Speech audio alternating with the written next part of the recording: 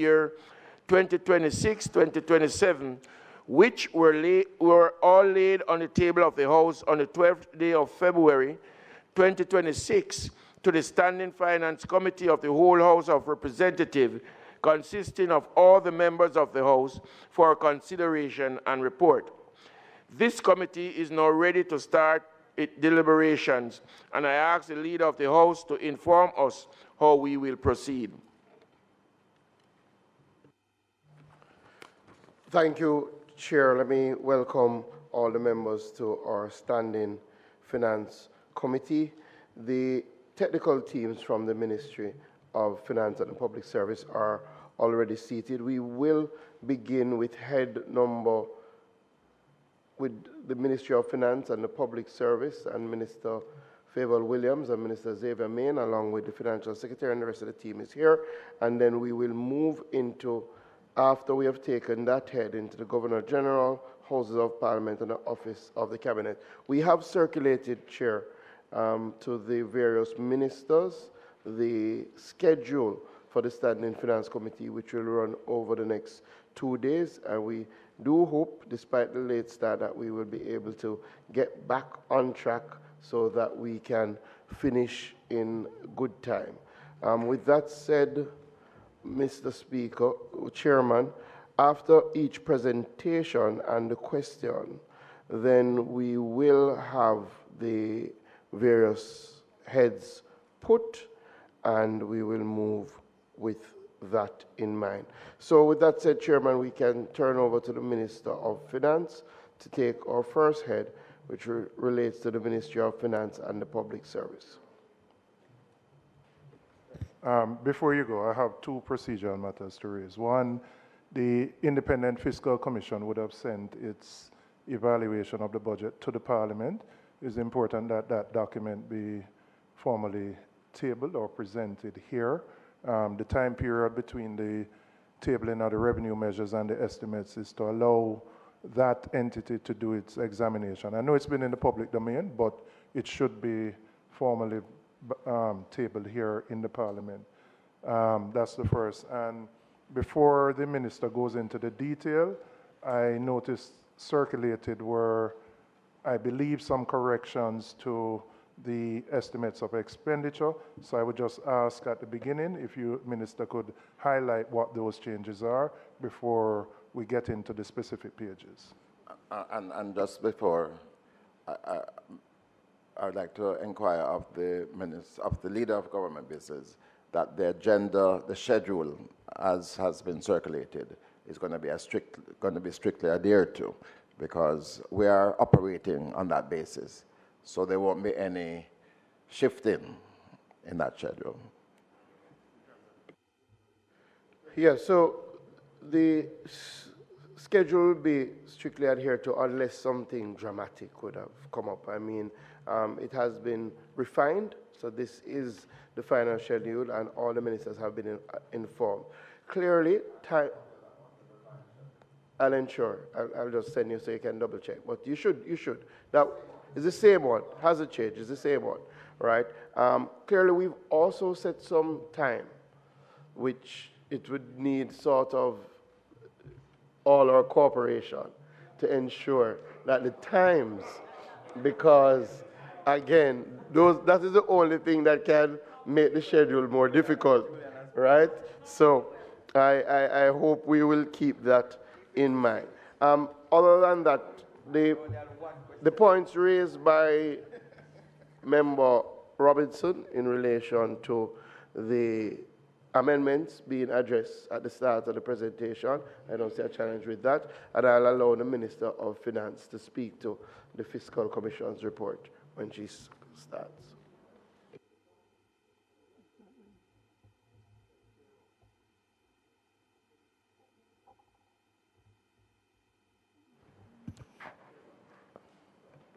I don't think it's for the Minister to speak to it. The Independent Fiscal Commission is a commission of Parliament, and the report would have come to Parliament. So Parliament has the responsibility to table it, not the Minister of Finance.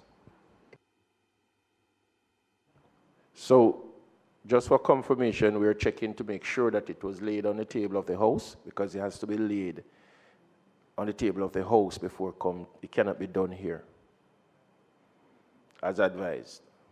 No, but, all right, but that defeats the purpose of this exercise. The reason you have a time lag between the estimates and standing finance is to allow that process to take place. If we are not able to see what the Independent Fiscal Commission has done, it defeats part of the purpose of us being here. So my understanding is that the Commission would have sent the report to Parliament. If it wasn't yesterday, it may have been Monday, and then Parliament should provide the report for members, even though it may be in the public domain. Like I see it being quoted, but it has to be brought here. Chairman, thank you. My information is that the report would have been finished probably yesterday or the day before. We have not had Parliament between yesterday and the day before, and we had scheduled standing finance for today. But I'm sure as soon as the Parliament gets custody of the report, and the report will be presented to the Parliament. How else then would it be tabled? How would it be tabled? Would you have preferred we suspend standing finance committee to table it? I mean, and I'm not going to tell you I'm au fait on all the procedural matters, but an important document of that nature has to be brought here. I mean, while it may be in the public domain through other means, to my certain knowledge, the Commissioner would have sent it to Parliament, and the procedure that you may need to employ to ensure it is here, we need to do that. It shouldn't be that members rely on the media or other ways to find out what is in that report. Well, the IFC shouldn't be out there in the media. No, I'm not saying it should be in the media, but I've seen it. But I'm saying the IFC should not have been in the media talking about it before it was laid in Parliament. Inessa, he shouldn't be out in the media talking about it before Parliament. Yeah. Before we're not to that. He was in the media. No, it was the Auditor General. Yes, and that report was always here. Here before we started. No, how the exact procedure to table it. Huh? Member, it is unfortunate that you make mention of it being out there in John public domain before it is even tabled here. Understand the situation, so it is not Parliament's fault why it is out there and not yet before us.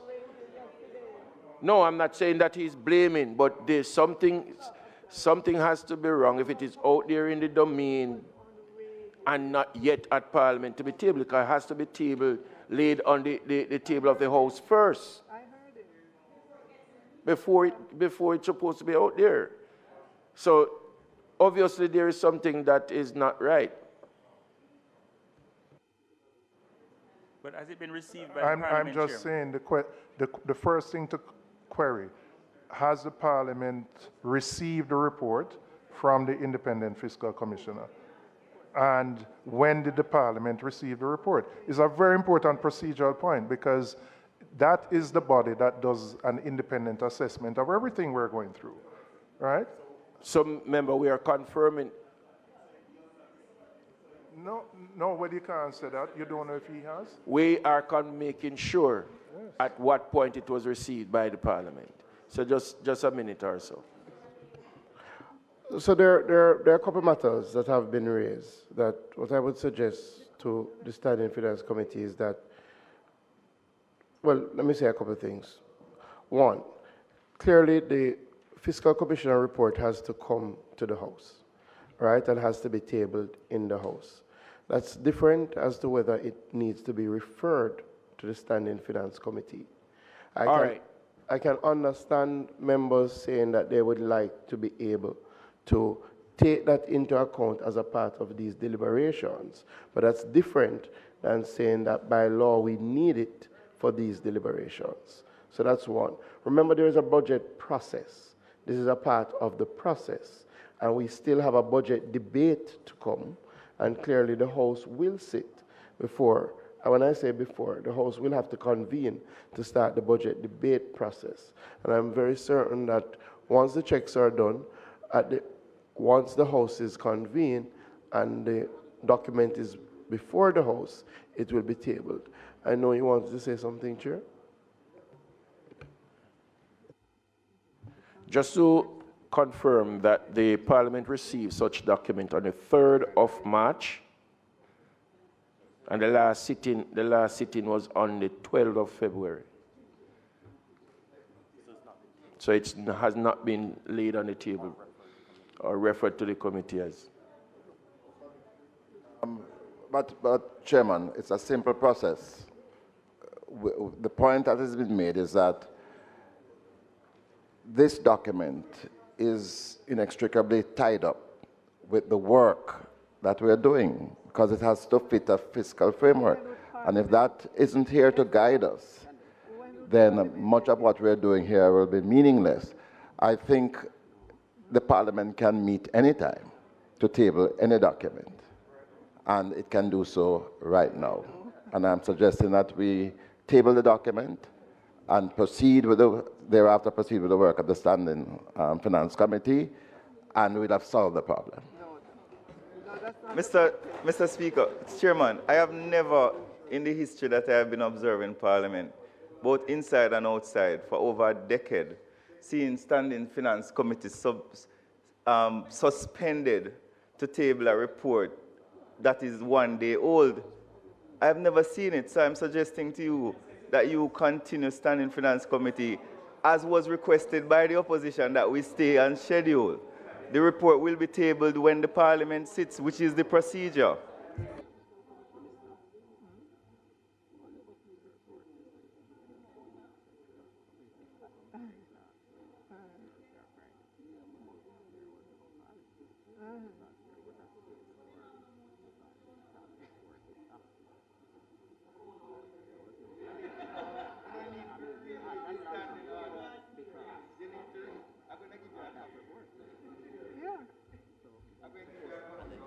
No. I'm going to say, members, I don't think this should be a controversial issue. You know. This is the first time. No, I am making it because it's the first time that since the commission has been established that the fiscal commissioner has provided a report. It used to be the Auditor General. Or the second time. All right, second time. My apology. If that is so, the procedure to ensure that it is properly here before we sit should be done, because it is a body that provides an assessment on the budget. I don't know why that's being controversial.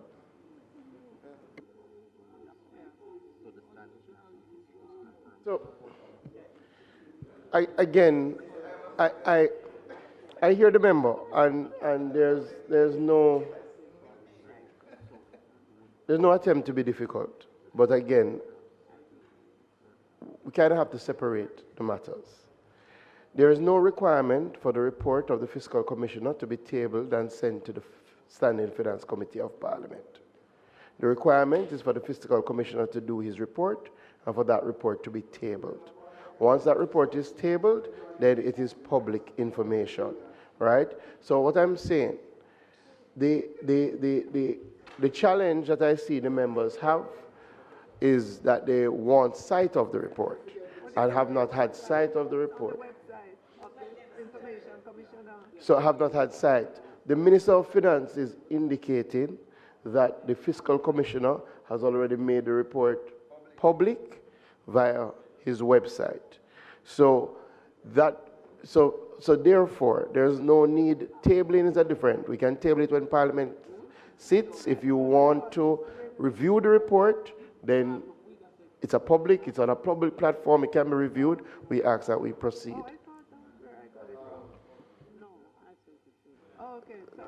Chairman, I had actually suggested to the Deputy Clerk that as the report is here, we don't have to have a formal sitting of the Parliament to table it. Just circulate it now.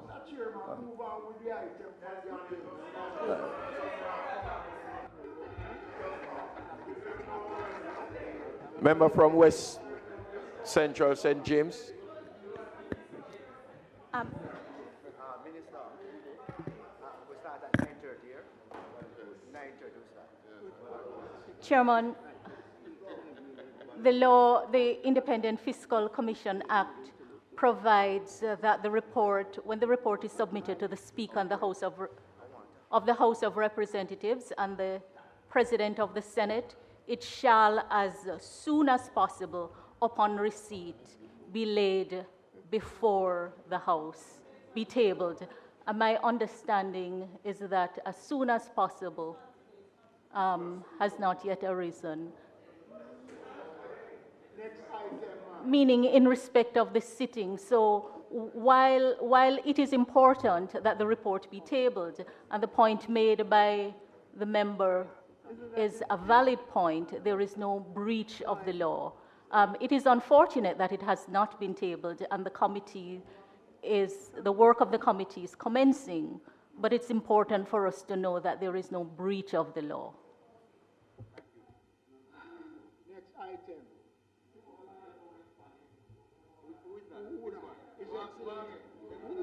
Who is Excellency? Is Excellency? Minister, that settles it, thus you may proceed.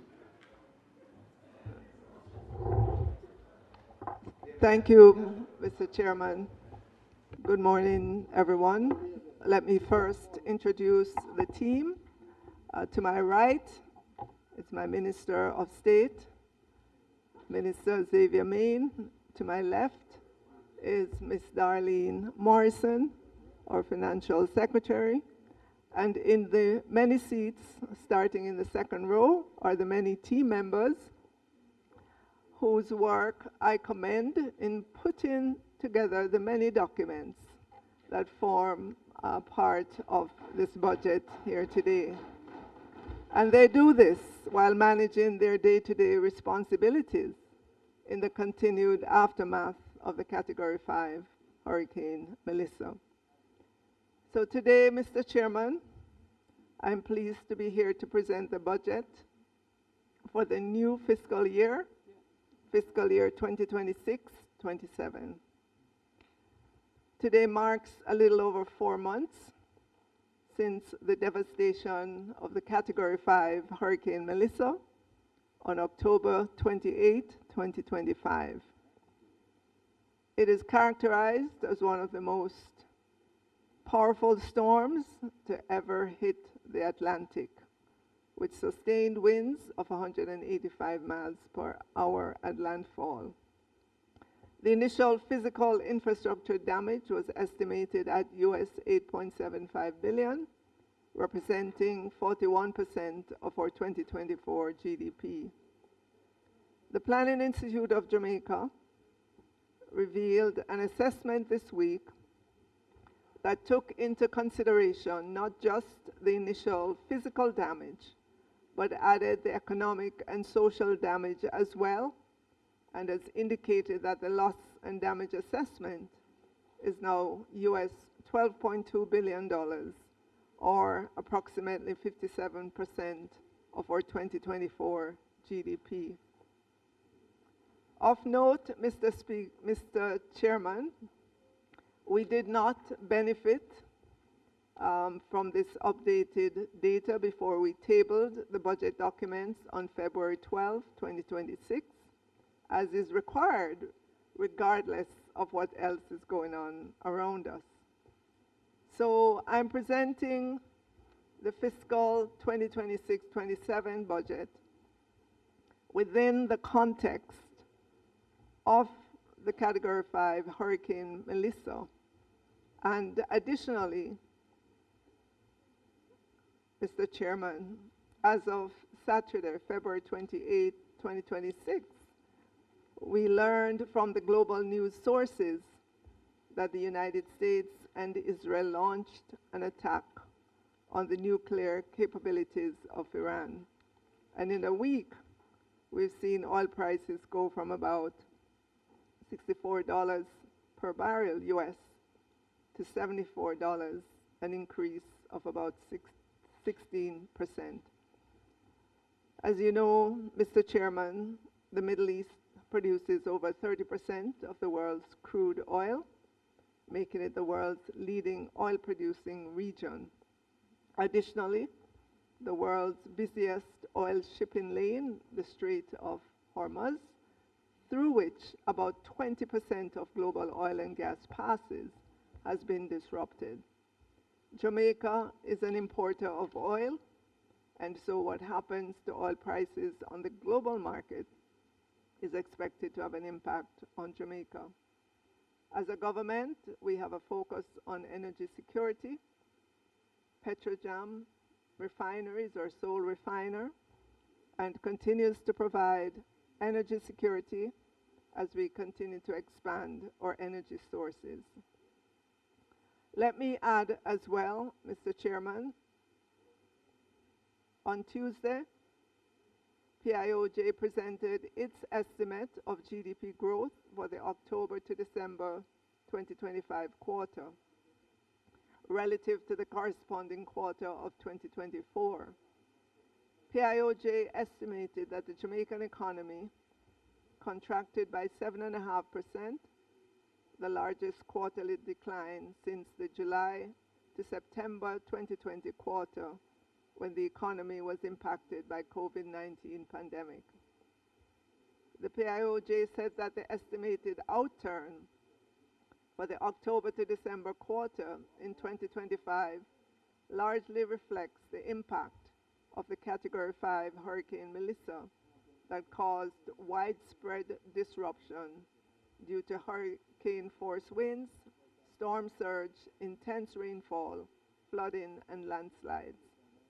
Combined, these shocks negatively impacted the performance of all industries, particularly agriculture, forestry and fishing, accommodation and food services activities, transport and storage, electricity, water supply, and waste management. But it must be noted, Mr. Chairman, that the 7.5% contraction in GDP for the October to December 2025 quarter is significantly better than the negative 11% to negative 13% that the PIOJ initially anticipated. This is attributed to the better than anticipated outturn of some industries and the speed with which the apparatus of government got mobilized to clear roads, provide relief food packages, got electricity restored in record time, so that our water sector that depends on electricity could move the water in its pipes. Our telecom sector that also depends on electricity was able to recover in record time. In fact, Mr. Chairman, Major General Smart of SEDEMA, which is Caribbean Disaster Emergency Management Agency, lauded Jamaica's resilience and coordinated emergency response. He also commended the government for its leadership in coordinating and driving national response and recovery. So to have a better outturn than was initially predicted, it's not luck, it's not buck up, it's hard work on the part of this government, businesses, and the general Jamaican population. Major General Smart also said, "My commendation must also extend to the government of Jamaica, who at the end of the day is responsible for the response and the recovery, and the fact that they have thrown themselves totally into it is an indication of why I say Jamaica will bounce back faster than one expects." With the government's drive and with the support of the people and the various institutions and industries, Jamaica will build itself better than it was before. I have no doubt, he stressed. Mr. Chairman, with that as a backdrop, the central government budget for fiscal year 2026-27 for recurrent and capital spending plus debt servicing, which includes interest payment and debt amortization, is 1,441,781,354,000 Jamaican dollars. Of note, in the recurrent expenditure is 160 billion 590.2 million for debt amortization, which is debt payment, and 210 billion 955.7 million for interest payment or debt service. On the other side of the ledger, Mr. Chairman, the projected revenues and grants for the national budget or the central government's budget is 1,083,532.3 million. This includes the 18 billion of revenue measures and the 11.4 billion from the NHT.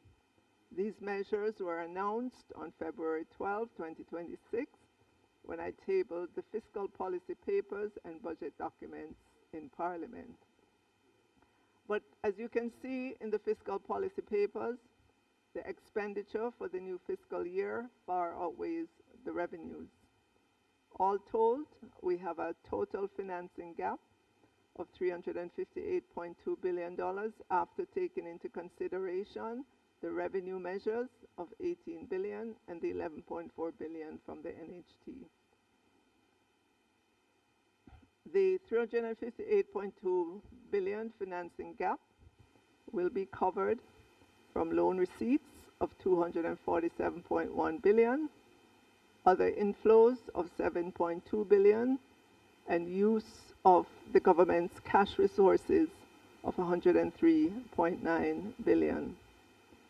Just to note, Mr. Chairman, we are very encouraged with the report from the PIOJ yesterday that highlighted that the anticipated decline in the GDP output in the October to December 2025 quarter was not as bad as was initially thought, coming in at the negative 7.5%. And with that context, Mr. Speaker, I will table some amendments. I'll table some amendments, and I'm sure members would have gotten the attachments by now.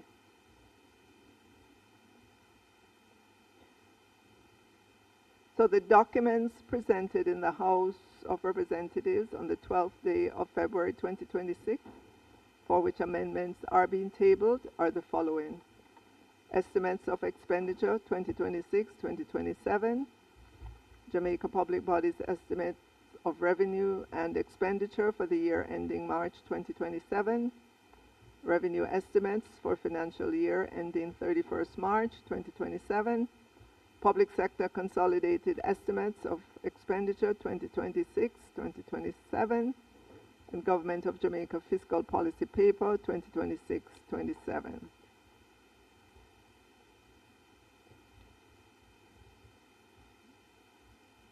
So, Mr. Chairman, the undermentioned amendments to the central government's estimates of expenditure 2026-2027 and the Jamaica Public Bodies estimates of revenue and expenditure for the year ending March 2027, as well as corrigenda to the fiscal policy paper, fiscal year 2026-27, and the revenue estimates 2026-27 are being tabled for consideration and approval of the Standing Finance Committee. Item 1 would be the amendments to the central government expenditure of estimates of expenditure 2026-27 as follows. And the document, this one, looks like this.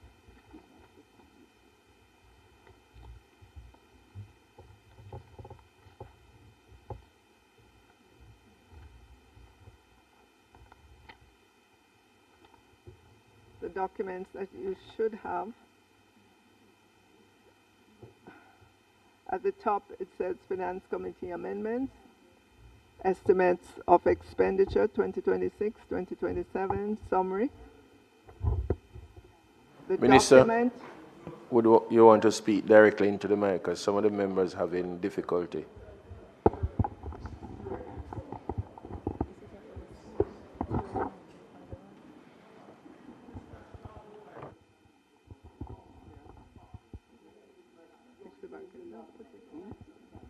I need my laptop.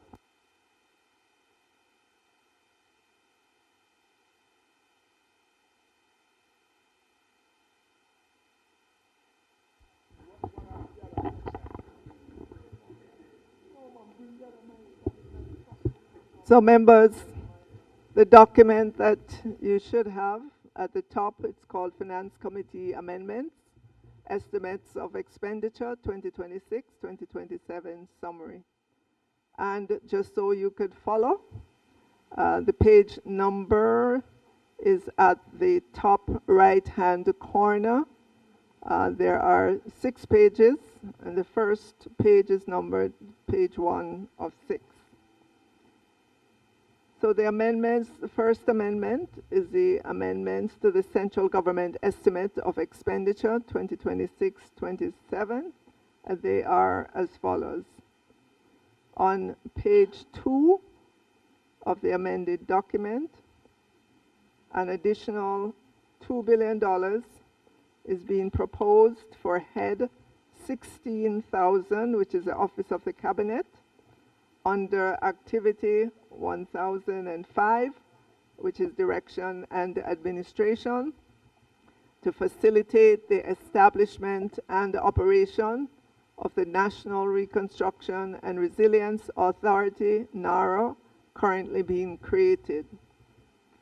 Page 3 of the amendment document, $1.66 billion are being proposed for transfer from head 20,000, which is the Ministry of Finance and the Public Service, activity 10,099, contingencies, and this will go to head 42,000, which is the Ministry of Health and Wellness, to fund phase 2 of the Ministry of Health and Wellness's Hurricane Melissa Relief and Recovery Program.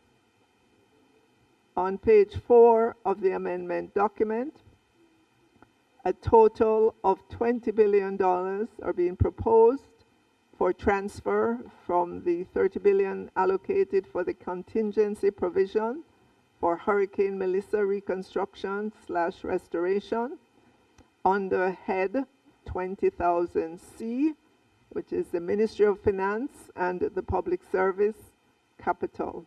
This is to facilitate spending related to Hurricane Melissa, reconstruction, restoration activities in the Office of the Cabinet and the Ministry of Education, Skills, Youth and Information. A balance of $10 billion will remain in the contingency for Hurricane Melissa reconstruction/restoration. On page 5 of the amendment document, an additional $18 billion are being proposed for head 41,000, which is the Ministry of Education, Skills, Youth and Information, to facilitate the continued refurbishment and restoration of schools and regional offices damaged by Hurricane Melissa. Page 6 of the amendment document, an additional $1.66 billion is proposed for head 42,000, which is the Ministry of Health and Wellness, to facilitate implementation of phase 2 of that ministry's Hurricane Melissa Relief and Recovery Program.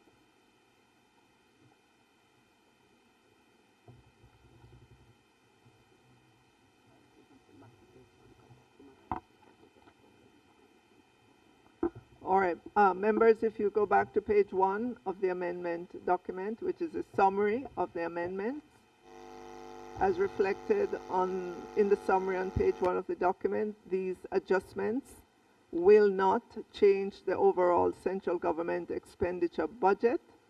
However, the recurrent provision will reflect an increase of $20 billion and the capital provision a commensurate reduction of $20 billion. Amendments to Jamaica Public Bodies estimates of revenue and expenditure for the year ending March 2027. The amendments proposed are as follows. On page 33 of the estimates, Factories Corporation of Jamaica. The last two lines of the income statement should be deleted. That's in the public bodies book. Oh, yeah. Did I have these? Yeah. You have them. They're there. You have them. Yeah. It looks like that. It looks like. Looks like that. This is mine. Yeah. All right. So if you look in the public bodies book and you look at page 33 in that book, Factories Corporation of Jamaica, at the bottom of their income statement, two lines were repeated. So we are deleting those two lines. Because it's the same information. Same information. All right. And then on page 157 of the estimates, Jamaican Urban Transit Company, the last line of the narrative on this page should be amended to read, the company is projecting a staff complement of 2,134 relative to the 1,695 for 25-26 that was stated. So instead of 1,695, it should be 2,134.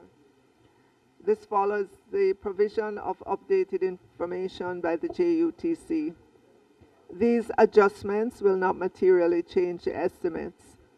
Also being tabled are corrigenda to the fiscal policy paper, fiscal year 2026-27, the revenue estimates 2026-27, and the public sector consolidated estimates of expenditure 2026-27. The changes reflected in these documents primarily arise from those just outlined for the central government's estimates of expenditure.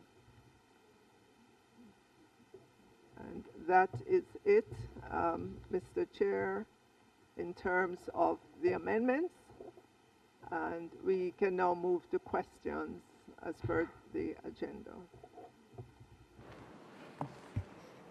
Thank you very much, Minister. Just seeking clarification on the amendments you made, and I just want to ensure I heard you correctly.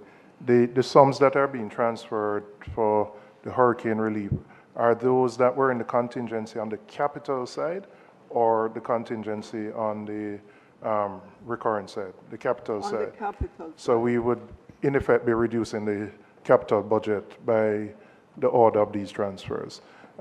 Since you have brought these issues here, can I ask, in relation to NARA, could you indicate when you anticipate NARA to be operational and what structure NARA will have? Will it be the equivalent of a public body? What would be the framework that underpins how NARA operates? Timeline. And the timeline, yeah.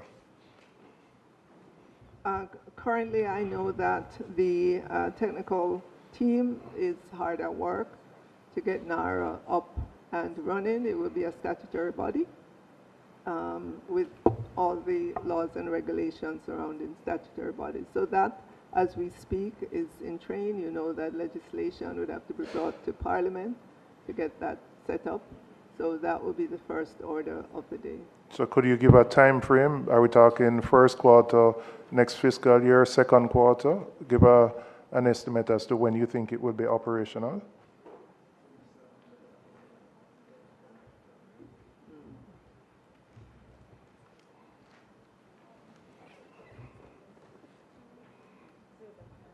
All right, so as indicated, member, quite a bit of work is going on. We have to get the legislative work done first. Once that is done, people have to be hired on. I know already the Prime Minister has his list of projects that he's prioritizing to get done. These will be large projects that will be done through this entity. So there is some work done, but the team is moving swiftly to get it done.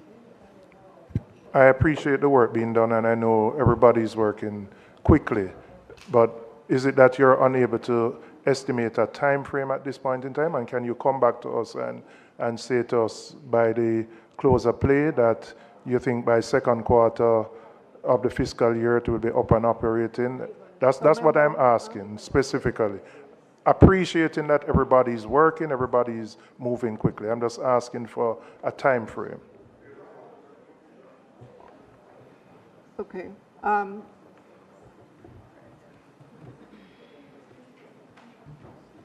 So, member, there's still matters being discussed in cabinet. As soon as we have all the approvals from cabinet, I am sure the Prime Minister will speak to exactly the time frame for the establishment and the operations of this entity. All right, let me move on. In January of this year, the government announced a financing package of $6.7 billion US dollars, or approximately just over 1 trillion Jamaican dollars from various international financial institutions. Can you provide details of the facilities which have been provided by the specific institutions and what the government has accessed thus far and what the government intends to access during the upcoming 26-27 fiscal year? All right. So, member, you're correct. 6.7 billion was announced as the financing package. 6.7 billion US dollars as the financing package that would be available to Jamaica. But in order to understand that, you have to break it down. 1 billion of that consisted of funds that were already, considered for the government. 1 billion included things like the catastrophe bond, the funds that we got from CCRIF or regional insurance company, catastrophe risk insurance company, the NNDRF, which is the National Natural Disaster Reserve Fund, the contingency fund,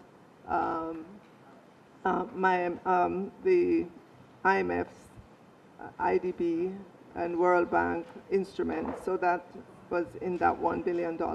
And that $1 billion would have been accounted for in fiscal year, the current fiscal year, in terms of receipts. Most of it. Okay. Right. But also I'm saying as well, so if you take that billion off, it leaves 5.7 billion, right? Mm-hmm. But then 2.4 billion of that was earmarked or is earmarked for private sector investments together with government. So we'd be down to $3.2 billion, and those will be the kinds of, those will go to funding the projects that ANARA would coordinate and oversee over some period of time.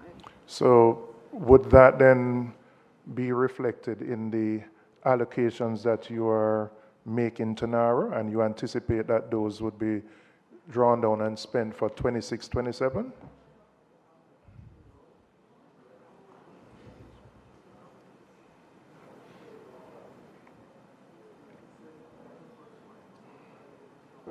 Right. So some of the allocation would be reflected there, but it would be for the preliminary pre-investment work that needs to be done on these projects. As you can imagine, when you have large projects. Minister, my colleagues asking you to speak a little more into the mic. Yeah. Some of it is reflected there. As I was saying, as you can imagine, when you have large projects, there's a lot of pre-investment work that has to go on, and by pre-investment we mean the scoping out, the design, whatever architectural work needs to be done, environmental work, and so on. So there is some allocation for that type of work. Right, so there's 10 billion there to ensure that that component of the work will go on in this fiscal year. the in upcoming 26, fiscal in year, 26, 27, upcoming fiscal year. All right, so the 2.4 billion US in funding for private sector projects, that would be dependent on projects that are presented to, for example, like an IFC as an example, the private sector arm of the World Bank. So if individuals present projects, that money is available. Is that what you're saying? It's not Right, so funding for central government right, at all? so the IFC, the IDB Invest, those arms. However, those investments will be coordinated with government as well, because government also will have significantly large projects that the private sector can take on. Okay, so you anticipate those being PPPs that are in the pipeline that would be accessed? Right, there are some in the pipeline. Okay. All right. In terms of, you alluded in your opening remarks to the situation in the Middle East and the impact that is likely to have on the economy. You indicated the movement in oil prices. It has two effects. It will have a balance of payment effect, but also you will collect some more tax revenues from GCTs and STCs. What contingencies are in place to deal with the likely impact of inflation from the increases in oil prices, particularly on those who are most vulnerable? All right, so the war that started, it's in its first week. The impact we would begin to be very concerned about the impact depending on how long the war goes on. In the near term, we will see the first effect of it through oil prices here in Jamaica. We expect consumers in the near term to manage their budgets accordingly.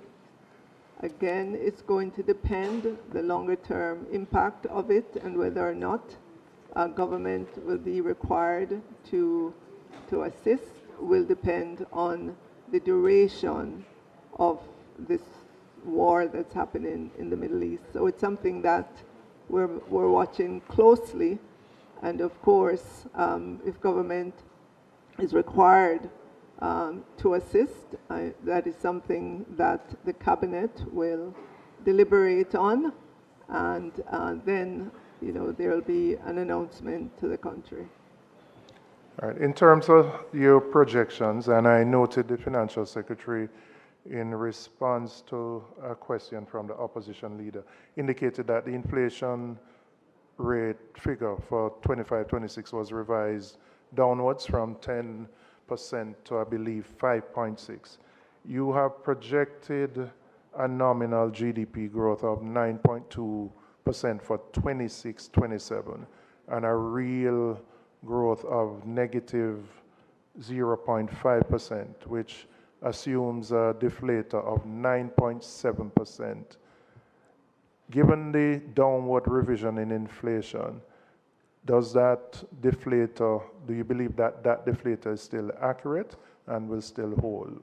Because inflation has moderated relative to the original expectations. All right. It's interesting that you should narrow in on that because that is the contention of the fiscal commissioner, that our inflation numbers were too high, and he pointed out the risk of that. So it's interesting now that we are being asked, why do we take that down to 5.6%? Well, let me say, at the time of the estimate of the 10%, you have to go back to December, January, when these numbers were being put together. In the environment in which we were at that time, food prices were up significantly. You recall the price of green pepper and other items were just off the charts. So it was not unreasonable at the time to have estimated inflation of that magnitude. We have since seen in new inflation numbers. They've moderated quite a bit. And so we've gone back and made the reduction in that early number to reflect the new data that became available to us. I totally understand that. I'm now going further to ask whether you believe the assumption of the deflator of 9.7% for 26-27, given the moderation of inflation, is still a number that you believe would hold, because you have almost, the outturn of inflation has almost been just over half of what the projection was. The 9.7 deflator assumes built-in probably a larger than real inflation number. So I'm saying with the moderation and accepting now with the Middle East conflict that there are uncertainties. But I'm just asking if you still believe that that 9.7 deflator will hold. We're expecting that to be lower. Right, that's what I would anticipate, yeah. But then it's a dynamic situation. Right, because I said the war could, dynamic, yes, and I'm accepting that, yeah. Can I shift a little to your wages and the provision for wages and salaries? You have a contingency of 42 billion that has been provided in the overall figure of 555 billion. Can you give a breakdown of what you anticipate the 42 billion to cover? Would it cover, for example, a provision for a potential IDT award coming out of the issue with the Jamaica Medical Doctors Association, as an example? Does it include the agreement of the commitment of a 2% increase that was made last year, or a commitment that was said last year, but I don't know whether that would be paid in the upcoming fiscal year. So I'm asking for what the 42 billion would cover in terms of the contingencies for wages and salary negotiations.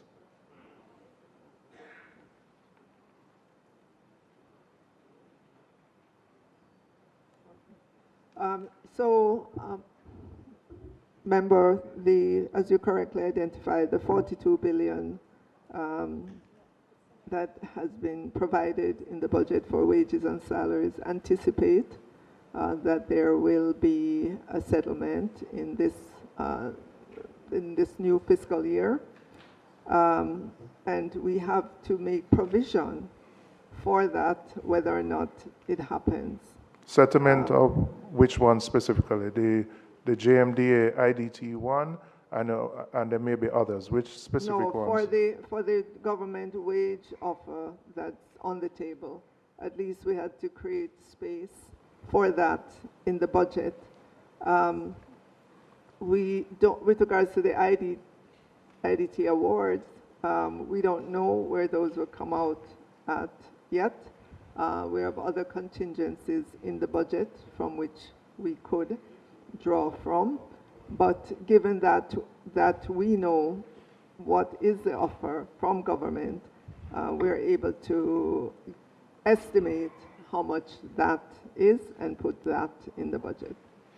One of the issues raised by the Fiscal Commissioner relates to the misalignment of the negotiating cycle between the unions and the government in preparation for the budget.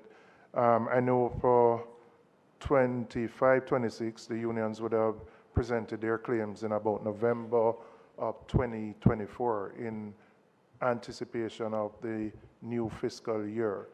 But it has taken the government much longer than anticipated to conclude those negotiations, which means you keep having to carry relatively large contingencies because you don't have an accurate figure of what your commitments are going to be.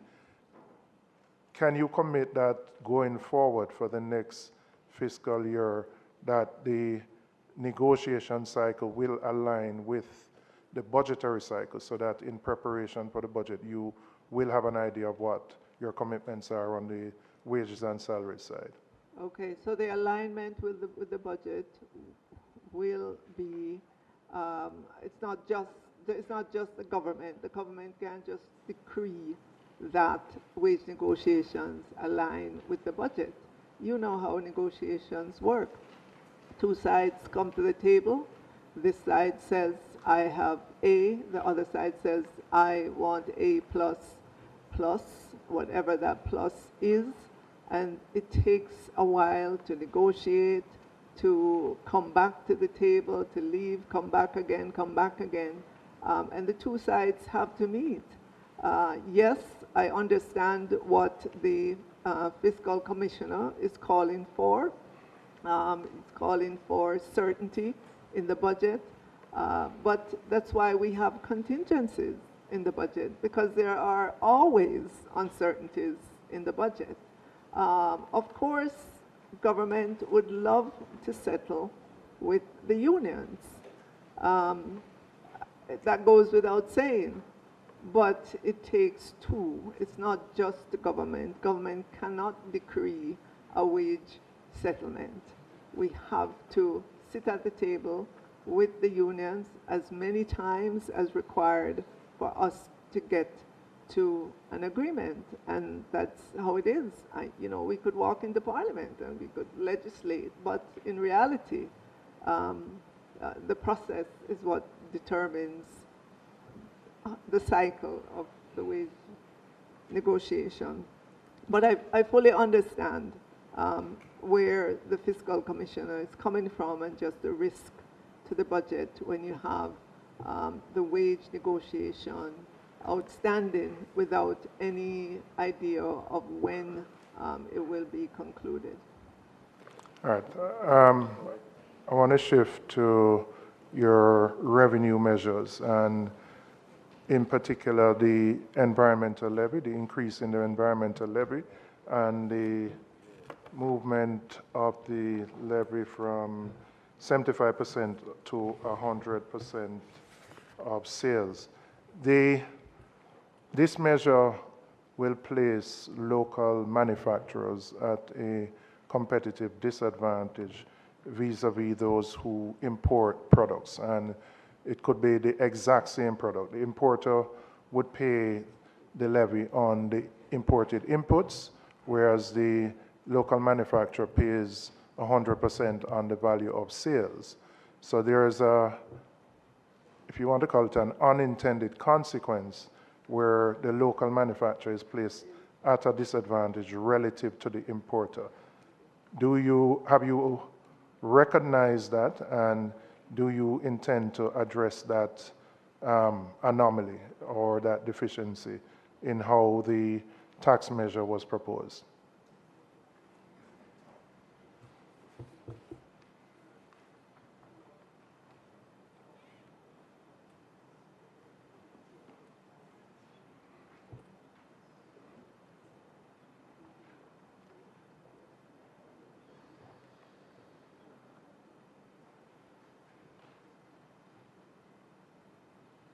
In short, member, my technical person, just from listening to your question, has indicated that that is not the case in terms of the domestic and the importer being on an even playing ground. That is not the case. Meaning, you're saying it's not the case. So the importer pays on inputs, but the manufacturer pays on total sales. That's not the case?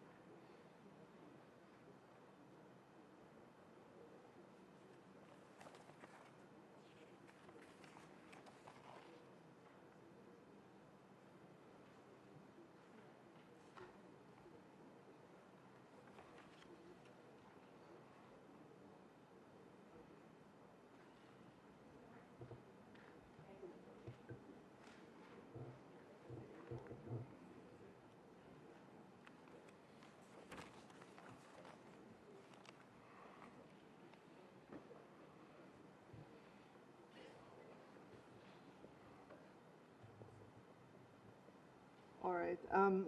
Member, thank you for raising that question. We've heard it from the manufacturers as well. And as you can see,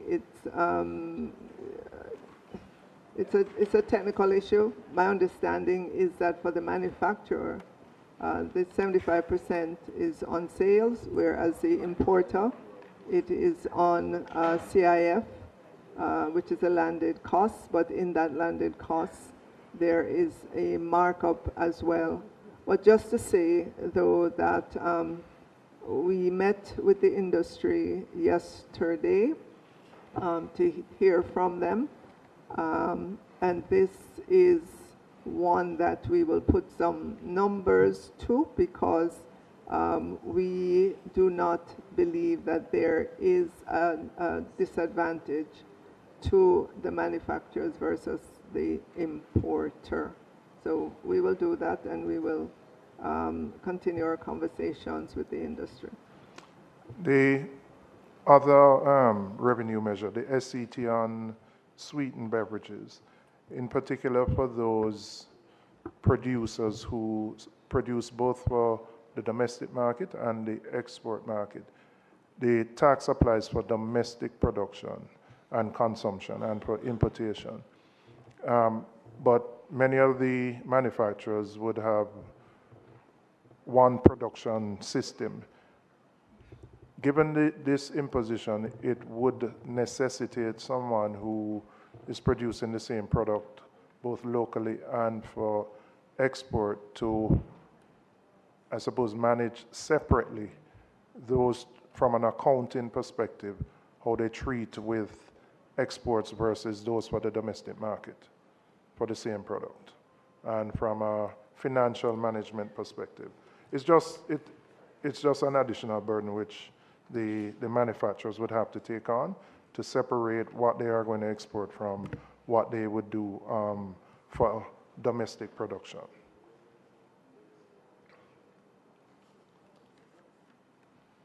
And the question is?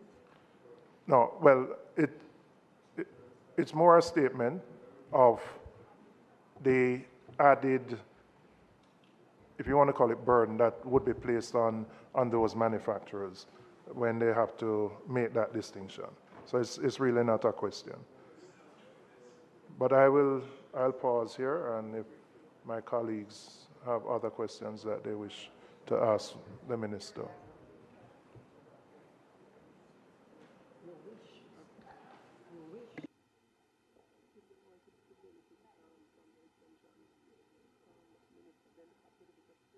Member from Northwestern, St. Catherine.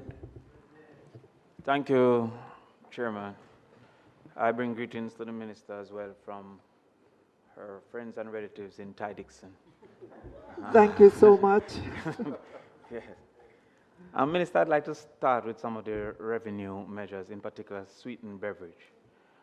What's the actual estimated consumption for the year 23-24 and 24-25 that was used as the base for your projections? All right, so we used 17.3 million cases in 2020. And notice I said cases, so you multiply that by an average of 24 bottles or cans. And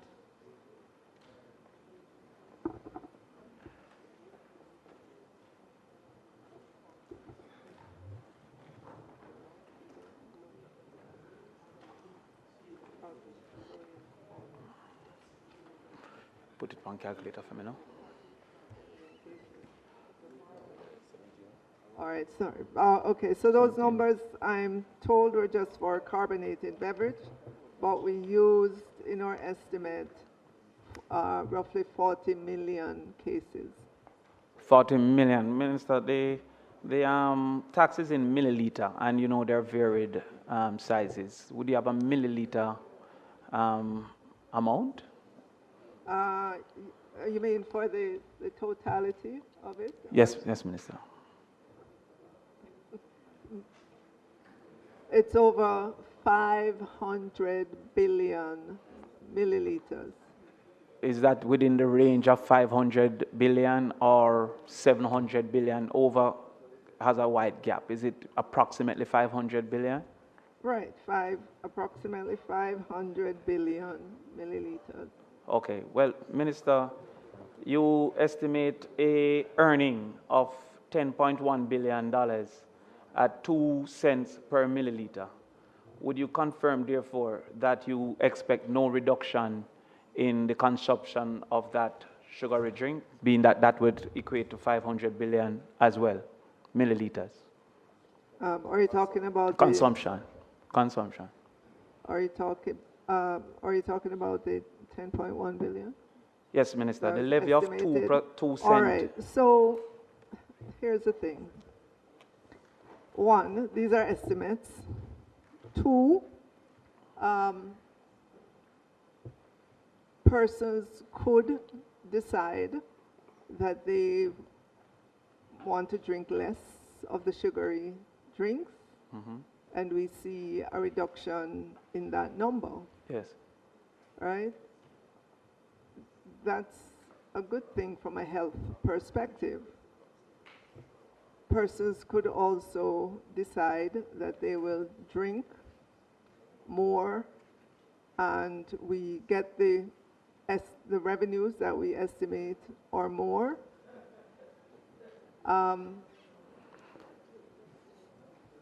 Right, if they drink more, estimates, right, or more, right? So, member, based on the data from the Ministry of Health and Wellness, they have been tracking non-communicable diseases for a while now, and they know with great certainty the negative impact of sugar, excess sugar, on the population of Jamaica. So if we get more than is estimated, that extra goes into the health sector to take care of those people when they land there, because they're going to show up with elevated levels, they're going to show up complaining of all kinds of ailments as a result of drinking excess sugary drinks. So either way, Minister, either way, Chairman, whether it's 10.1 billion or more than 10 or less than 10, the health sector will have to take care of those who drink too much, and it will benefit from those who change their behavior and consume less. Minister, unfortunately, I didn't get a response to my question. It was indicated that your base zero this year was 500 billion milliliters. Your best case projection, or your most likely case projection, suggests that at 2 cents you will earn 10.1 billion, indicating therefore you expect no decrease in the consumption of the sugary drink, because it would take 500 billion times 2 cents to be 10.1 billion.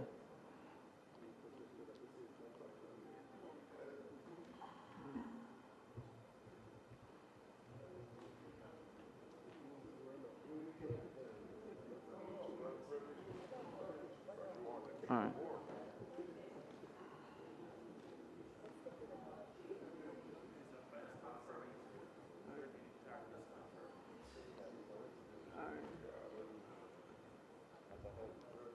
All right, so member? Yes. I can say that the 10.1 billion had took into consideration, some amount of reduction in the consumption of the beverage.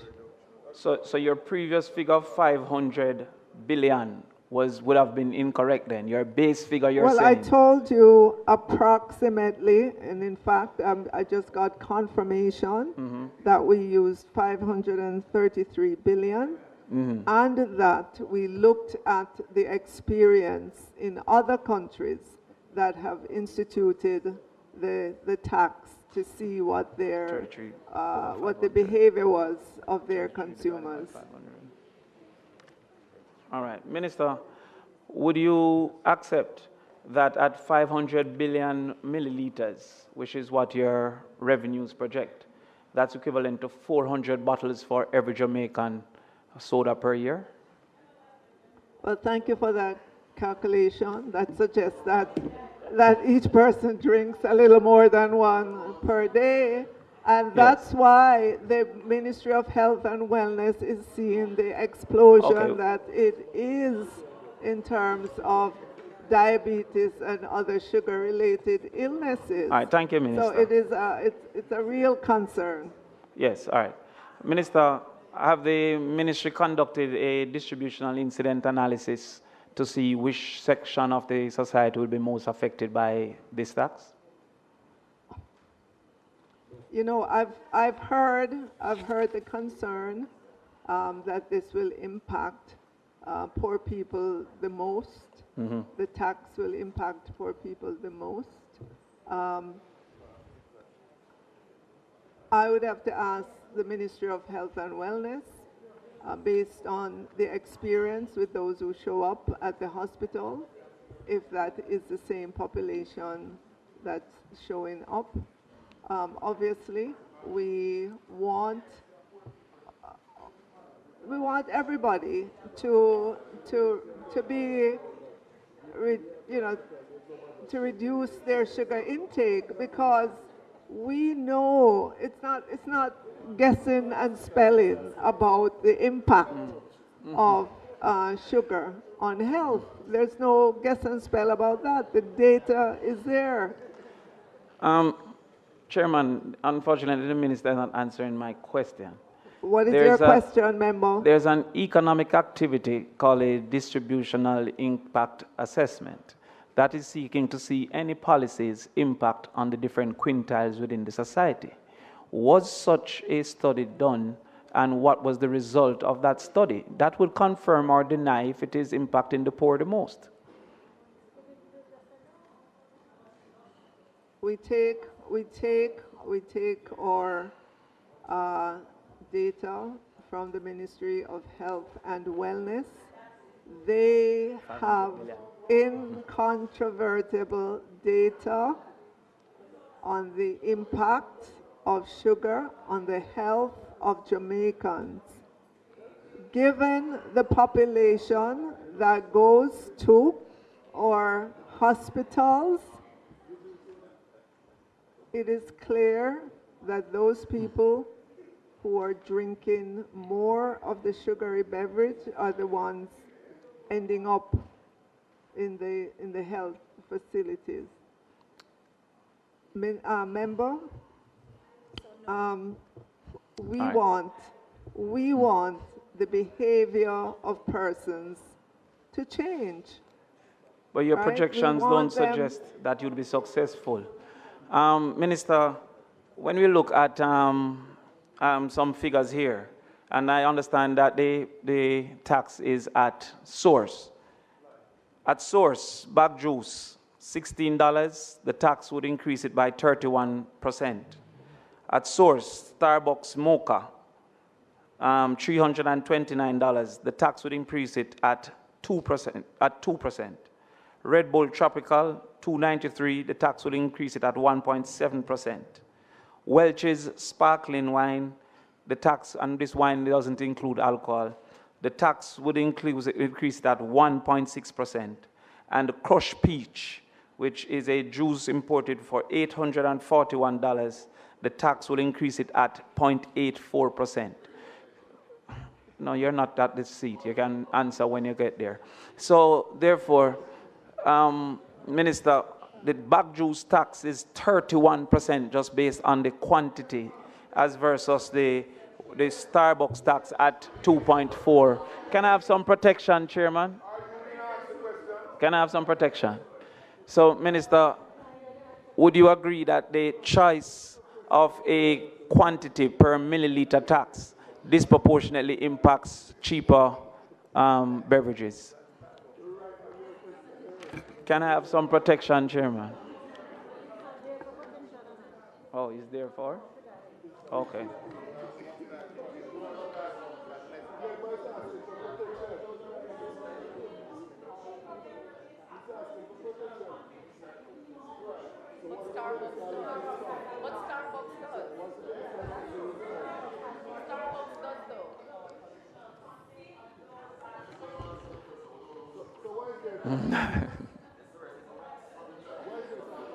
Probably. Most likely.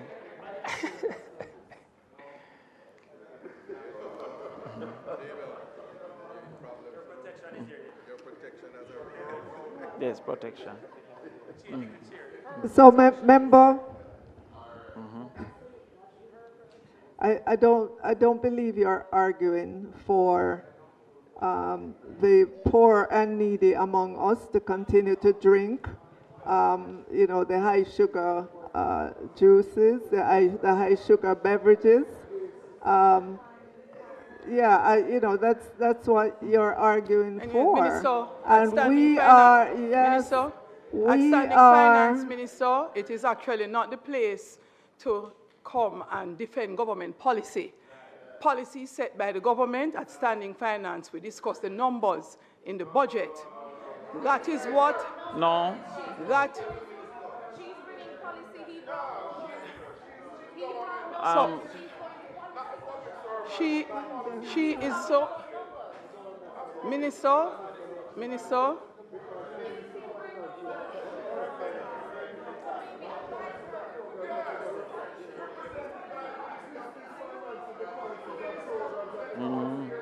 Anyways, Minister, don't look over there, Minister. Minister, when the Minister of Finance come, the Minister can answer in detail the numbers he has for health. Members, when the Minister of Health comes, the Minister of Health can go into details, his numbers, the numbers. Minister.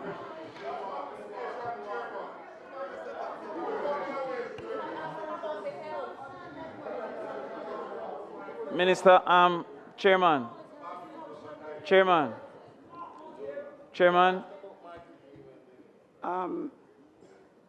Can I intervene on your ruling, Chairman? Member Crawford, please.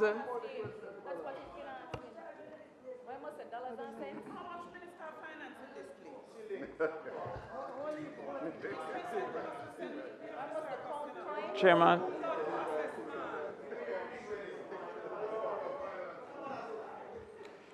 All right, Chairman, can I move on? I think the point has been made. Yes. Member Chairman. Crawford, thank you for taking the point, and I'm hoping the remainder of the House takes a point, because it has to be that the questions we ask. Chairman. It's just a general statement, Member Crawford. Yes. The questions that we ask have to be in respect of the budget numbers that and the basis of the budget. We have. If you want to delve deeper into a discussion of the numbers, then you would have to wait until the respective line minister come to go very deep in those numbers. No, Chairman. Chairman, if I may, can I just intervene? Can I just say something, Chairman? I was listening to Standing Finance, though. Yes. I wasn't sitting in the chair. Yes. So that's why I came in. Can I have a chance? No, hold on. I was listening to Standing Finance. Yes. So I'm not. Can I? One chair to the next. I was in the office. So from one chair to the next, it flows just the same. Can I say something, Chairman? So, Member Crawford, you're not the only one I'm speaking to, so I'm going to allow you to continue, right? So I'm saying to you, in order for you to go through, and I know we want to go through in very detailed level the numbers in the budget this year. Yes. We want to take the approach, once the Minister of Finance answers in a general way, particularly in respect of information that you would want to delve more deeply into with the Minister in question, we move on, because if not, we are going to be here repeating ad nauseum. Can I say something, Go ahead, Chairman? Member Crawford. And I'm saying something to express caution on the direction that you're seeking to go. In this book tabled by the Minister of Finance, the revenue measures for the financial year, the Minister has a figure for total revenue. That total revenue is dependent on the tax times quantity, or some would say price times quantity. It therefore is well within the permit to question the quantities that were used to arrive at the total revenue. The Minister has intervened to suggest that the policy was going to be beneficial either way. I never asked her about that policy.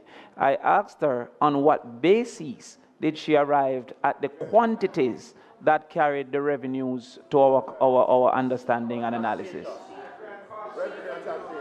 But I will move on, Chairman.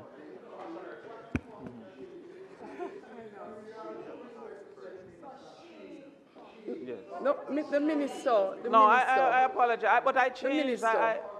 Please refer to the Minister as the Minister. So, Minister. I immediately said Minister. I apologize if she was Minister. No, that was not the intent at all. Minister, can I continue? Minister, so are you comfortable with the response so far, Member Crawford? I will take in respect of the revenue, you're comfortable with the response in respect of how the revenue estimates were arrived at? Yes. I'm comfortable that the quantities were suggested to be relatively the same as last year. I'm comfortable. Same as last year. All right. All right. So, Minister, I will allow the member to move to his next question. Yes. All right. I'm not sure how this will be perceived, but did the ministry consider nutritional exemptions for items such as cherry milk, chocolate milk, etc.?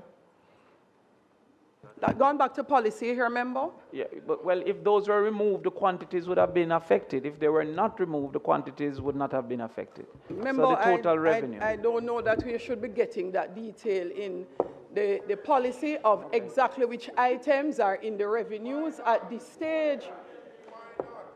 I think that you're incorrect on the matter, Minister, but let's move on.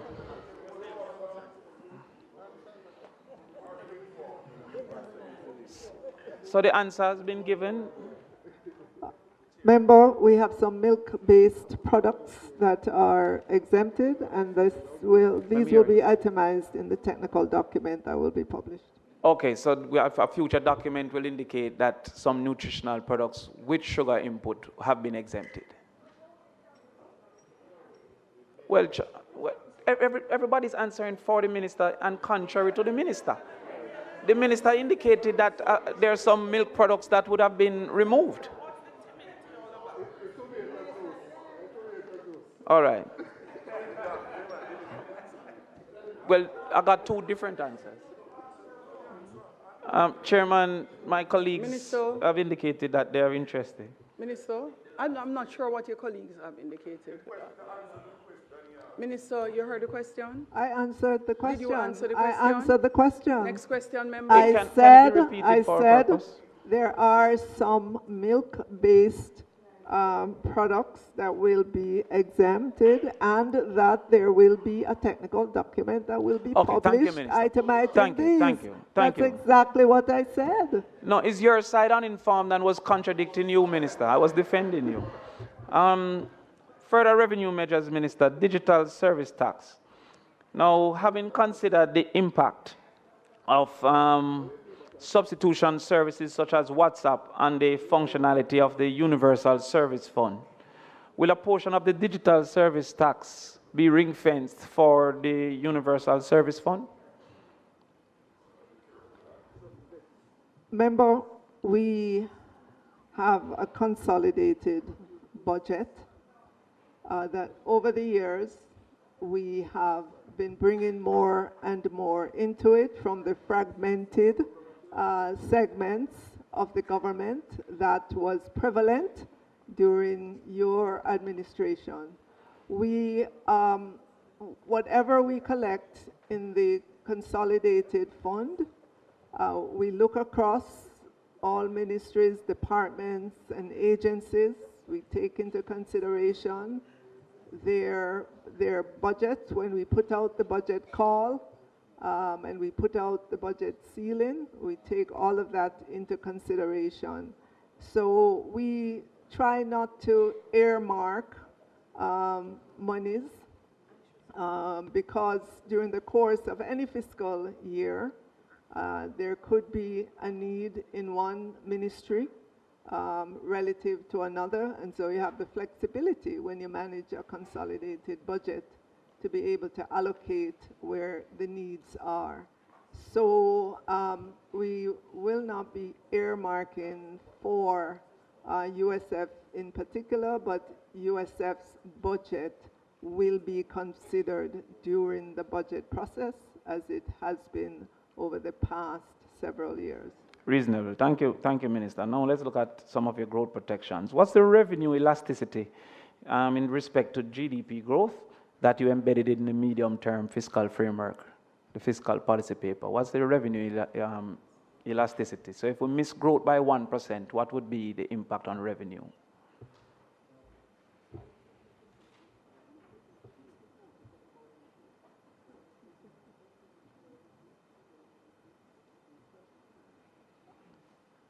All right, so when we're projecting tax revenues, remember, we look at buoyancy, not elasticity. There's a difference.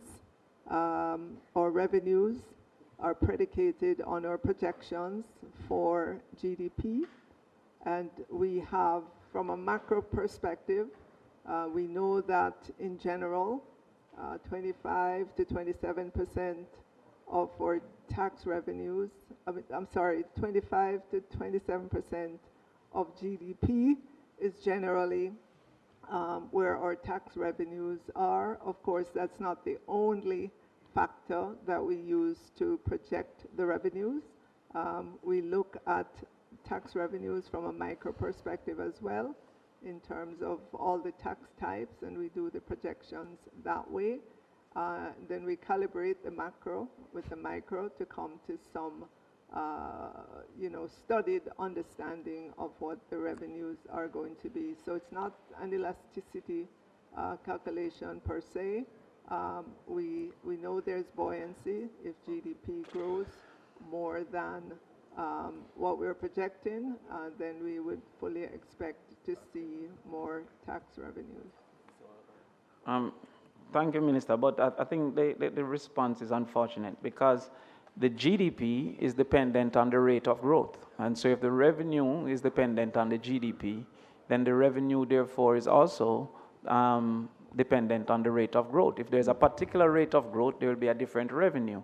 So I'm saying that, especially based on the simple fact that within the fiscal policy paper, you suggested that your growth was skewed to the downside. So a 1% reduction in growth, how would that impact revenue? Was no stress test done to see a growth impact on revenue outcomes? So remember, I just described to you the process that we use to estimate the tax revenues. It's a robust process. If you look back in time and if you look at the historical outturn of it, it mirrors what's generally estimated. Obviously, in times of stress, as we've seen, like in Melissa, on other hurricanes, that would throw those projections off course, and we have to come back to Parliament with adjustments on that. But I can assure you, member, that there's a very robust process to get to our revenue projections, again predicated on our growth, on our GDP estimates, and just a detail look and estimation of all the tax types for which we collect taxes. And that's how we do it, and that's the answer that I'm giving you today. All right, Minister.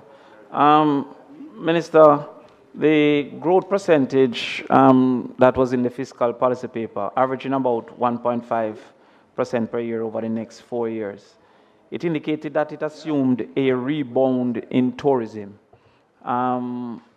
What is the level of tourism activity that it is expecting for this growth to be achieved?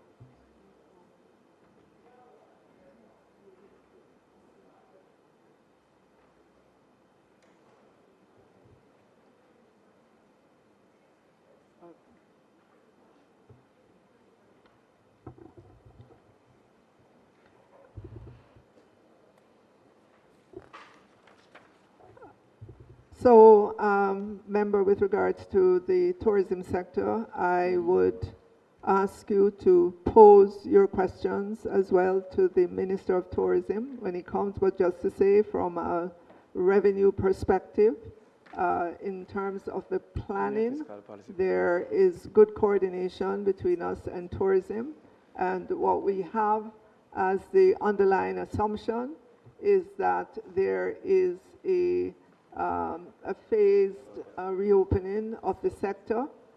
We expect to see full recovery by the end of the upcoming fiscal year. And so the assumption that is in the budget for tourism growth is over the fiscal year would be 3%. But 7-8 as it ramps up, 7 to 8% as it ramps up. 78%. As it ramps up, 7 to 8%. 7 to 8%. As it ramps up, as it recovers. But Minister, if one goes to page 1706, the projection for 2025-26 tourism is that tourism should actually see a reduction in earnings, moving from 3 billion to 2.9 billion. So the fiscal paper is suggesting tourism rebound, but the budget is suggesting earnings reduction. All right. So again, member, I'd love for you to pose your questions to the Minister of Tourism, but suffice it to say, when you look in the big yellow book, which is the estimates of expenditure, you will not be able to compare year on year. 17,008. Right? You won't be able to compare because every ministry got one-off allocation to deal with the hurricane, and that one-off allocation is not repeated in the upcoming fiscal year. So you may look at the ministry and you see that their numbers for fiscal year, the new fiscal year is lower than what it is for this fiscal year that we're ending. You would have to know what the one-off is in this year, this fiscal year that we're in, what the one-off is in order to compare those numbers and to be able to say whether they've gotten an increased budget or a reduced budget. Minister, unfortunately, I'm not speaking to expenditure. I'm speaking to the subheading which states, and I quote, estimated growth earnings from the industry financial year 26-27 are projected at 2.97 billion, corresponding with visitor arrivals of 3.41 million. stopover arrivals of 1.94 and cruise arrivals of 1.46. Gross earnings for 2025-2026 was estimated at 3.07 billion. So therefore, what this is suggesting is that tourism earnings was greater in 25-26 and would reduce in 26-27. Yet, the fiscal policy paper is suggesting that the rebound in tourism is a basis of our growth. These two things don't reconcile, Minister.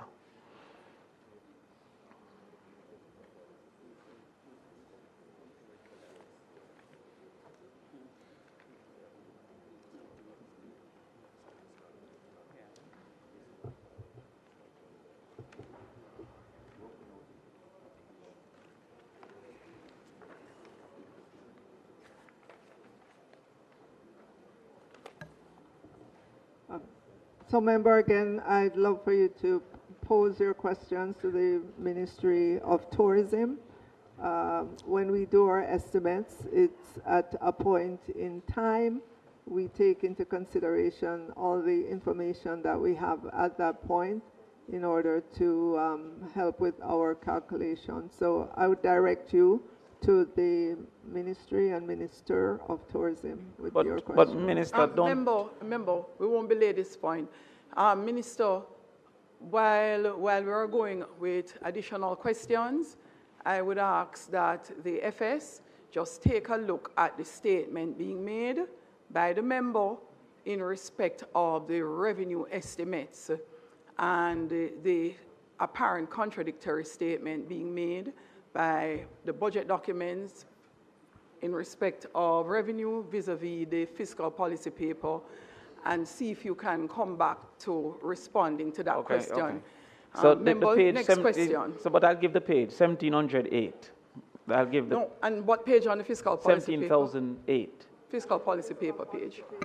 I will find the exact page of the fiscal policy paper, which mentioned estimated growth dependent on tourism and manufacturing rebound, as well as... Because I'm going to just double check the paper, and I guess the ministry will need to do the same to determine if the figure stated in fiscal policy paper is an estimate, as it states there, or if it is our final number for the previous fiscal year. Chairman. So let's go to the next question, and then we come back to that. To something more specific to the minister. As it relates to tourism activity, there is a projected future tax on tourism activity. Minister, I think the minister is still looking at the last question. But there's a suggested tax on tourism activity. That tourism activity, what does that include, if you may indicate some of the things to include? And specifically, does it include cruise activity? Does it include Airbnb? What does that tourism activity Tourism activity as defined in the legislation. Can you indicate to me? I've not seen that legislation. Would it include Airbnb? Would it include cruise activity?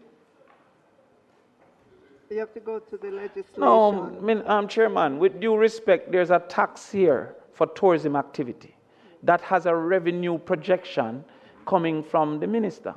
If this is only on visitor arrival, that is a different thing for stopovers as versus for cruise. If this is only for JTB registered, that's a different quantity as versus for Airbnb.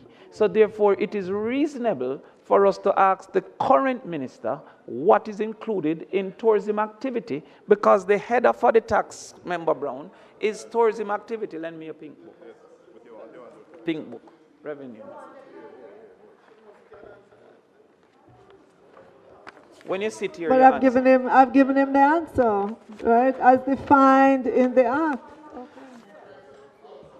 All right, so therefore, the JTB Act, does the JTB Act, to your knowledge, include cruise ship persons in tourism activity? Does it include tour and tour activity in tourism activities? Does it include Airbnb in tourism activities? This is a reasonable question. 30% of the arrivals are suggested to go to Airbnbs. Is that a part of your income estimation? She has not, and you're not sitting there. Members, Minister,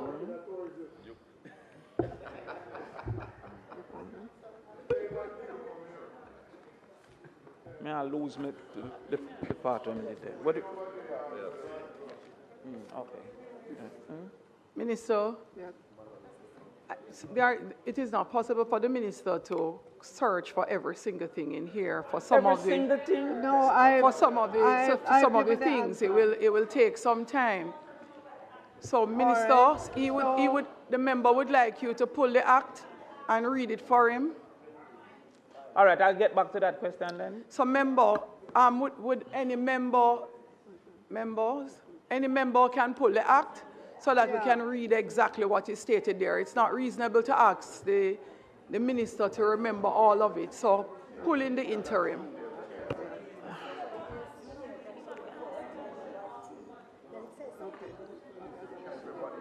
All right. Minister. Go ahead, member. Well, Minister, my next question is a follow-up. All right, well, hold it until we pull All right, the so I'll act. skip that and come back to it. All right. All right, member, if you look at the General Consumption Tax Act, tourism activities consisting of supplying the services of a hotel, a resort cottage, a site or other facilities for I'm not camping, hearing at all. tourist accommodation not specified in paragraph A, B, or C, water sports and attraction, a tour operator pursuant to a license issued under the Tourist Board Act. So does that include cruise and Airbnb? Because I wasn't hearing the reading. Does that include cruise ship and Airbnb? Remember, I will read again exactly what is in the General Consumption Tax Yes, Act. please. And it says, tourism activities consisting of supplying the services of A, a hotel, B, a resort cottage, C, a site or other facilities for camping, D, tourism accommodation not specified in paragraph A, B, or C, E, water sports, F, an attraction, G, a tour operator pursuant to a license issued under the Tourist Board Act. Okay. That would include cruise tourism. How do you expect to collect the tax on the persons on a cruise? Only those who disembark, or would it include all persons? What's the basis of that collection? You're looking at job over there and it's not going to work.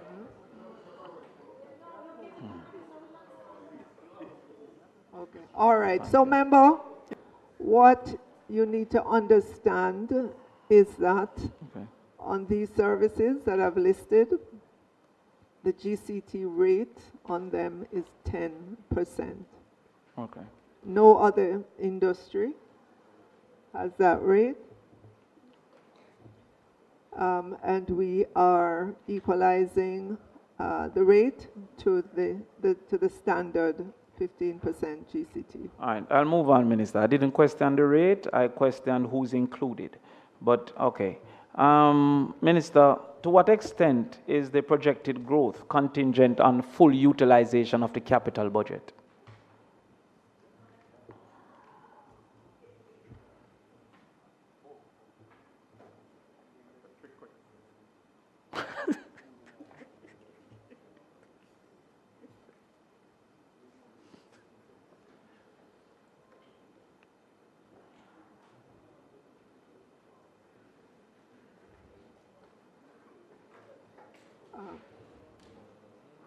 So, of course, we would expect that some of the GDP growth would be supported by the capital spending that we do. But just want to point out to members that in these capital projects that we do, remember that we have to import quite a bit. We have to import quite a bit in terms of the inputs into these capital projects. So while we do expect growth to come from these projects, we know that, for instance, what NARA is going to be doing in the upcoming fiscal year, it will be engaged in pre-investment, meaning working on the plans for the reconstruction, ensuring that people are in place and so on. So in this first upcoming new fiscal year, you will not necessarily see a significant impact from it because of all the startup work that needs to be done. But as it gathers momentum, you will begin to see more and more of it, of the big capital works reflected in the GDP growth. But the capacity to execute, Minister, would have reasonably been assessed in this particular year's budget, for which there is a extensive capital budget. Having missed it last year by 37%, I'm asking, to what extent does the full utilization of the capital budget impact your growth projections in the fiscal policy paper? All right. So there's an expectation that we will be engaging more capacity as we look out into the medium term. From here on into the medium term, we will be looking at just engaging more capacity in order to help us to spend the capital figures, the budget that's there. Chairman, before the leader of government business continue to peruse the standing orders, I'd like to inform him that the fiscal policy paper is indeed a part of the conversation in this budget. Why do you need to remind the House leader of any such So I thing? see him studying, Minister. No, he's not studying a thing. I see him studying. When you're fast, I want to know what the conversation All right, is. just 4 questions to go, Minister, and I'll move on. Focus on your question. Just 4 questions. Thank you. No.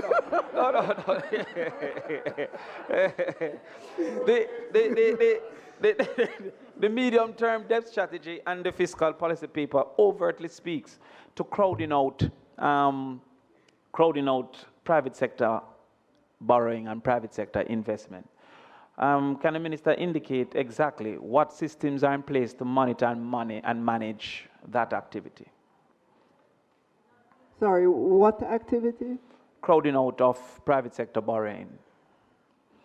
I think it indicated 60% of the debt would have been through local, I don't want to misquote, but it indicated overtly the risk of crowding out private sector borrowing.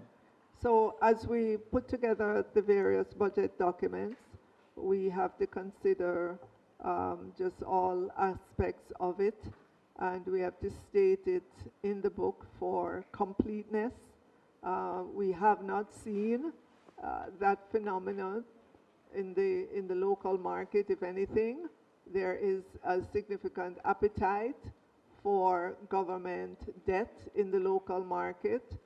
But again, we have to state the pluses and minuses, the risk and the rewards when we put out these publications, so that it gives you a rounded picture and it lets you know that we are considering not just the optimistic side, but we consider as well the not so optimistic scenario.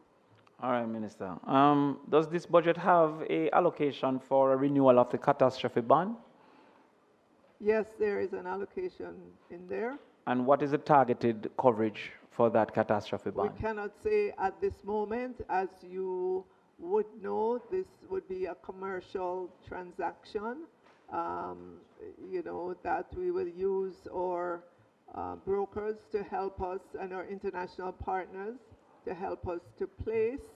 Obviously, we want to continue our framework for natural disaster risk financing, and we are moving aggressively to ensure that we replenish and get new instruments as well to deal with emerging disasters. Well, Minister, I didn't ask for the achieved. I said, what's the targeted? What is the targeted coverage? And I am saying to you, we cannot tell you the amount. Okay. Minister. We can't tell you the amount. It's a commercial transaction. Minister, it's a negotiated Minister, transaction. he probably just needed an estimated rate that was applied.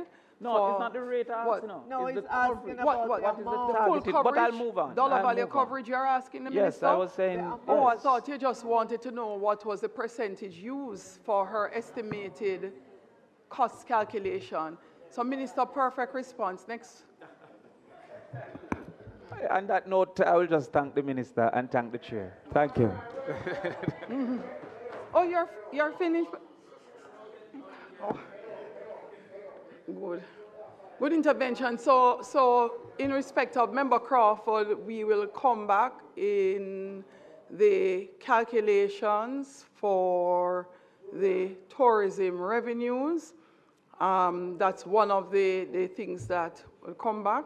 Were you comfortable with? Yes, I think you are comfortable with that. The one that I think, and are you comfortable? So, Minister, you have nothing to come back to the members in respect of. Next question. Who is next now? Member Brown. Thank you very much, Madam Chairperson. I want to just move quickly to the same revenue measures, specifically as it relates to the proposed general consumption tax on digital services, Minister.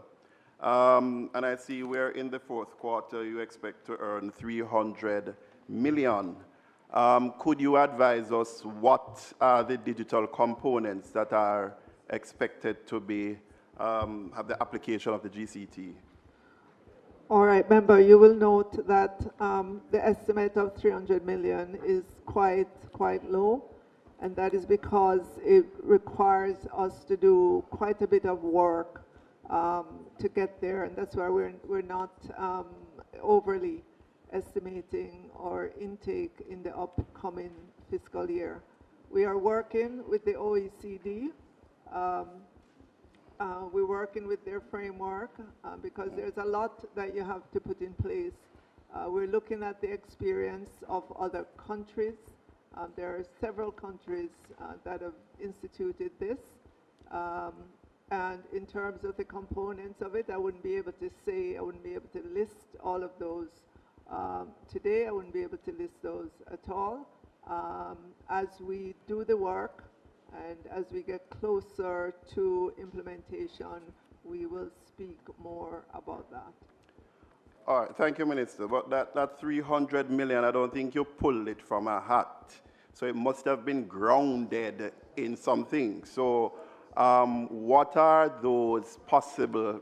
We heard about streaming services. So there's a figure that is there that has been put forward, right? So I understand that you may be continuing to work through, but you know, we hear issues of streaming services, ChatGPT, Netflix. So I'm asking specifically, what is that 300 million so far grounded in?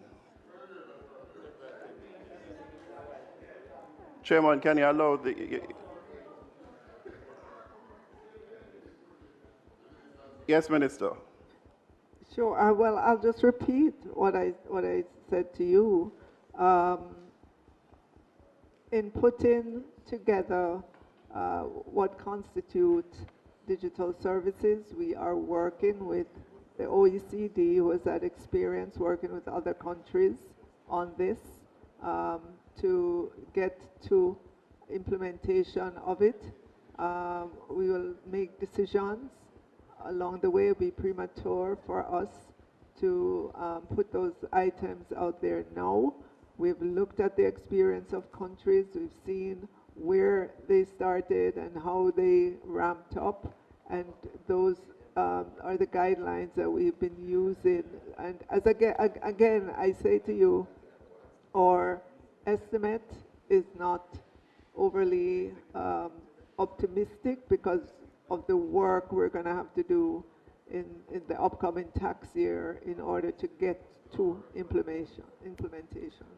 Yeah, I hear that.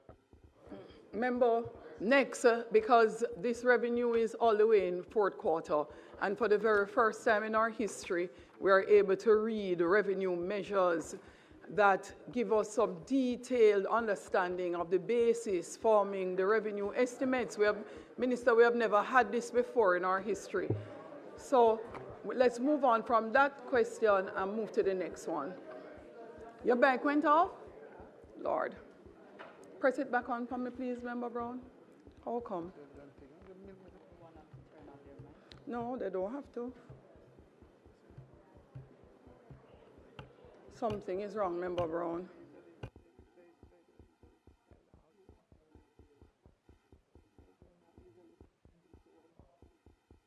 It's not picking up any. Turn off everything.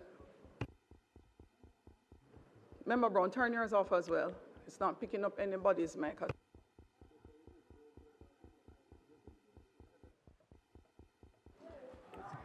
All right. Thank you very much, Madam Speaker.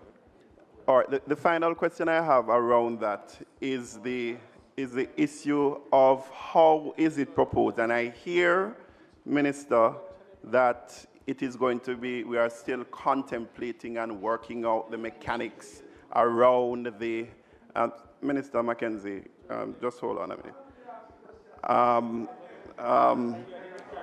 How is it proposed? Is there any initial consideration, since this has been placed in the estimates in terms of the revenue measures? How is it proposed, Minister, to actually collect these taxes? Member, again,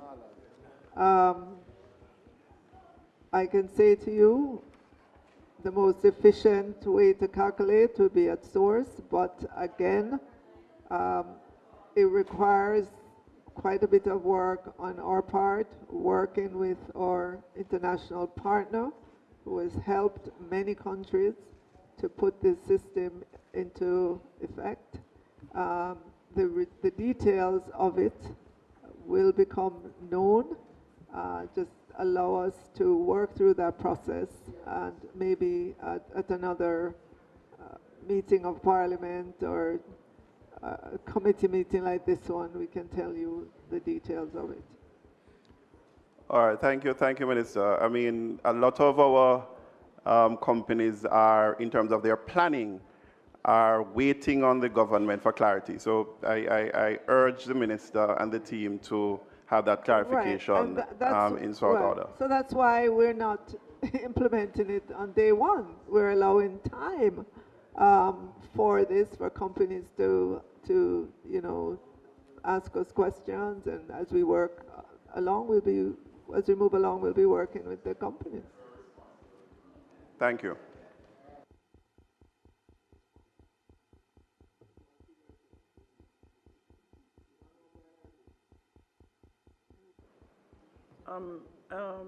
This seems like Member Hilton. That's your Member Hilton. Thank you. Minister, I think we can agree that the 1948 Customs Act is urgently in need of reform.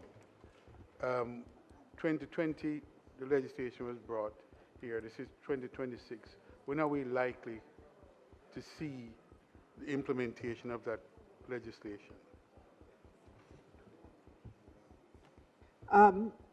It will be coming back to Parliament this fiscal year, because there are a number of amendments that were proposed when it went to the Senate.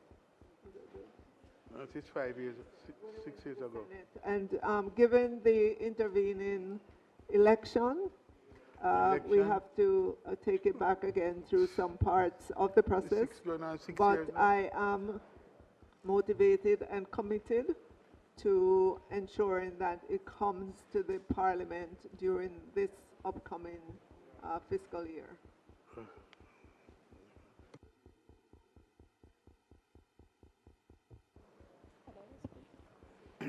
Member Gordon. Thank you, Madam Chair. Minister, I look at your policy paper and I have a few questions.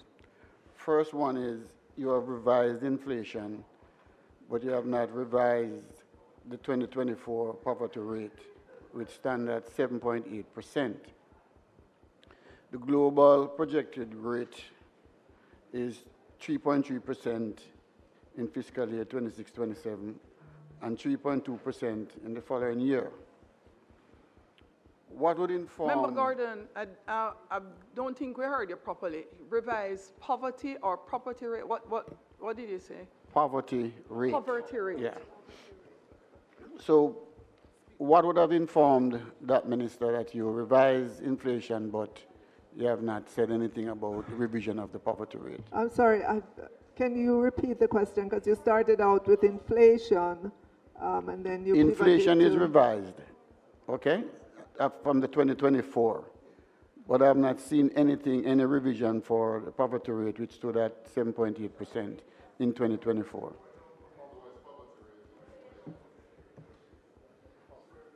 Yeah, the survey of living conditions has to be updated, Poverty. right?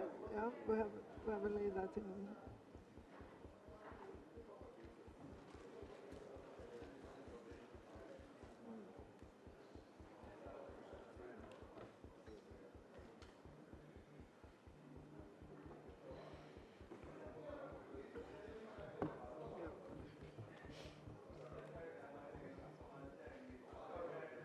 So, member, there is a survey process to establish the poverty rate. Whenever that report is completed, it will be published and or tabled in Parliament.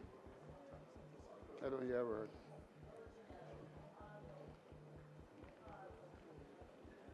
Madam Chair, I didn't hear a word the minister said. The minister said I'm saying, yes, member, that the survey that looks at the poverty rate in Jamaica happens, and I believe it happens every 2 years. Right, so as far as I know, the latest report is not ready yet, but I know as soon as it is ready, it is published. But suffice it to say, when you look at the history of that number that measures poverty rates, we are at the lowest level that we have seen in Jamaica because of the policies of this government. We have seen poverty levels, decline by about 50%. Cut in half. Nice cheerleader. Minister. Members, allow Member Gordon to complete his questions. You have projected economic growth of 1% in fiscal year 28-29. This budget does not inspire confidence in terms of growth, our growth strategy. If we are to maintain that poverty percentage, then it has to be led by growth. And I'm seeing nothing here that would suggest that there's any strategy for growth. What then, Minister, would inform you reducing the projected growth rate in 2029 as against fiscal year 26-27, 27-28, and you project 1%? All right, so member, if you look at the upcoming fiscal year, some recovery is built into that, and we've seen that pattern as we go through periods of disaster. We saw it going through COVID, where GDP was depressed during the COVID years, and as soon as we exited that pandemic, you saw the growth rates accelerate. We've seen it through Hurricane Beryl, a decline in the growth rate in the aftermath, and then shortly thereafter you see the recovery, and you will see this similar pattern in, following Melissa. This is a devastating hurricane, but we are fully expecting to begin to see positive growth again shortly as a result of the work of this government, the quick get up and go of this government. Jamaica is being lauded for its efforts, its quick response following the devastation of Hurricane Melissa. And you will see those growth rates during the quarter. As we look into the future, we know that we go through hurricane cycles. We have to deal with those. We don't know what else is going to hit us. And so as we project, our stance has been really to be conservative with our projections of growth.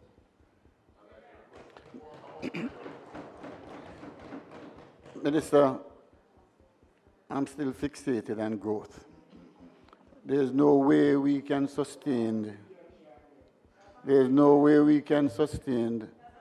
our fiscal policy and your projection with 1% growth. What is your strategy to grow the economy to achieve the 4 to 7% that you're proposing?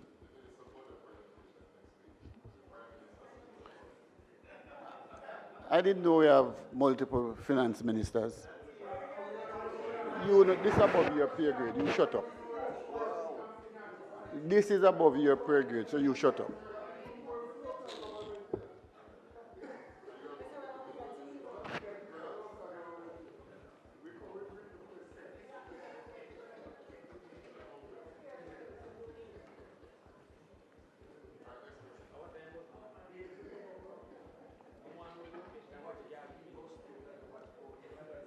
Do you have any more questions, Member Gordon? I'm waiting on the answer, Madam Chair. I'm asking for a growth strategy that would then allow the minister to achieve the projected 4 to 7% growth. That's all I'm asking. What is the strategy that she would employ to ensure that we realize the 4 to 7% growth? That's the minister. The minister, sorry, the minister.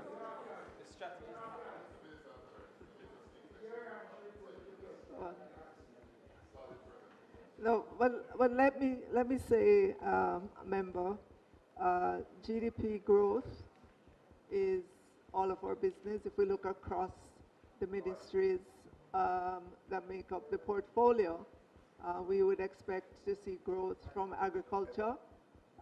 The minister responsible for agriculture has been going full blast, putting in irrigation, putting in cold storage.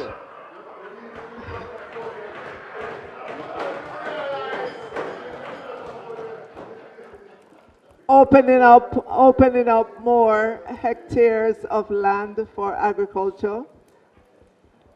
In the tourism sector, we're seeing more hotel rooms.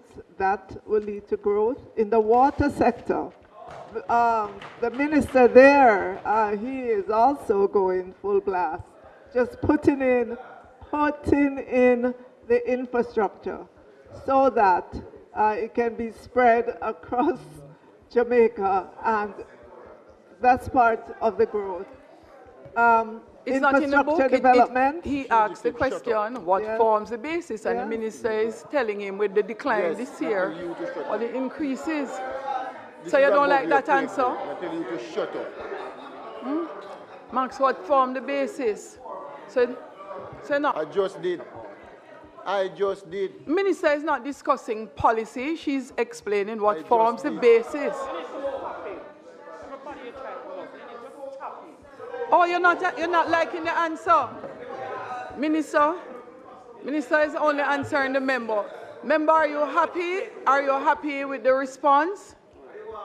Absolutely. Would you like to ask another question? All right, so, Minister, Madam Chair, could I just direct Minister, them just to the finish up. fiscal policy Yes, book, finish please? up there. The member Right, is so finished. Madam Chair, I will direct the members to Appendix 5, starting from page 1, and it speaks to all the sectors and what all the sectors are doing that will feed into the growth numbers that we have.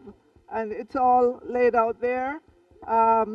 Southern Plain Agricultural Development Project and Essex Valley Irrigation, just all the things that all the different ministries are doing, the road infrastructure work, all of that is here, digital transformation, water supply infrastructure, and so on. So it's detailed in the fiscal policy paper as to the drivers of growth that we are expecting.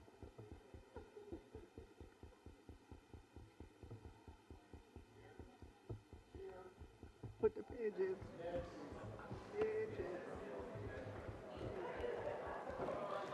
Member Miller Bennett, is that your? Go ahead, member. Minister, I noticed that the Postal Corporation of Jamaica, you're projecting an increase in revenue of commercial services. I'm concerned and I'm asking, what has been the implication of the U.S. executive order to suspend duty-free diminished treatment for all countries? How has this impacted, or how will it impact the revenue, commercial services revenue of the corporation?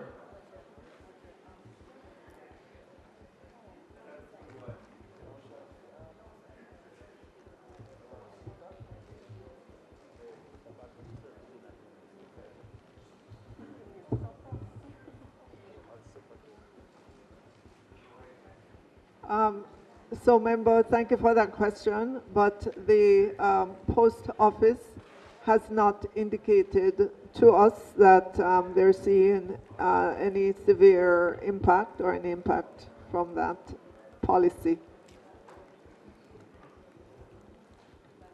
Minister, that's a main income stream for the Postal Corporation. So I think it is important to know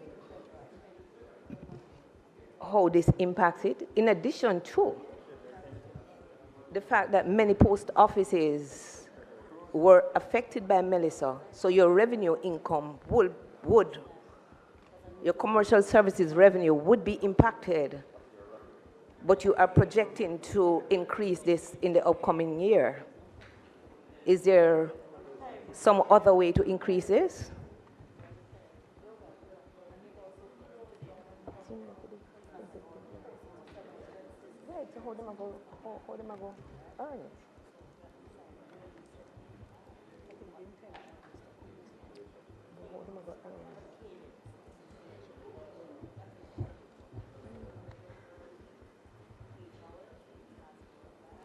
Member, could you repeat your question, and if you could be a little bit more specific? The question, Minister, is that quite a few post offices were affected by Melissa. As a matter of fact, most post offices are closed. How are you projecting to increase commercial services revenue for 26-27? They were badly affected by Melissa and closed. How are you projecting to increase commercial services revenue in addition to the executive order by the U.S., where the Postal Corporation is revenue for packages under $800? That's a main income stream for the Postal Corporation. That would have been affected by the executive order of August 2025. But you're projecting an increase in commercial services revenue. What is it that the Postal Corporation will be doing to fill this revenue that you're projecting? All right, so the projections there would come from the entity who best understand the business that they're in, the different streams of business, and what they will be able to do in the coming year to maintain and improve their revenues. As I said earlier on, that entity has not, through the budget process, brought to our attention any negative impact that it is seeing, and I'm sure if it was, it would be reflected in their ask of the Ministry of Finance, because to the extent that their revenues are negatively impacted, they would have to make it up someplace else, and generally it's to the Ministry of Finance that they come, and we have not seen, we haven't gotten that information that they are suffering at all from that policy in the U.S. In essence, Minister, you're saying that you're not equipped to answer the question then?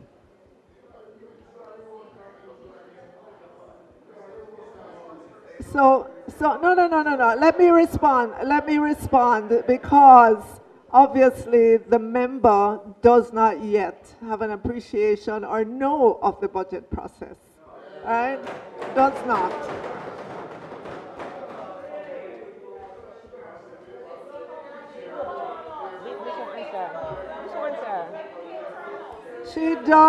She just does not know. I'm trying to explain to her. I am explaining to her that there is a budget call that goes out. The ministries and departments and agencies put together their own budget. They come to the Ministry of Finance for discussion and analysis of what they've put together. Ministries that are having issues, or they think that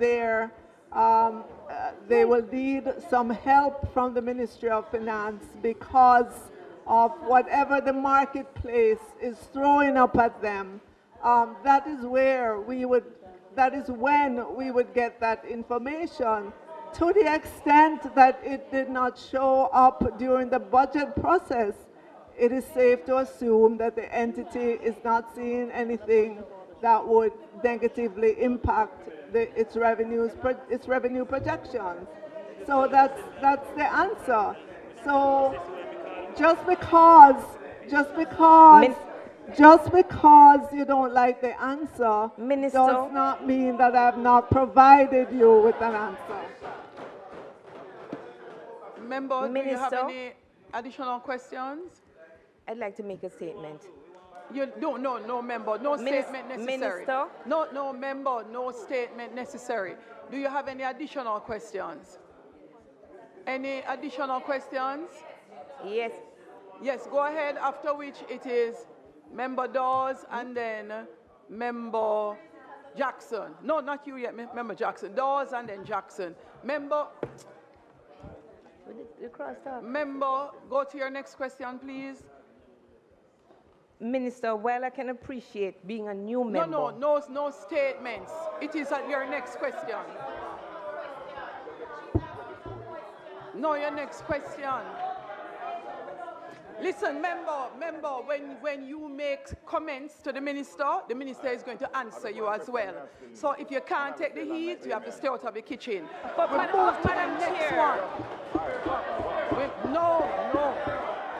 You can't say anything. You have to move to the next one. Yes, and you can't make any statement again. Member, do you have any more questions? You have any more questions? Minister? Member, you have any more questions, not statement?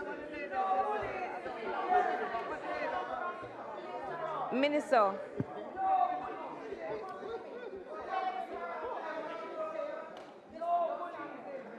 Minister? Member Miller Bennett, do you have any more questions? Member, I will not go out of character to match yours. Member Daly? Member Daly, please control yourself. You better stop it. Stop it. Stop Do, it. Stop it. do you have any more questions? Please, members, Minister. allow the member to ask her question if she have another question.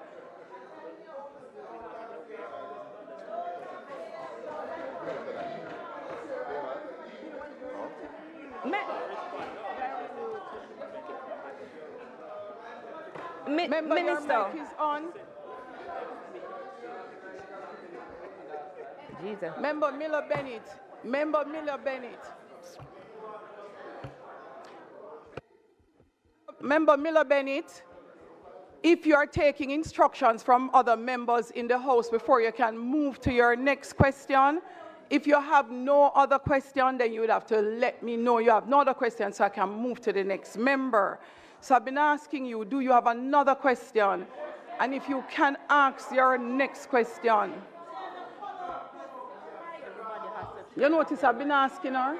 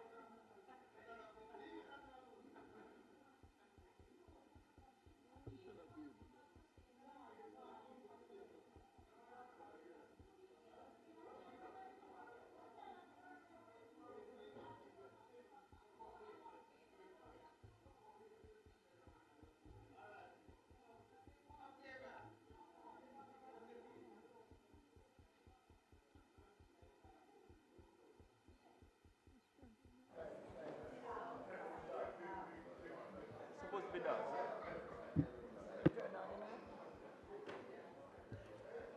What's the question Minister, is it because I might be new to the process? Why is it you believe I cannot ask about gaps in the revenue? And for your information, Member, your next question. I have independent thought and action. Member, your next question. And that is not a budget number.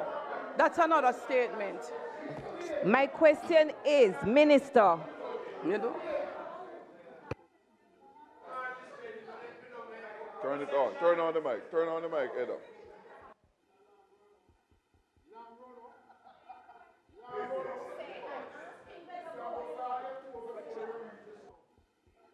Member Dawes, please turn on your mic.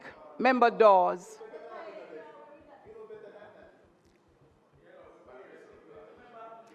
Member Jackson, you're after Member Dawes.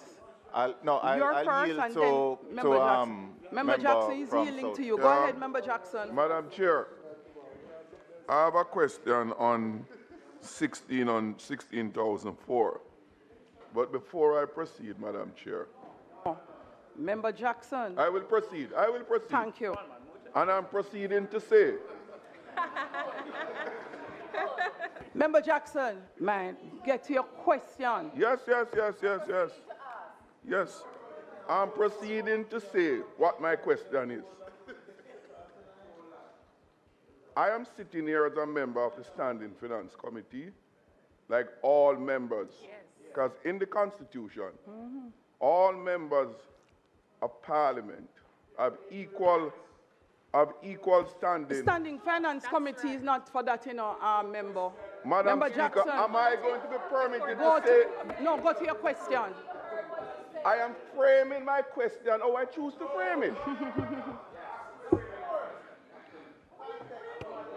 No, you guys need to stop. Members. Listen, members.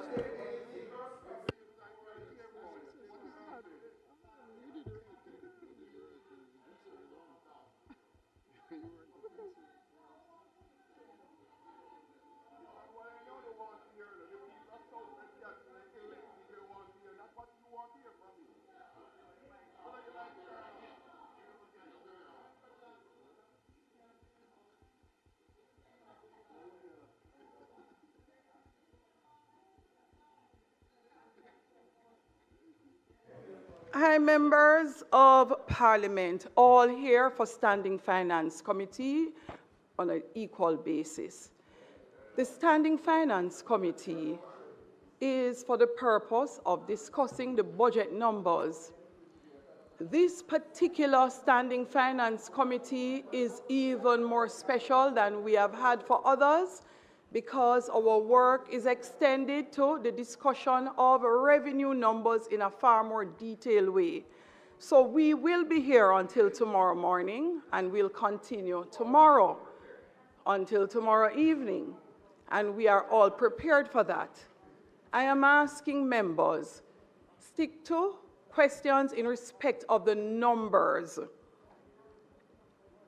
And no, I hear you. I heard the previous member's statement to the minister and equally the minister's statement to the member. And I'm asking you if respectfully we speak to each other, we are not going to end up in a situation where we have to be making statements tit for tat.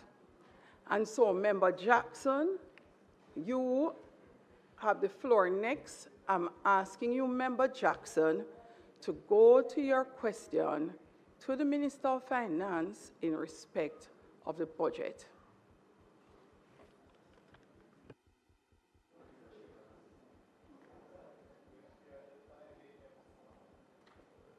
Thank you, Madam Chair.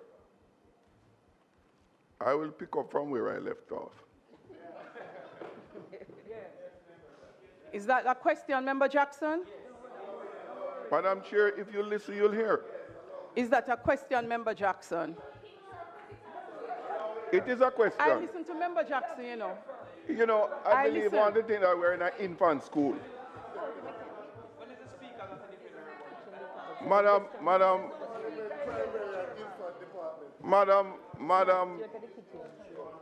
Chair, I want the Parliament to bear in mind that this is a house of members.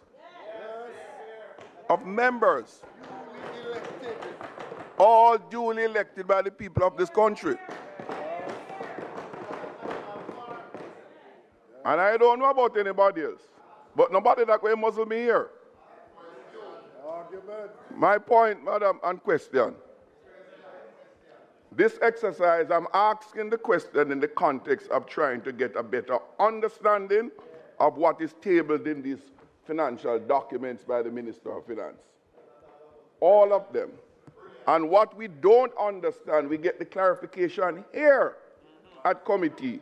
And that's the reason why you can't ask these questions in the presentation of the budget, because it doesn't allow for that. Committees are for the purpose of delving into questions as to what is before us. And we seek clarification. Not just to get a straight answer, clarification. So if I don't understand something here, this is where I come to get the answer. And nothing is wrong with that. Not in the corridor. And nothing is wrong with that. Nothing is wrong with clarification. So, I'm thankful for that. So, therefore, nothing is wrong with clarification. Nothing is wrong with asking your question. Here and just come and nothing is have wrong the with right to seek clarification on any question that they have. And Member Jackson, we are not of any discord in that respect. I'm thankful. It was because a statement the that noise was over made there by the member to the minister. And when the minister responded in a way that the member did not appreciate, I'm saying it's going to happen. I appreciate that, Chair. That is the point. I'm very welcoming of that, Chair. Yeah, so go ahead, Member Jackson. I'm very welcoming of that. And that is the point. So go ahead, questions and clarification. My question on page 16,004. Minister, one of a bit of clarification. Activity 12.323, formulation and monitoring of national security policy. I'm curious. There's a budgetary allocation of $51+ million for the fiscal year 26-27. And it has provision for compensation of employees, rental property, etc. When I read the narrative here, I just want to be clear if this policy unit, where is it housed? And, for example, rental properties, machinery, and so forth, where are those being consumed of? One. Question two, in respect of compensation for employees, I'm not aware of a national security advisor. The last hold of that office, to my recollection, was the former... I'm sorry, member.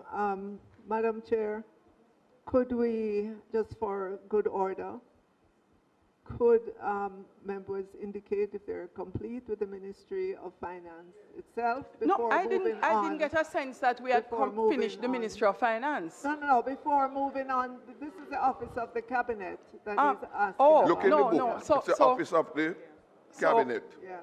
So, Minister, can we Minister, my understanding was that we were at Ministry of Finance and we were looking at the macroeconomic issues, and that's where we were. Do we have, so this one, okay, because this is on the Cabinet. Do we have any more questions in respect of, I'll defer of those segment of heads? Member Dawes, Member Buchanan, Russell, I think those were the last three mics I saw up, and I see Brown up too. Your mic is back on, Brown? Mic giving trouble? No, there's no others as we go along. Tell us now. So what is happening? More questions are coming. And for you to have that appreciation, it's now on another segment. So they're not mixed. So we're going to take the head. Member. So I'm saying the question from Member Jackson moves to another segment, and we wanted to see if there are any more questions from the first segment on finance and macroeconomic issues. So if there are other members with questions from that, we'd finish that, take the heads, and then we would release no, that's the most orderly way to do it, so that we can release the permanent secretaries who are here to support from that element. So Member Jackson, we'll come back to Member Jackson, and Member Dawes, Buchanan, and Russell, we will take your questions in sequence. Member Dawes. Thank you, Madam Chair. Minister, going back to the sugar tax, this represents about, a third of the total tax revenue, so it is significant. I'm still not satisfied, though, as to how you came up with that $10 billion figure. You chose, I said I don't understand. Protect me, please, Madam Chair. So, no. You chose a volumetric flat tax. Madam Chair, I beg you some protection, please. Members. You chose a volumetric flat tax. Allow Member Dawes to ask his question, please. And at that rate, what is the price elasticity that you expect? You said that you compared it with other countries that had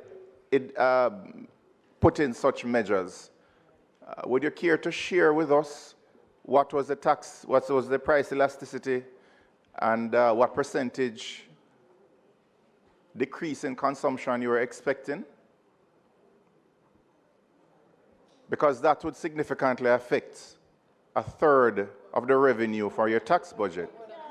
More than half, no? 10 out of 18.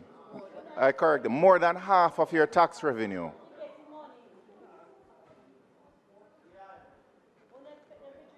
The tax measures. They're the revenue measures.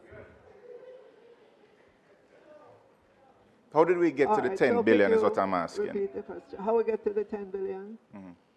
By taking a look at the number of cases that are consumed in Jamaica, and taking into consideration the number of cases of the sugary beverage that's consumed in Jamaica. Cases multiplied by at least 24 will give you bottles.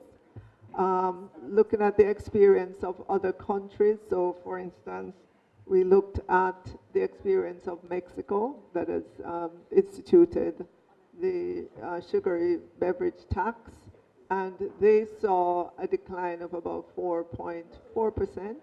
So we took that into consideration as we estimated the revenues to come from sugary beverage.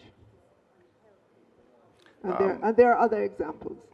Okay, Madam Minister, you mentioned Mexico. Do you realize that you are putting a tax on diet drinks, which is the substitute that would have been preferred for consumers who you're trying to nudge into a healthier lifestyle?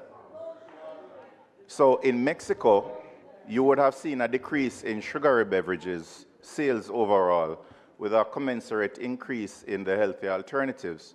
You are taxing persons who are trying to make healthier choices. So I don't think it's a fair example to look at Mexico. And again, I have to ask, why did we go for the type of tax that has had the worst effects on consumer behavior? Why not go for a gradient, a graduated tax, where you force manufacturers to reformulate and you may not affect sales overall, but you would affect the sugar content that was being consumed? Was something guiding that? So member, in terms of the graded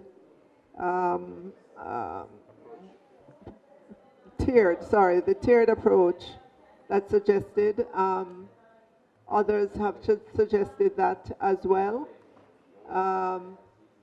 And it is something that we can look on. It's a little bit more difficult than the way we've done it right now, but that's something we will look at as we move forward in the year to see how it can be done and how it could be implemented. Okay. So.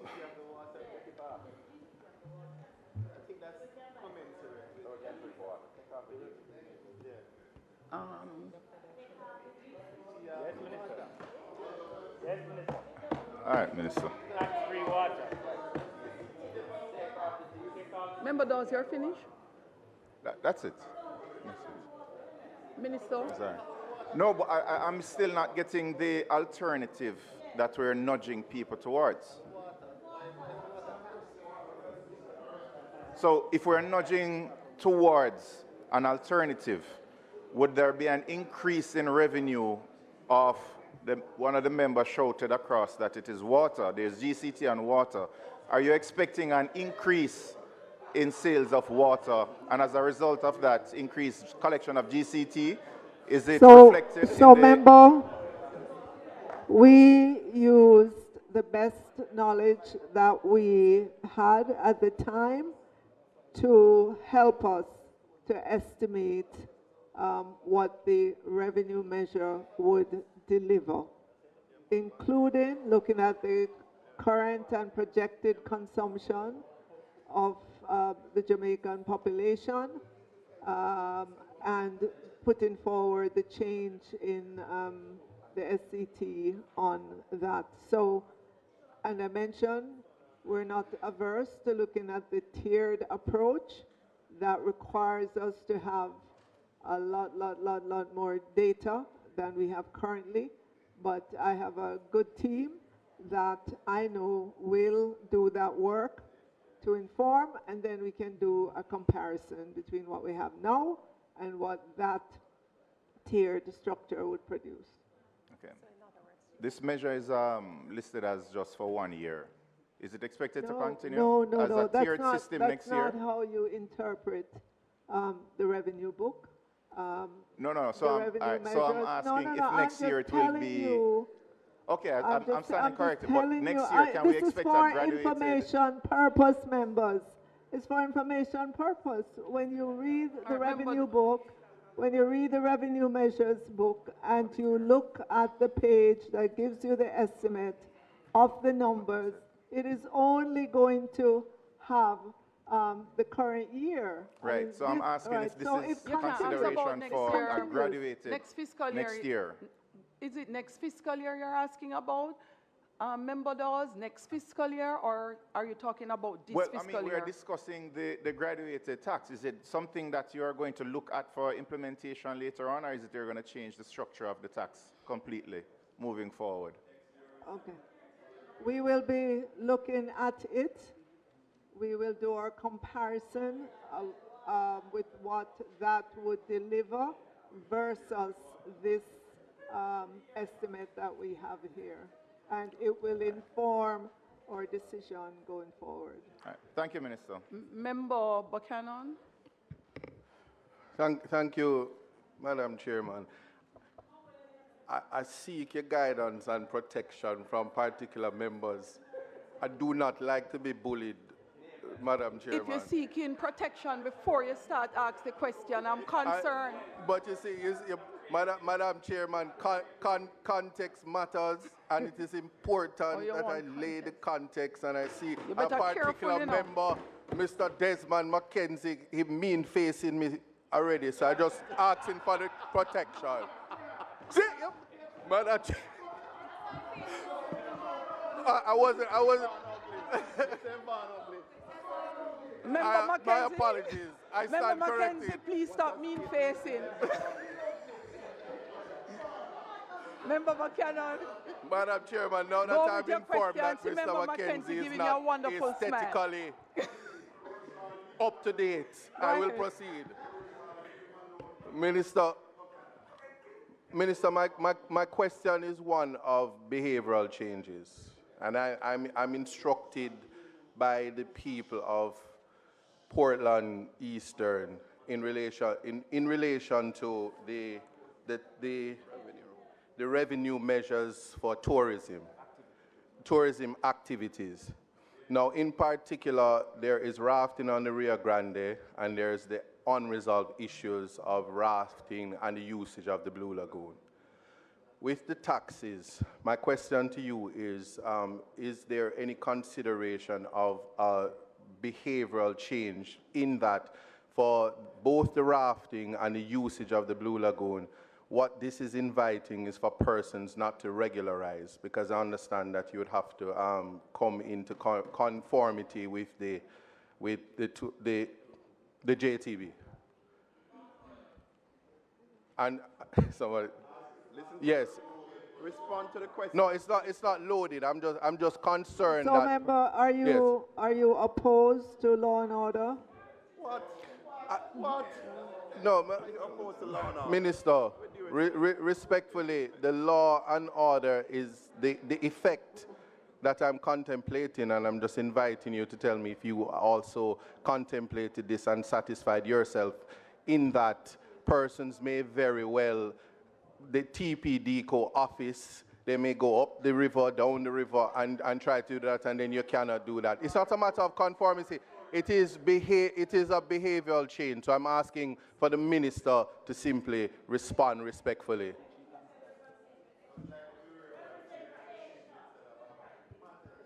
Minister, you have any other question, Member Buchanan? I have another, but I didn't hear the answer. No, so while the minister is consulting... Okay, I can ask the second... Yes, ask the second question, and then... But the minister should respond. She response. No, man. So he's going to go with the second question, and then if not, I'll close. Thank you, Madam Chairman. Will answer both at the same time. Minister, so close. As the questions are all for behavioral changes, the same rule applies to the taxing on the digital aspect. In that there are e-services for e-books, Microsoft, Adobe, all of these which may cause hardship on an economy that we are actually trying to move into the digital space. So it's a matter of contemplation that is important. The digital economy and educational programs is the way forward, and as I heard earlier that it's a part of the fourth quarter, whether considerations for exemptions in terms of the education aspect of it is something contemplated by the ministry. And member. And the last question, and Madam Chairman, this is where I seek your protection. Again, I represent a constituency that they're thriving people, they're hardworking, and the taxing on sugary products. And here's the reality. Was there a contemplation that there would be an invite for persons who could afford sugary drinks in a particular class, that they would downgrade to what was said to me, that man will now have a drink bag juice pan base? And that is, water actually costs more than even bag juice. So in terms of a change in lifestyle habits, you're inviting persons to purchase a different class of sugary drinks because the behavioral change is not a realistic prospect of success. Yeah. So the object or the purpose or the mischief that you were trying to correct by this, we're not whether discussing or not. the mischief. No, I'm just asking. All right, Madam, so Minister, question number 3 is off question 1 and 2 because we have had that question number 3 before. I'll wait for the answer, Madam Chairman. That's the extent of my question. Question 3 before, asked in different ways. And next we would go to Member Russell, and then we will take the heads.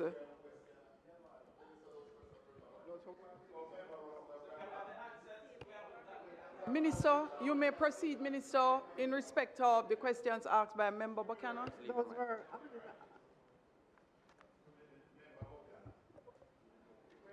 we've already talked on the sugary beverage at length.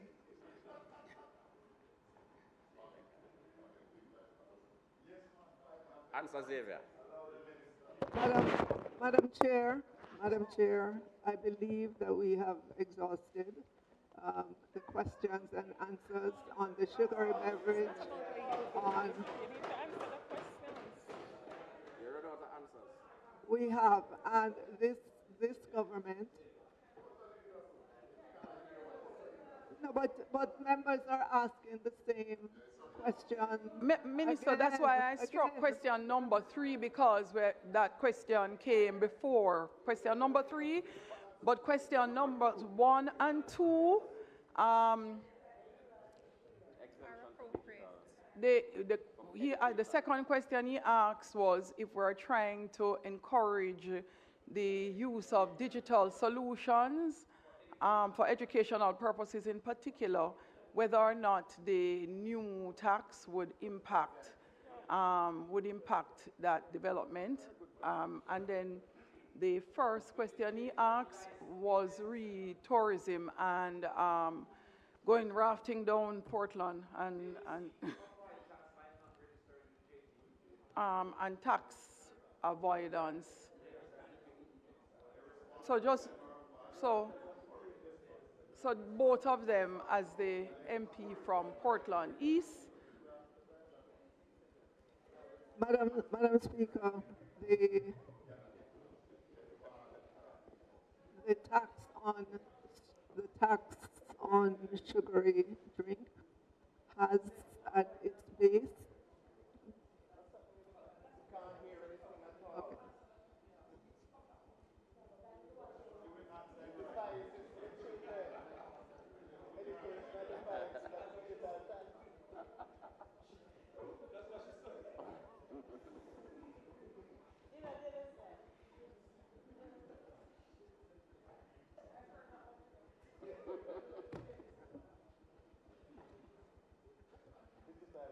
Okay. All right, Madam Chair, on the tax on digital. Microphone.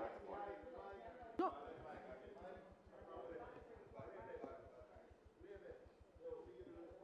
The tax on digital services.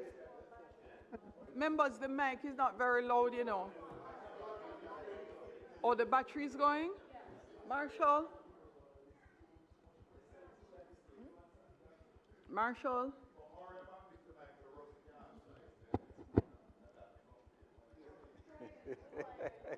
All right, with regards to the digital services. It's not working. Not working, Minister. It's going and coming.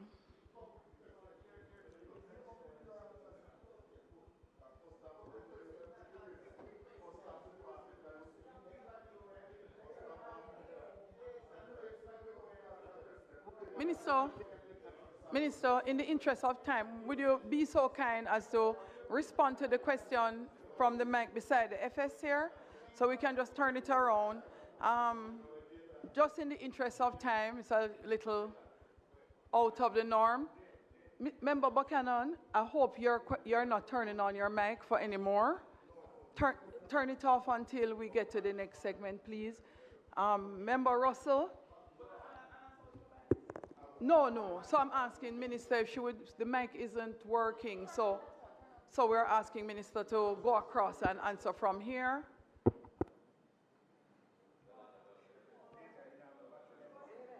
Right, so I think the question had to do with taxes on digital as to whether or not educational products or services will be excluded.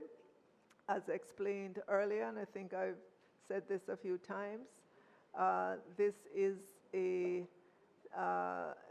revenue measure that we're working with the OECD on to help us to implement.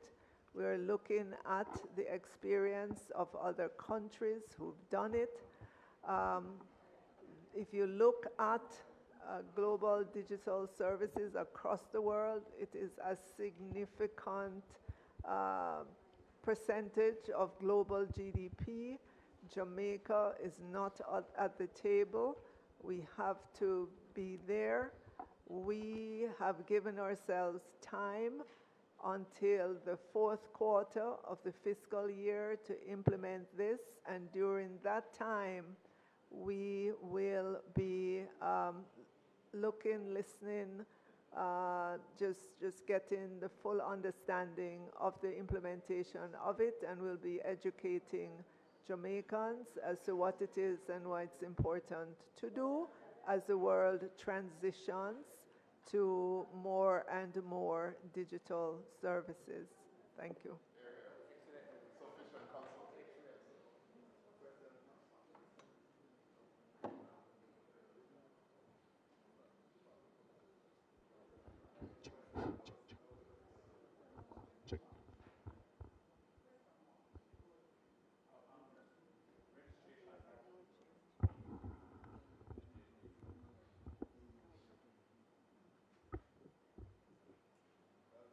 So I think the question was about formalization and whether or not persons would seek to avoid being formalized. I would hope that the Member of Parliament would encourage formalization in the constituency.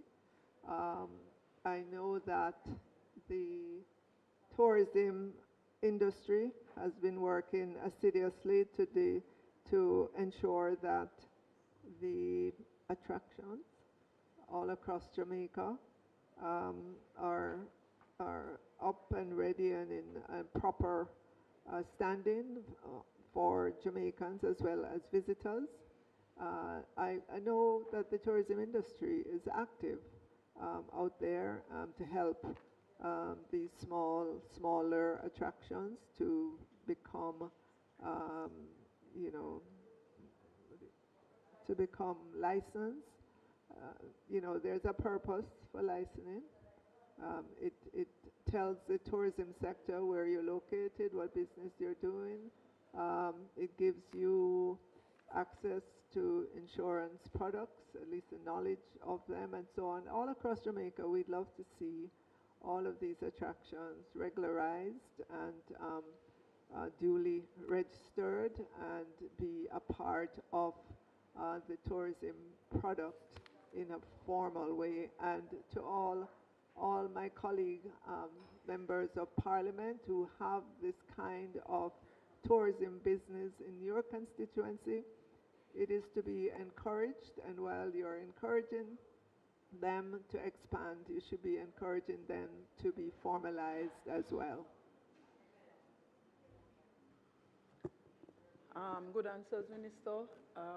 Your last question comes from Member Russell. Thank you, Chairman, Minister, and the team. Thank you for being here. Two questions. The first relates to poverty rates. The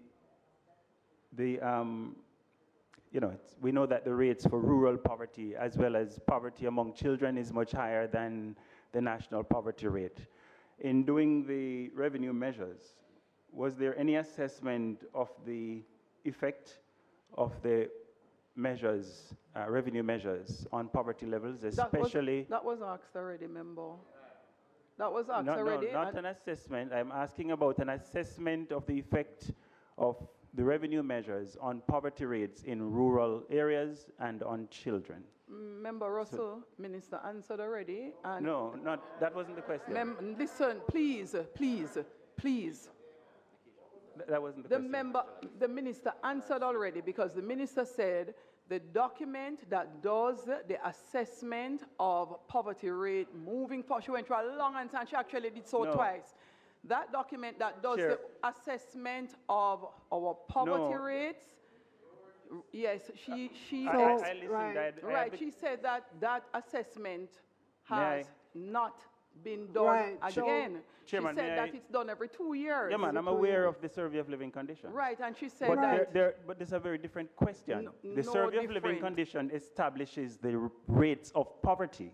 My question relates to an assessment of the revenue measures and how they're likely to affect poverty rates. So I'm not asking about current poverty rates. I'm asking about the projections of future rates based on the revenue measures.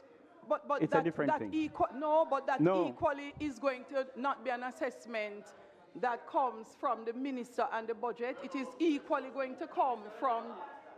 No, it is equally going to come from. But the ministry. Minister.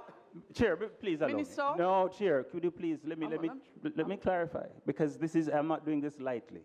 Minister. The rates of poverty in rural Jamaica are almost double the national rates. So while we welcome the historic low poverty rates, we also need to disaggregate that to make sure there is an equity-based approach to the revenue measures that we're implementing. And that's why I'm asking the question.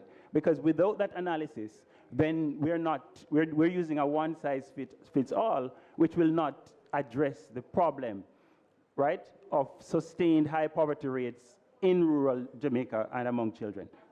No, that's one. I have another. Minister, go ahead. All right, just to repeat, Madam Chair, the analysis of the prevalence of poverty is done every 2 years. The last one that I see was done in 2023, calculated from the Jamaica Survey of Living Conditions, and it says that the poverty rate has never been lower, or the poverty rate is at a low in Jamaica, whichever way you slice and dice it.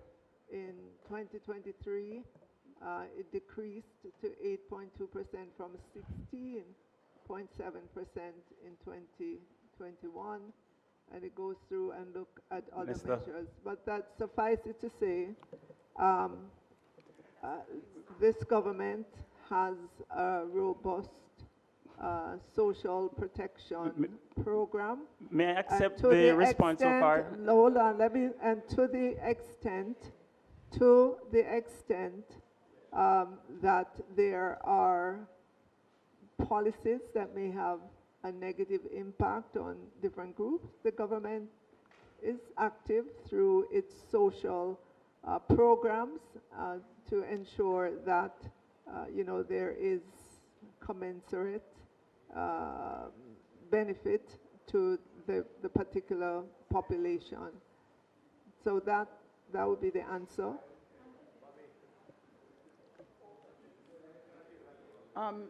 Minister, may I try asking the question another way? For clarity. Yes, you. Minister. Member Russell. Minister. Yes, you can try to ask another way, but I'll tell you, this was basically the same response the minister gave before, and she has actually gone even deeper. I know, but it doesn't answer the question, Chair. That's why the question is, what is the likely effect of these revenue measures on poverty rates for rural Jamaica and for children, because these are the two categories, the two demographics that have had the highest rates of poverty. And so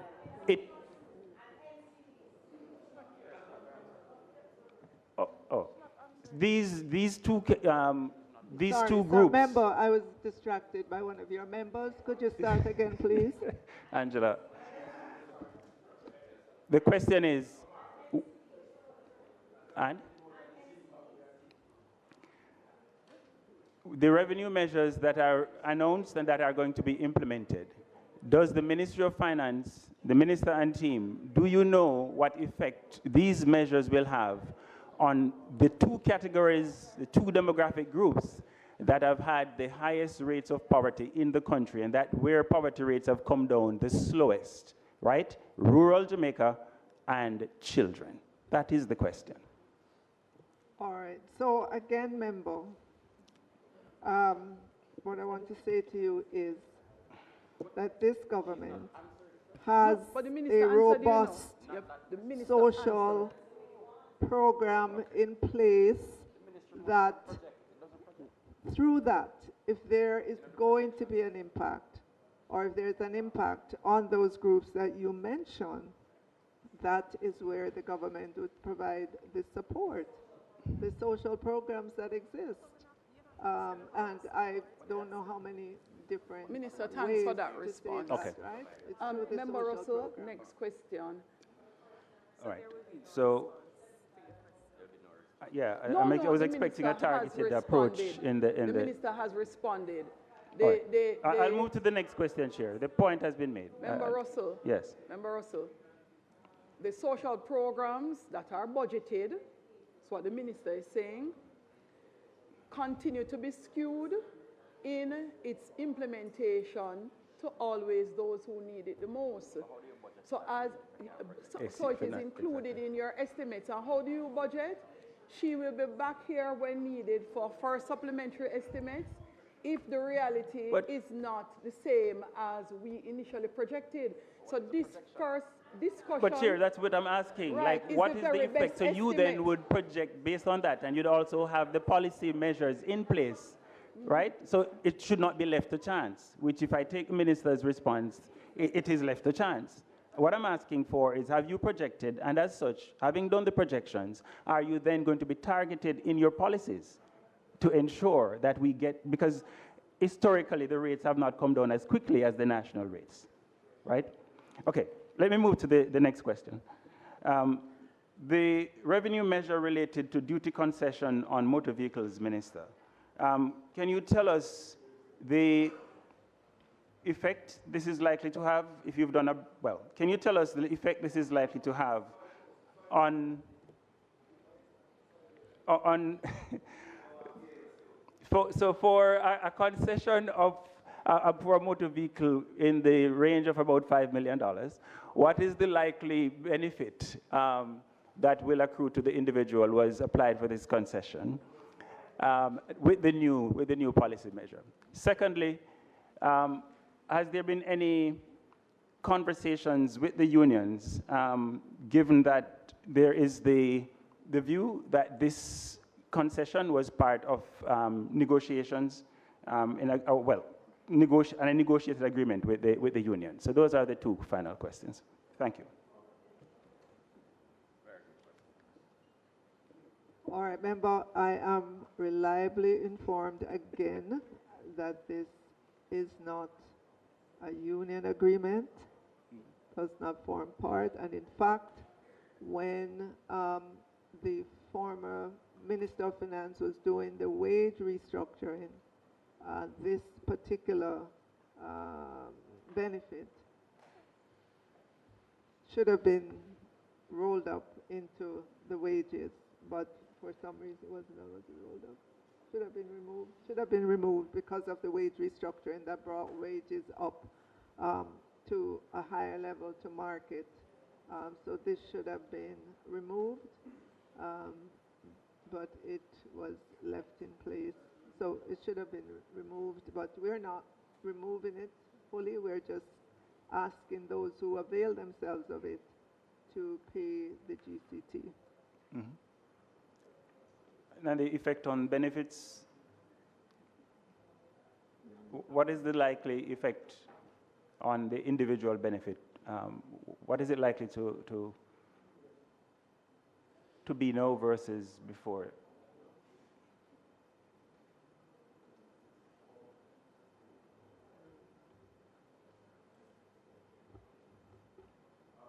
All right, so again, during the period that this existed, it was during a period when wages were significantly lower than they are now. This government went through a wage restructuring that significantly improved the wage level of the public sector to market or very close to market. And so this benefit at that time of the wage restructuring should have been removed, but it wasn't. We are asking those who avail themselves of the benefit now to pay GCT. The SCT will remain exempt, and they will additionally pay the 20% import duty. They'll pay the 20% import duty as well as the GCT.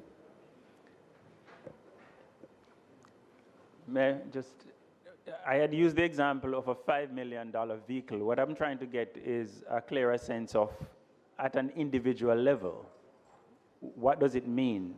You know, what is the effect of the changes in this benefit for an individual? That's, I don't know if have you done that calculation?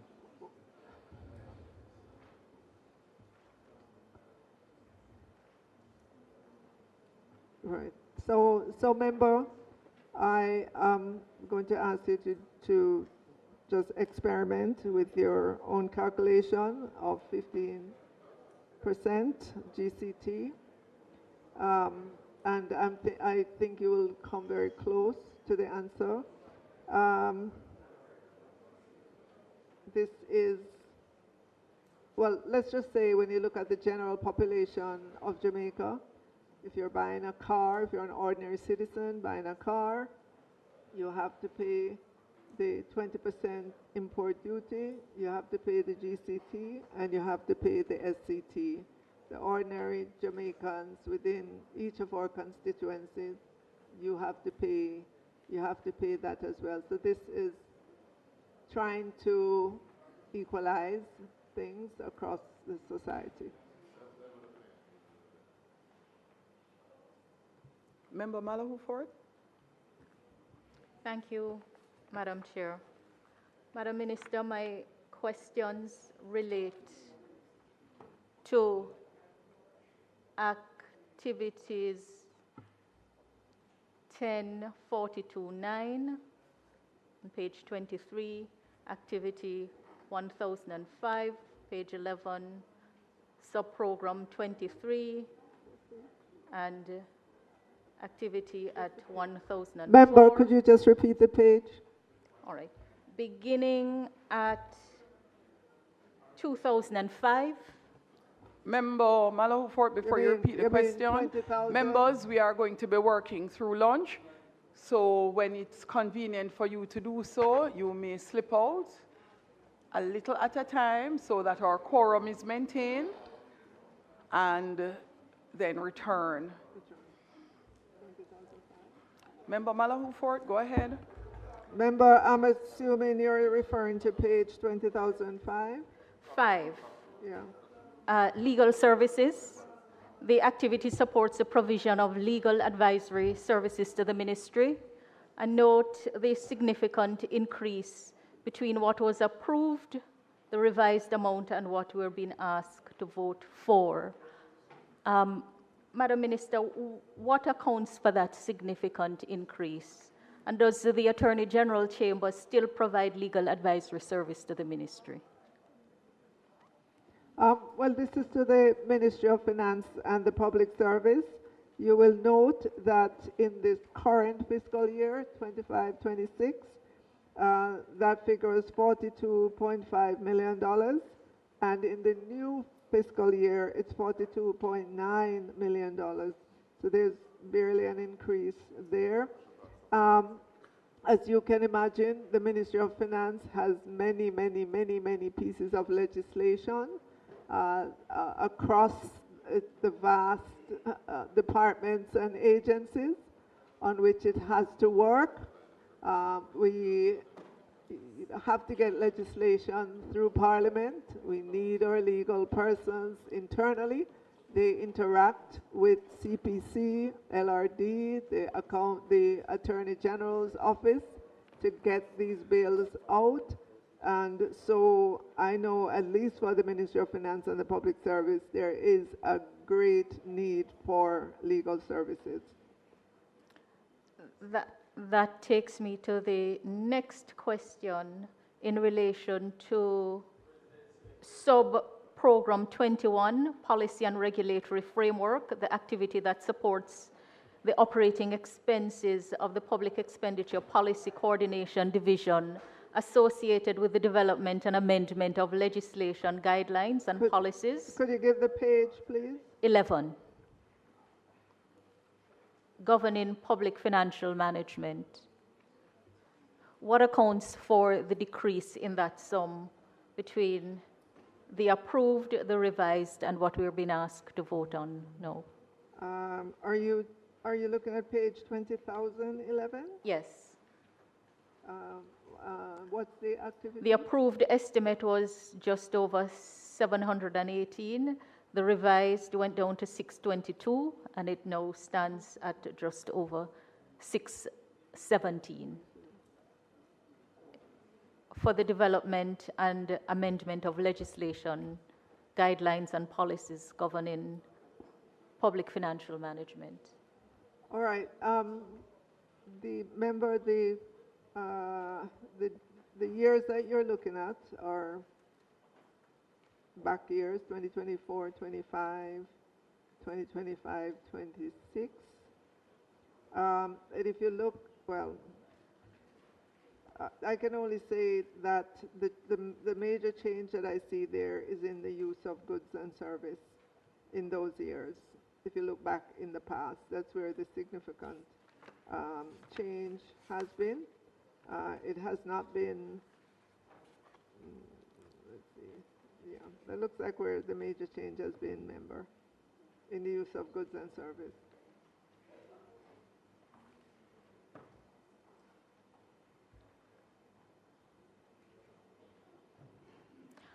Right, next question relates to activity on page 23, printing and publication, activity that supports the cost of printing the Jamaica Gazette and other periodic government publications. The sum remains relatively flat. Minister, are you aware that the system at the government printing office is outdated and in need of major overhaul in order to facilitate timely publications of the laws, whether online or in physical form? All right, so member, this is, what you're seeing here is just for the Ministry of Finance and the Public Service. This is just our printing work that we do. I've heard issues about the general printing office. Sorry, Minister, this sum is just in relation to the printing of gazettes for the Ministry of Finance? And whatever documents we print, that's what I'm just saying, this is not for the whole of government, this is just for the Ministry of Finance and the Public Service. All right, my last two questions relate to the activities supporting the operations of the Public Sector Modernization Division, page 5. Page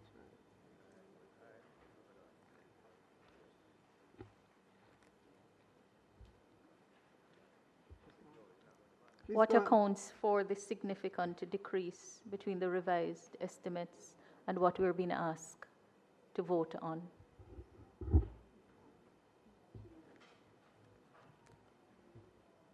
And how does that impact All right, any so modernization work to be there's been a shift. No, the modernization efforts are still ongoing in earnest. There's been a shift in where their budget is located in this book, and that has been shifted. I think looks like you'd have to go through the blue pages. Let me tell you where to see. There's just a shift of the budget. If you note, the use of goods and service is not there, so that has been shifted to the capital account.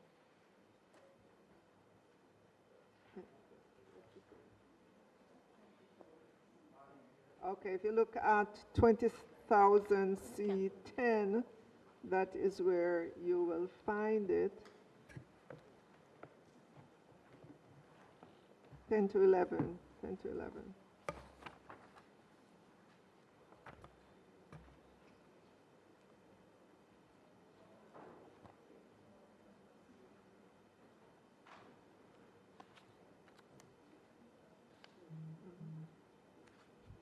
Right, so this is, remember, this is phase 2 of the program. And I think the phase 2 is just in its startup, right? It's in startup currently. My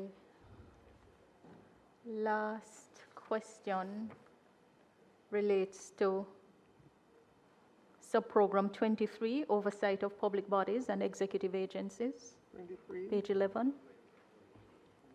The activity that supports the operating expenses of the Public Enterprise Division, which has responsibility for monitoring the financial operations of public bodies and executive agencies.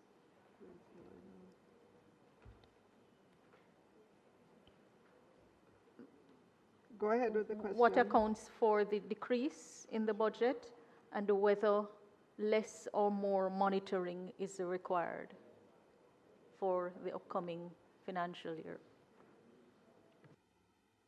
So let's see. Compensation of employees went down, and that is because I am sure positions are vacant. Persons might have left the division, but I understand that active recruitment is underway to get the skills needed in that department. If you will note, the other two areas are showing increases.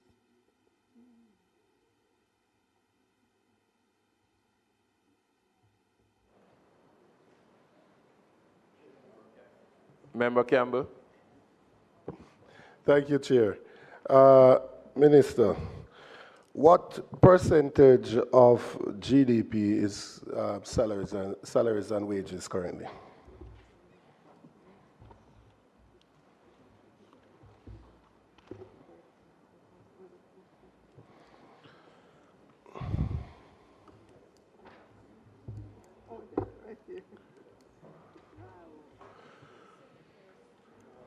I'm getting the page for you in the...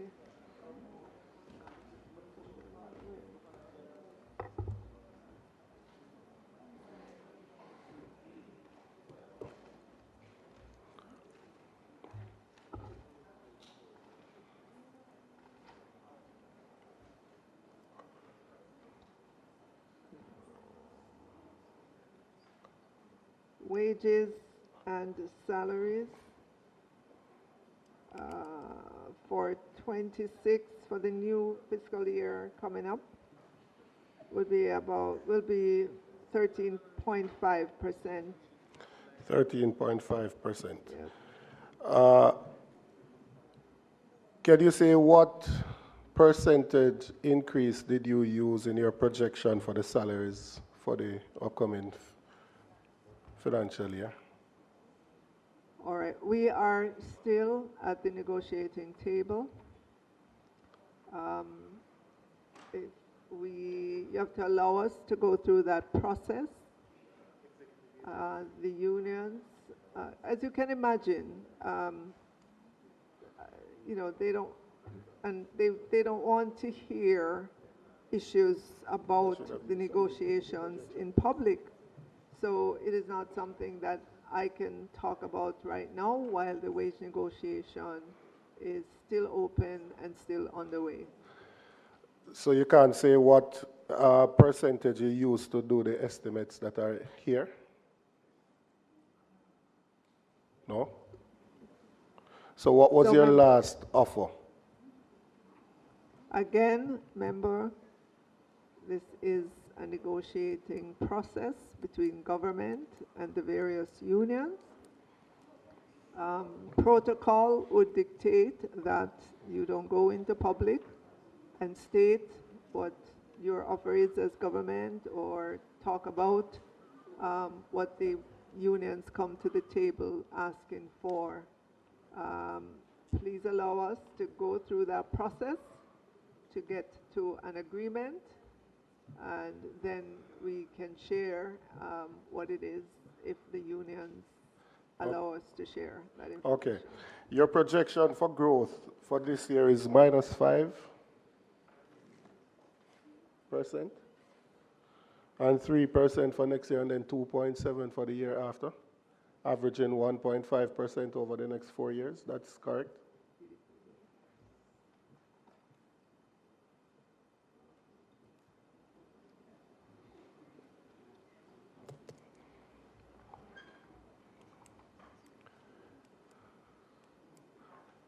All right. Sorry, member, while I was searching for the book, I missed your question. Could you repeat those numbers again? You can just tell me what the numbers are, your projections for growth. For real growth, real GDP growth, for fiscal year 2026-27, it's negative 0.5%. Then we move into recovery, 27, 28, 3.3%, 2.6%, and then 1%. So with that, you have an average of roughly 1.5 over the next 4 years. Okay. Yes? And the question, remember we're recovering from a category 5, well actually 2 back-to-back hurricanes. We're recovering from those. We expect it to ramp up, but it will take time.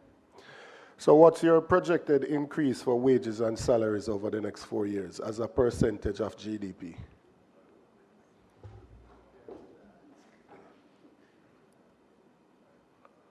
So in our policy book, if you take a look at the table, it gives you a sense of wages and salary as a percent of the GDP that we are projecting.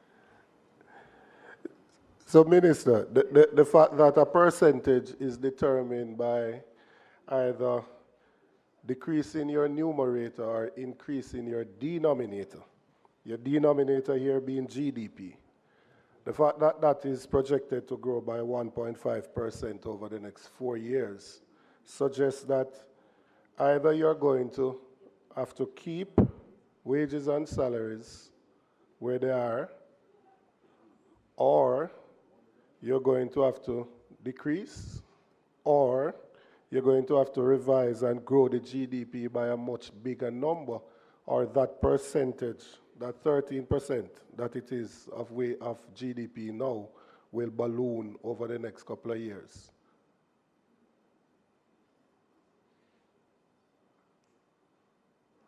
Okay.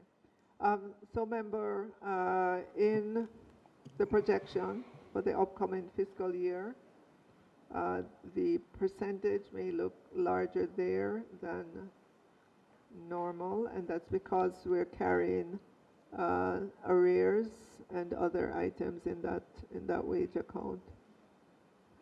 I don't know if that answered your question.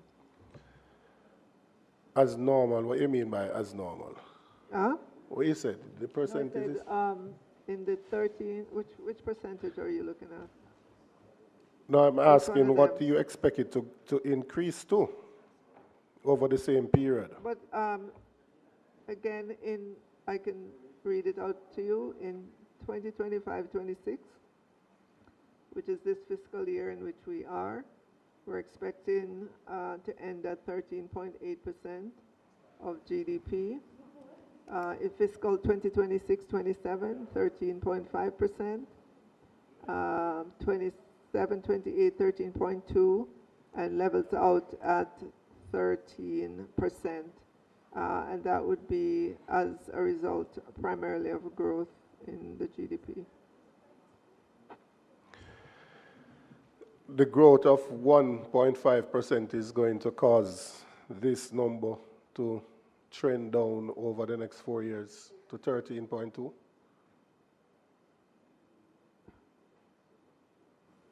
So as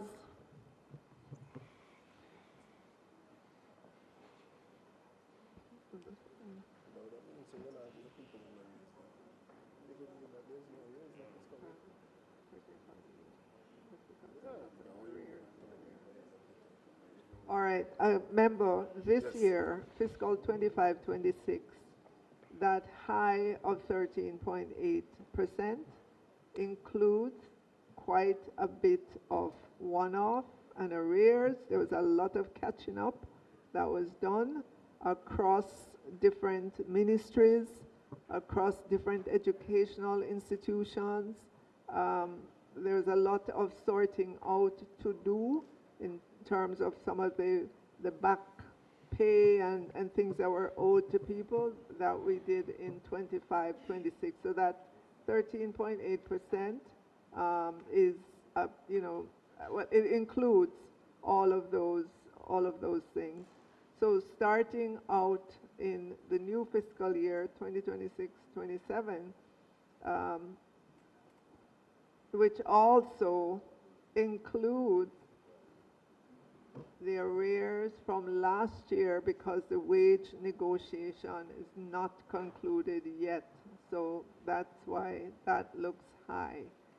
So when you see it level out at the 13% in the medium term, it's because we have been working hard to make sure that we deal with any arrears, any things that, any items that are owed to unions, because we don't want people to be waiting for what's due to them, and certainly we've taken it on to make sure that we clean up and don't have people waiting on funds that they should be getting. All right, Minister, you say you can't go into the detail, but I'll just assume from that there is no significant increase that is going to go in wages and salaries based on the anemic growth that's projected. In relation to your revenue measures, the government is still proposing to withdraw $11.4 billion from the NHT, correct? Yes. Now, this is a measure that was heavily criticized by a previous administration that you're a part of. Now, my issue is in relation to affordable houses, because what in Mr. Chairman, are we complete with the Ministry of Finance? Oh, you want me to ask the housing minister that? To the office of the cabinet and to other Member. ministries. I will ask the housing minister. It's all right.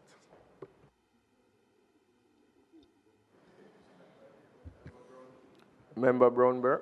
Thank you very much, Mr. Chairman. Mr. Chairman, I stepped out for a moment, and I'm not sure if the minister had answered this question. But the minister made a statement earlier that took me a little bit by surprise in one of the answers that she gave. And so I wanted to seek some clarity around that. It was in response to the question asked by Member Russell around the, what are they? No, man, not the poverty, around the, we call it the concession, around the concession. And Minister, I heard you speaking about what ordinary Jamaicans did, that they pay GCT, they pay duty, and that what you're asking, since this wasn't part of the negotiated arrangement with the workers, that they should now pay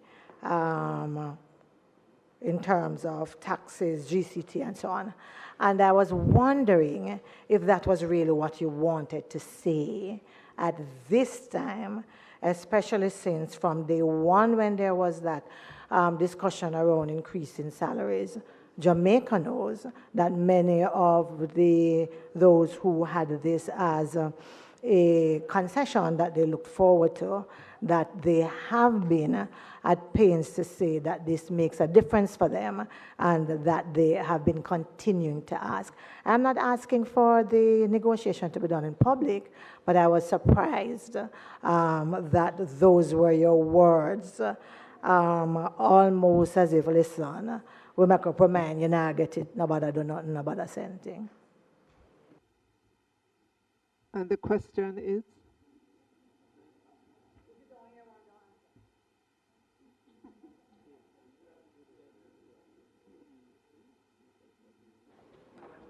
The minister just asked me if there was a question there.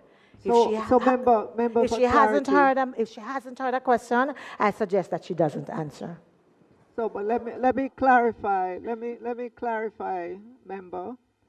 I think you said this was a negotiated benefit, and I just want to clarify that as far as I'm being told at the Ministry of Finance and the Public Service, it is not a negotiated benefit.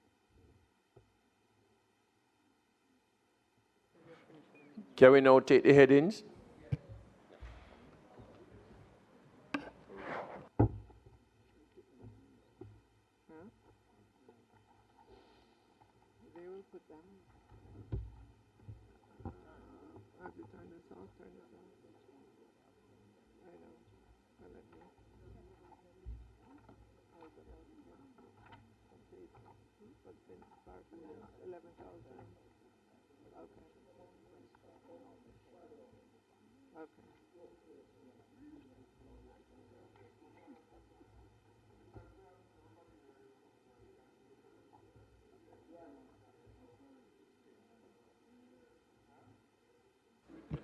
Chair, you could put head 20,000, Ministry of Finance and the Public Service.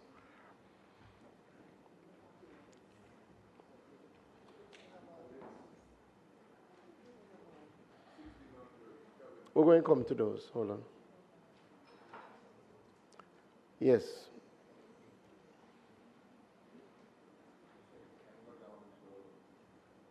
No, we're going, there was a question on the others. So.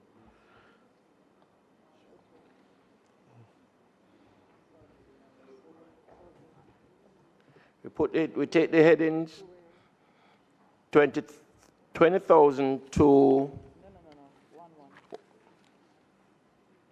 Ministry of Finance and the Public Service as amended. Pages 1 to 25. Those in favor? Those against? The ayes have it. Heading 20,000 C, Ministry of Finance and the Public Service Capital as amended, pages 1 to 19. Those in favor? Those against? The ayes have it. Heading 20,011, Accountant General Department, pages 1 to 5. Those in favor? Those against? The ayes have it. Head 20,012, Jamaica Custom Agency, pages 1 to 8. Those in favor? Those against? The ayes have it. Head to 20,017, Public Debt Servicing Amortization, pages 1 to 6. Those in favor? Those against? The ayes have it. Head 20,018, Public Debt Service Interest Payment, pages 1 to 9. Those in favor? Those against? The ayes have it. Head 20,019, Pensions, pages 1 to 9. Those in favor? The ayes have it. Those against, sorry, the ayes have it. Head 20,056, Tax Administration, Jamaica, pages 1 to 5. Those in favor? Those against, the ayes have it. Head 20,060, Financial Investigations, the Division, pages 1 to 4. Those in favor? Those against, the ayes have it. Head 20,061, Revenue Protection Department, pages 1 to 3. Those in favor? Those against, the ayes have it.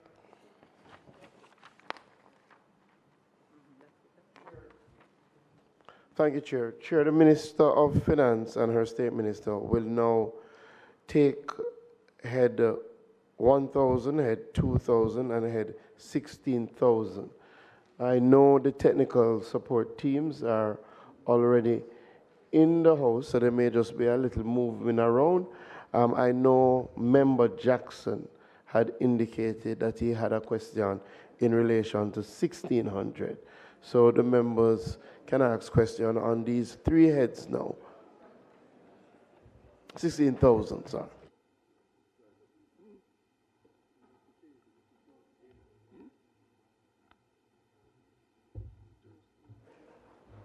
And Chair, let us just to formally thank the technical team from the Ministry of Finance and the Public Service.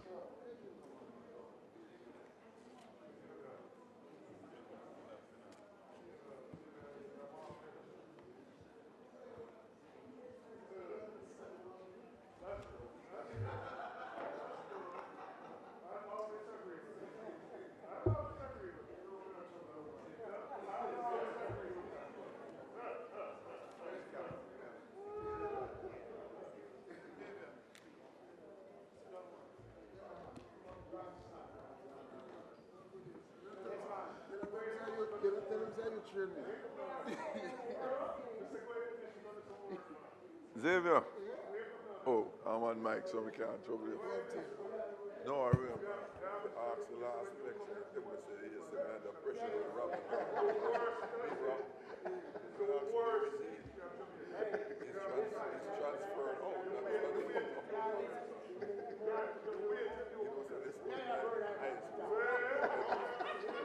I'm over 3,000 plus margin. No, we just make them know they're over.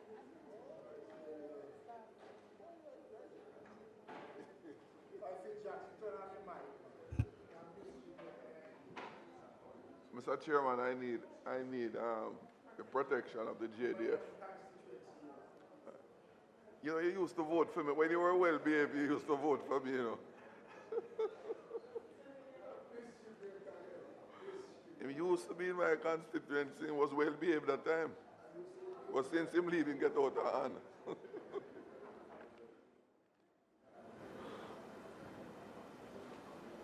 Hello there.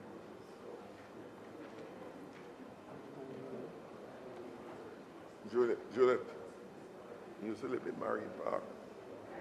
He used to live in Marine Park.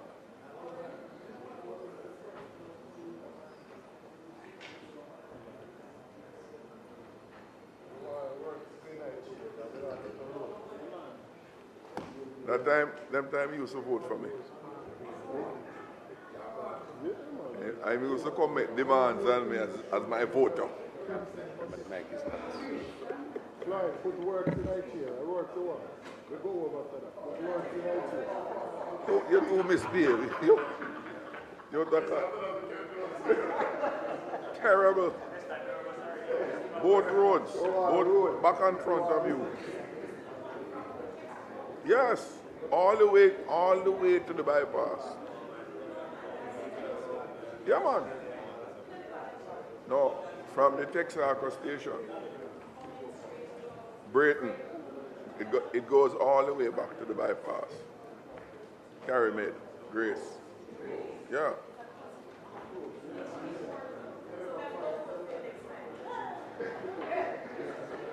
It's not because you never vote for me that I'm trying to penalize you, you know. But you give me a thought.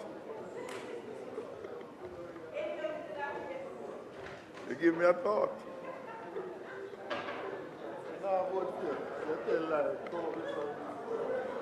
And they done. And then Panther Pike will cost me off.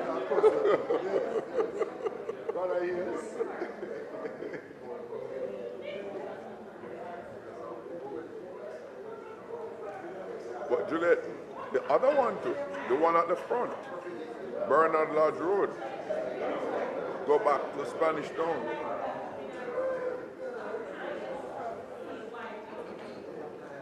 Well, that is incidental.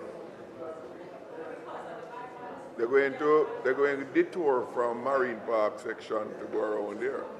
So I'm trying to get them to bring it over, back to Newland Road. So I'm looking for your support, and that of Mayor Mackenzie. Minister Mackenzie, looking for your support,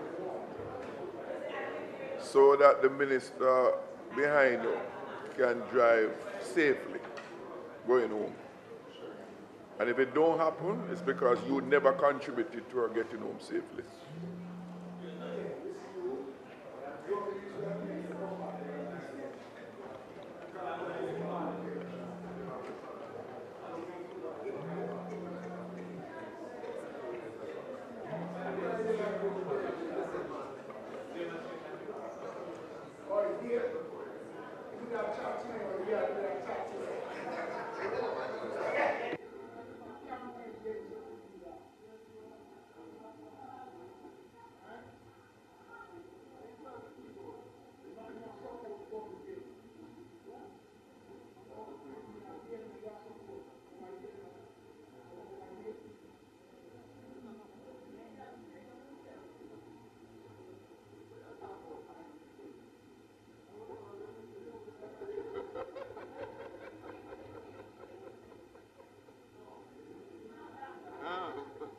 Big shot.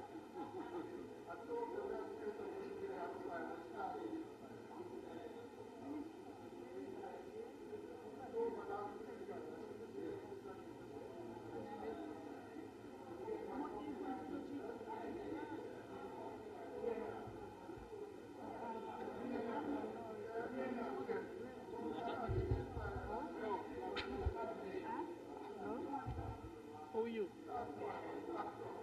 Come and sit down. I hope so. PM. Oh, PM? Yes, sir. And cabinet? But nobody cabinet party, no, brother. I think you are, and you are not going to make it.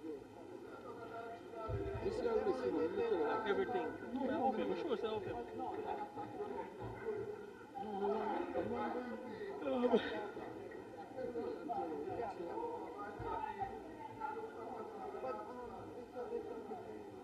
How are you?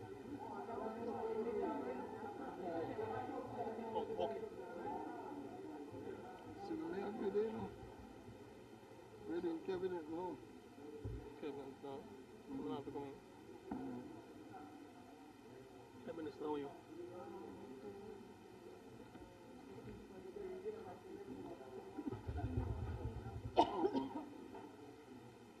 I am here, but I don't know. Really? No. Should have never about, you know, on them sorry bridge. But because of the team for the Ministry of Finance is still here. Yeah. That's true. So I feel it, man. Yeah, man. This one get up once we get up here. Oh. So you are the cabinet? And then what? Then you are going to come. Oh, bien. Oh, so you came in now. Let me ready for you. Come. This is your brief? This is your brief, Minister? Where? Of course, this is your... Yeah. Of course. Those are all the briefs? Those are all the briefs? Yes. You know? Let me see what you have. You have an extra bit? Let me see what you have. Huh? Okay. Have an extra bit? Okay. Here you go.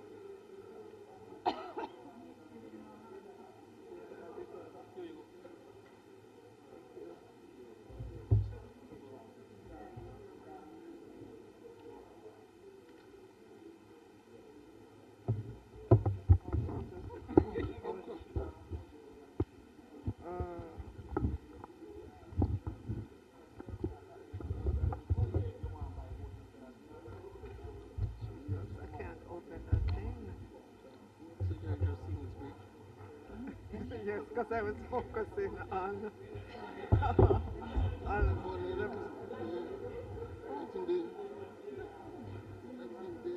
CAPSEC should be sitting here, and probably I should go. The minister. Huh? Since Africa is, you know, here. Oh, God. I don't know. I don't know. I'm trying to pull up this document and I can't. Who is this? I can't pull up the document. Sorry.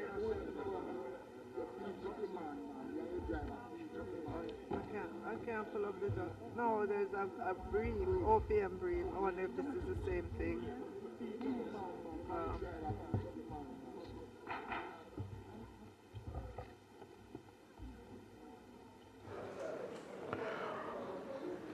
So, Chair, we are going to go into the Governor General, the Houses of Parliament, and the Office of the Cabinet. So if there are technical, and the Office of the Prime Minister, and the Office of the Prime Minister. So if there are technical persons here from those entities, can make your way to the middle. I think a number of them are seated now. So this is the Governor General, head number 1000. The head number 2000, which is the Houses of Parliament, head number 16,000, the Office of the Cabinet, and head number 15,000, the Office of the Prime Minister. I come speak to you. It was taken under the Ministry of Finance. Yes, it was. It was. It wasn't? So you will ask for a recommittal? It was. All right, we're going to...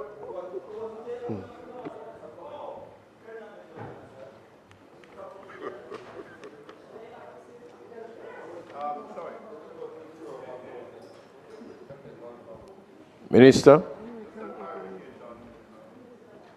Thank you. Thank you so much, Mr. Chair. All right. Thank you. Thank you. Sir, Minister, there's a point of clarification. Thank you, Mr. Chairman. The House Leader mentioned 1,500. Are we going to have the other two ministers? 15,000. 15,000, sorry. Minister Marks and Minister Wheatley after? They're traveling.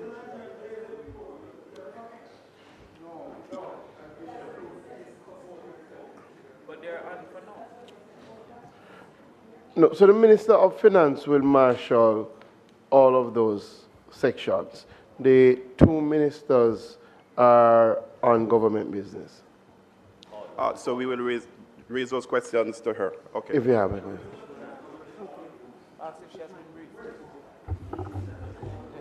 All right. Minister, you may proceed.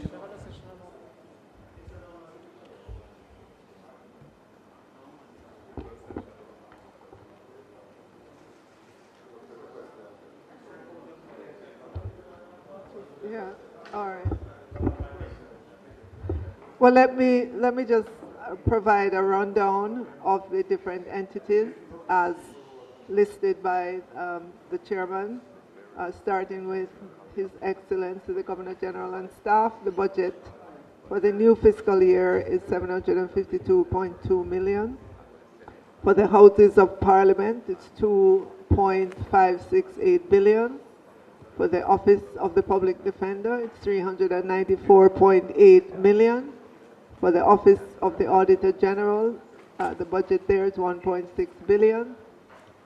For the Office of the Services Commission, and you know that there are 4 services commission there, that budget is 618.6 million. Office of the Children's Advocate has a budget of 596.3 million. The Independent Commission of Investigations has a budget of 1.467 billion. The Integrity Commission has a budget of 1.9 billion.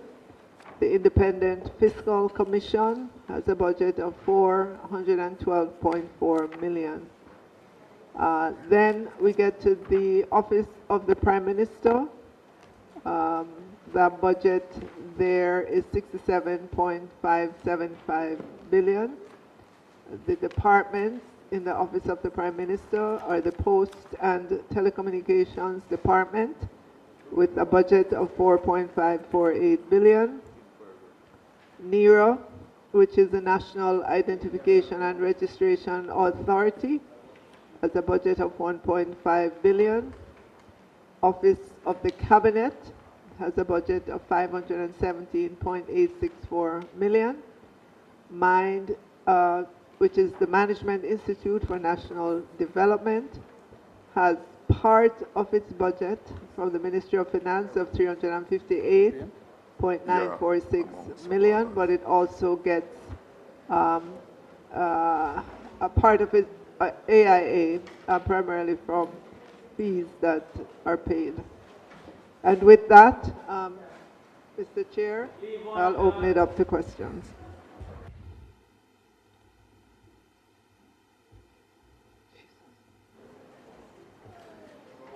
Member Warmington. Mr. Chairman, through you, the Ed 2000, I think it was not 2000, the 5,000 officer, the Auditor General. When will the audit report on the Office of the Auditor General be laid in this House? It's a perennial question. I keep on asking it each year. The last time was laid with Minister Clark, the first time since I've been in this House from 1980, come back 2002, and I've been asking all ministers of finance, and for once it was laid by Minister Clark. I was told last year that it would be laid that year, that financial year. We are not going to a new financial year, and I haven't seen it laid in Parliament. I asked the question repeatedly before, who audits the Auditor General? Then it reached the point I asked, when are we going to get that audit report in that department?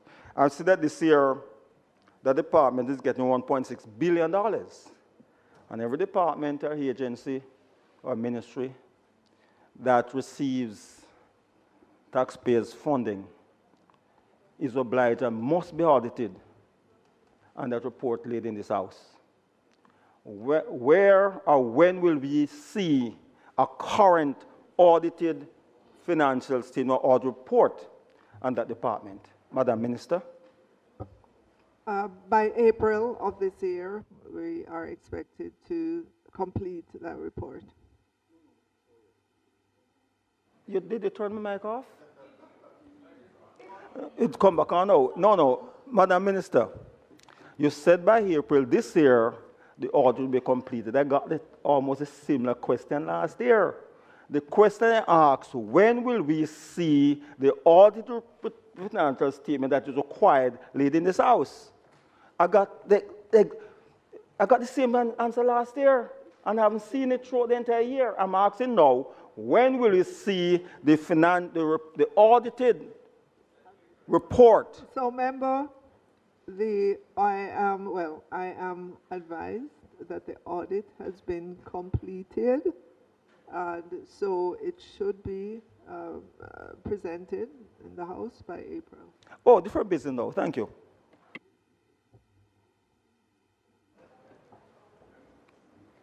Member Brown.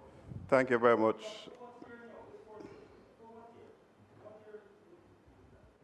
Year outstanding. There are several years outstanding. For what year? Which are the periods will be? Can you tell me? I'll get that answer for you before the thank session you. closes. Thank you. Yeah. Member Brown. Thank you, Mr. Chairman. I'm going to be asking some questions around 15,000. I'm a little bit disappointed that both Minister Marks and Minister Wheatley are not here. So I hope that the Minister of Finance herself is fully briefed. All right, I'm going to 15,000 C2 on the issue of the implementation of the NIDS, National Identification System for Economic Growth, NIDS. Can the minister confirm the duration of the original duration of the project?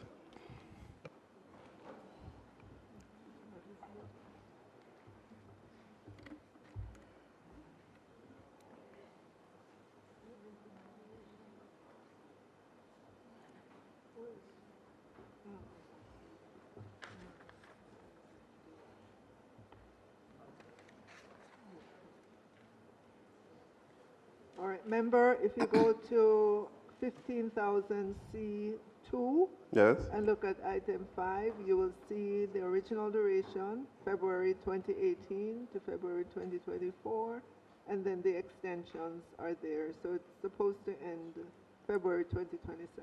Thank you, Minister. Can you also confirm what was the original budget of NIDS? It's right on that page as well. If you look at the very first I think line of it's on numbers, 15,000C, not the same page. It's But right on 1500C, that's true. At the top, you will see the budget. and what is the overall budget, Minister? 25. Looks like 1.3. Hold on. I'm not sure if that is correct. I'm seeing a budget. I don't know if the technocrats can help.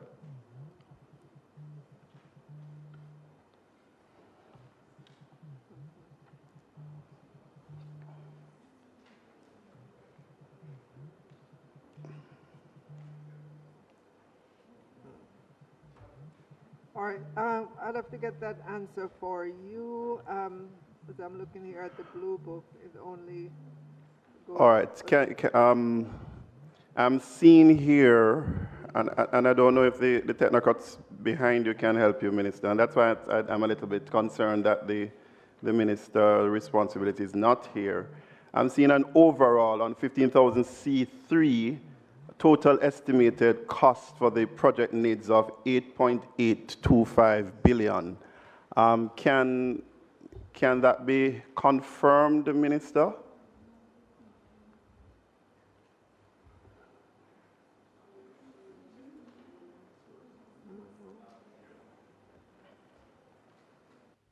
Right, so member, you're correct in terms of the figure that's there, the 8.8 billion Jamaican dollars. And you'll see the split between what was provided by government versus external loan. So that's the correct figure that's there for the initial total estimated cost. Thank you, Minister. And finally, for 26-27, so we are confirming that the overall budget is 8.8 billion for the NEEDS project. And for what is proposed for 26-27 is 1.86 billion. Is that correct, Minister? Yes, and that's because the project is coming to an end shortly. All right.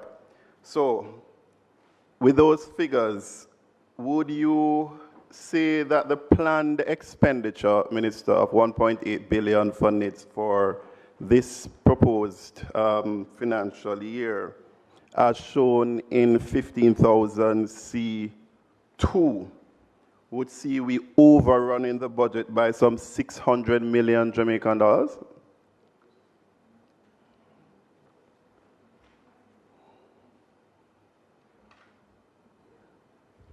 Can you clarify, please? All right, so if you turn with me to 15,000C3, the cumulative spend on the NIDS project to date, which was started in 2018 and is continuing with the two extensions that we have outlined. The 15,000C3 indicates that 7.5 billion has been cumulatively expended so far on the project. You are now proposing, and as you have confirmed on 15,000C2, that you are proposing, the ministry is proposing an additional 1.8. So if you are to add the 1.8 to that 7.5, I think we would be at 9.3 billion, and the original budget is 8.8. So my question is, would we see us having an overrun on the NIDS budget by some $600 million? I wouldn't be able to say that because many times with these projects along the way, But Minister, the numbers are there. I'm asking you to confirm, and that's why I ask you to. No, but hold on. I can't confirm because I'm explaining to you with projects that may, at the end of it, they may have a figure, a sum that's greater than where they started or what they projected to be. But that's not because necessarily of cost overrun because of anything, but during the process, prices may have changed on the goods and services that they have to procure. This is a massive IT project requiring, lots of people with the requisite skills. It requires implementation across the length and breadth of Jamaica. I know that they've been upgrading post offices to ensure that they can serve as NIDS intake, right, to register. So I wouldn't be able to say that just looking at the numbers right here. Well, Minister, the numbers are what we have to look on based on what you and the government is presenting to us now. So that's what we are looking on. So as it stands now, we are seeing a projection of an overrun by some $600 million. All right, but I'm saying to you, I would have to get the details of what it was spent on.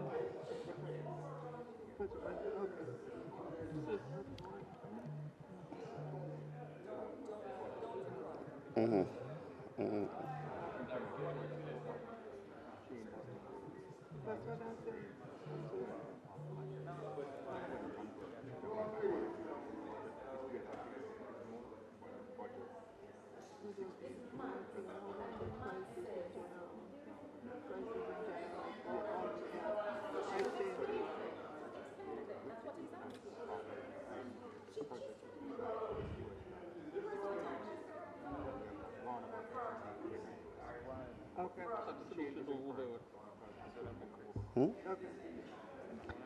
All right, member, I have greater clarity. The project lead said there is no cost overrun. The project that was priced initially, it was priced at $68 million US, and we are not over that. What you are noticing, some of the difference that you're noticing is the difference in the exchange rate because this was priced in US dollars. But we're reporting on it in Jamaican dollars. All right. Thank you for that, Minister. The cumulative expenditure, and I'm on 15,000 C3 still, based on the document before us and the estimates, the cumulative expenditure from the external component is 7.5 billion, and we have expended in terms of up to December 25, 7.6. So we have basically received, by and large, all of the external funding. Again, I'm asking, how are we proposing to fund what is proposed for 26-27, based on the fact that the external component is ended, and we are seeing a projected overrun based on the numbers presented before us?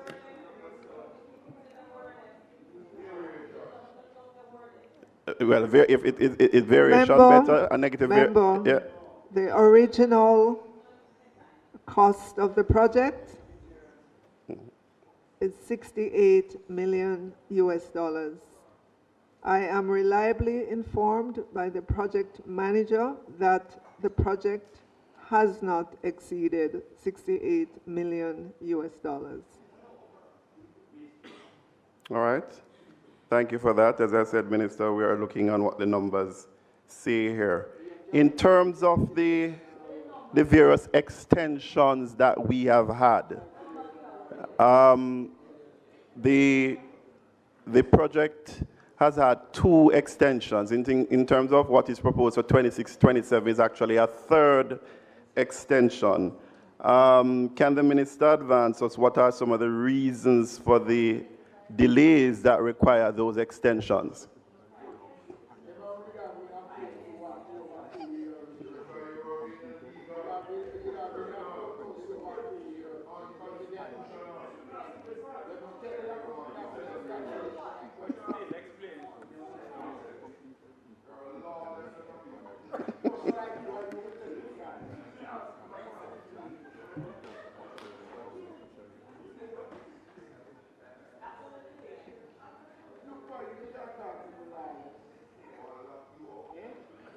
As a point of correction, member, there's only been 2 extensions. One between February 2024 and February 26, Yes. 2026, and one. This is the second, yes. Right, this is the second one, but I thought you said differently. The reasons for the delays in terms of the timeline has to do with construction, but that part of it, that component of it, is expected to be completed by February 2027. To date, the systems have been completed. People register for their ID. You can sign up, and there's been significant improvement in terms of the government's data center and the IT infrastructure to support this. All right, so with no additional estimates proposed for 27, 28, 28, 29, Minister, do you believe that this further extension, as you are presenting in 26, 27, will sufficiently allow the government to complete all the unfinished integrations to finally have us going live at the end of this fiscal year?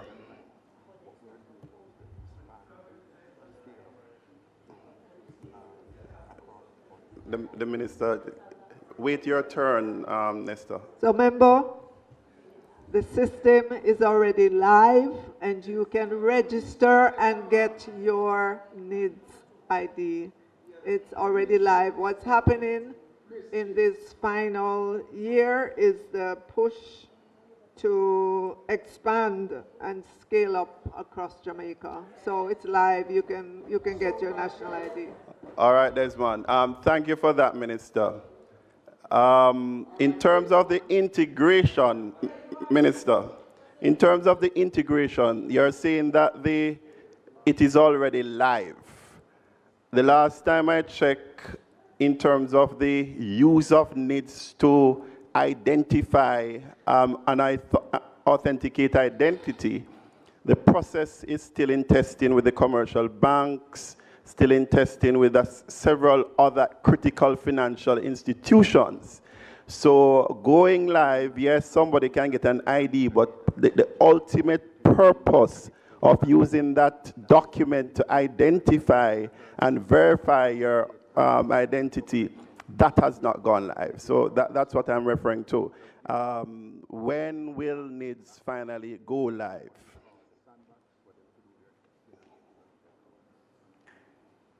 All right, so I am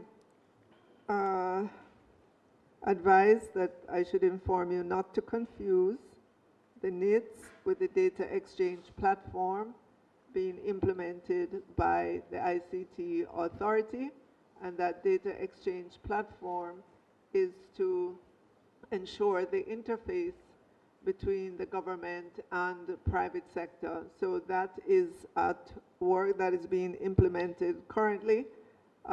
So, don't conflate that with the NIDS ID and your ability to be able to register and get your NIDS ID. That is already live, and it's being expanded and scaled up across Jamaica. Thank you for that, Minister. Minister, I don't think I'm conflating or confusing. The purpose of the NIDS ID is to allow a Jamaican to enter into a financial institution and use that document to validate their identity. The financial institution, one of the main purposes, the financial institutions have not yet been integrated into NIDS. So that is the clarity I'm seeking. When can someone turn up at a commercial bank with that NIDS ID and utilize that ID to identify and authenticate their identity?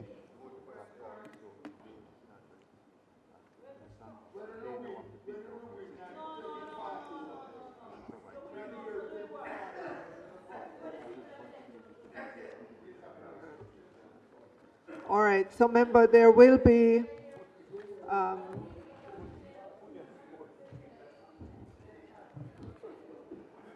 there will need to be some building out on the part of the financial institution of what's called the JDXP. They are currently testing this. They have been given the authority, is that what you said? Access. They've been given access to what's called the sandbox in order for them to understand this infrastructure and to be able to integrate it to their own infrastructure. So that's what's happening right now between government and the financial sector in order for them to fully utilize the NIDS ID when somebody shows up with it, because it's not just a matter of looking at an ID and a picture. It goes far, far more than that. And that's very clear. To be able to authenticate the person in front of you. Thank you for that, Minister, because you were earlier indicating as if I was mixing up the things. So they are still in sandbox. And until the platform, yes. no, not the ID, but the platform that will be used, the data exchange platform that will be used by the financial sector and all of government. So that's what's being implemented right now. All right, thank you. All right, Minister, I want to turn again. I'm going to be looking on the issue of the Postal Corporation of Jamaica. Again, the Minister is not here, and I'm hoping that you are properly briefed on that. I'm using the public bodies, probably should I allow the Postmaster General to come to join us.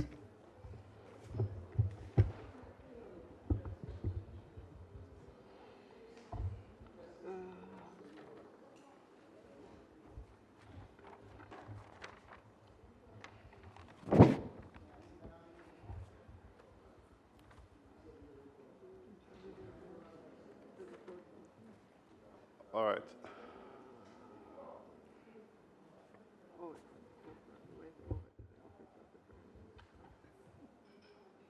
All right, can I proceed now, Chairman? Minister? All right. So I'm looking at the Jamaica Public Bodies, page 22 through to page 26, where the Postal Corporation of Jamaica's estimates are situated. You know, I noticed that the body is operating at a deficit, and it's projected to reduce that deficit come this year. I'm looking at the operating expenses on page 23. Could you, Minister, how many post offices did we currently have prior to Melissa in Jamaica?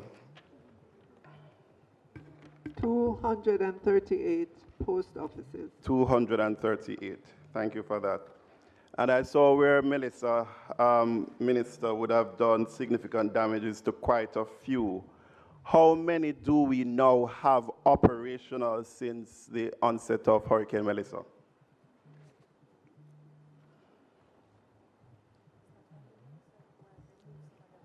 About 218 are operational. 218, so 20 are now out of,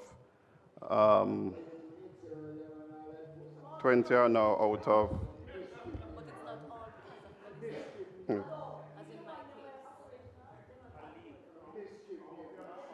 All right, thank you, Minister Mackenzie. Specifically, Minister, can you tell us of that 20, in terms of how many have had their services relocated? I mean, I saw where, for example, the member from Eastern Westmoreland, I think, is at lunch, but the residents from Darliston, I'm seeing now journey to Ramble. So can you tell us some of what's happening in terms of those 20 movements and what is happening in terms of the services being delivered there? Roehampton goes to Reading.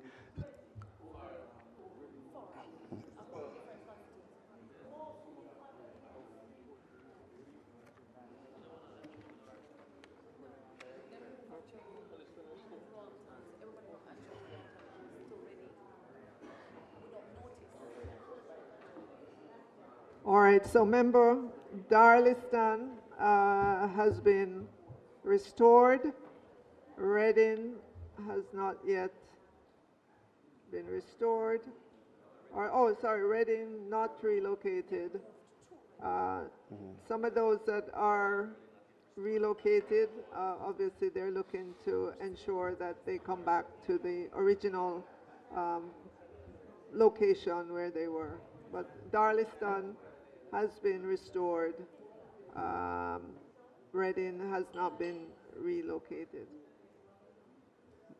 All right, so of the 20 that have been closed, about how many remain in terms of overall operations? You mentioned just Darliston, you mentioned Reading, but walk us through what's happening overall, if you can get the effect. Because I'm looking at the services, the distance, and the inconvenience.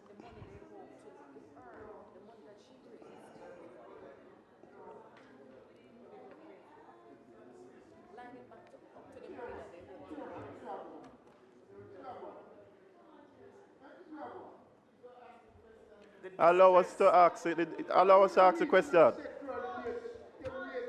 All right, there's the distress being faced by the public demands a greater investment. Plus, they say they're going to earn millions from this. Yes, all right. Minister, I know that one is caused a little too. In terms of the damages, Minister, I'm looking on page 25 of the document, and I see a provision for repair and maintenance. Can you state an overall estimate of the damages caused by Melissa to the infrastructure in terms of the buildings?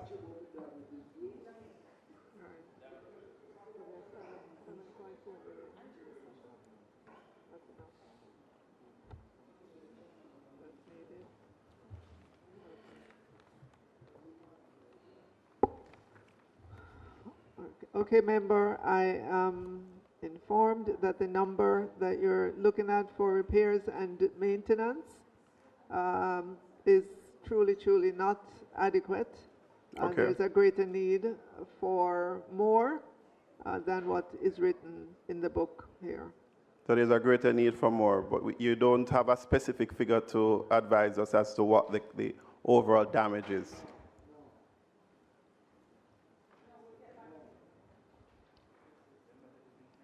You don't, Minister?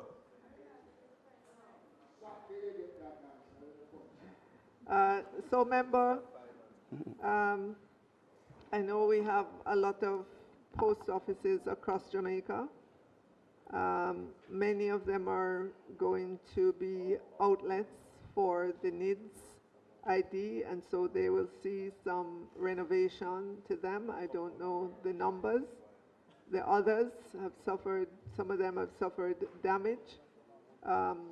significant in some cases, forcing them to be relocated. But I know that the Postal Corporation of Jamaica is working to ensure that communities are not inconvenienced. And in fact, I'm told that communities are being served, but they're being served from different locations. But there is a recognition that more needs to be done on repairs and maintenance across the post offices. Thank you for that, Minister. So in light of that and your admission that more needs to be done, I've been searching to see if there's any capital expenditure proposed, particularly as it relates to those that would have been closed down and locked down. So I'm searching and I'm not finding any. So there's none, Minister. It would be under repairs and maintenance, because that's a recurring. And you're saying that that figure is, you're admitting that that is wholly in. So the figure that's in the budget book is what has been allocated. Below that, they do have some capital expenditure for furniture and fixtures, computer equipment and software, and other. But the repairs and maintenance is as indicated in the budget book.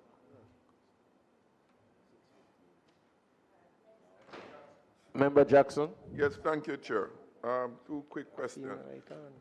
Minister, first on... Oh, sorry. The floor was given to Member Jackson because Member Brown would have asked an amount of question. No, I am just giving other persons a chance to ask a question and then come back to Member Brown. We're not in a hurry. So you don't want it?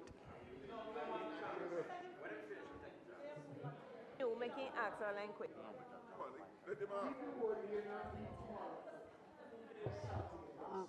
Mr.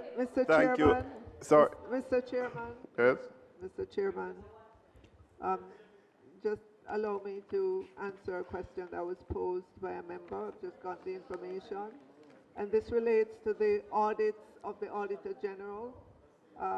The 2023-24 audit was already tabled. I'm not hearing the Minister, sorry. The 2023-2024 audit was already tabled, and the 2024-25 is underway. The appropriations accounts for Auditor General's department, which were tabled, go all the way back to 2018-19, 2019-20, 2020-21, 2021-22, 22-23, 23-24, and the Auditor General is currently doing the 24-25 audit, the appropriations account for the Auditor General's department. Thank you, Mr. Chair. Okay, I don't know. That answer was for me. I'm not sure. No, All sorry, right. no, not for you. Sorry, I was just giving the answer to a question that was asked earlier on. Oh, I just okay. got the information. Okay. All right. So I'm wrapping up. So there's no. You admitted that there is no provision. The repairs and maintenance on page 23 is wholly inadequate. There's no capital budget. Minister, with the absence of a capital budget and the entity running at a deficit, the entity is projecting and up to 20 post offices are now out of operation. I'm seeing an increase in commercial services revenue to 276 from 232. What is the basis for that, based on the realities of reduced facilities in terms of the operations of the Postal Corporation of Jamaica? So, member, the Postal Corporation of Jamaica has indicated that for the 2026-27, the increase in their commercial revenues is as a result of recovery of revenues from the fall off they experienced during 2025-26 due to the impact of Melissa. And also, they're indicating that there are measures in those numbers to drive increase in mail delivery services. All right. Finally, Minister, there is no capital budget, and you admitted that there is less than ought to have been allocation for repairs and maintenance. We have about 20, based on your numbers, post offices out of operation. What is the reopening schedule that you can share to those the affected Jamaicans as it relates to their post offices and the operations going forward? Is there a reopening schedule that you have that can be outlined? Because surely there is not the intention to remove that service from those citizens. So is there a reopening schedule that can be shared for those operations that are not functioning at the moment?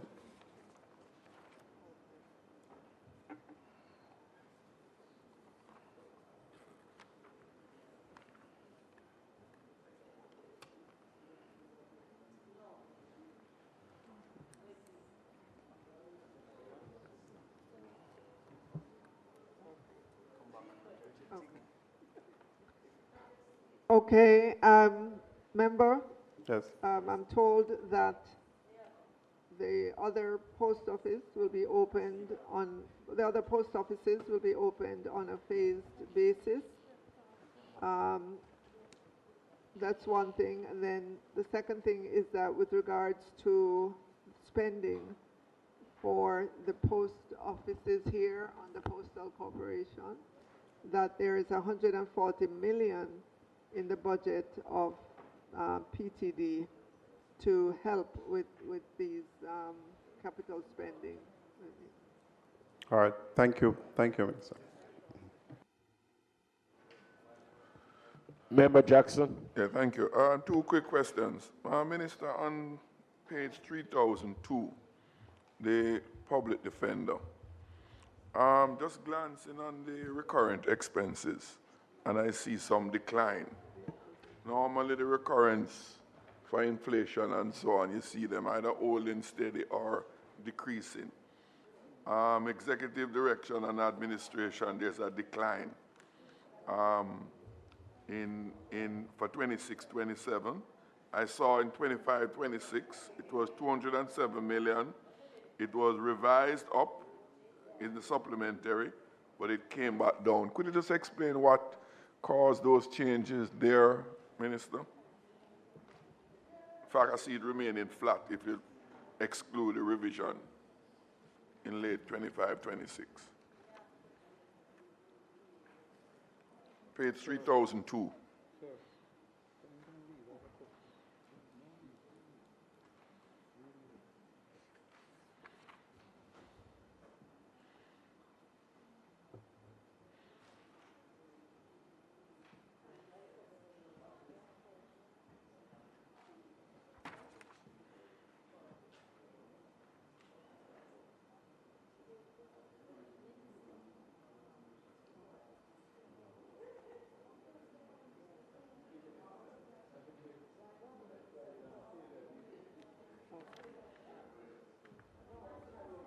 All right, member, in the numbers for the current financial year, 2025-26 versus the 2026-27, yes. In this 2025-26 year, there are some one-offs for relocation, for refurbishing, public education and so on, that will not be repeated in the new fiscal In the year. following year. Okay, Yeah. fine, fine.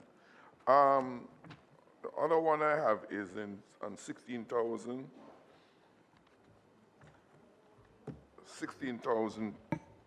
12,322 activity. The national security policy administration is covered here. There's a $51 million for the year. Sorry, can you repeat the page? 16,004.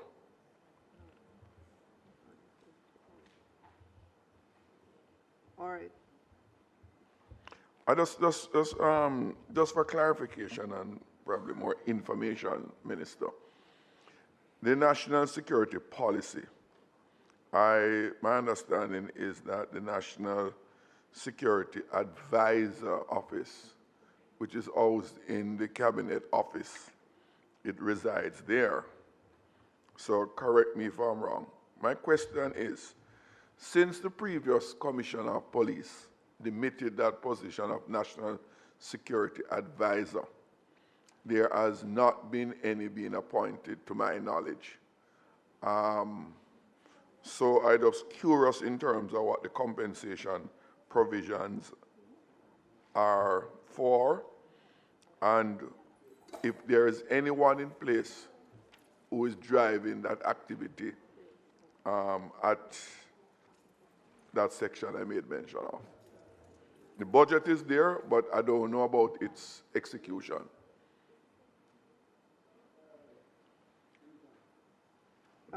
I understand that someone was acting in the post, but they went away on a one-year scholarship, and so there is activity around filling that post.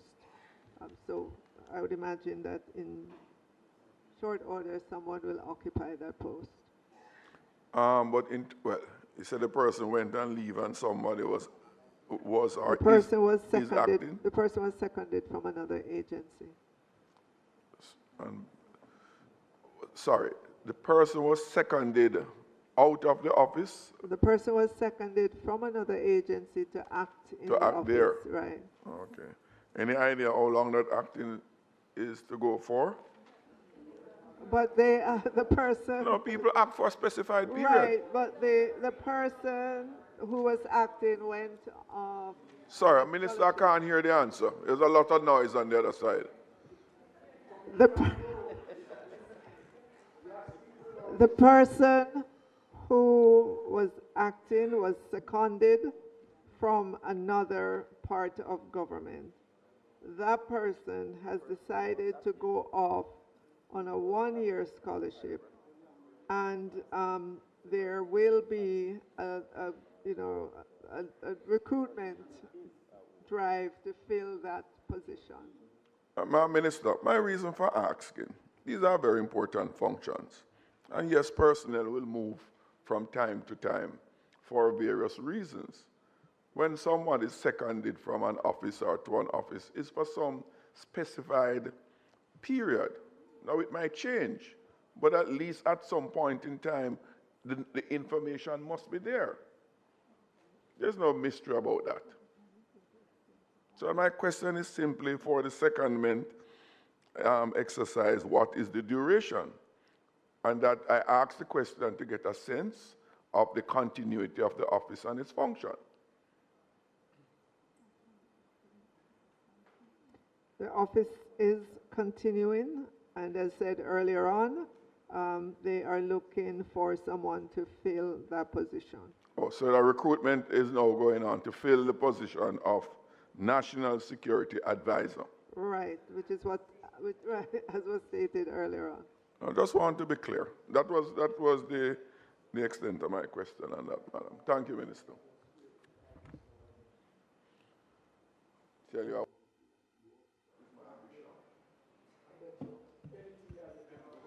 Member Gordon. Thank you, Mr. Chairman. I reference page 23 of the public bodies, and I look at the income statement, whereas salary paid is in the range of 73%, despite having a net loss for a consecutive fiscal period.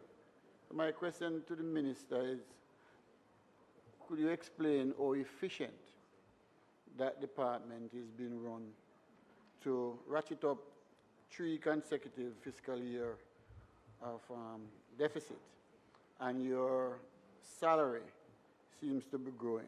In addition to that, your services seems to be declining in terms of cost.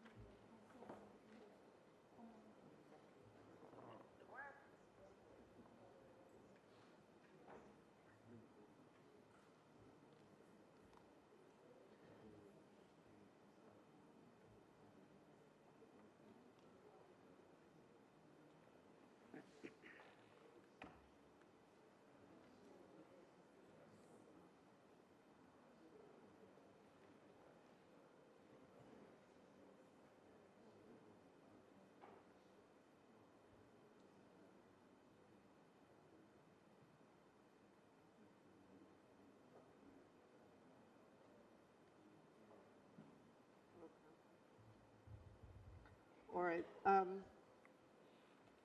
The history is the staff was expanded to increase the services. However, when they went through the compensation review, salaries increased. That caused them to be running at a deficit. So the focus is on expanding the services in order to be able to Minister, deliver better revenues. the member is asking that to speak up somewhat because he's not hearing the answer. Right. So member, the staff was expanded to increase the services. However, they went through the compensation restructuring exercise, and that caused an increase in the compensation.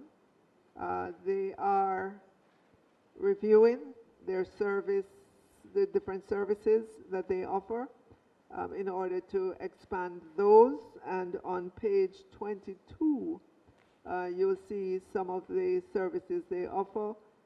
They'd like to strengthen their zip mail, new business day delivery service through increased capital investment. They want to focus on marketing initiatives, enhance their network connectivity, improve customer service support. A number of items listed here that they will be working on to address the revenue side of the equation.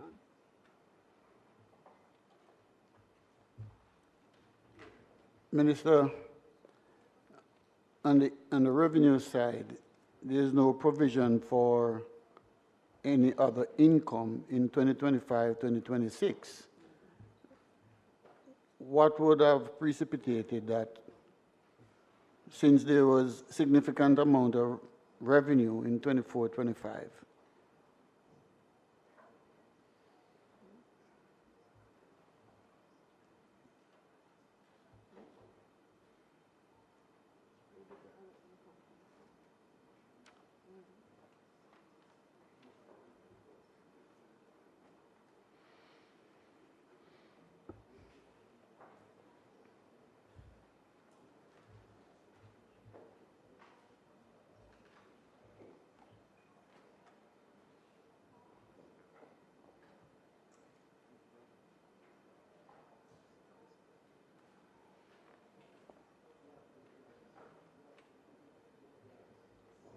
As soon as I get the answer, I will let you know.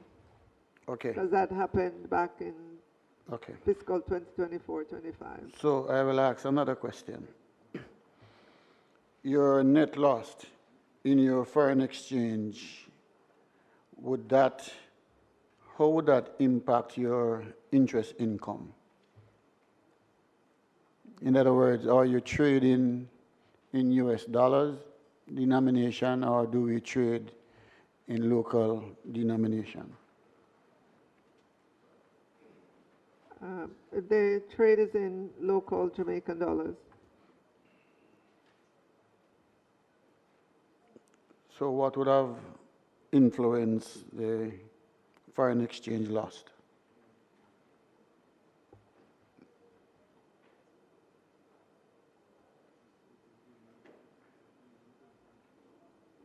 I'm checking their balance sheet to see if they have some US dollar investments.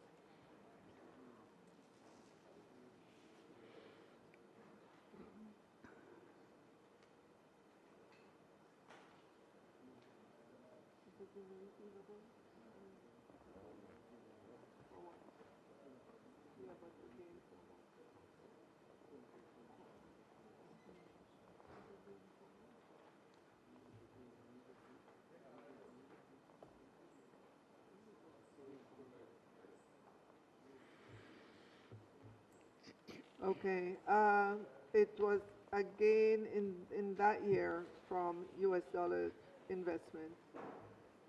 Remember, it was a gain from US dollars investment.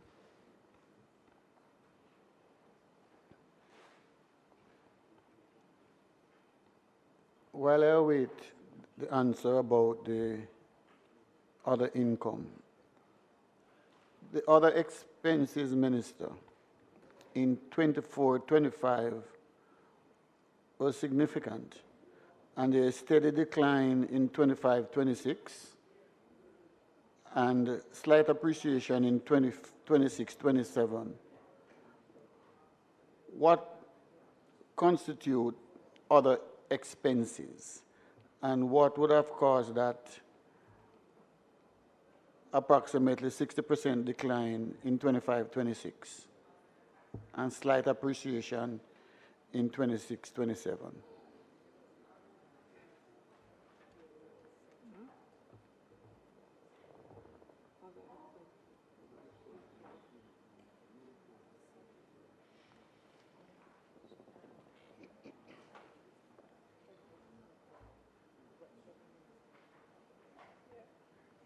All right. Remember, other expenses came from non-core.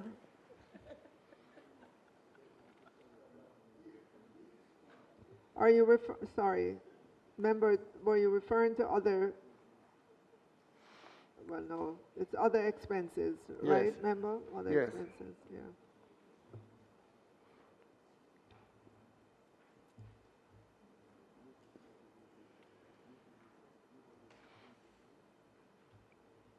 Minister, I'm really zooming in on the net operating loss and the reduction in 25-26 when compared to 24-25. That's almost a 60%. Right. Variance. Well, remember, if you look at the fact that their total income went up,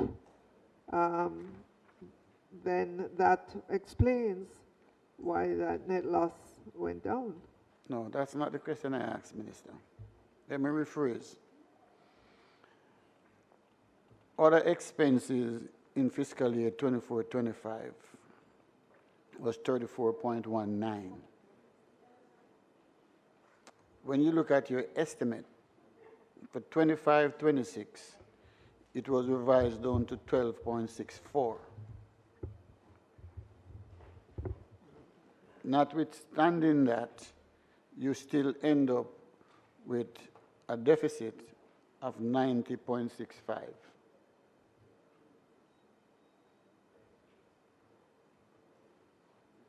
All right. So remember, a deficit is as a result of your expenses being greater than your revenues. And if you look at fiscal year 2025-26, you will see that revenues declined. And it was in that year that we had the Category 5 hurricane. So that explains why revenues decline. And you're right, approximately 30 post offices were impacted. whereas on the operating expense side, those expenses are sticky, as you know, as a businessman, that you can't necessarily move your expenses in line with a decline in your revenues, and hence the increase in the loss that the entity experienced in fiscal year 2025-26. But as you can see, they're projected to recover. Total income is projected to recover to 300.55 million from 257.89. That will allow them to even reduce further the deficit that they have. With regards to the other expenses, your question as to why other expenses went from 34 million to 12.6 million, 13 million. It's as a result of cost containment, and you can see if your revenues decline as much as it did in 2025-26, wise business people may take some action where they can to reduce expenses.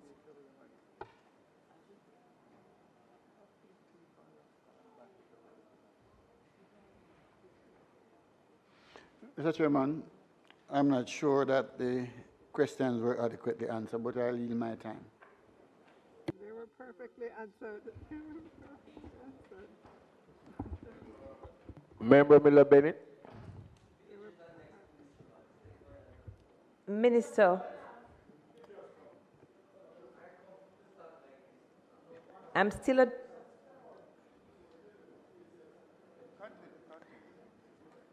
page 23. Earlier, you mentioned the projected income to recover is about 40 million. What are the measures to close, to adequately address this $40 million that's in revenue? What are the measures? Member, if you look at page 22, right beside that, you will see a summary of the operational plan through program of strategic interventions, including the adoption of new technologies, modern work methods, and revised operating strategies. The Post Corp will continue its efforts to modernize the postal service and deliver increased value to businesses, organizations, and individuals. These initiatives are aimed at preserving the relevance, efficiency, affordability, flexibility, and overall attractiveness of the postal system with an evolving technological environment, within an evolving technological environment. And so for the upcoming fiscal year, Post Corp will focus on the following key priorities.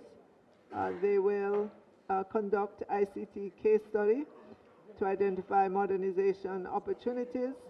They will strengthen their zip mail next business day delivery service. They will engage in marketing initiatives. They'll ensure that their network connectivity is improved. They will improve customer service support. All of that, all of those things that I'm listing is to enable them to deliver the services, but also to deliver it in, in a way that they can generate less losses and they can get to a profit bottom line. Yes, Minister.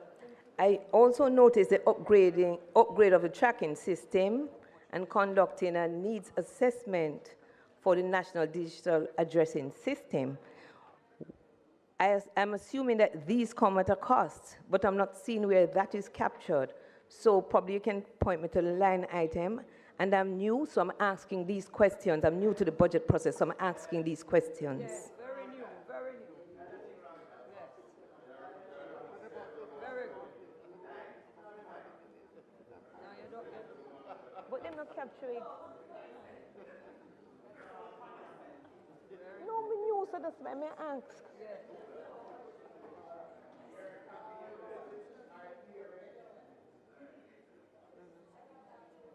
Member, I understand that the tracking system, upgrade of the tracking system, to enhance system architecture and expand usability. That's an internal system that they already have that they would be working on to expand, and so there's not necessarily a significant increase in spending to do that. The needs assessment also will be an internal process and does not come at a cost? So remember as well, member, that the national ID is working through our different post offices to renovate and to put in systems to increase and improve customer service and so on. And some of these locations will benefit from the efforts of scaling up our national ID efforts. Very well. You're also increasing marketing initiatives and increase capital investment. I'm not seeing where it's captured here in this budget.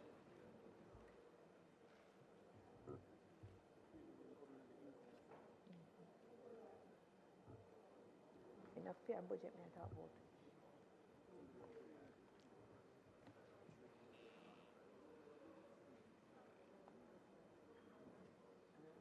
Where will in a fair budget?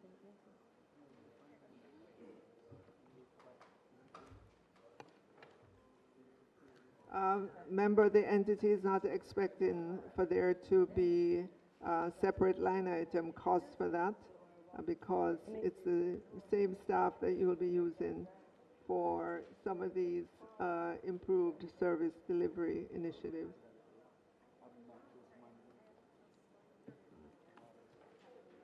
Minister, I'm so guided to where would it be captured in the budget? In your budget, Minister? That capital expenditure. That captures what? I'm sorry? Where in the budget would that be captured?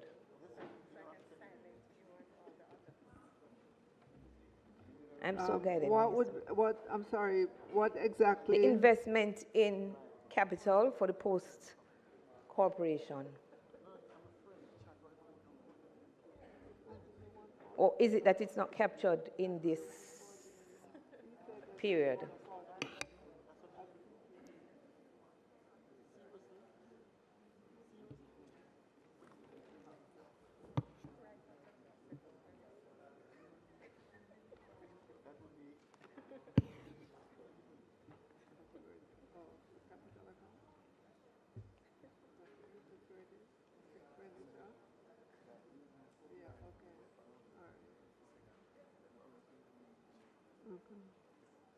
All right, member, if you turn the page to page 24 and you look at item 6, capital account, and go down, you will see expenditure. That's where it's captured.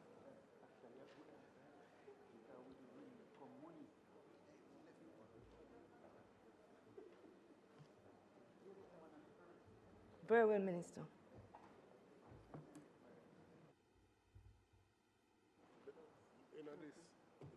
Member Hilton.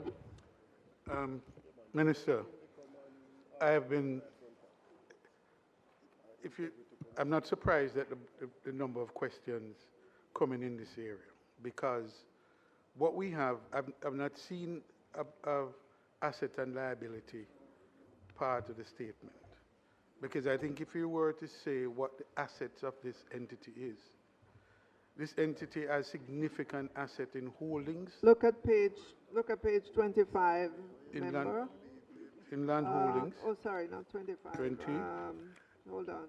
Where? Look at page 26. You'll see a balance sheet there. At the current assets. And remember that we're talking about, which one is this? Yep, but Minister, to the point I was making, could the Minister say how much of the the assets, meaning where the post offices are located, the postal agencies are located, and most of them are in the most strategic of locations, either in the rural parts or in towns. How much of that is owned by the entity or the government?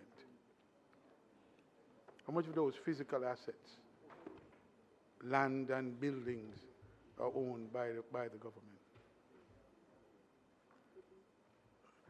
How much of the physical assets of land holdings, particularly the post offices and postal agencies, are owned by the government, broadly speaking? But let me say this, I want to suggest that it's quite a bit.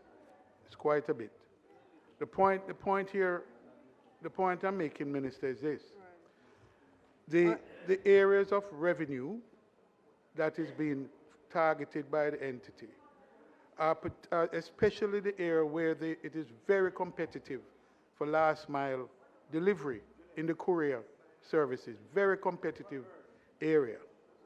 And the question is this agency equipped to compete in this area where the revenues, there are opportunities for revenues, but the agency is under-resourced and cannot compete in that very competitive space? Is the model the correct model for sustaining the revenue of the agency, of the entity? No. That question needs to be asked and answered, because it's a very competitive end of logistics, the last mile delivery. He was asking how many of them you own. Government owns. Yeah. Yeah. Can the entity compete? It's a very competitive space that you're seeking to earn the revenues to be sustainable.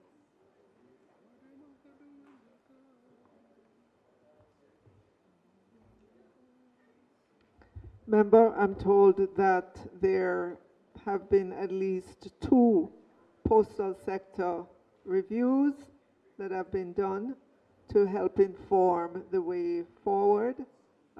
These are being reviewed to help them to position themselves better in this very competitive part of the sector, as you so rightly identified. Okay, I await that, and I think the committee should ask that this entity comes before the Economy and Production Committee and to produce that report, because it's very important that we don't throw good money after bad. The chairman.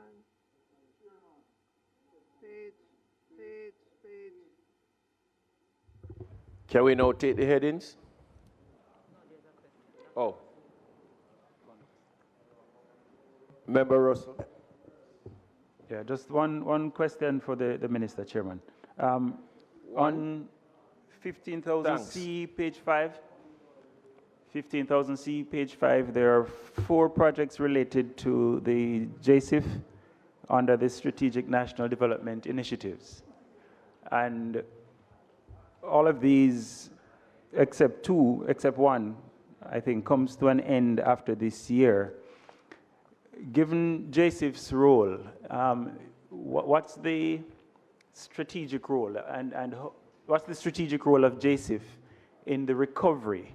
And are there any additional allocations which will be made, or funding arrangements which will be made to either expand the services, the projects that are listed here, or develop new ones to help with the recovery recovery that is required post-Melissa? How is JSIF pivoting to support that recovery is the question. Member, could you say what page you're looking at? 15,000C, 5.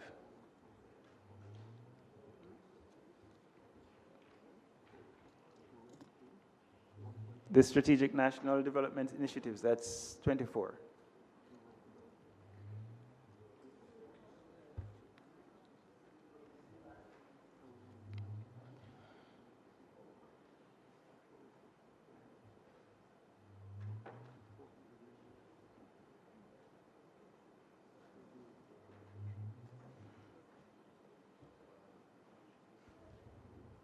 Member, there for the Ready 2 program, there is 1.4 billion designated for improvements in the agricultural sector and rural development. Additionally, for electrification, meaning where JSIF would help persons in different communities with their house wiring and provide for them the prepaid meter and the subsidy for the 6 months. There's $400 million for that.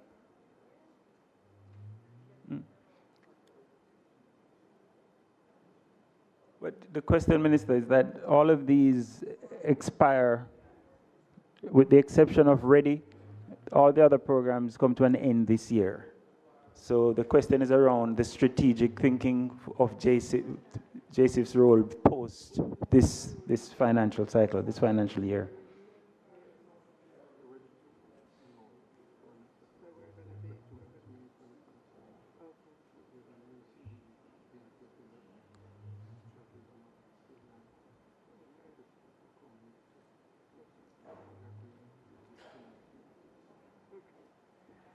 All right, so remember the Ready 2 will end May of 2027, but already there are conversations, negotiations for a new grant, and that will be expected early in the new fiscal year. And that grant, the amount of that would be about $1 billion.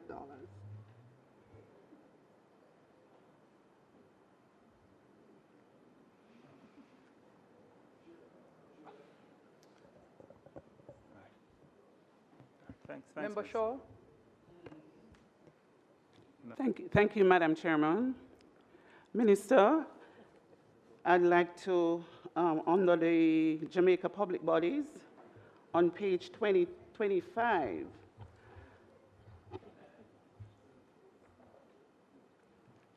could you point me to the rental of properties? I know of a fact that there are some properties that are rented for post offices. I have not seen the expenses in this area. So could you point me to that? And why I ask this question, because I have a vested interest. 2 of my post offices, one in License, another in Spring Garden, those are moved to Morant Bay because there are issues with rental.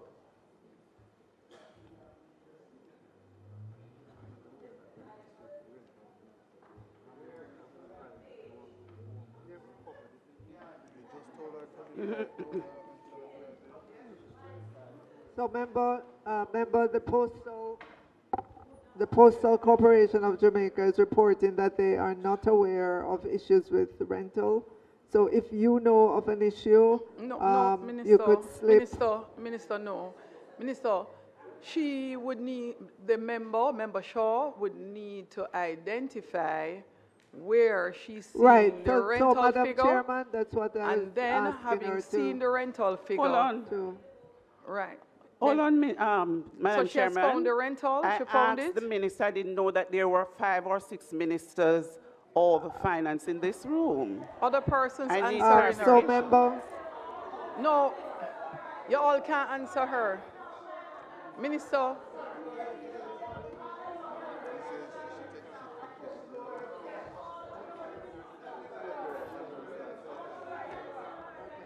Minister. Minister, the member, you found the rental figures? You found the sheet? Members, government members, allow the opposition member. Minister, did the member find where the rental fees are in the book? No, I heard the member said she didn't see for hers. So I'm asking her to at least guide in terms of where first, so she have an appreciation for where it is picked up, and then she can I have not seen. Where can I find it? The vote for the rental properties. Because it says Mhm. others, are you to understand Right. that if it is others? What I notice here, I have seen All others. right, member. So I need clarity on this matter. All right, so member, we will, page 4, page 4.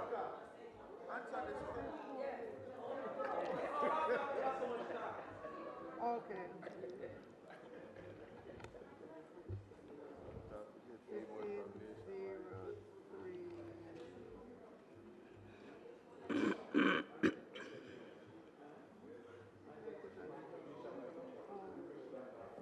Member Shaw, you have any additional questions outside of the post office rental?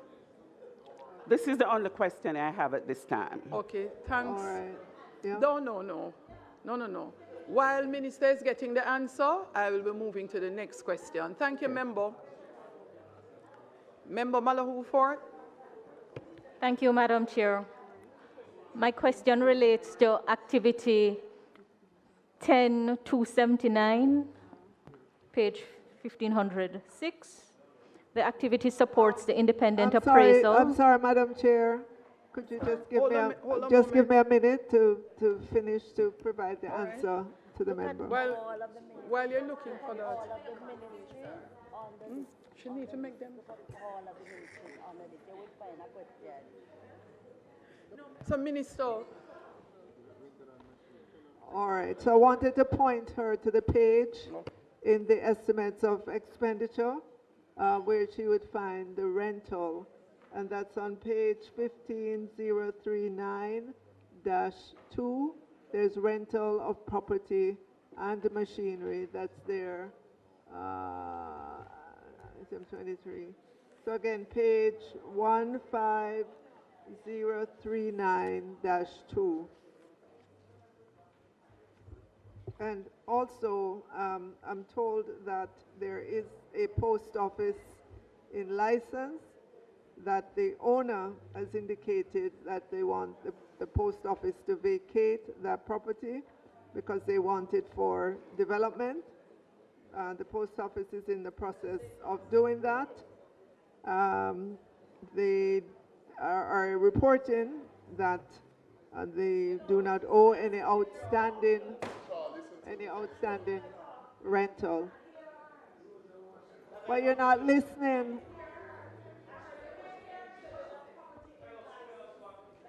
There's a property in license St. Thomas on which a post office is located. What has been reported to me is that the owner of the land has given notice and would like the post office to vacate because the owner wants to develop the land.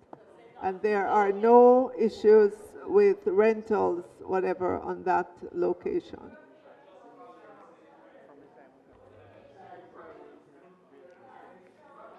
Members, let us take a question from Member Malahoo Fort now. Member Malahoo Fort. Thank you, Madam Chair. My question relates to activity 10279, administration of internal audit. The activity supports the independent appraisal of the financial management and operational system within the Office of the Prime Minister, Office of the Cabinet, and Ministry of Tourism to improve and add value to the ministry's operations and ensure strong internal controls and efficient, effective use of resources. Member, what page are you on, member? 1506. 806. 1500.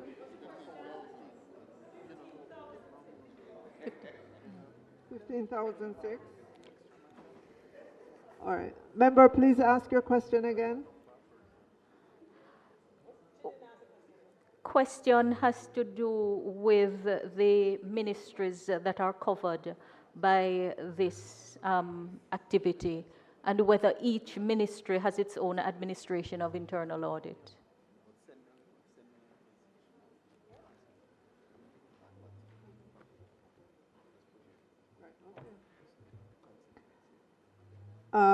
Member, I am pleased to report that this is a ministry that operates shared services, which is something that we would like to propagate across the government, but they are a pioneer in a ministry in this regard. So it's not spread across all of their ministries under the office of the Prime Minister. They operate with shared services.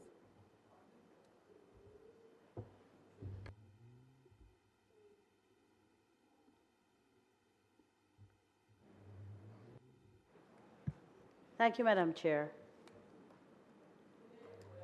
Huh? Member Nita Garvey. Thank you. You forgot my name? Oh, you know. It's an indictment on you.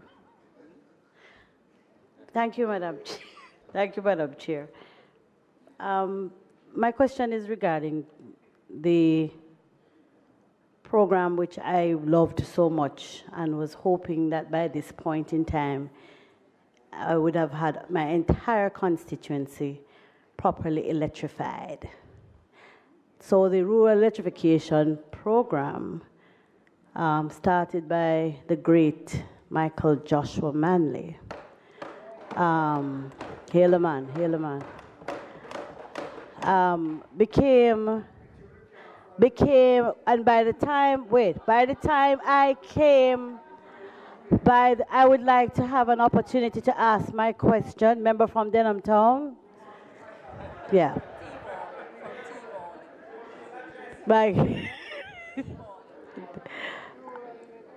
When I came to office in 2007, we were already about somewhere over 80 or 85% of the country being fully electrified, right? Then by 2016, I thought we were somewhere in the region of about 89, 90%, right? Or 90, 95%.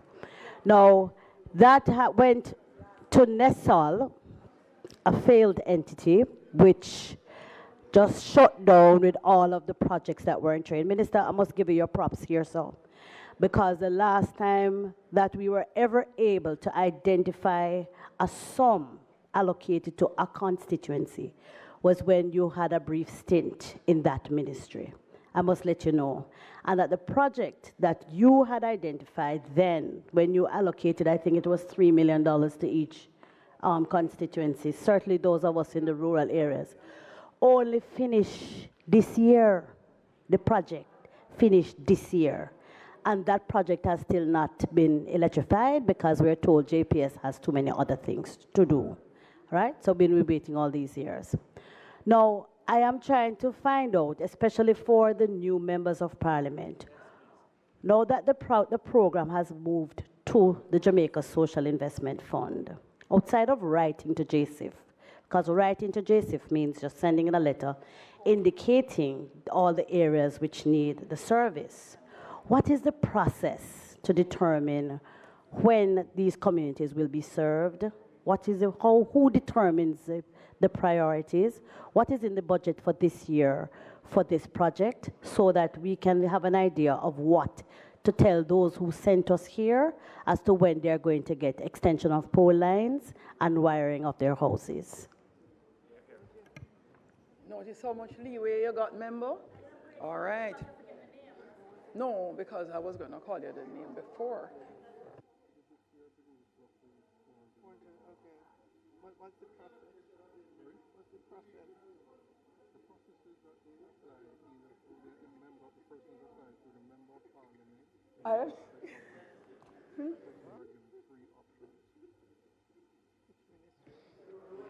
So, Minister, in short, the wonderful member. All right, member. Want the rural electrification. Electrification is close to my direction. heart, even though I don't have a rural constituency, but I do have persons in the constituency who should be regularized. Not just Tidington, but in the constituency, St. Andrew Eastern. The budget for electrification is $400 million, and you asked what is the process. I understand that persons can apply can apply to the MP, the Ministry of Science, or to JCIF to get it done.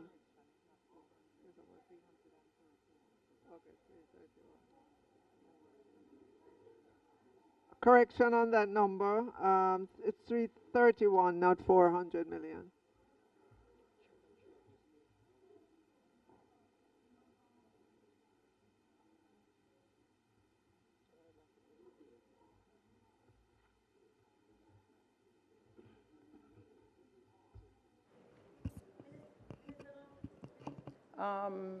Follow-up question from Gordon. Question.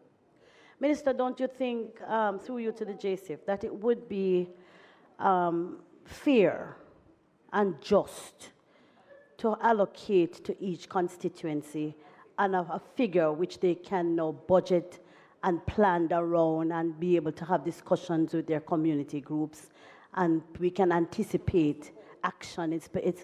We're now living in just hope and prayer that maybe somebody will bless me. I don't want that. You know, people elected us and we want to come here knowing that we can put our pots on fire for next year. You know, some I get and some not get. You know, all animals created equal, but some were equal than others. We want a system that will allow all of us to be able to reasonably plan and forecast on behalf of the people we serve.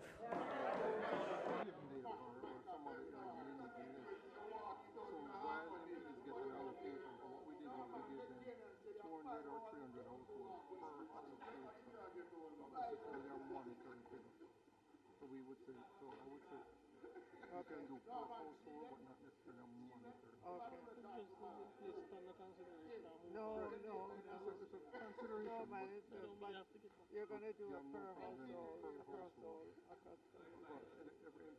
Yeah. Okay. All right. Good news. JCIF will be able to do not the money allocation, but the number of households. So they can give each MP a certain number of households. Yeah, of households. Yes, a letter would come to you to say that you can select X number of households.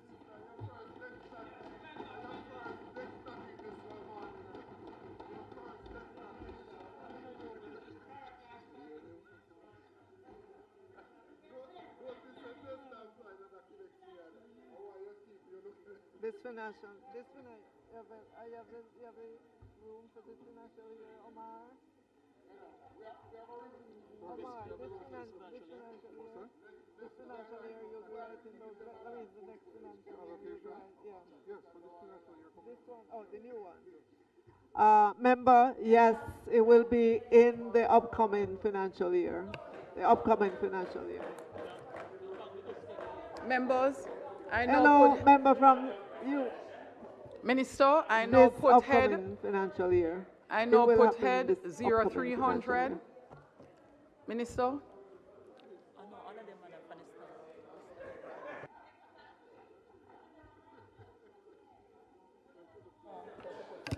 I know put head 0100, 0200, 0300, 0500.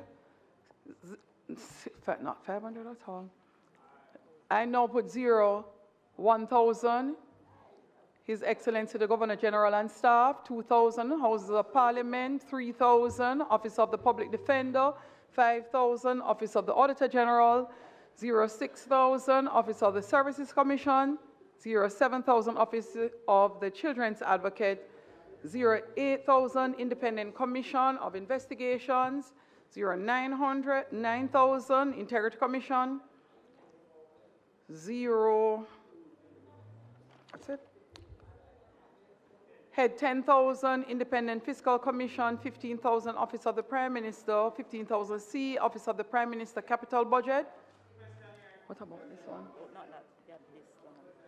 one? Head 15,039, Post and Telecommunications Department, Member Crawford, you were here before. You know the procedure. Head 15,063, National Identification and Registration Authority. Head 16,000, Office of the Cabinet as amended. Head 16,049, Management Institute for National Development. Head 17,000, no, that's it. I think, no, and this was done before. Those are the heads, members, and all the attendant pages under each head. Those in favor? Those against? The ayes have it. Who wants to ask a question outside? Who wants to go?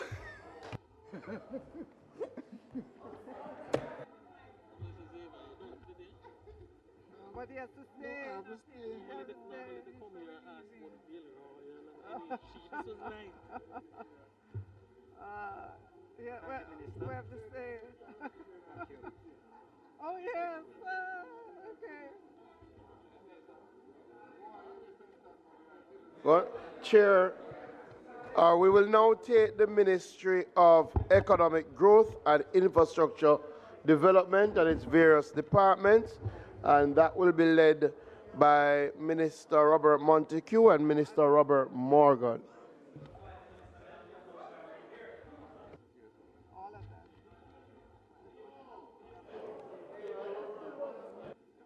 Minister Williams? Minister Williams?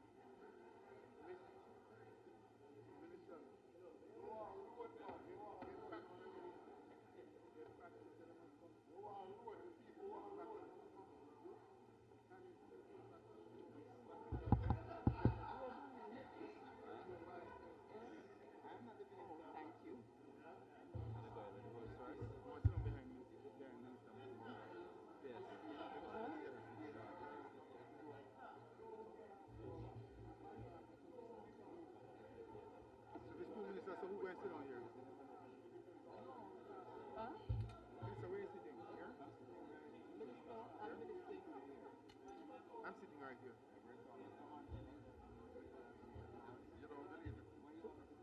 You have to sit. Yes. I don't want the place over there. She can't manage it. You can. I will take up and plug. No. No, side.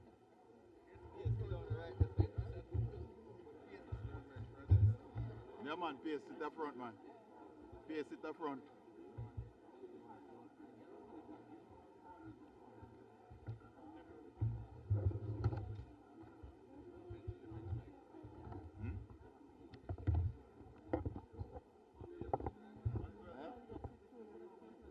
Give me a squeeze.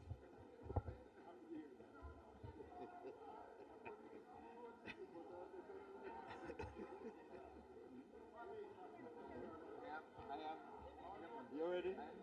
You ready?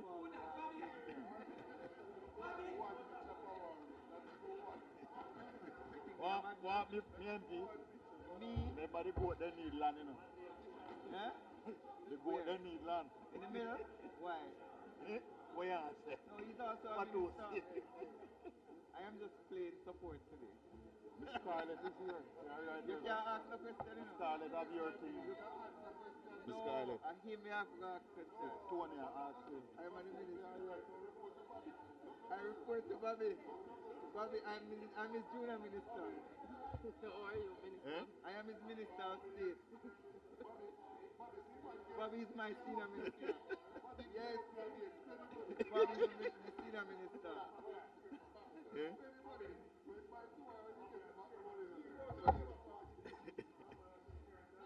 unemployed. Senior Minister. You didn't know that?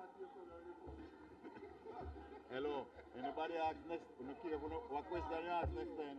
Make them know. I'm Bureau. Make them know.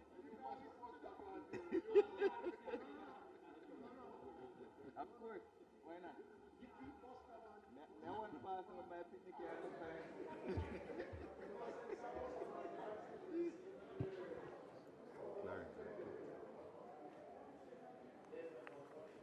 All right, members, let's quiet down.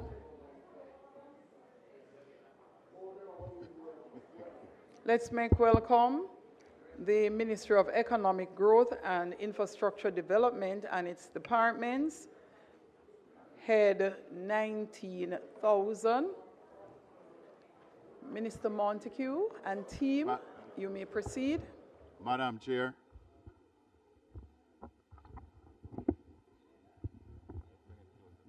Madam Chair, honorable members of the House, accompanying us today from the Ministry of Economic Growth. Accompanying me today from the Ministry of Economic Growth and Infrastructure Development is Minister Robert Morgan, our Permanent Secretary Arlene Williams, and the heads of the different departments and agencies. The Ministry of Economic Growth and Infrastructure Development, formerly the Ministry of Economic Growth and Job Creation, embodies a cohesive portfolio areas of works, ports, economic development, housing, urban renewal, land, national planning are reflective of the government of Jamaica's medium-term strategic priorities. The ministry has undergone a name change, which has seen the portfolio area of water, environment, and climate change being assigned to a new ministry. Notwithstanding this, the strategic focus of the ministry remains the same, and members are asked to note that with Jamaica's strong job creation gains and expanding capital program, the ministry has been renamed to sharpen its focus on sustained economic expansion and national resilience. There will be a renewed emphasis on land titling and settlements, empowering Jamaicans to become more productive and aiding in their contribution to economic growth. There is absolutely no doubt that a modern road infrastructure contributes to economic growth and development, and as such, the shared prosperity through accelerated improvement to our road network, SPARK, will be advanced in the upcoming financial year, and every member of this House has and will participate in that program. Will participate in that program. Honorable members, Hurricanes Beryl and Melissa, while presenting a challenge to our operations, have also presented opportunities for building back stronger. Of note are the commendable efforts by the ministry to utilize its capital budget, and we are on track, Madam Chair, to fully spending the capital allocations by the end of this financial year.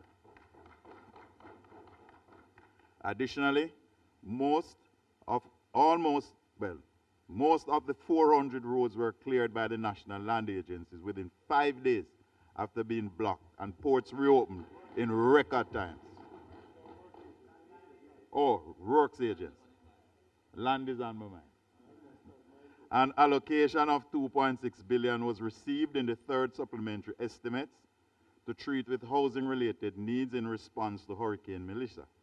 Some of these funds were reallocated by a cabinet decision due to shipping, timing, and procurement logistics, and to address other needs such as document recovery, expanding the social housing program, and addressing other housing issues, accelerated land titling, repairs to government building, among other items. Affordable housing will continue to be a focus in the upcoming financial year through the new social housing program, which will receive an initial allocation of $760 million. Honorable members, the Ministry of Economic Growth and Infrastructure Development is a key implementer of capital projects. In the upcoming financial year, 21.8 billion is allocated under the budget head 1900C.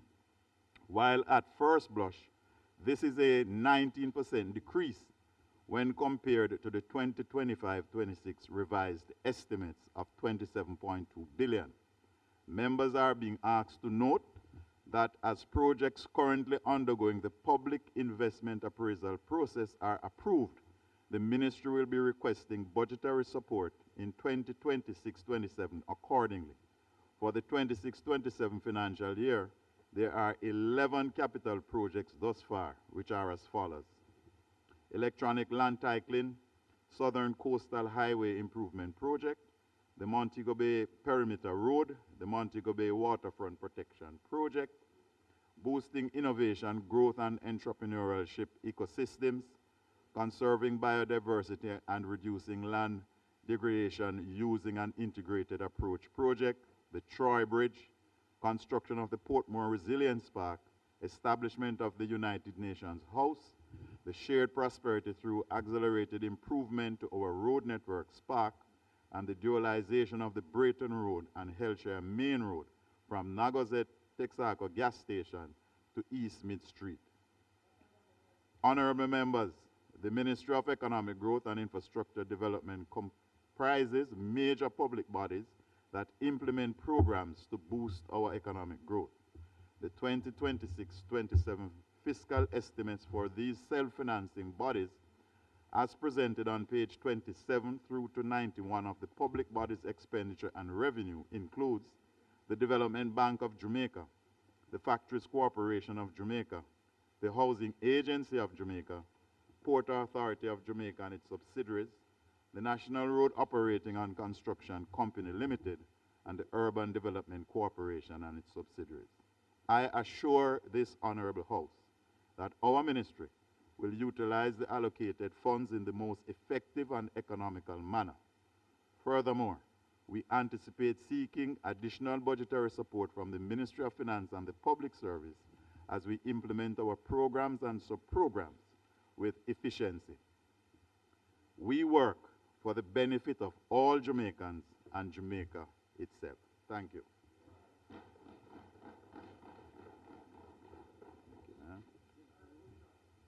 So, Madam Chair, I now ask you to put the pages.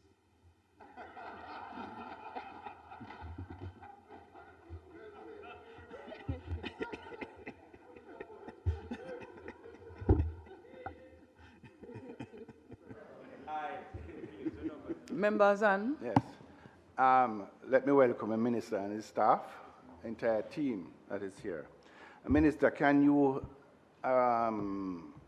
say exactly the amount of Spark program that is completed so far? I'm going to ask the Minister with direct responsibility to get into that for you.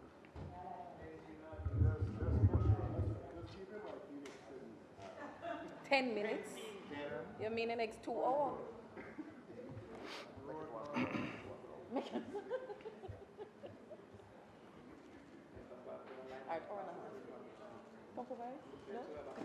Thank you.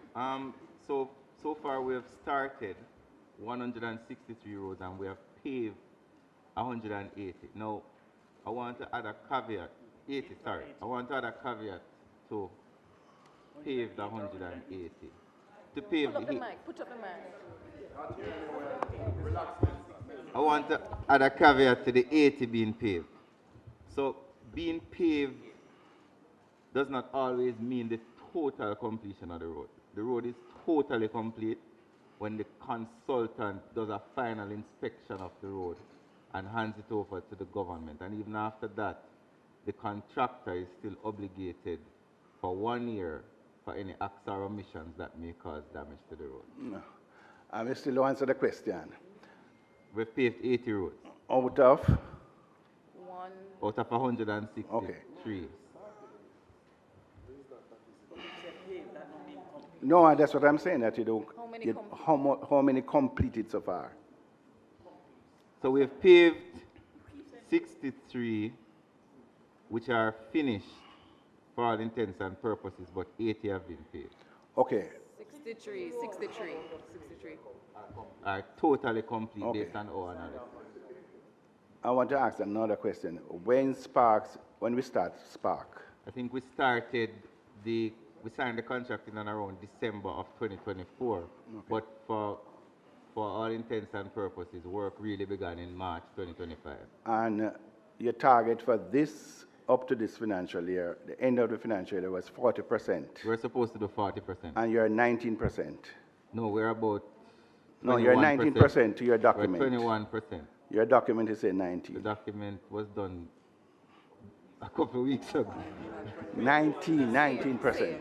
I mean, 1-2% is not okay, a big but deal. if you're at 21 out of 40%, right, you're behind schedule. Of course we're behind schedule. We had a Category 5 hurricane. No. What Category is, what do you mean no? Before. Even before. No. Even before. Even before. You're behind. So if you'll allow me, member.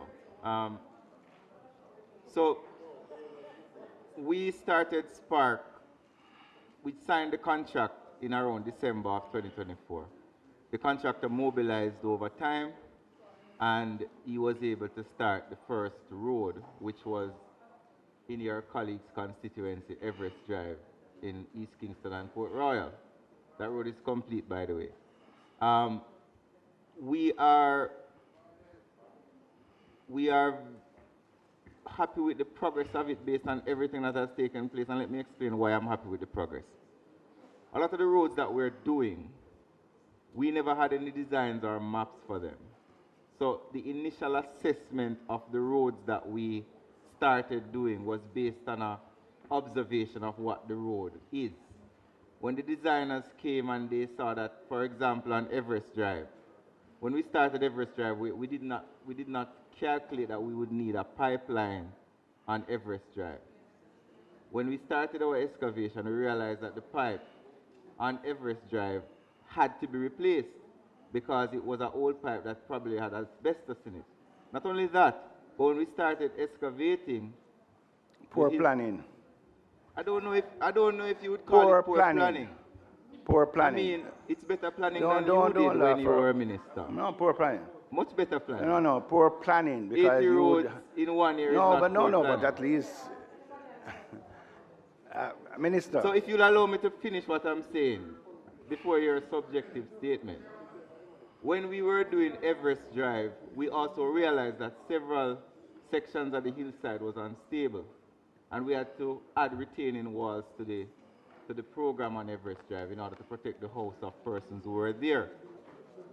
The fact of the matter is you will never fully know what is taking place until the consultant goes in and starts doing the excavation, the design and the analysis and the soil testing, which is why that is an important component of the Spark program. So you started at what cost for that road?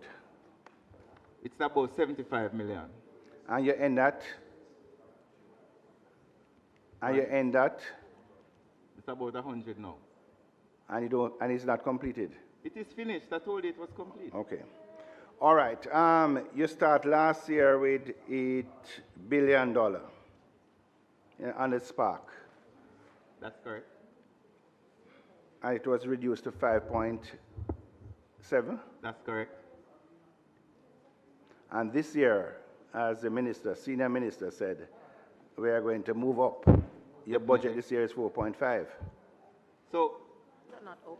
the No, reality down. of it is the reality of it is that when we realized in consultation with the Ministry of Finance, we would not have been able to spend all the money that we did. So the budget was reduced, and we are actually on target to spend what we have. We are starting several components this year, including the main road component, and we have had consultations with the Ministry of Finance that where the need arises for more resources to complete what has been started, as it is indeed a contract, it will be, the resources will be provided. So you are moving from the parochial road to the main road?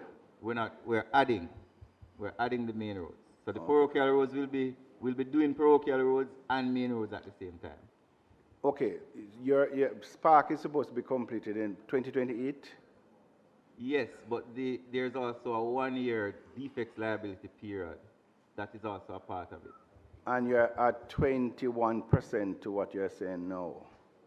Correct. Or you're expecting in the next 2 years to complete the up to 100%? Yes, I am expecting it. How? How am I expecting it? Because what we're noticing is that as the contractor, because let me give you an example. There was a shortage of equipment. The contractor imported 100 pieces of equipment, which has significantly aided the contractor in starting more roads and completing roads quicker. So now that the contractor has actually become at pace and reach scale, he's able to finish more roads quicker than he was, let's say, 6 months ago. Yeah, but at the same time, is that you could move much faster if we engage our local contractors as part of it. Local contractors are a part of the program. No, but the rates. The rates is the government of Jamaica has a contract with the enterprise contractor, not with local contractors. So local contractors and the enterprise contractor will form their own private arrangements. The government of Jamaica cannot interfere in a contract between private parties. But who prepared the contract? What?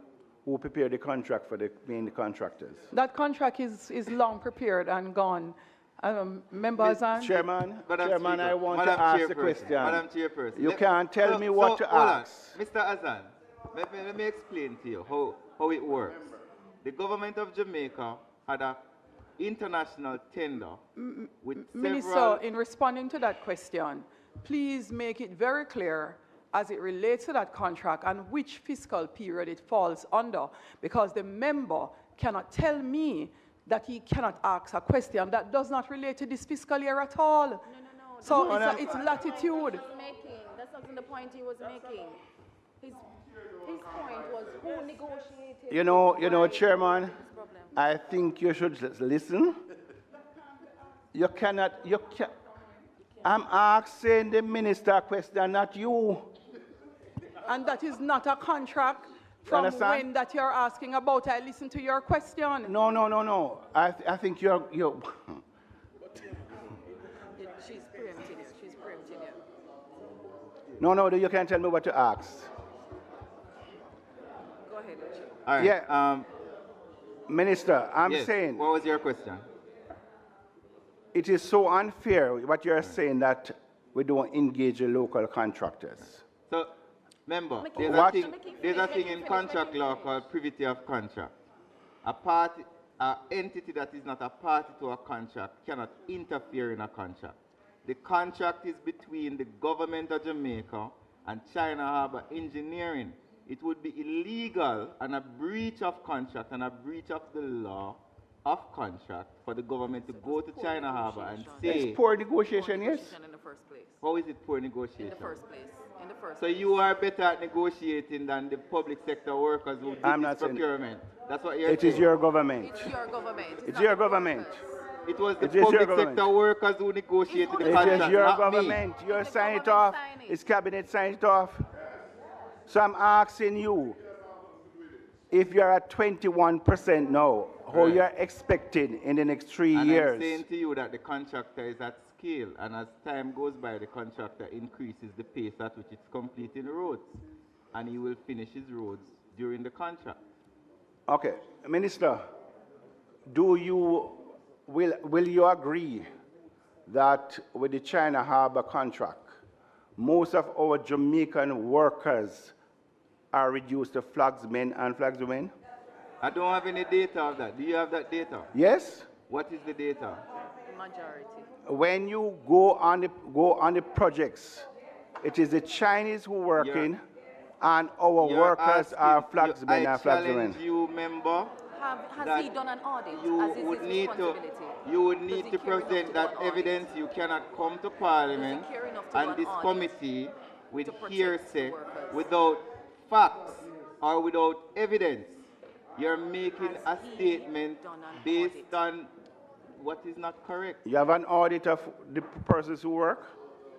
No, but you are the one who is making the accusation. You need to provide the evidence. No, but you are defending. Minister. Mr. Azan, if you're going to... Minister, Madam, let me just answer this one statement. If you are going to accuse persons of... No.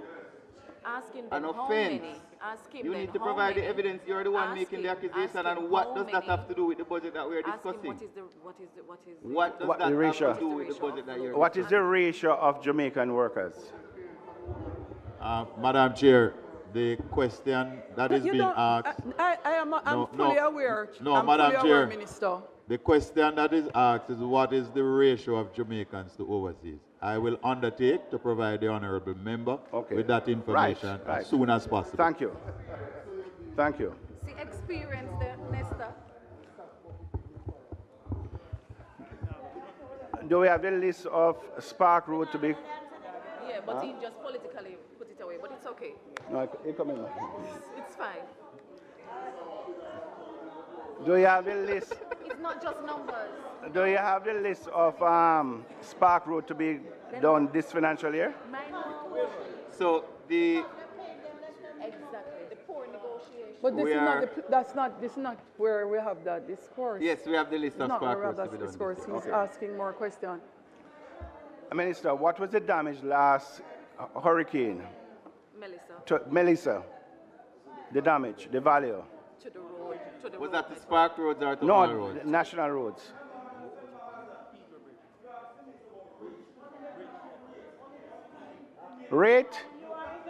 Rate? I didn't ask about rate. Asked about rate. I didn't ask The about damage rate. was about Go back $35 downstairs. billion. Yes. Focus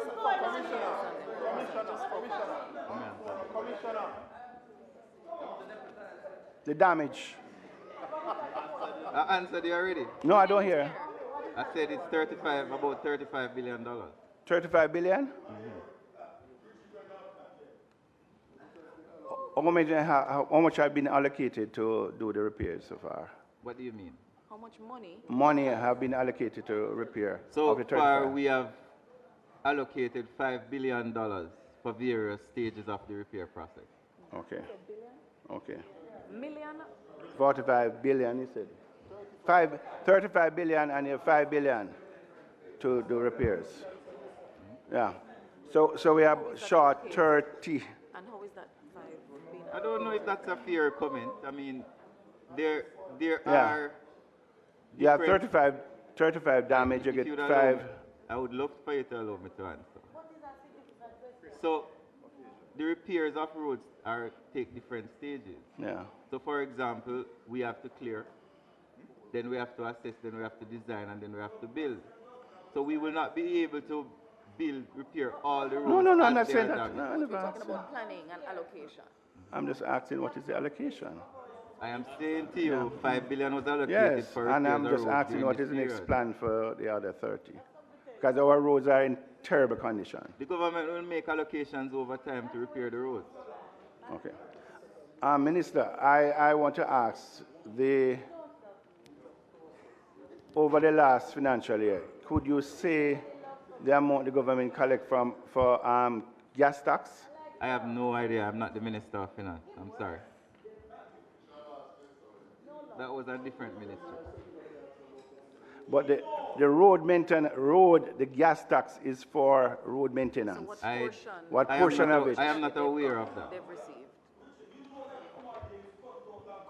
No. The chairman?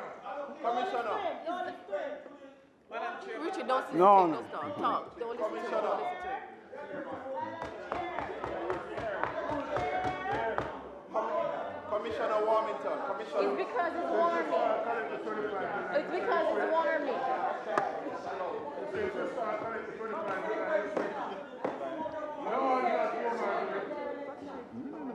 Minister.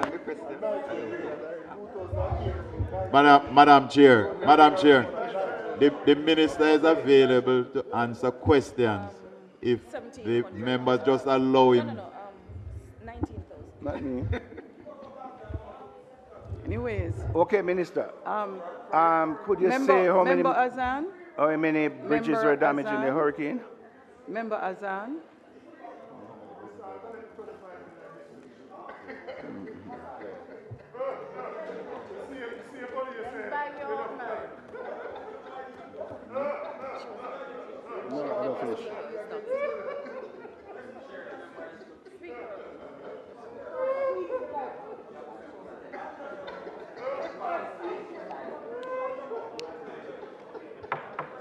3 bridges were damaged during the hear hurricane. the questions. 3.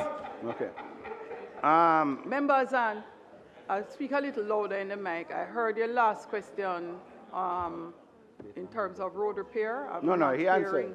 No, I'm not hearing you now. No, I asked of the about noise. bridge and he answered.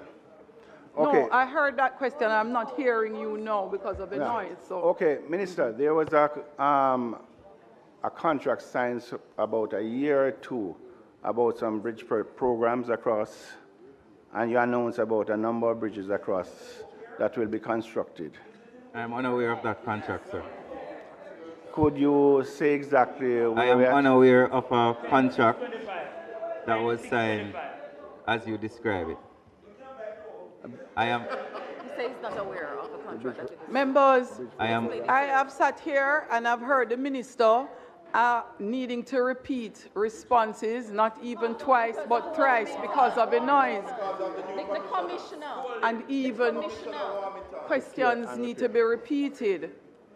In the interest of your own time, it would be good to be quiet and allow members to ask their questions and the ministers to respond.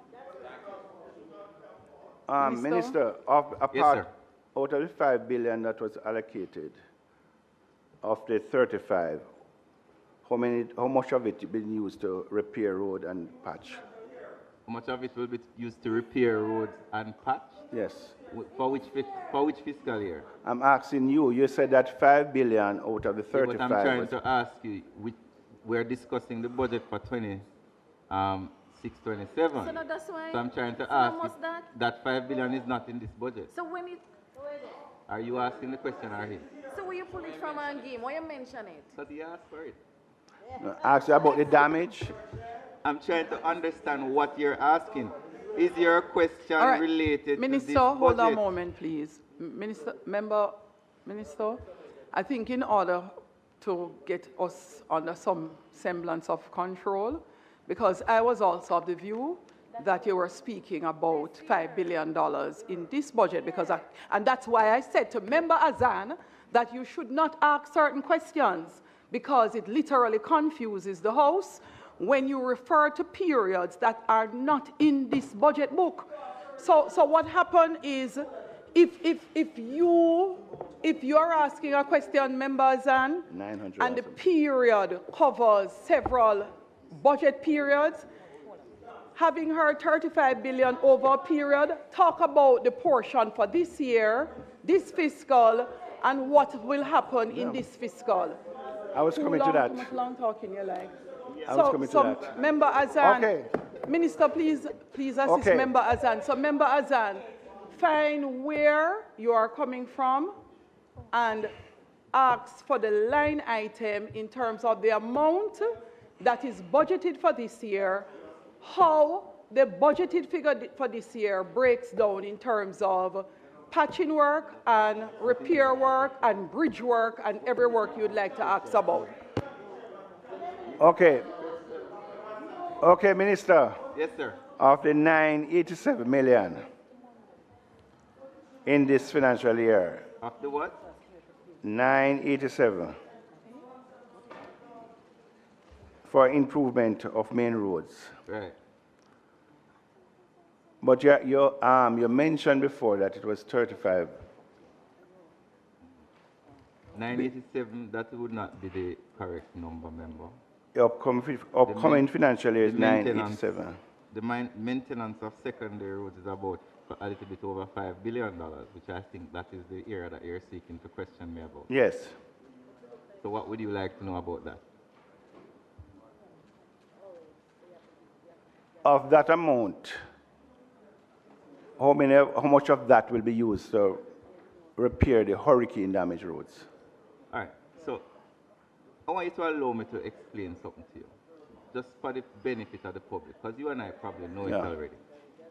So when the hurricane took place, the government made a decision that we had to urgently intervene immediately to provide access, especially to areas that were damaged, areas of St. James, Hanover, you know the areas. So what we did is we had emergency allocation to provide access and build back some of the roads. As time goes by, under various other programs such as NARA, such as our recurrent expenditure and so on, we will allocate more money. For this year's budget, we are going to be looking at some of the most damaged roads and the rehabilitation of them. I cannot say to you that out of the $5 billion, I'm going to allocate 50% or 40%, because that's going to be based on the assessment of what is needed on those roads. Because we still, to be honest with you, have 11 roads that need to be rebuilt, that we're still in the phase of assessing to see how are we going to rebuild them. Are we going to create alternate routes because they are no longer able to properly accommodate traffic, or are we going to try to fix what has been damaged? But in the meantime, So I couldn't tell you out of the $5 billion I'm going to spend X amount on Hurricane Melissa damaged roads. And as a matter of fact, it's not just the west that got damaged from Melissa. There are many other parishes outside of the west that got damaged. So there are a lot of constituencies outside of those that would demand assistance for roads, sir. Okay. All right, I will leave the other members to ask questions. Thank you, Mr. Hassan. Thank you very much. He's my neighbor, you know, though sometimes he doesn't behave that way. Member Vaz. Member Vaz. Thank you, Madam Chairman. Quickly, Minister.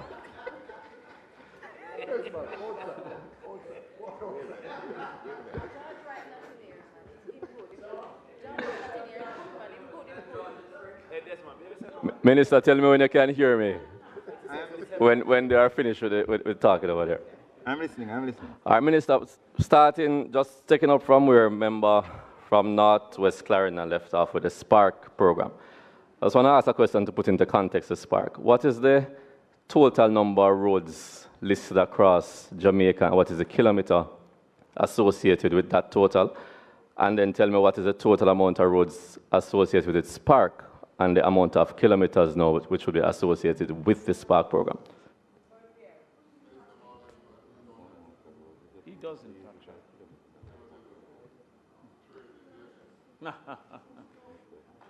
This is not the coach, he's a student.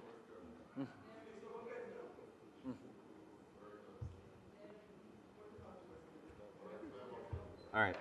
So we have about 26,000 kilometers of roads across the island. We do not assess the number of roads, we assess the amount of kilometers. All right, so 26,000 kilometers. Thereabout. And for Spark, we're doing how many? We are going to be doing about 630 roads. No, you said kilometers. You say you know the road. You say you don't know road, so you say kilometer. Okay. Look here. So there are about 630 roads that we're going to be doing, which are community roads, and about 63 main roads. The reason why the number is 27,000 and not divided into individual roads is that a lot of the roads in Jamaica are not under the governance of NWA. Some of them are private roads, some of them are orphan roads. But as part of our evolution into a proper road management system, the what's the name of the geospatial unit? The National Spatial Unit was sent out to map road distance. But when we did the Spark program, we did a consultation where people chose individual roads. And those are the roads that we're repairing now. So to answer the question, Minister, you're saying overall there are about 26 kilometers of road. That is overall, not NWA alone. 26,000 kilometers of road. But for Spark, we are doing 250 kilometers of road. That's no, I said we're doing 630 roads. But in kilometers, that is but 250. The Spark program was not defined by per kilometer. No, man, understood. But in the book it says we will rehabilitate in 250 kilos based on the physical target. So I'm just clarifying if that's the correct information. Let's say we're doing about 1,200 kilometers of Spark roads. 1,200? Yes. So why would the physical target suggest 250? At 19,000 C18, it is saying physical targets initially, 250. rehabilitation of 250 kilometers of road pavement. So is that an incorrect statement in the budget? I'm trying to find what you're talking about. 19,000 C18 in the capital budget. Physical targets. Number 7. Yes. So is that an incorrect statement? That would probably be for the fiscal year, but Can't be for the No, man, this That- is the that- overall physical target. well, that would not be correct. All right, why it couldn't be for the fiscal years? Because in the same, No, at I'm- number 6 is stating the total amount allocated for Spark, which No, is I'm just 45 saying billion. that could not be correct. So the 250 is incorrect? Yes, that is incorrect. But the document is incorrect. Okay. So the real figure should have been what? Let me just add it. Overall, we're doing 1,200 kilometers of Spark Road. 1,200 kilometers. Okay.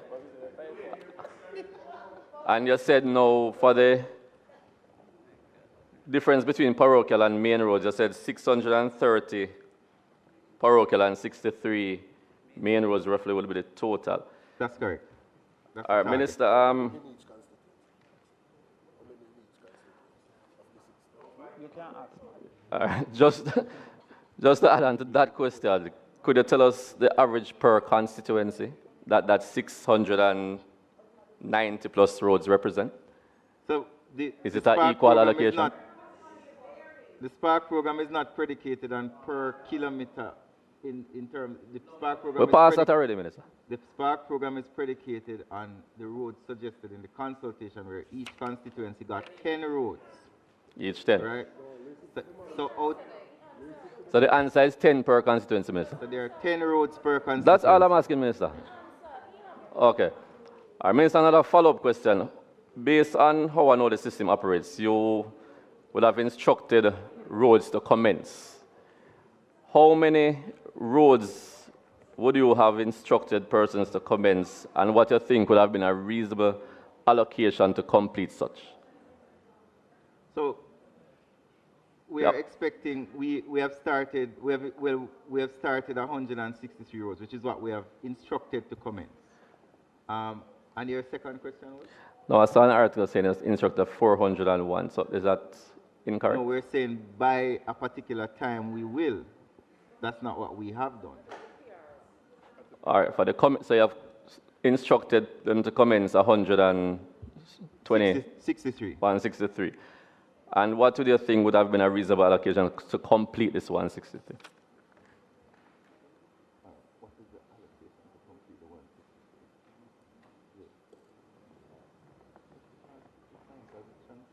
That's hard to define as it transcends financial years. So I would have to go and look for that information to give to you. All right, Minister. I asked in the context, I realized that last financial year, it would have been budgeted that 20 billion would have been spent this year and 14 next year to complete. I notice now there's only 4.5 that is really allocated this year. So knowing that is only 4.5 billion allocated for this financial year, what is the reasonable expectation with regards to the amount of roads we can complete in this period? I didn't hear that one. Can you repeat that question for me, please? Minister, any minute to repeat that question? Yes, yes. I want you to repeat that one. I never heard. Sounded too brilliant.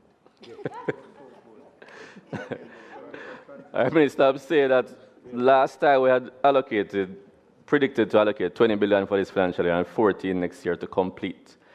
Only 4.5 billion is allocated this year. So what is the reasonable expectation of the amount of roads that we can actually complete based on what you're starting in this financial year? I did say at the beginning that we expect that the contract will be completed, and we have had discussions with the Ministry of Finance where the Ministry of Finance has committed to provide the additional resources to complete the project. So you're still expecting to complete in the duration that was originally there? We're expected to complete it within contract, yes. Okay, I ask that again because I noticed in the budget it is spread out to 2030 with allocations of 4.5 this year. I think next year the allocation is 8, then 12, then 8. So since it has now stretched out to 2030, is it that we are still expecting to complete within the original duration? And why, if that's the case, we have it spread out to 2030?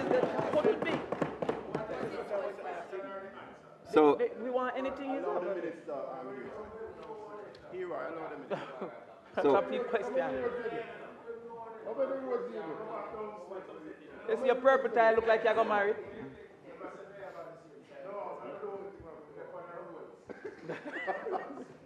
Yes, Minister. You ready? I'll be ready. Yeah. So that probably is a projection. What we do know is that we have a binding contract that has a start date and an end date. And the government is obligated and committed to providing the resources to ensure that that contract is fulfilled within the time that is within the contract. What you mean? You say it's probably a protection. I'm not understanding what you're saying there, Minister. What I'm saying to you is that based on the budget trends, yes, and if you can look at the mobile perimeter road as one example, capital funds can be moved from place to place throughout the financial year. So as the Spark program accelerates, the projections that are in the book may not hold true. It may mean that the Ministry of Finance, which they have expressed a willingness to do, will transfer funds as they have done before, which is why we are now at 100% of our capital spending in this ministry. They will give us the funds to complete the program. So this budget was a joke? This is a ramping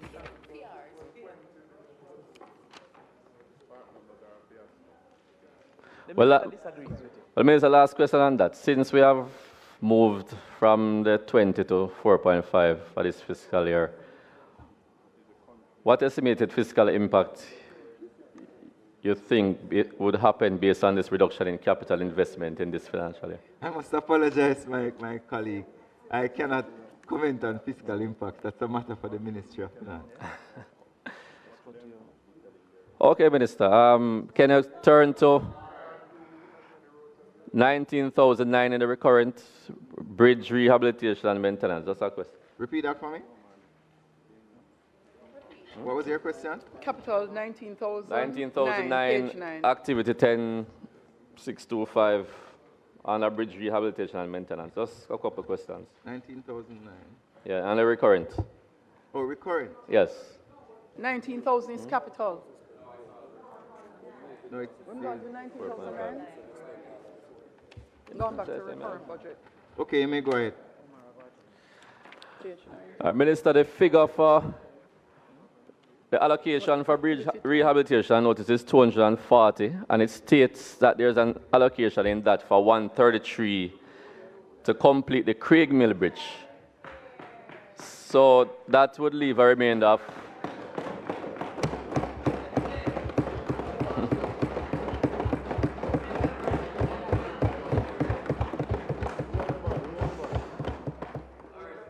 So that would leave a remainder of 127.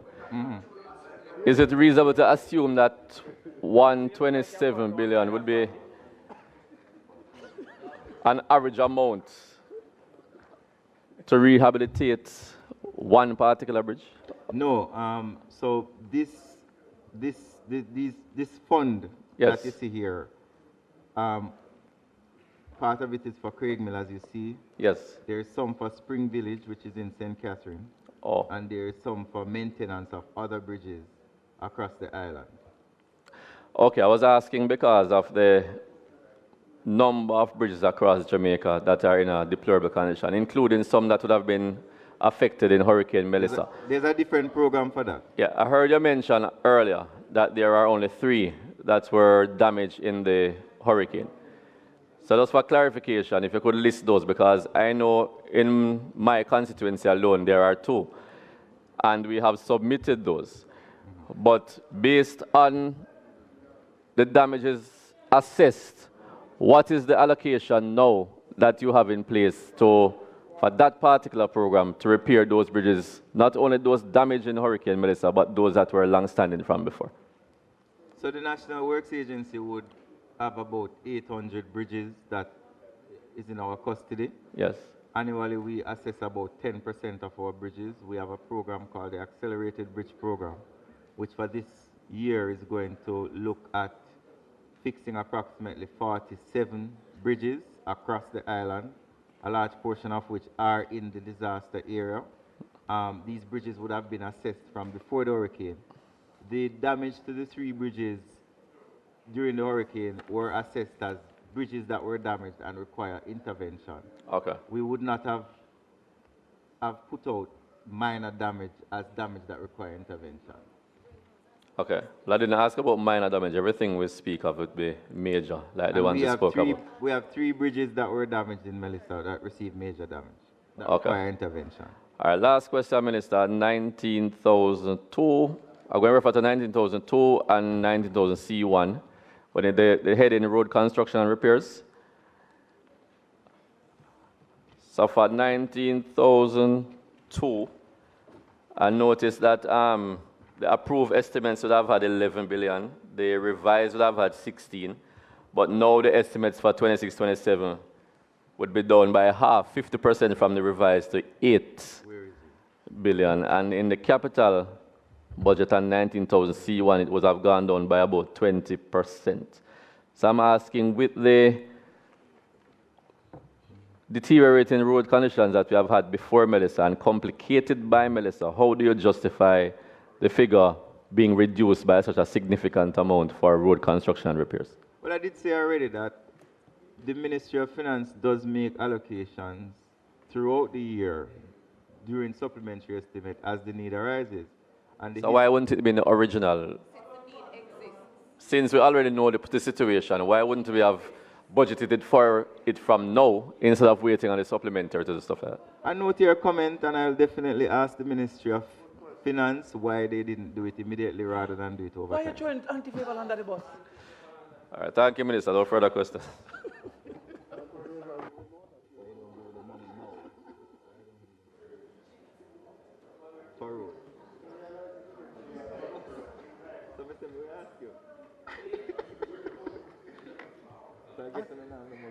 I've turned on the mic, but I'm not seeing a mic on. So who's turned on?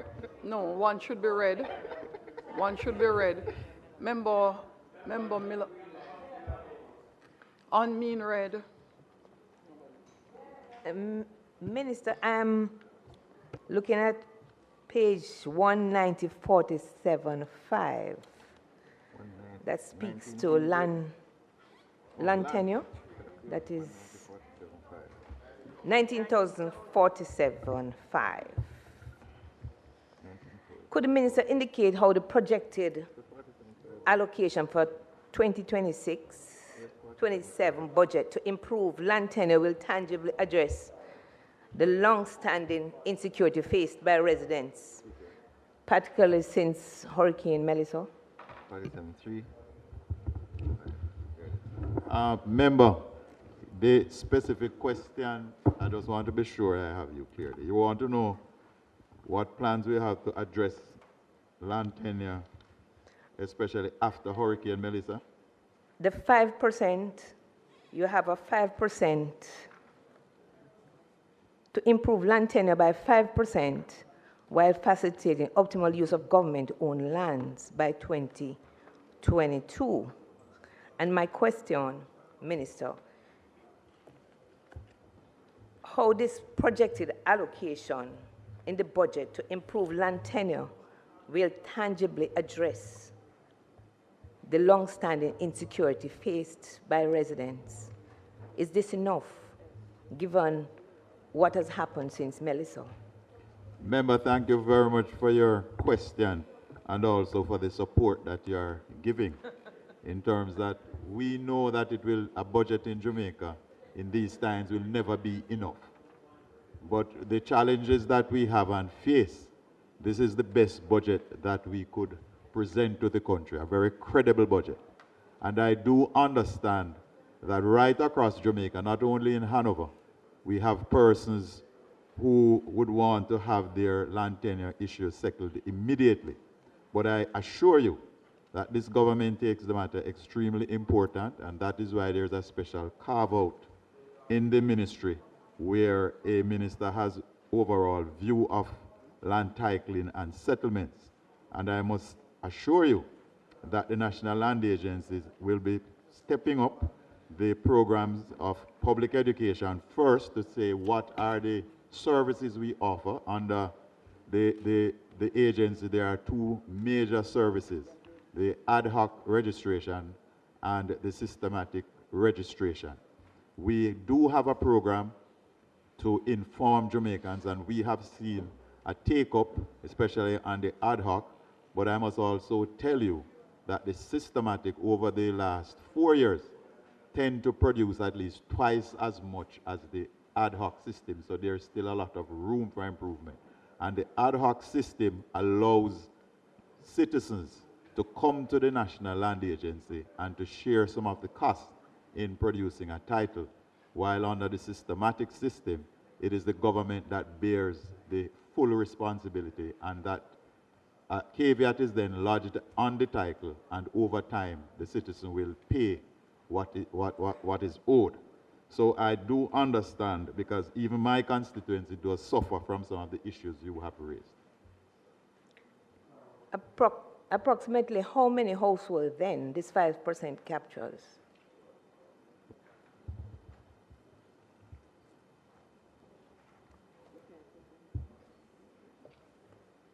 About 5,000 members.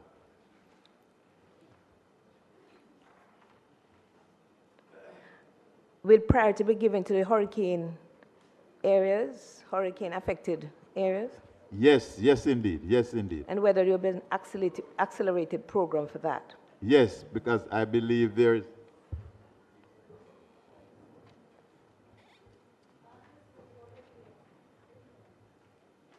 Yes, and I know that the 5 parishes in Western Jamaica will be given priority, and even under, as I had mentioned in my opening statement, that we had to do some reallocation, and the target was mainly for the 5 parishes. I'm happy to hear that, Minister, and the people down in Hanover who has put me here in the fire, in the heat, is happy to hear that. And I'm here in the kitchen, and I will report to them from the kitchen where it's hot, that they will benefit from this program. And Madam Member, I hear your passion, and I do share it and appreciate it. Very well, sir.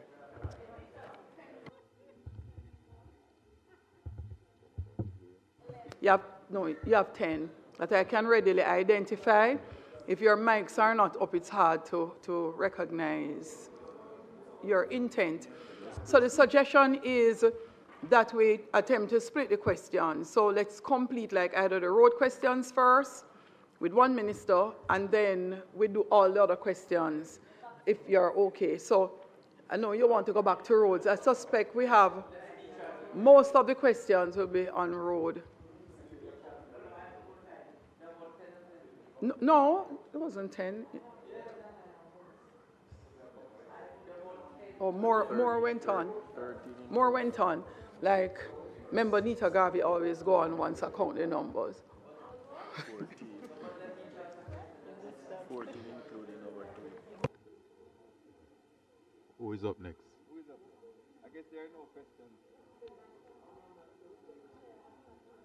Who next?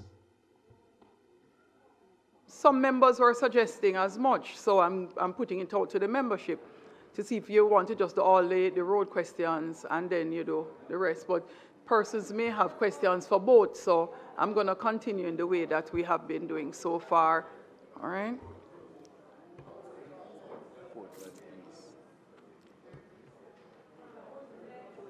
If your mic is not up, I will not know it came on and off.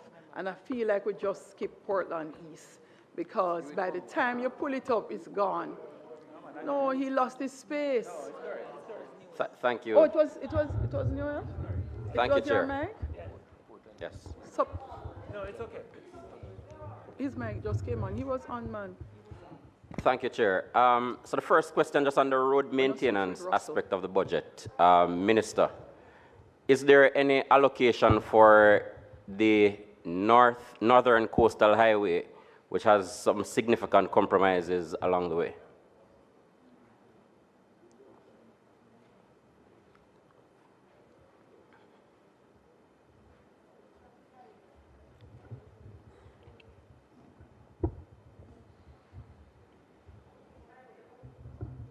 So yes, there is allocation for it, basic maintenance. There are interventions to take place in that side of the island under the Spark program, but I suspect you're referring to the northeast section of it. Correct. That is going to be under some general maintenance through the National Works Agency.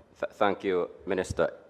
The Spark program, I know it lists 10 roads per constituency. In constituencies such as mine, where residents would have gone on the Spark site and seen 10 roads listed, but the budgetary allocation only covering, say, 4 roads. Do you have any projection in terms of what kind of interventions can be done for those additional 6 roads that are listed but may not be repaired before 2030, roads like Esher to Highgate, for example? So the entity continues to do work on the roads, and we are going to also have a Spark 2, as we have committed to. So some of the roads that are not going to be able to be done under Spark will be done under general maintenance and rehabilitation, and others will be done under Spark 2. Thanks. So for the senior minister, who is the minister in economic growth? Yes. Who is the minister in economic growth with the responsibility for environment and climate matters? There is none, because that is not a subject area under the ministry. So to whom does the National Environment and Planning Agency, in its role as administrator for the NRCA Act, report? Who has policy oversight? With regards to policy oversight for NEPA, that is within the Ministry of Economic Growth and Infrastructure Development. But there is the Ministry of Water, Climate Change and Environment. So I have some questions relating to NEPA. The fines, the increase in fines for environmental violations that was approved by Cabinet last year, will it be implemented in the new fiscal year?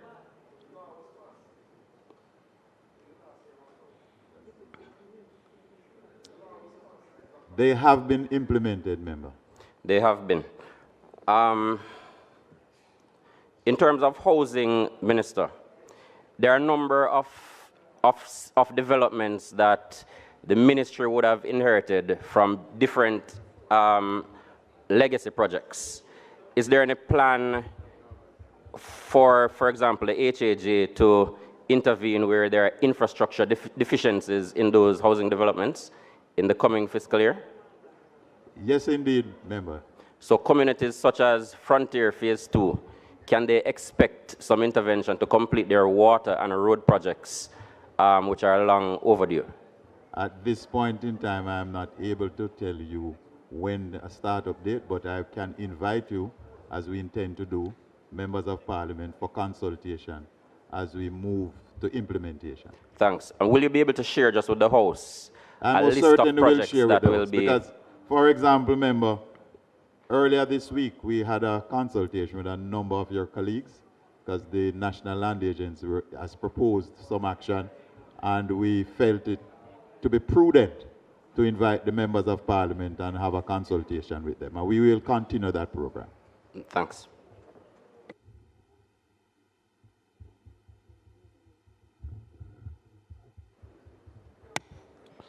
Thank you, Madam Chair. I have a few questions for the two ministers. Let me start with the Sunday Gully, which is a pain point for residents of East Central St. Andrew. In discussion with the CEO of NWA, he told me that he would want to spend $20 billion, but he was only allocated $2 billion. Can the minister confirm whether or not that is so? If it is so, what would inform the areas of the gully that you would commence repairs on? I don't think I understand that question. I'm not hearing that question properly at all, Member Gordon. Okay, let me repeat. The Sandy Gully is really a sore point for the resident of my constituency, especially in the Kasha Park area. In discussion with the Chief Executive Officer of the NWA, he informed that his own survey would require $20 billion for That's repairs. hearsay. So I'm asking,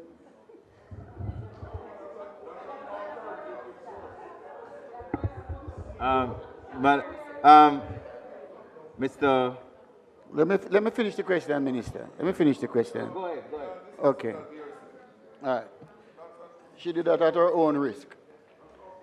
In a discussion, I was told that he would love to spend $20 billion, but he was allocated $2 billion. I'm therefore asking the minister to confirm whether or not that allocation is so. If yes, what would inform where the work commences? So, thank you very much, member. You and I have both had conversations, and we both recognize the importance of intervening in the Sandy Gully. The Sandy Gully is not just the Sandy Gully, it's also its tributaries. And we have a plan to do massive works in the Sandy Gully over time. Immediately, though, we're going to be spending approximately $1.3 billion at various sections, including the Cassia Park area, to do emergency repairs in the Sandy Gully. And over time, we'll be allocating more funds to do more repairs throughout the gully network. So, Minister, for clarity, that $1.3 billion allocation will be done within the Cassia Park section of the gully? Not only the Cassia Park, but various sections. So the engineers would have identified areas of greatest vulnerability or damage, and they would have directed us, and they would have directed or asked us as policymakers to make an allocation so that they can, based on their professional analysis, intervene in the areas that are most critical and damaged. Okay. Question for Minister Montague as it relates to the Ricketts Crescent housing development. The Prime Minister broke ground 7 years ago, and we're still in the embryonic stages of the development. I looked through the allocation, and I'm not seeing anything in this fiscal year for completion of that Ricketts Crescent housing development. It is Ricketts Crescent? Yes, it is Ricketts.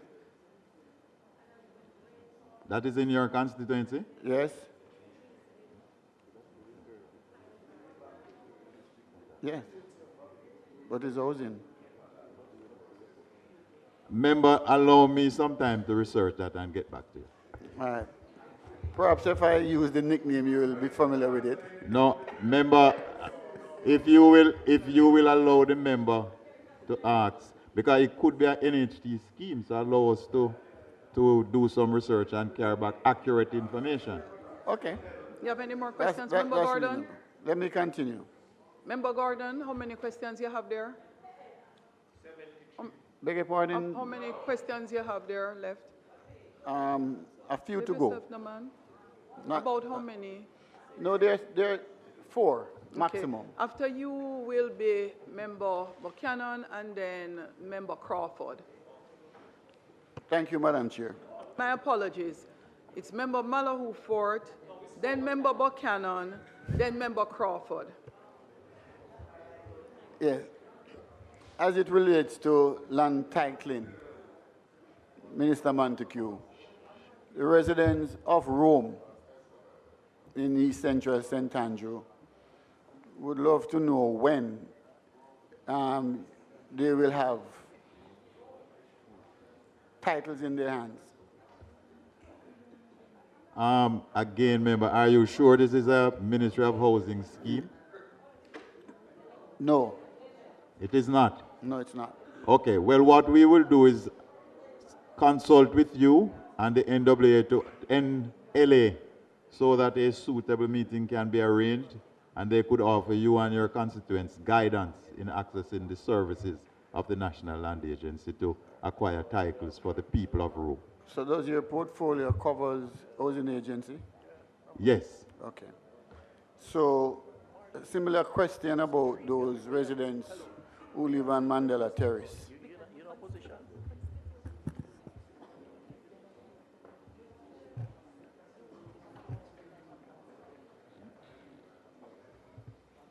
Yes, indeed, Mandela Terrace is an old Operation Pride scheme which falls under the Housing Agency of Jamaica. And And remember, I give you an undertaking that I'm going to ask the housing agency to consult with you. And because as you will appreciate, each scheme, each individual lot of land will have different issues. And we want to work out what is best for the people at Mandela Crescent. Okay, so my penultimate question is that as it relates to road rehabilitation. There are over 4,000 roads in Kingston and St. Andrew. East Central is oftentimes used as conduit to get from minor roads to major roads and vice versa. And the roads are in bad condition, especially those that are used by the taxi and the minibus operators. Is there anything in the current budget, fiscal year budget, to rehabilitate some of those roads which are not on the Spark program? So most of the roads in your constituency are under the control and responsibility of the Kingston and St. Andrew Municipal Corporation. The National Works Agency is responsible for main roads, and we do try our best to intervene on the main roads as much as we can wherever we identify challenges. Very well, but let's take, for example, Kencut. The traffic in the evening during Kencut has caused gridlock and disruption for the residents. So I'm wondering if there could be collaboration between the NWA and the municipal corporation to do some work in that particular area. So most of the roads in the Kencut area are municipal roads. Central Road, Osborne Road, Grove Road. We do from time to time, members, you would know, as the National Works Agency, because we realize the deficit that has occurred, intervene. But we have to ensure that the main thoroughfare where a majority of persons traverse are priority. But we do intervene sometimes in these parochial roads, and we will continue to do so. So I pray for your patience in that regard. Okay. On the whole question of urban renewal, I have scoped the budget, and I have not seen any significant allocation for a planning, which would be central to any urban development. Member, I again thank you for pointing out that matter. As you know, that planning, as you are aware, as a former chairman of the Building and Planning Committee at the municipality, that planning is very important with regards to urban renewal. Madam Chair, on a point of order. And yes, Madam there Chair, is an allocation, but we, like Madam you Chair, understand. on a point of order.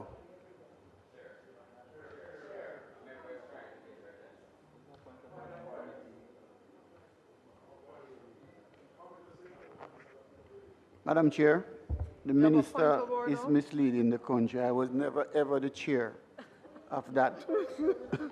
So I would love for him to withdraw that statement. Well, Madam Chair, I will withdraw the privilege and the honor that I was bestowing upon the judge, and it's the accolades, and apologize unreservedly. Thank you. Thank you. Good. But Madam Chair, the minister stated in his opening salvo that urban renewal is a part of his portfolio. And the point I am bringing across that in any consideration, urban renewal will carry a lot of planning. It includes waterways, infrastructure, housing. And I'm a little bit shocked that the minister is now saying that it is not under his portfolio. Planning, if you have urban renewal, planning must be a substantial part of any rollout.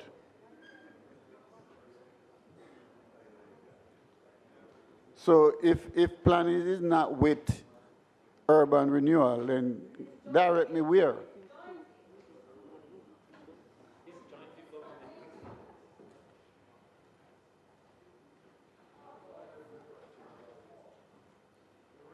Member,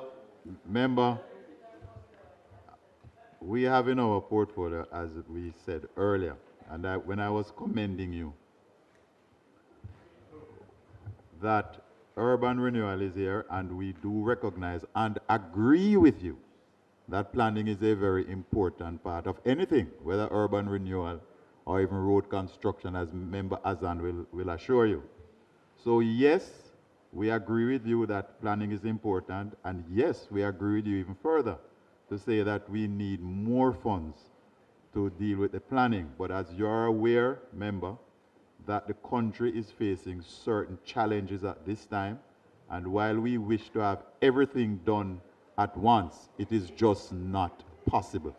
And therefore, we are doing the best, and we will, as the ministry has done in the past, work along with the members of parliament in dealing with issues of urban renewal. Finally, Chairman, 19,002, item 14, physical planning and development. What is allocated as against what is approved and what is revised? I predicate my question about the planning and that it is just inadequate. And I'm wondering when it was revised, if there was consultation across with Master Builders Association, the Quantity Surveyors Association, and the Physical Planning Association, because it was revised down. You're saying it was revised down, Member? Yes. Look at what was approved as against what is revised. Okay. But Member, as I said earlier, the figure is 941 million. 941 million, moving up from 699.1. This year it is more than it has ever been, going back to 2024, 2025. But it ought to be because of Melissa.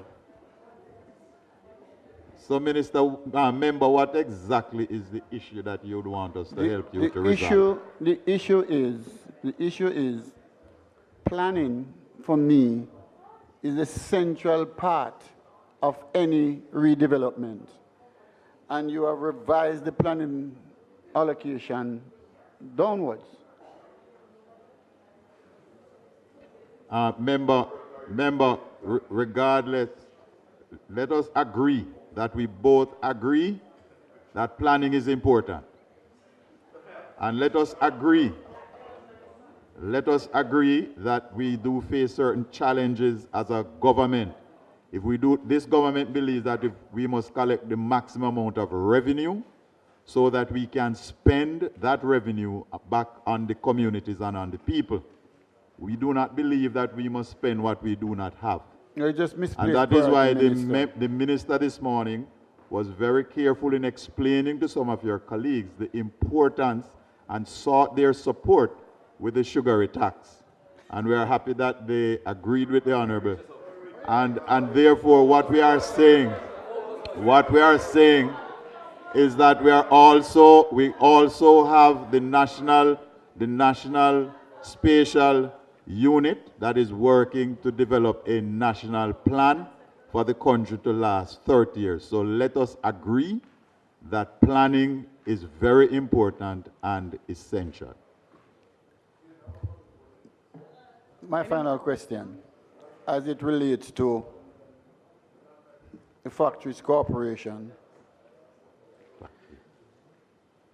given the fact that Melissa passes our shores and there is a uptick in demand for our local produce, will the Factories Corporation adjust their rental figure to allow manufacturers more space to increase manufacturing so our export can be beefed up to reduce our trade deficit?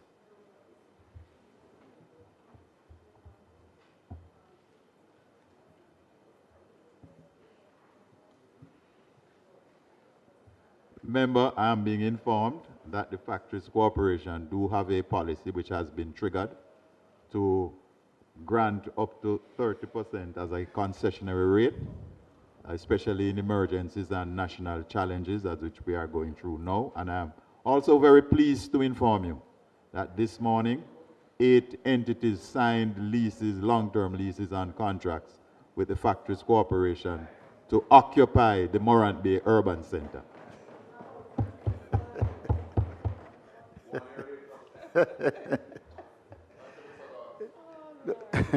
So thank you very much, Mr. Member Gordon. Thank you. Thank you too, Minister.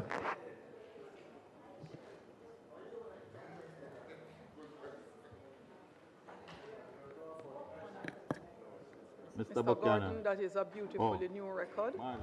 Member Malahoo Fort, go right ahead. Thank you, Madam Chair.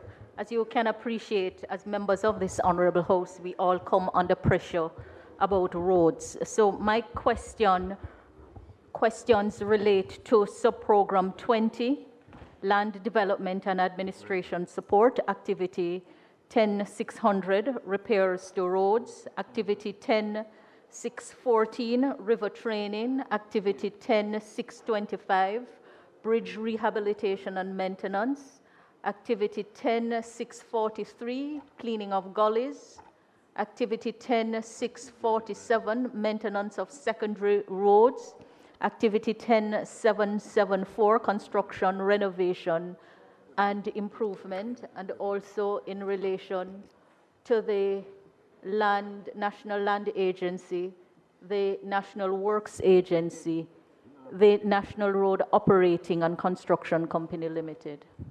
Can you, member, give us the page that you're on for each question that 1908, beginning. For each question that you have, please. 1908, beginning. Okay. I'm at 1908. 8-9. Minister, following on the question that was asked by the member for Westmoreland Central, where you indicated in answer to one of his questions that we have 630 parochial roads and 63 main roads. What is the state of the register of roads that has been promised, and which activity in the budget supports the completion of that work for the register of roads? Just a clarity, member. I said that we plan to repair 630 municipal roads under the Spark program and 63 main roads under the Spark program. As it relates to your specific question, Cabinet would have approved the policy framework for the One Road Authority under which the road register would come. I want to advise as well that we are already in process through the Ministry of Economic Growth and Infrastructure Development to create the website that will present the public face of the National Road Register, and that will be completed by the latest July. Thank you, Minister. You have answered one of the sub-part questions, which, in relation to the river training on 1908, how many rivers are to be trained in the financial year, and how much of the sums to be voted, the just over $66 million, how much of this will be allocated towards the Montego River in... For the sum that is to be voted, how many rivers or what length of river would be trained within this financial year? So we will be doing major works on 3 rivers this year, which is what this budget will accommodate. And among the 3 is the Montego River one of them? That is being dealt with under a different program. Okay. May I ask which program, Minister?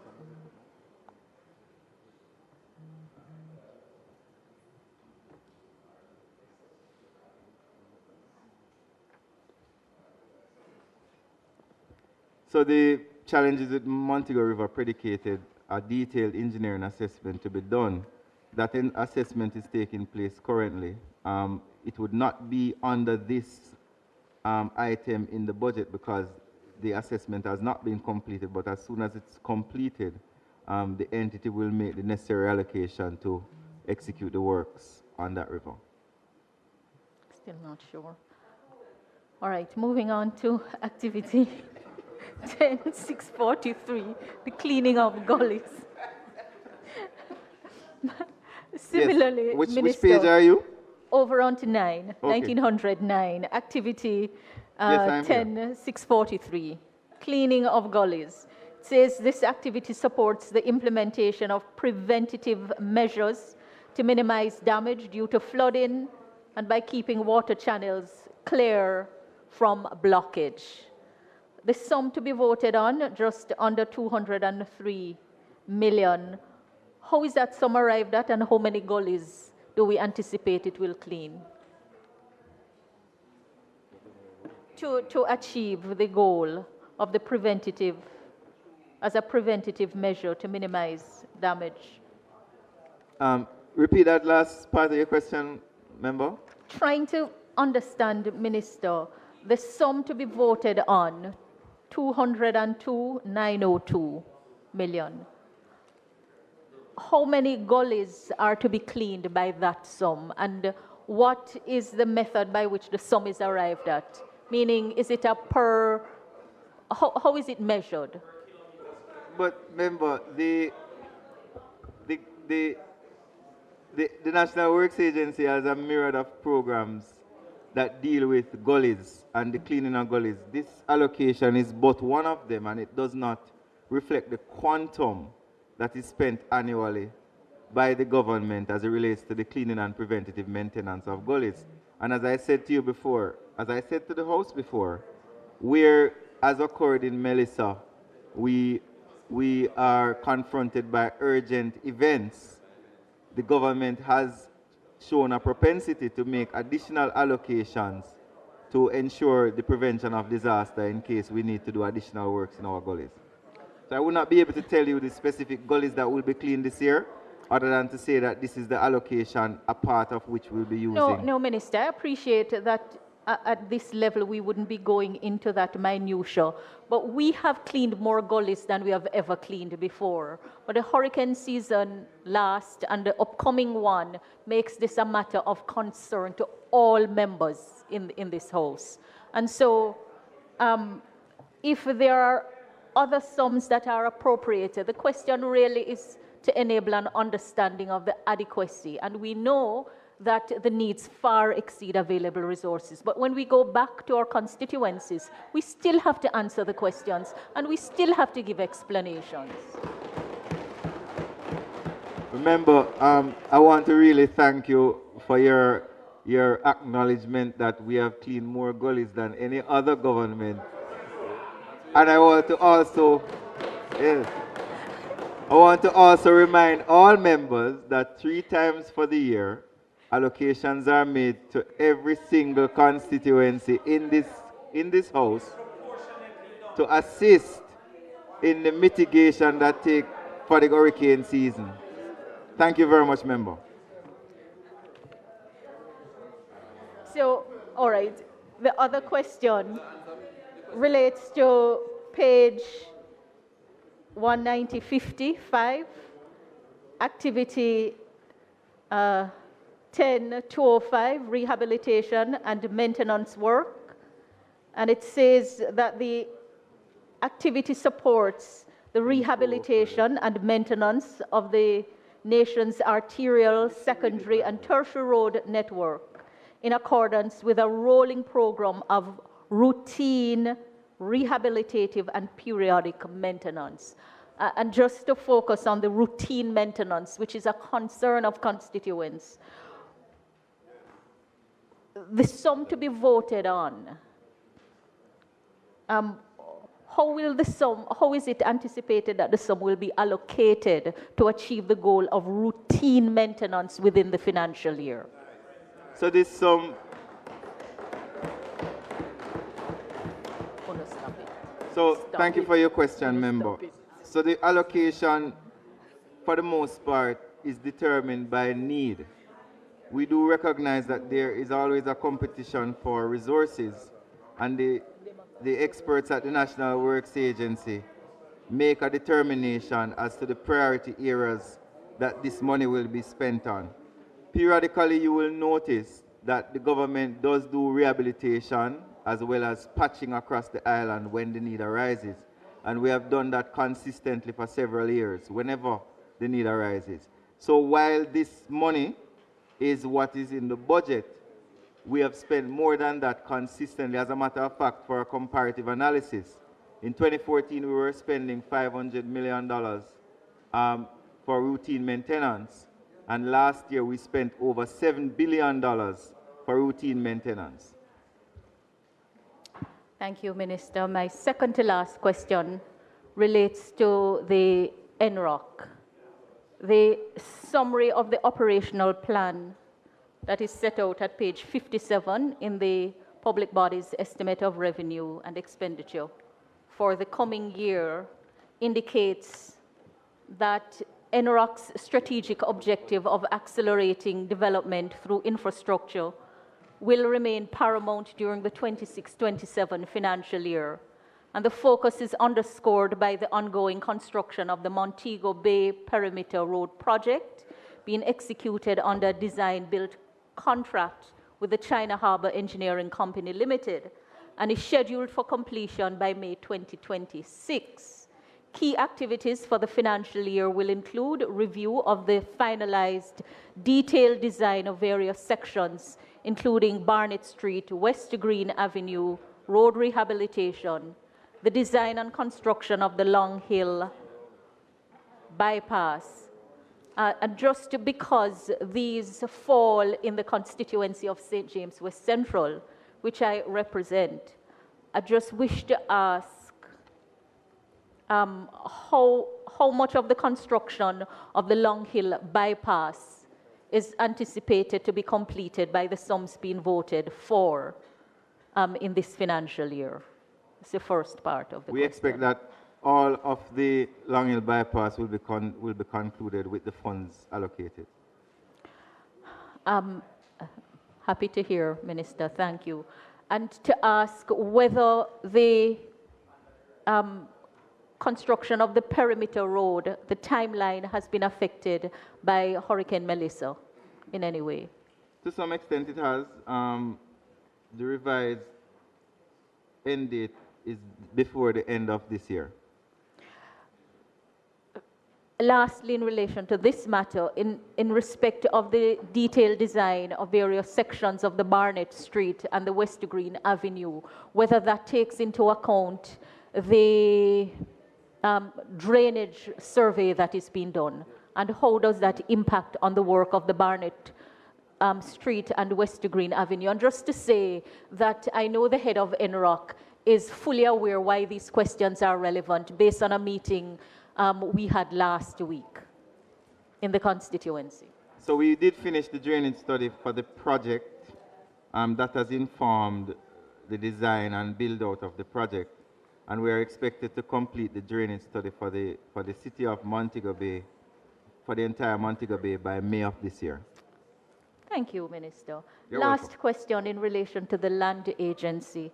And just to ask, how much work is expected to be done in communities that have been informally settled, ravaged by the hurricane, on which there is a commitment to rebuild in a different way, including securing land tenure? Thank you very much, member, for that question. And we want to let you know that, again, while we would want to undertake to provide a title this year for every single untitled lot in Jamaica, the 863,000 untitled lots, it is just impossible. So we're asking for your continued patience and understanding as we work with the systematic and the ad hoc system to produce as much titles as is humanly possible. Member Buchanan. Thank you. Thank you, Madam Chairman. Minister of Works, I want to start with you. And The question I'm going to ask is in relation to the Port Antonio bypass. So it would be found at 1900 C10.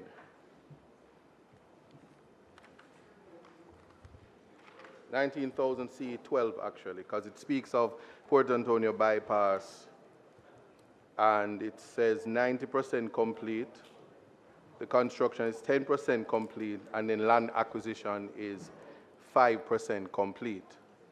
The first question I'm going to ask is, there is a displacement of 313 housing structures, which averages about 6 persons in each. So not the best at math, but that's about 1,800 persons that will be affected or displaced. Now, the question I'm going to ask, following a consultation with the National Works Agency, which, if you are familiar with movies, the National Works Agency is acting as the Silver Surfer, almost like a destroyer of lives. And they're moving forward in completing the bypass. Just work with me. In relation to acquisition, which is a part of what you're doing, you're sitting beside the minister of responsible for land and housings and the allocations thereof. Was there any contemplation in the budget for a consideration of a replacement value rather than market value? But that is how the law states, that you contemplate two. You contemplate both values. And in many cases, the government, based on the humanitarian situation and other considerations, does pay out the replacement value in many cases. Well, I'm happy that you clarified that, Minister, because what the people of Portland Eastern was told was that it is only market value, and market value is not the same as replacement value. And I can echo, the Prime Minister did have a meeting with the National Works Agency, myself, and the consultants regarding this matter yesterday. And he was very clear and unequivocal in protecting the interests and the rights of the landowners and residents that will be impacted by the bypass. So they can be assured that their government has them front and center, and rather than being silver surfers, we are giants for their rights. I'm happy. I'm very happy you say that. It needs to be loud over there, but I'm happy for that. My next question to you, however, is as a giant of defenders of rights, in relation to alternative living, as in alternative lands, and maybe you can pass the question to the Minister of Land, if in relation to the bypass and the magnitude of displacement, if within Port Antonio and Prospect, if persons will have alternative options to acquire land in that space. Member, I am very, very happy you asked that question. because he knows more than most of us in this house. He knows the law. And he understands that, one, you cannot force persons, and two, if you are negotiating with people out of respect and out of legal obligation. And this government, as the minister said, will be the giant, and always will be the giant for people's rights. And we will protect those rights. And we will negotiate, because, remember, you understand that every person would have different circumstances, and it's not a one-size-fits-all. But within the boundaries of the law, we will work with the people, work with you as the representative of the people, to ensure that all stakeholders are adequately and properly dealt with.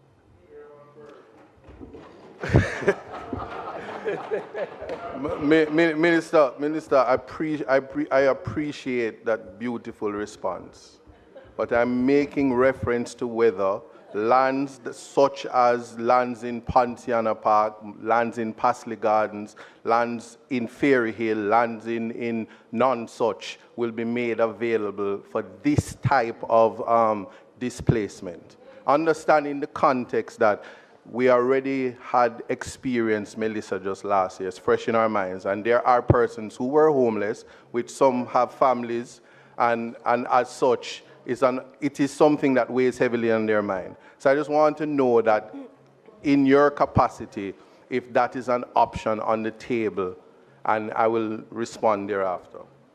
Member, again, you understand that if we are purchasing, so you have to make up your mind, and please, I'm going to ask you to help to guide your constituents.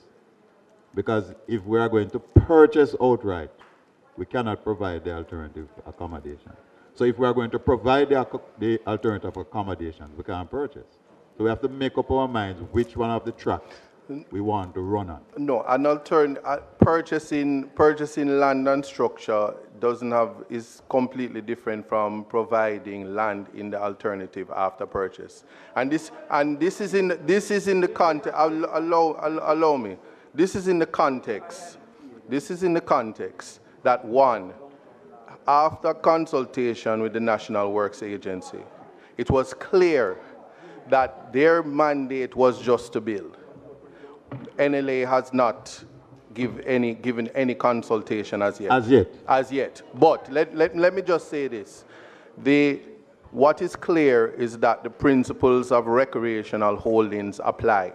I'm now speaking to you in relation to the law. That is where adverse possession is available, if it will be ease of access, because what this type of project has done is thrust persons into pre-litigation phases, negotiation phases that they don't have, not necessarily have the resources, and I'm not seeing anything in the budget, not even from legal aid, that would assist them with the magnitude. I'm talking 319 or 313 persons. So I just want to know if that is an option on the table for this development, this type of improvement to the road. Now, member, you know that a bypass like the one that we have contemplated, planned, and have begun, that kind of development will always displace people on one hand, and on the other hand, it will create huge opportunities for others. And therefore, we are open to your suggestions and your ideas and even your guidance. So I am happy you acknowledge that the National Land Agencies have not yet begun their consultations. So you have opened the door, and we will hold it open for you to come in and to sit and let us have dialogue. Minister, I'm so happy that you said that, because what happens... Chair.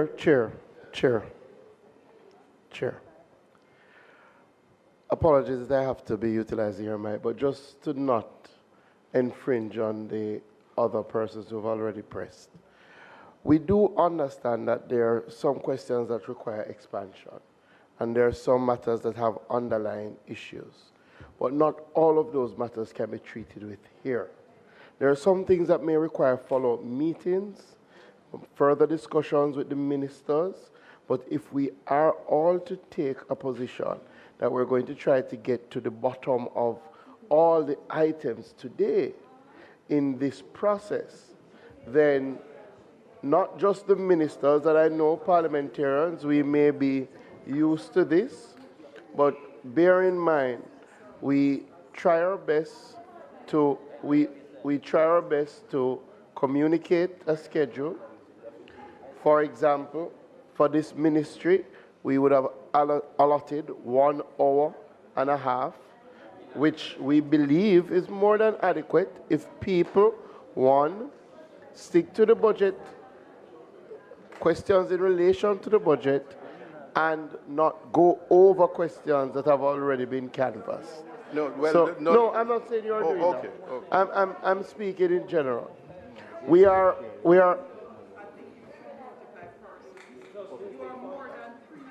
Yeah, we are already. Yeah, and what it means. What it means. Members. What it means, just to put it in perspective, what it means is that the technical teams get here for the scheduled times, and then they are forced to wait. So I say all of this to say to the membership of the House, where we can be more concise, please do. If it requires further interrogation, please have that discussion outside of this forum. Thank you, members. Very well, Minister. Now, the question in relation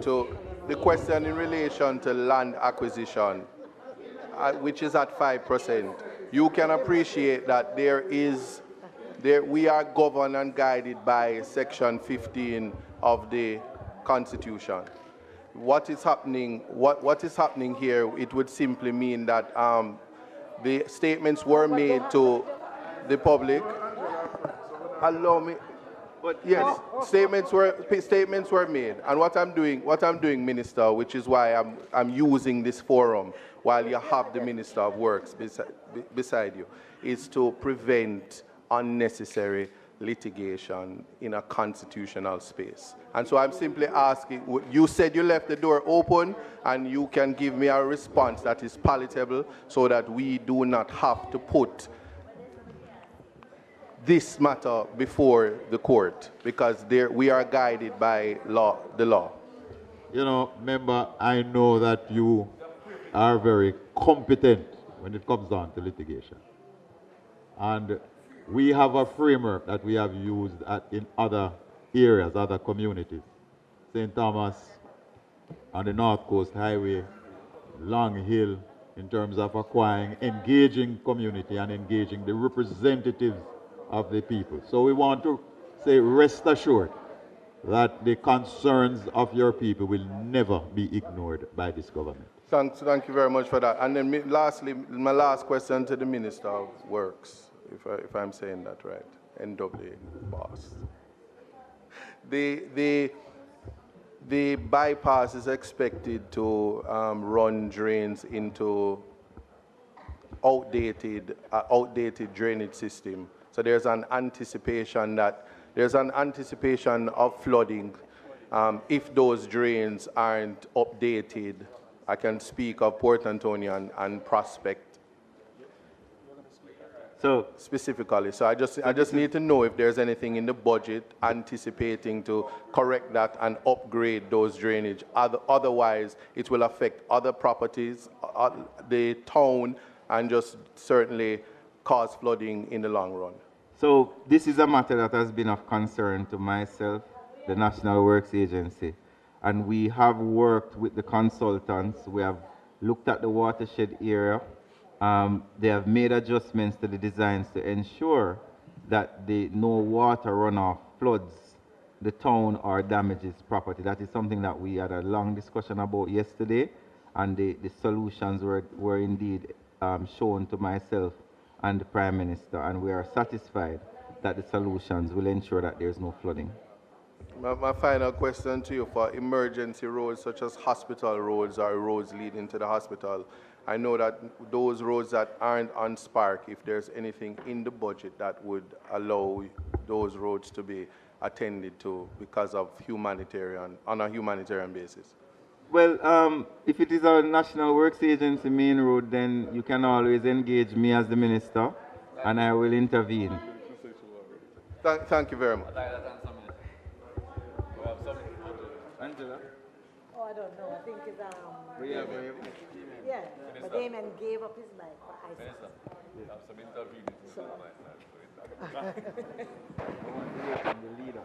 Thank you, Minister. Yes, Member Leader. Crawford and then Member No?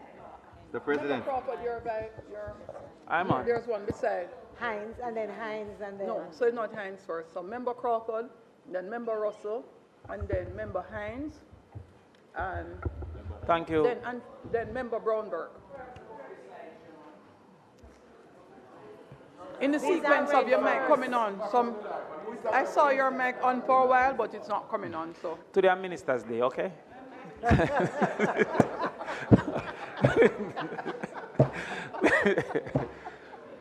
Minister, I want to start with a concern. Senior or junior?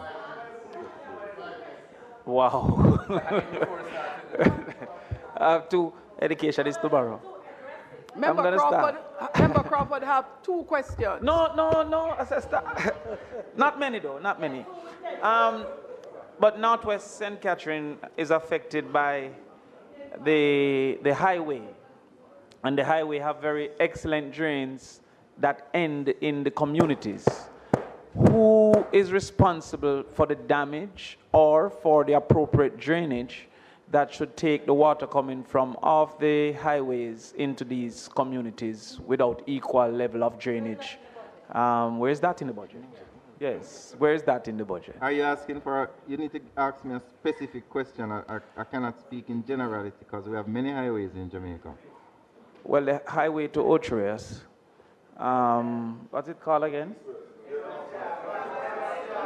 Oh, the Edward Siaga Highway. The one that them teeth. The one that them teeth. The Edward Siaga. The Edward Siaga Highway. The one that Siaga never agreed to. That one. Is it the, what I'm trying to understand, is it the purview of the owners of the highway, or is it the purview of the government as it relates to those outlets of water into our communities?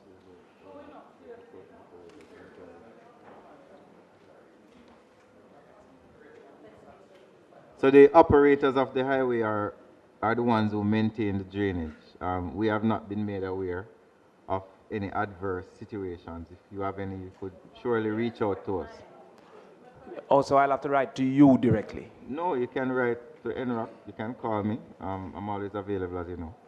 All right, so we'll write. But so NROC is the duty of the areas within the community that the water lets off the highway. You're saying that is the duty of NROC to... NROC is not the operator of the highway, you know. So I'm still asking whose duty it is for those areas. What I'm saying to you, member, is if you have a specific issue that you're noticing, just reach out to me and I'll reach out to NROC and we will address it as best as possible. All right, no problem. Minister, there are some low areas in communities that depend on sinkholes and almost like water catchments. Throughout the budget, we saw gully cleaning and all of that, but we saw nothing for sinkhole maintenance and those lowlands like Linstead. Yes. Yes, a lot of sinkholes is in Linstead. And soakaways. Yes. That's what we call them, sinkhole. The people up in Tidixton call it sinkhole. They need to understand of my lobby. So, thank you very much, member, and I know that you reached out to me last year about some of your sinkholes. Yes. So, we can offer some technical assistance, but you would know that a large percentage of these features are the jurisdiction of the local authorities. But the NWA is always willing to examine them from a technical perspective and assist where we can. Okay. All right, Minister. I want to go back to something you said following up on the member from Central Westmoreland. Am I correct that you said we have 27,000 kilometers of road? 26 to 27. Right. And did we hear you say that approximately what % of those are in some state of disrepair? That's difficult to assess because a majority of those, a majority.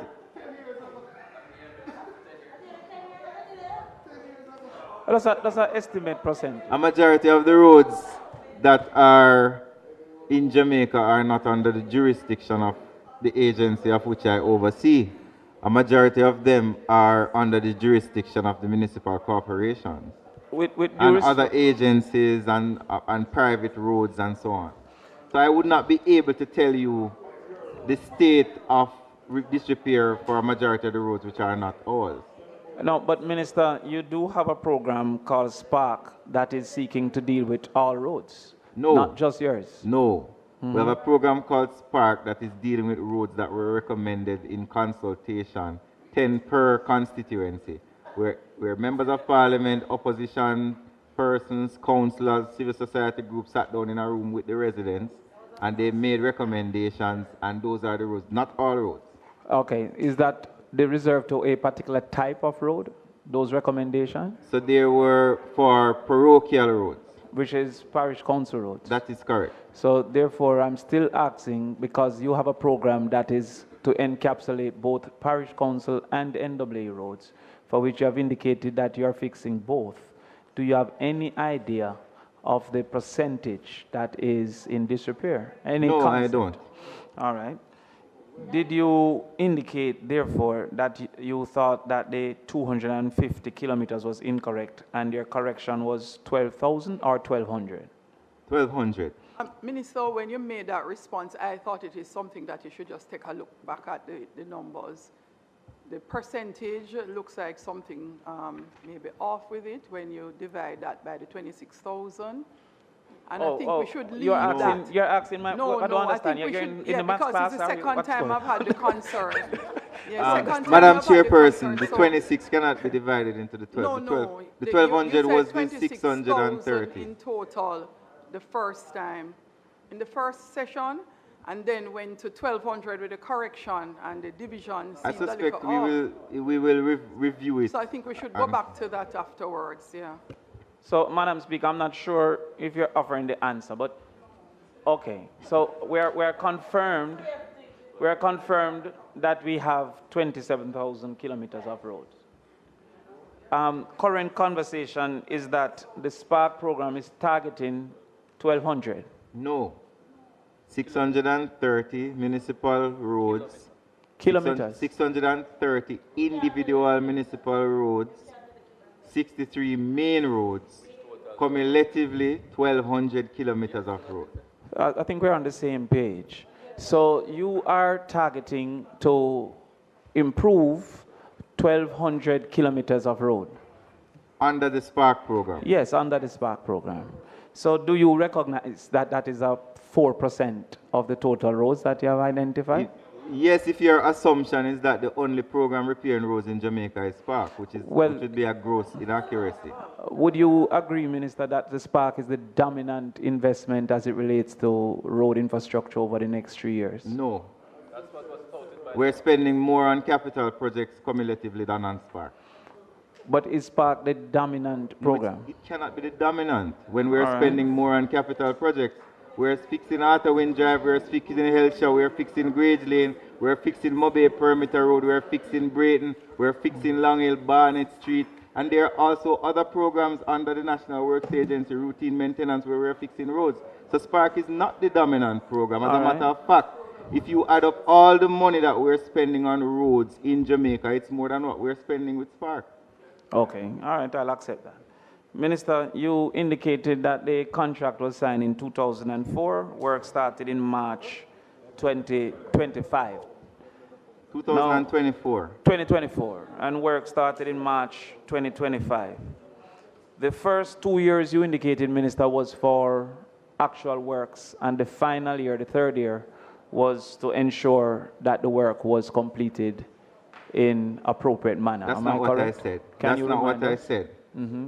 The first 2 years will be where work is done. The third year is a defects liability period. But based on the contract, I will add to you that works can happen in the defects liability period as well. Okay, but so it's works. a 2-year contract. Okay. Is there any obligation to the government if we miss that period? If who misses that period? If we are incapable to fund the completion of those works in that The period? government has never had such a problem in funding capital projects under this administration, so it's not even something that I want to put in the atmosphere. I do not wish. It's a very dangerous thing to even suggest in Parliament, because these are contracts that bind the government, and we have an obligation to pay our debts and our bills. Yes, but and Minister, we will pay our debts and our bills.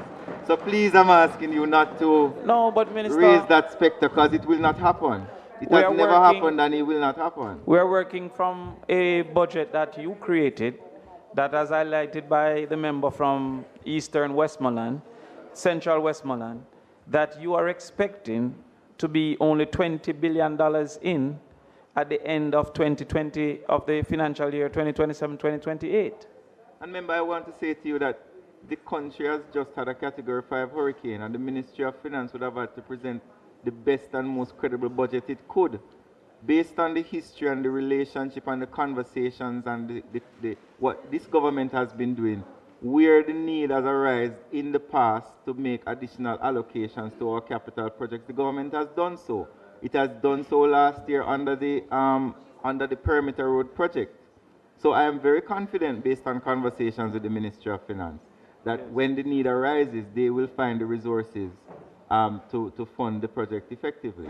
So in that case, therefore, Minister, where we are currently at $8 billion with a contract for $38 billion, are you suggesting that in the next 2 years we will be completing the $30 billion out of Yes, I am suggesting that. Have you therefore identified? Yes, he's suggesting that it's 30 billion. Yeah, yes, 4.5. So 26 for the next year is projection. Are you suggesting, Minister, therefore, that you have indicated, well, Minister, you have indicated that one of the reasons for delay was that the roads to be selected were not audited and scoped and planned. That's not what I said. Okay, please. I said to you that the initial assessment and the detailed assessment are two different things. Mm-hmm. And based on the nature of our infrastructure in Jamaica, where a lot of it was unplanned, when the consultants started to do the detailed assessment and analysis, such as the soil testing, such as the waterline features, such as the stability of the surrounding areas, that would have caused delays in the contract and would have caused challenges and increased costs to fix the roads.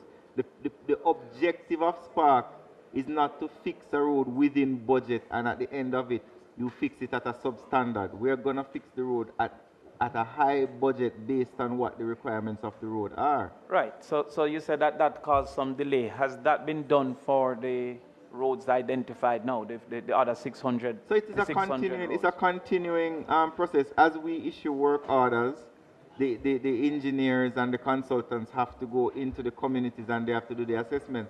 One of the challenges a lot of members have been raising to me is, oh, they saw the engineers come into the community and then they don't see them for 2 months.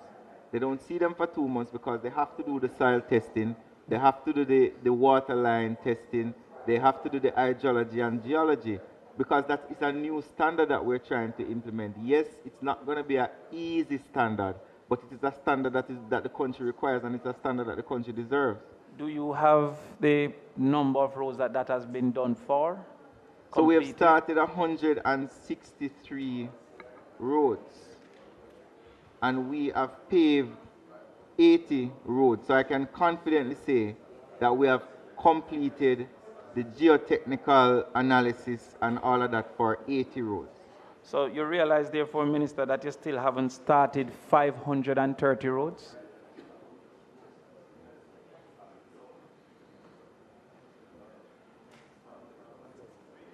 It says 660. All right. So let me try to assist you, member. Yes.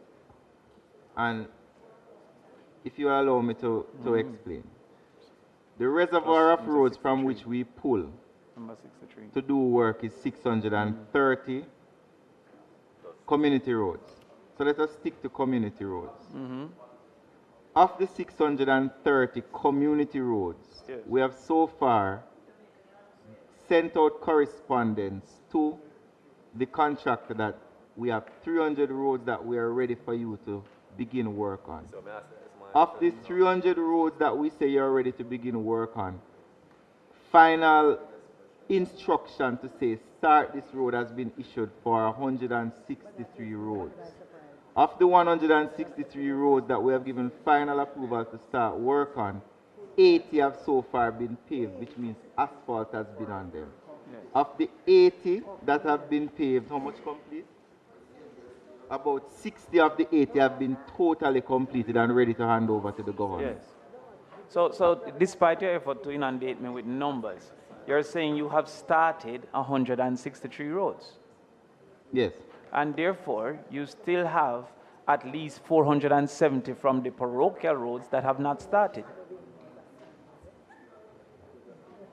Well, not all the 630 will be done, as I said to you. That's why we have Spark 2.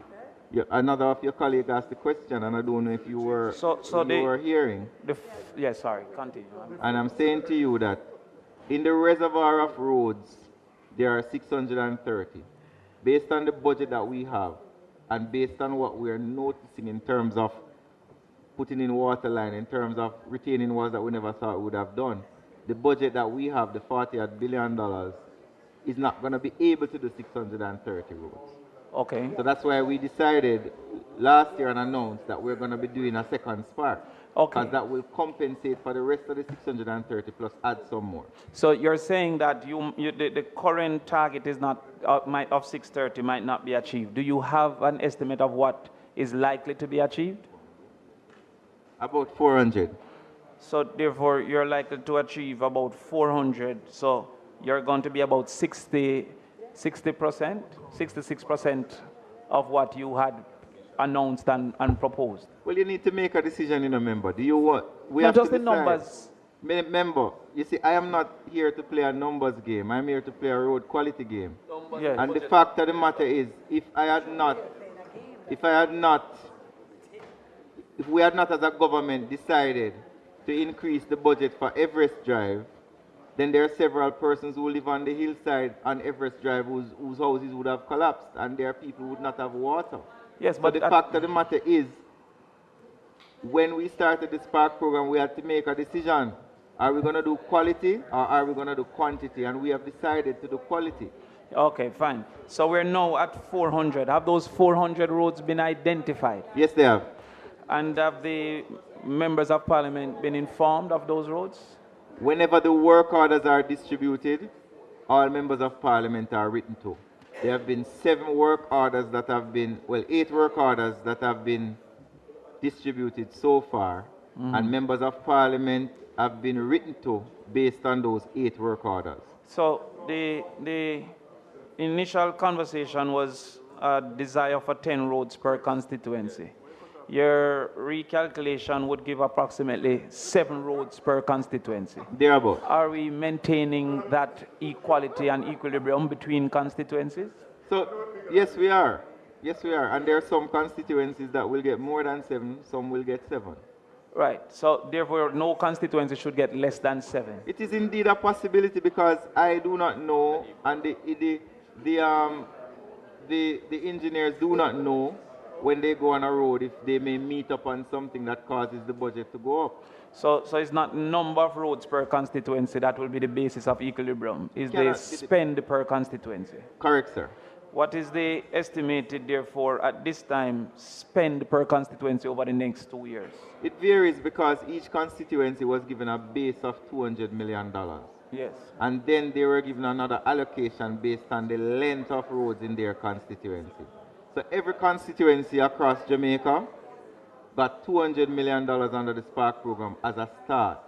And then we looked at all the roads that were in there and we gave them an amount of money that is based on the proportion of, based on the length of road that they had in their constituency. So that was for year 2025, 2026? No, that was for the entire program.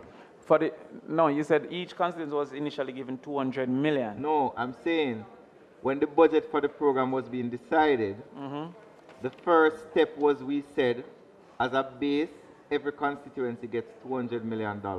Yes. And then, so that is the equality portion of the Spark program. The equity portion of the Spark program is that constituencies are allocated an additional sum based on the amount, the length of road in their constituency. So a formula was used to say if you have more road than another constituency, you get more money. Right. So there is an estimate of total spend for each constituency available? Yes, there is. And is that information available for members to receive? Members have asked for it and we have given it to them. So each member here can be advised, they can ask for the estimate of total spend under Spark within their constituency. Members will advise you that they have received the information if they request it. Okay. Final question for the Minister of Land. Minister, Railway Corporation holds quite a bit of land due to having, I guess, secured that over time. What is the plan as it relates to those lands owned by Railway Corporation currently being squatted by persons? Well, we are in consultation with the Railway Corporation because they have various queries investment queries, where some persons may wish to restart the railway. And based on what are their plans and their projections, we are waiting on them to come back to us to see how we are going to treat with the lands that have been squatting, because it is dependent upon their plans, it's their land. Yeah. All right. Thank you, Minister. Thank you, Chairman.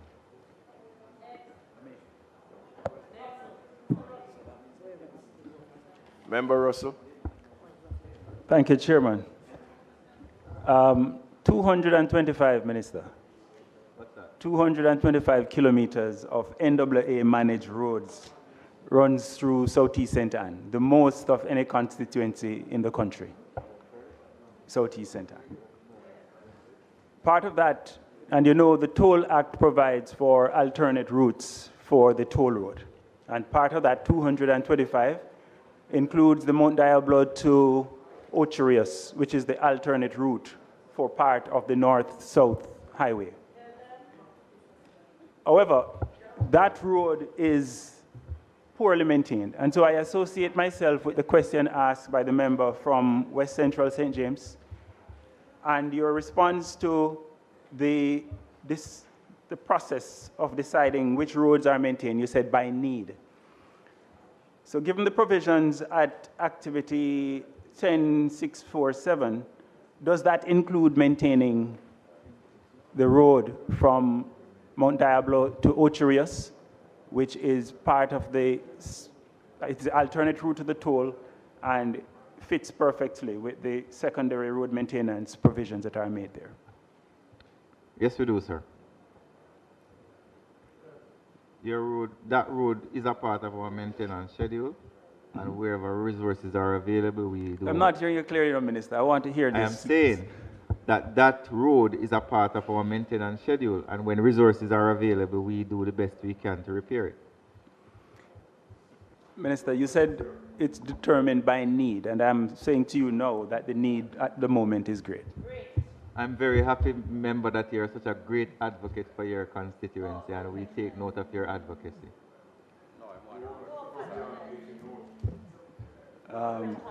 Yeah, because I can't give no to my people, brother. I need the road fixed. So let's please, we want to see an allocation made, and I think I've used the example of that section, but it's applicable in other cases as well, the alternate routes. The second question, Minister, relates to activity 10.620, traffic management and control.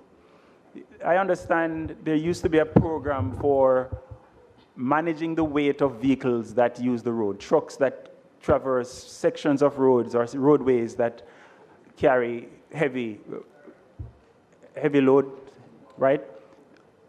In my constituency, we have a number of these roads. That's another ministry, sir. I'm sorry? That's another ministry. Transport. No, you have at 10.620, you have traffic management and control. Traffic management refers to stoplights, pedestrian crossings, stop signs, and so forth. Anything that has to do with weights and measurements of trucks is the Island Traffic Authority, which is under a different ministry. So you're saying, Minister, the NAA has no interest in the weight of vehicles because that has implications of how the roads are maintained, how the roads are built. I'm stating a point of fact. A point of fact is that the Island Traffic Authority is responsible for the weights and measurements of vehicles and trucks, not the National Works Agency. We cannot take upon ourselves authority that we have not been given. So while we may have interest generally in it, and we do have relationships with our colleague members in other ministries, it's not our area of responsibility or control. All right, I'll take it up with the Minister of Transport when he speaks. I have communicated with you about and with the NAA about roadways that have broken away after the hurricane, and this is not a Southeast St. Anne problem only. However, we have a couple of severe cases, Whitehall, close to the border with the senior minister, which at the moment is dangerous. The road more than half of it has disappeared into the gullies. And then we have others as well. Minister, can you say whether the provisions under 10647 or elsewhere includes addressing these breakaways? Yes, we will be looking at some of those and doing some work in your constituency. But I leave the decision as to which one to the engineering department of the National Works Agency. Mm-hmm. But the people in the Whitehall area, given the danger that the road now poses, would want to know that the allocation made now includes them, because it's extremely challenging for me to sit here and speak to you about specific roads or breakaways. What I can say to you is that I'm sorry, Minister, but a while ago you listed multiple roads that were being worked on. So I don't think it's an unfair request to see if that this was one under the capital project, which is a different thing. That is central government capital project. What I'm saying to you, a specific breakaways are more peculiar matter to discuss. And you know, I have an open door policy. You can always reach out to me, and we can have conversations about it. I'm learning. Minister, I appreciate it, but we also want to ensure that there is a systematic way of doing these things, right? Which is why I raise it here. You are aware that you can call me anytime and I will try my very best. You're sitting too close to the other minister, I think. Just on Spark program, one question in relation to Spark. As the representatives of the people and the visibility of the program, we are often asked questions which we are unable to answer. Minister, and that gives the impression that there is secrecy around Spark, especially as it relates to costing. Can you commit to sharing with members of Parliament the scope of work for the roads that are under the Spark program in our constituencies? So there is no challenge in sharing that, but I just want to caution you that a part of the challenge that we have had with Spark, well, one of the challenges is that if I tell you that the road is going to cost $50 million at the beginning of the process, and then at the end of the process it ended up costing $80 million, many persons have created problems in... I would love if you'd allow me to finish, please. The challenge we have had in the past, and the technocrats have had the challenge, is where we give a budget for a road, like Everest Drive. I don't know if you remember. Remember when we told you that Everest Drive was going to cost $60 to $70 million, and then it ended up costing over 100. And a lot of people may not appreciate the costing, and it creates a problem where persons make accusations of the agency and of the agents of the agency.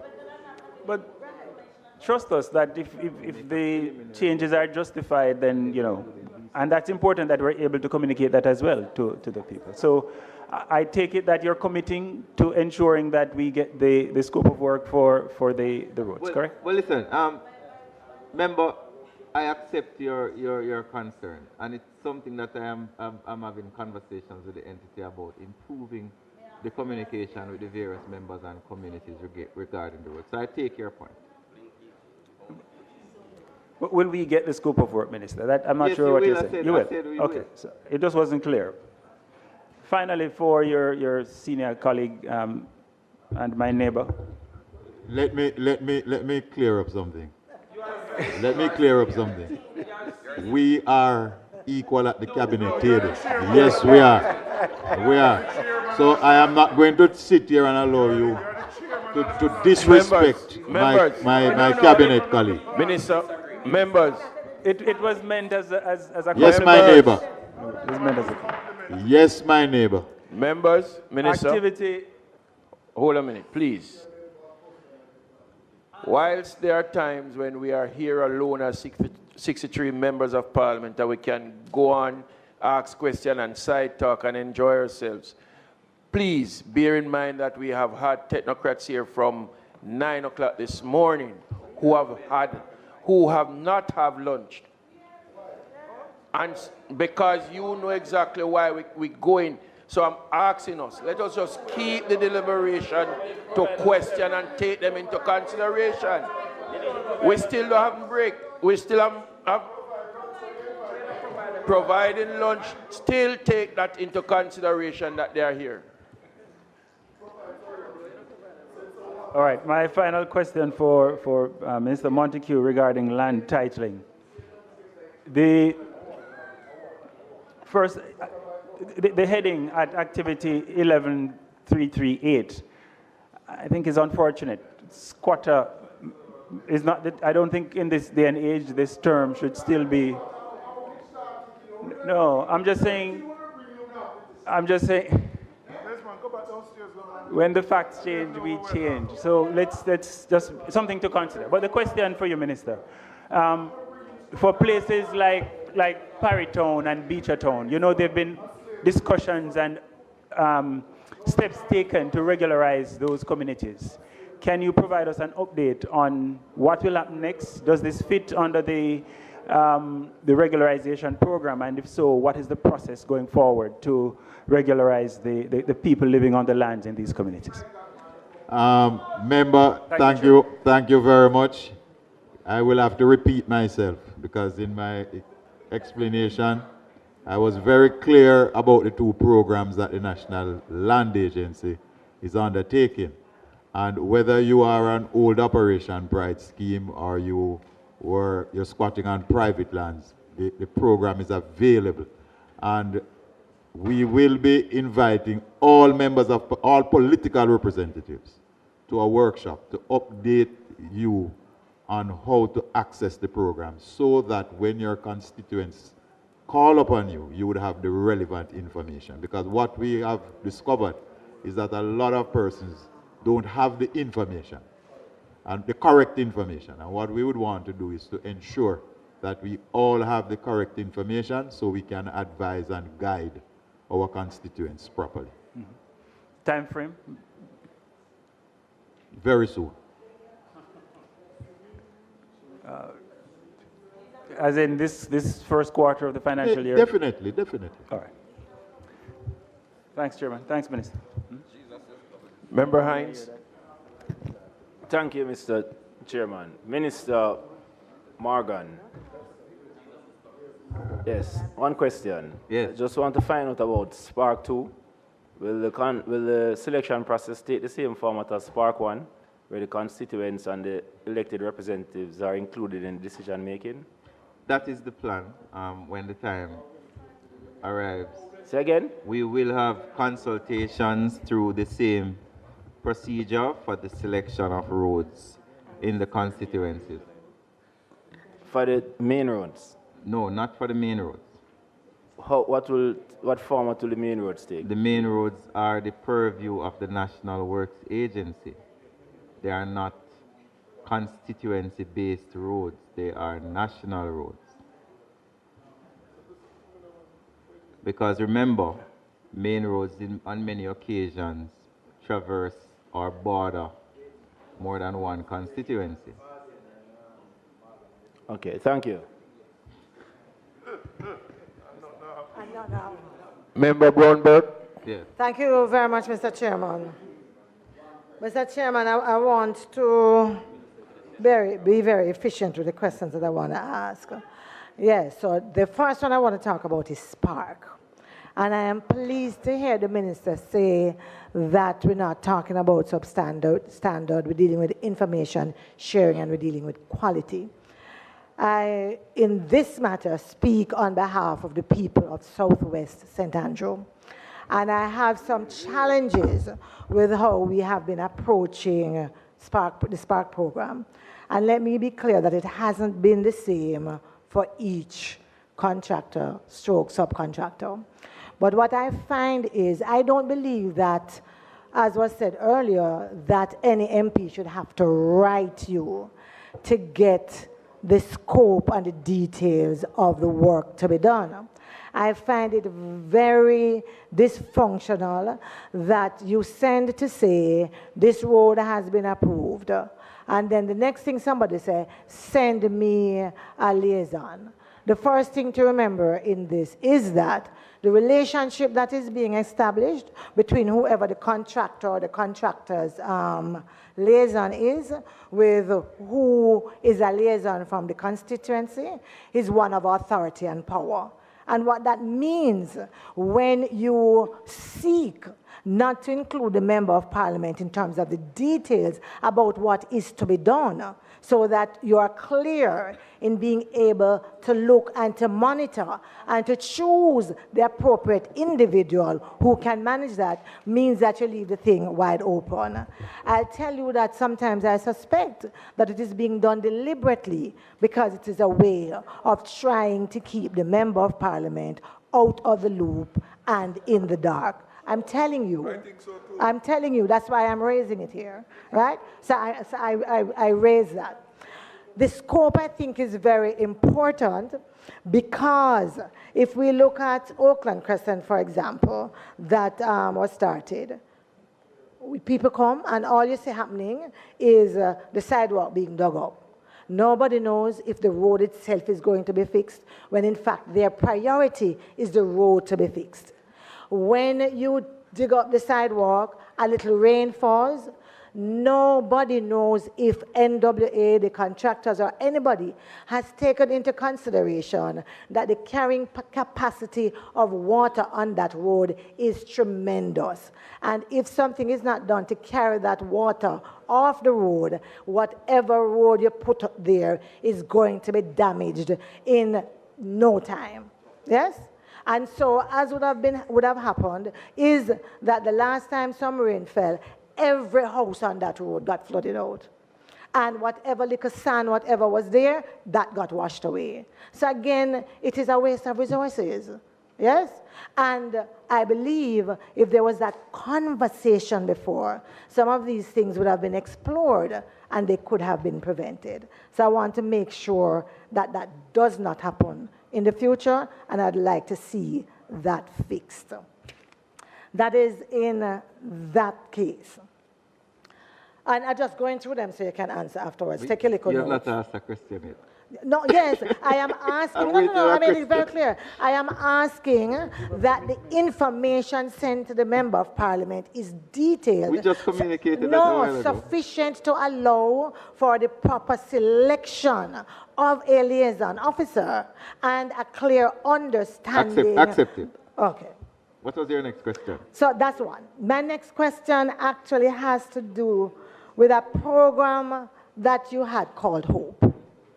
I couldn't find, I think I saw it name. I couldn't find it anywhere in this year's budget, but I am told from your agency that some of the houses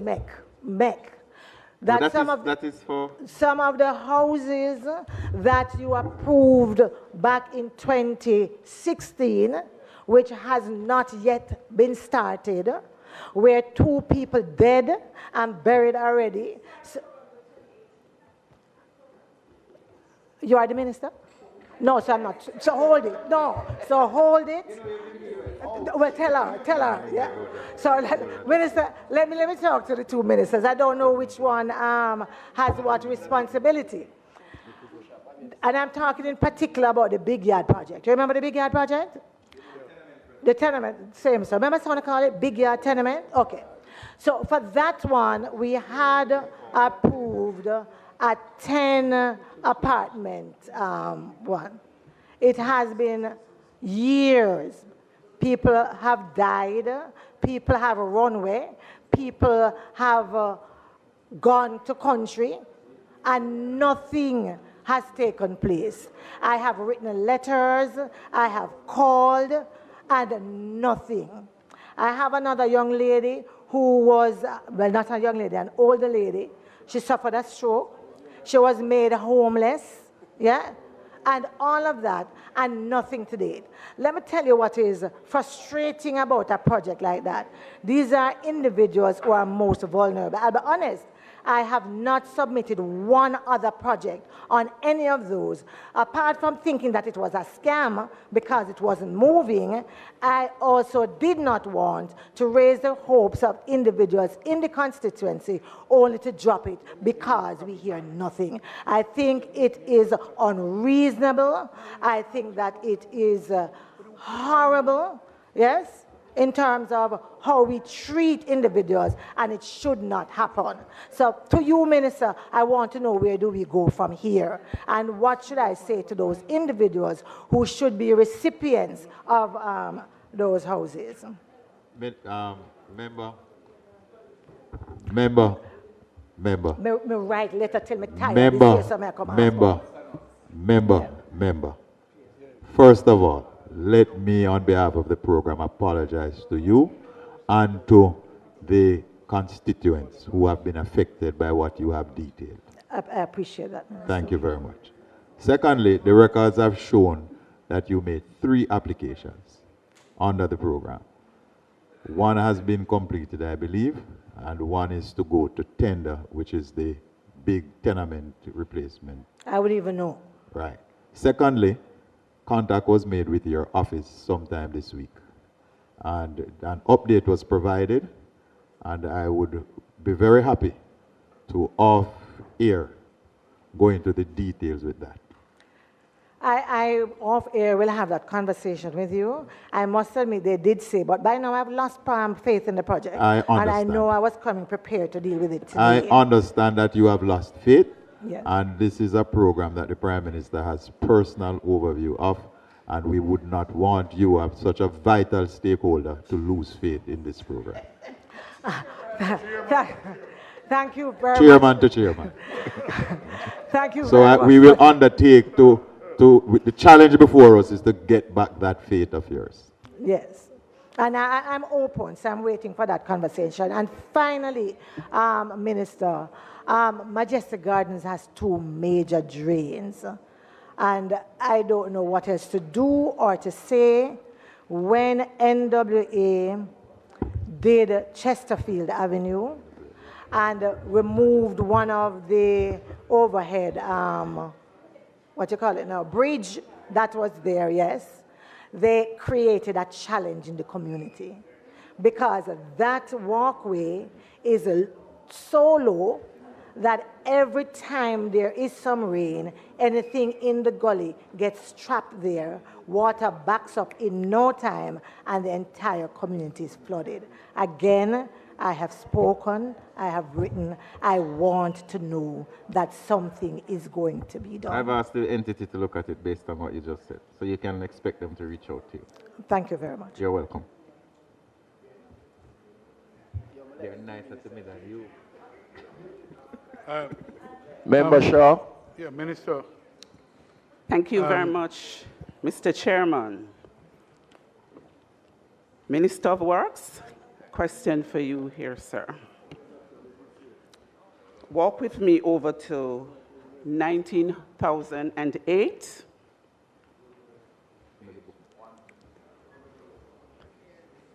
Where we're dealing with river training on this page. I note there is a measly $66 million estimate in this area. I've had numerous conversations with you about the community of Bath, where you have 2 rivers, the Island River and the Plantain Garden River. These rivers broke their banks on several occasions. It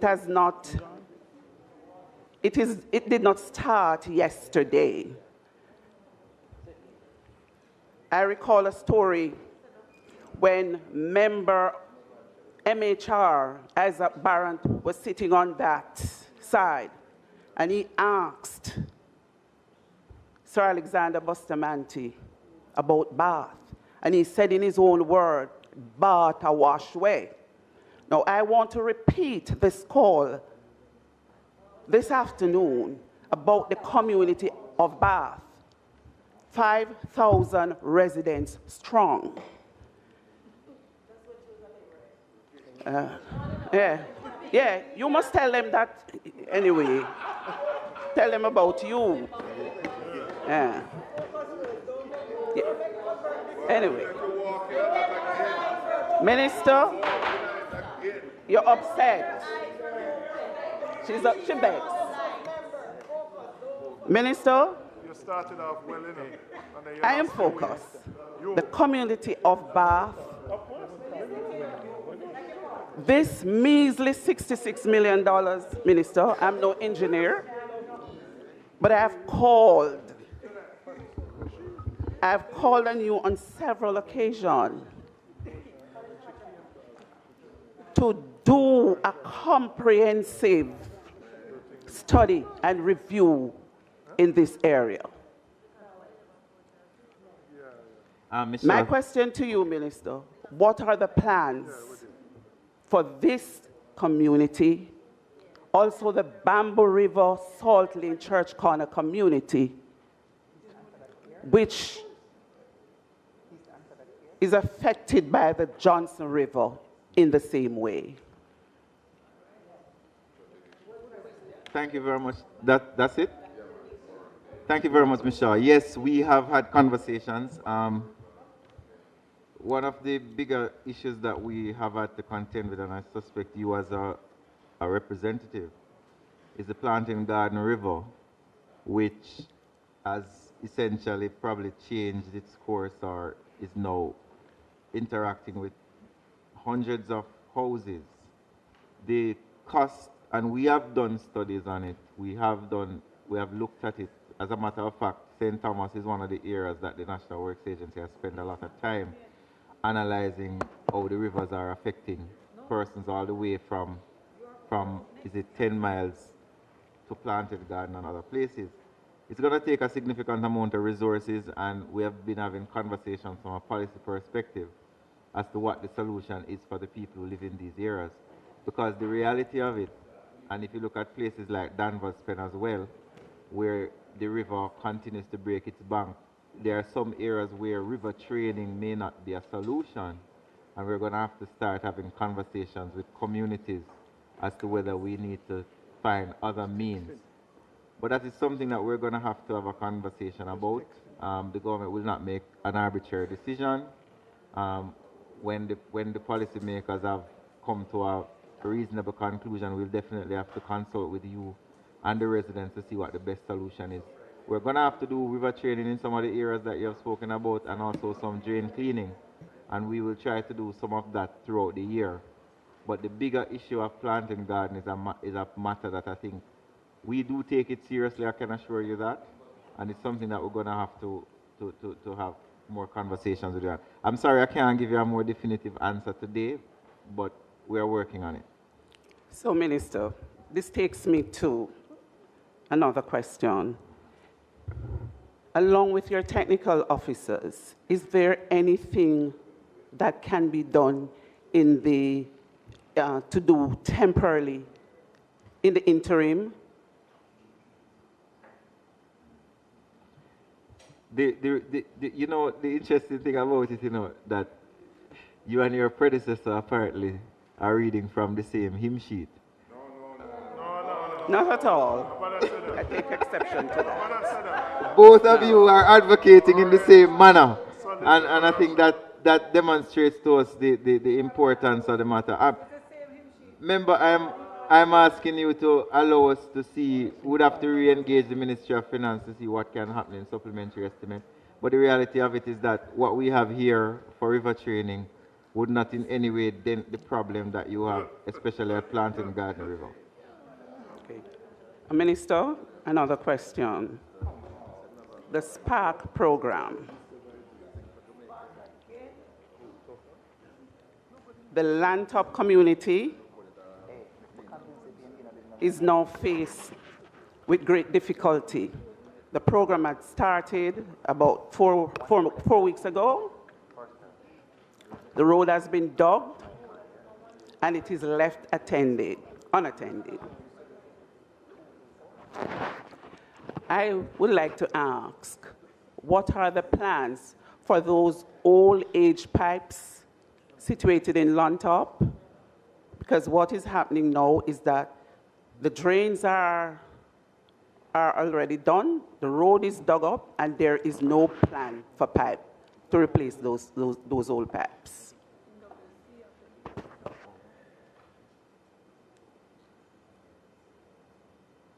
So we will be replacing all the pipes. We did have some challenges with the pipes, but I can announce that all the pipes for the Spark program arrived in the island probably about 3 weeks ago. So we can assure that the pipes will be replaced on that road. Minister, this leads me to advise you that I was told by the works manager there that there is no plan for piping on Lantop Road. So you're probably mixing up both roads. Well, I will advise you, Yes. Ms. Shaw, that the senior director of the National Works Agency sitting behind me says to me that the pipes will be replaced, and I trust that I can accept his word. Thank you, Minister. With I am authority. very, very happy. Very happy to hear about that. Another, my final question to you, Minister. Are you aware that the Southern Coastal Highway project is plagued with significant defects?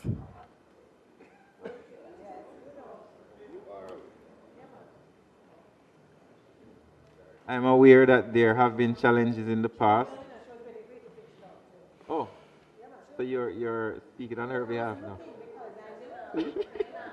Okay, Ms. Shaw, you may go ahead. I'm sorry. There are 3 businesses that have been closed for the past 6 months in Port Morant because of shoddy work. Persons cannot enter their business places, and as such, had to shut the establishment. 6 months now.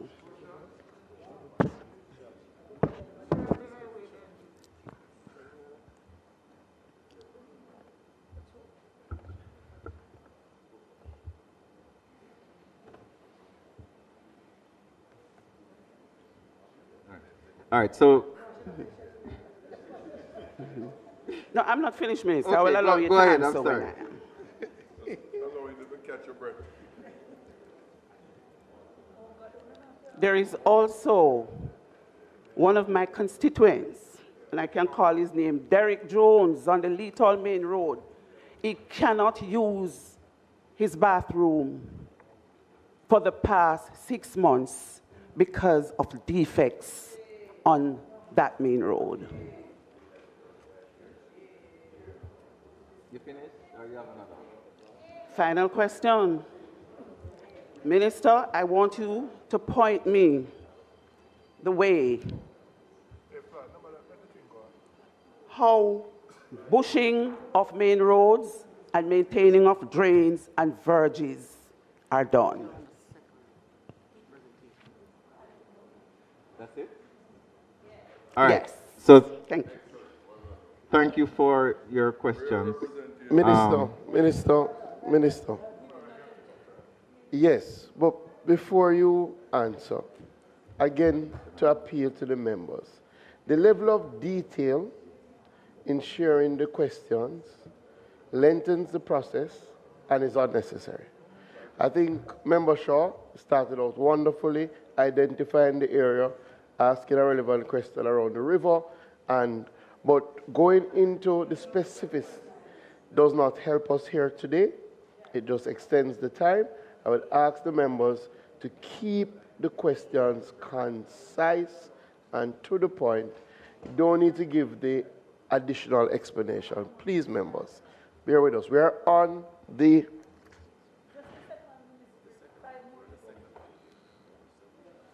second, we're on number 4, and we are scheduled today to go to number 9.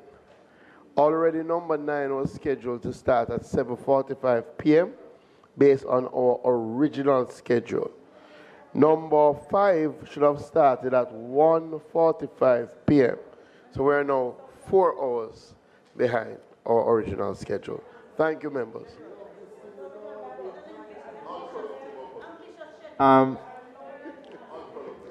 Member Shaw, thank you very much for your 2 questions regarding Lethal and Port Morant. There were some challenges with this ship. We would have instructed the consultant to give us a report, and the report we got recently updated us on some of the challenges. I have asked the NWA to engage with you about these specific ones, the one in Port Morant with the 3 businesses, as well as the one in Lethal, which we did not know about.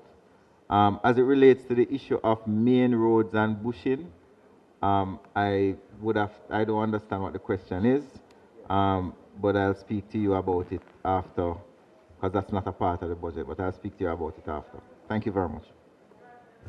Thank you. Member Hilton. Thank you. Minister, I have 2 sets of questions.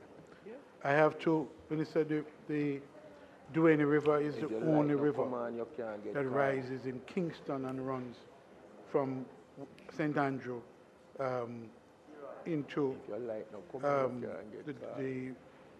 Huntsby River, into the Huntsby. That river has been flooding New Haven for years. We have been appealing for some assistance to get the river back into its bank. The desilting of the river is the key to resolving the problem, and we've been urging and appealing for it to get some attention, and I'm bringing it to the attention here publicly because I'm forced to. The people are at their wits' end, simply at their wits' end, and so, Minister, I'd like the ministry, the NWA to begin to scope to look at this very, very seriously because it's claiming more and more of the land, and the people are having now to leave their houses that has been constantly flooded. So, Minister, I make up the appeal here, but it has been made elsewhere on many, many, many occasions. Thank you very much, Member. But 2 things. One, we did do some work on it recently, but the bigger problem we have, Member, and I'm sure you are in How recent is that? Not since I've been there. How recent? Just before Melissa, and we did some minor works. Member, I will admit to you that it will require significant work, and it's something that we're looking at. But there's a bigger issue that you and I need to have a conversation about, Member. There are people who actually live in the river, and that's something that the government and yourself, Member, you know, Mr. Mackenzie cannot assist you in this matter. This man is a distractor. Leave him alone. You're a So distraction. there's an issue that we have that I know it is of concern to both of us. And we're going to have a conversation about it because It's good to see you. many of us were very concerned during Melissa about the persons who live in and on the river. And that's a part of the reason why it's challenging.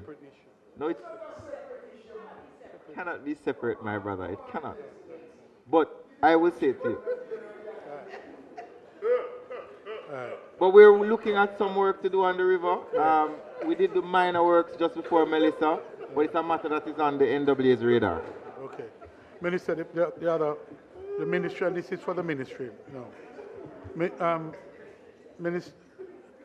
Minister, I want to go to page 36 of the public bodies book.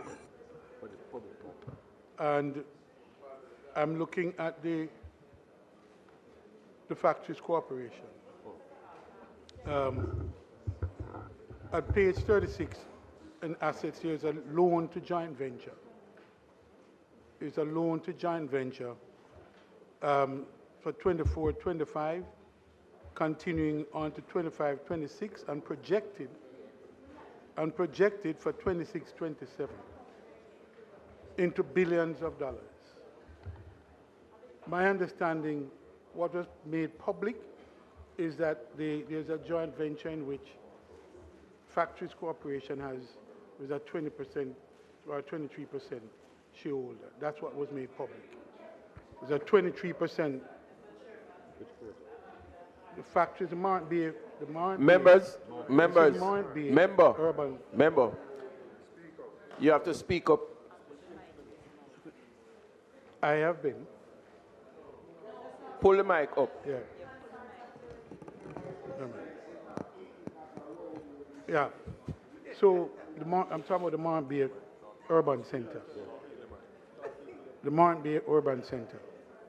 So what was made public was that at 23%, the Factories Corporation has a 23% share holding. And so I'd like to know, firstly, whether the joint venture reference here is about the Montego Bay, Mount Bay Urban Center, one, and if not, then which other joint venture are we addressing? Member, please, see if you could elevate your voice some more.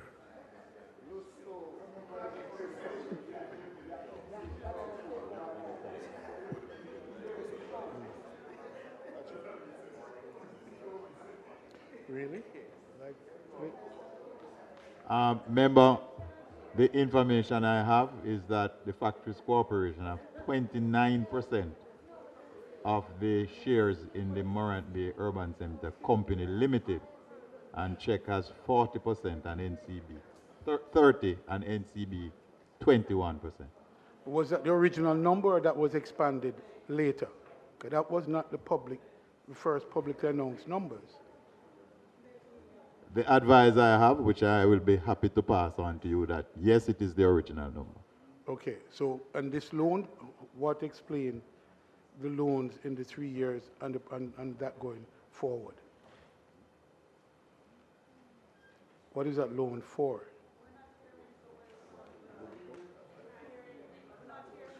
What is that loan for?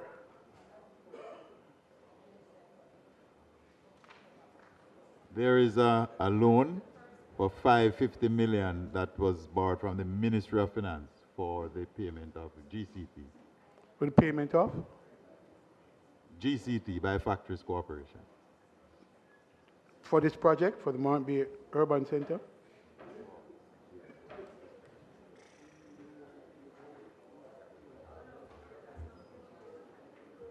Yes, it is for this project. So the loan from NCB of $6 billion plus was not sufficient to cover this project? Or this is in addition to? No, member. Yes. GCT is payable by every legal entity above a certain level.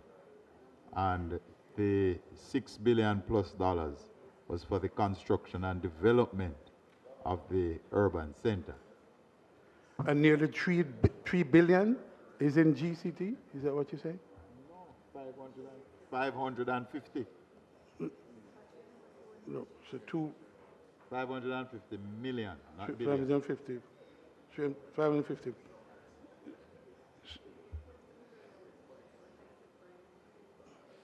And are we, as of today, is water accessible by the entities, the units, the various units?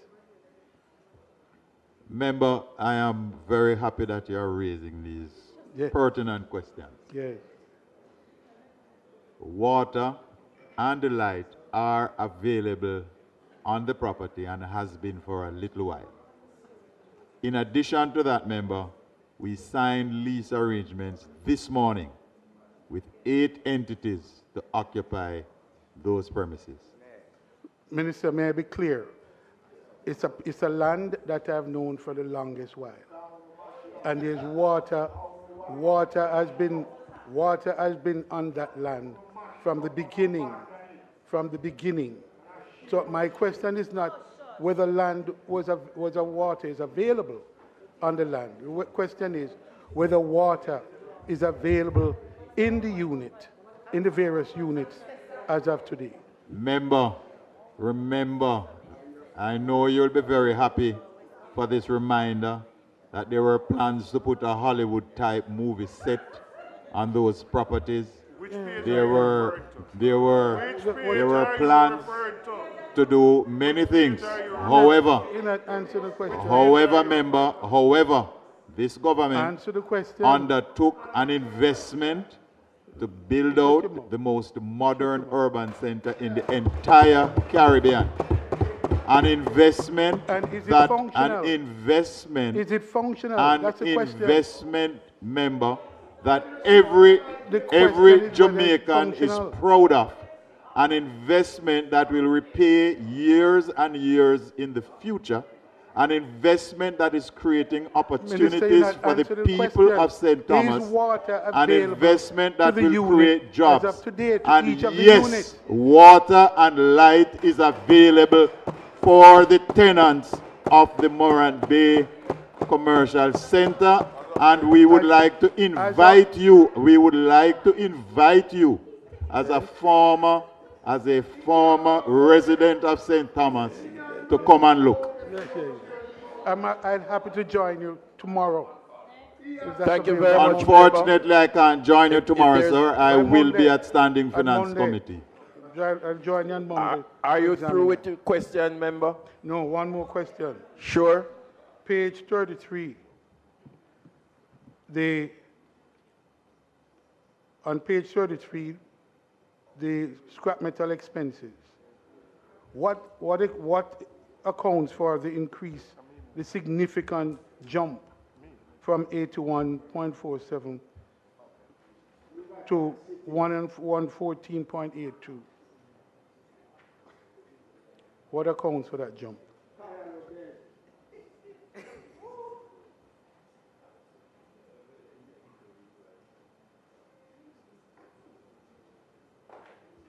Member, I'm being advised that the Factories Corporation has now decided to remove garbage collection and security from being on-staff services to be contracted.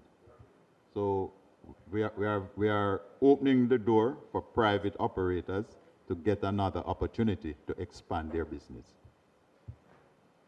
Okay. Okay, that's my question. Thank you very much, member. Really Thank you very much, appreciate member. your question. Member Smith. Thank you, Chairman. First time you ever talk? No, not first time. Thank you, Chairman.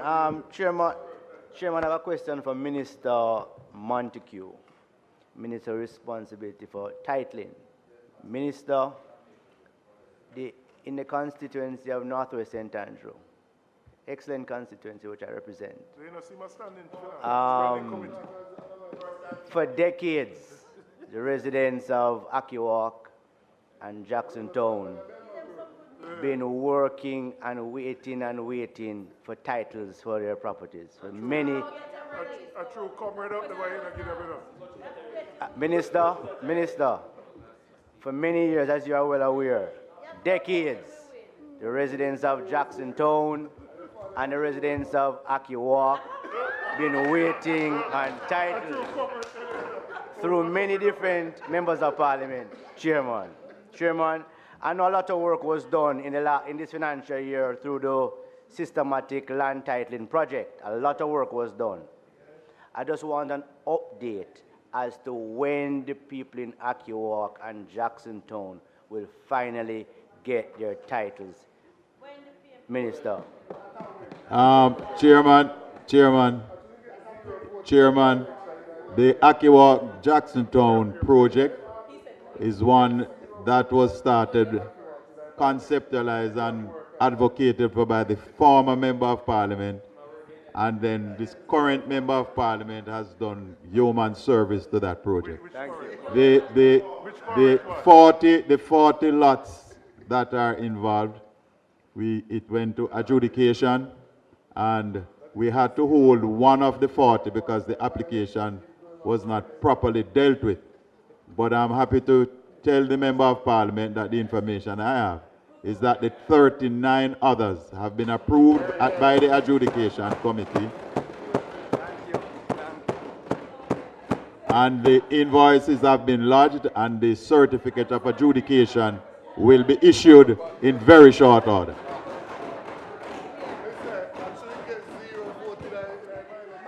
Minister, Member Robinson.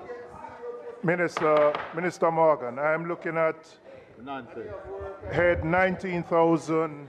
Member Campbell. Member Robinson is on the floor. I'm looking at head 19,008, 19,009, 19,010. And I'm looking for an allocation to deal with repairs to gullies. I've seen cleaning of gullies, but I don't see repairs. I'm raising this because I have a number of gullies before the hurricane that have began to deteriorate. The side walls of the gullies have totally gone, threatening property, private property and public property. Since the hurricane, those have gotten worse. Now, as far as I know, NWA doesn't have resources to deal with the repairs to gullies, and we don't have the resources. So my question is there an allocation specifically for repairs to gullies, and how can we access that before the infrastructure deteriorates even further? Thank you very much, Member Robinson. I want to say that though you do not see it in this year's budget, as part of the response to Melissa, Cabinet would have allocated some funding, of which $1.3 billion will be used to repair gullies in Kingston and St. Andrew, as well as the north and south gullies in St. James. I suspect that gullies in your constituency are a part of it, and the NWA... You can give me the list, since you suspect. Well, I wouldn't be able to give it to you now. When you can give me? When NWA has done their assessment.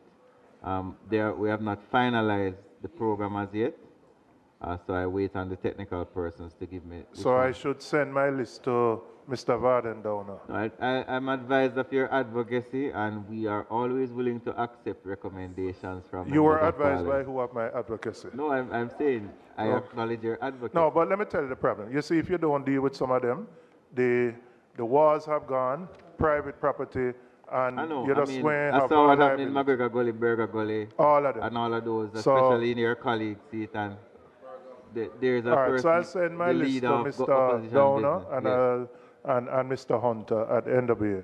And you're assuring me that of the 1.4 billion, an allocation, 1.3 billion, an allocation will be made for the gullies in Southeast St. Andrew. I'll depend on the technocrats to decide where the priority areas are, but I'm sure that one of yours will be a part of it. I have about 5.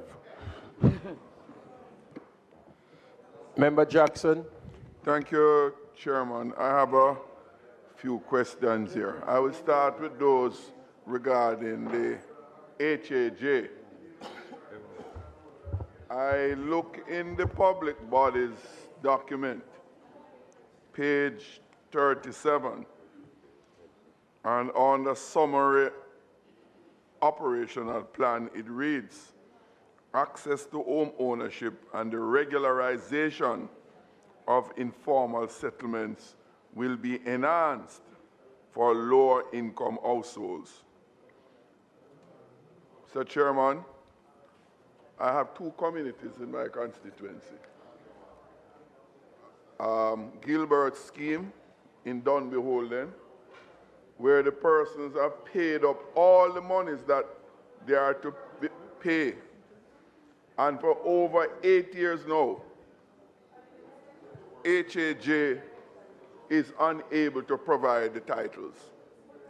I have made representation over and over. I've gotten promises, and the residents are just sick and tired of the promises. And I'm here appealing and hoping that in this provision here, under that section that I read, those residents in Dunby Holden, in particular the Gilbert scheme, will get the titles for which they have long paid the monies. That's 1. 2, in Quarry Hill, much work was done. Subdivision, titling, etc.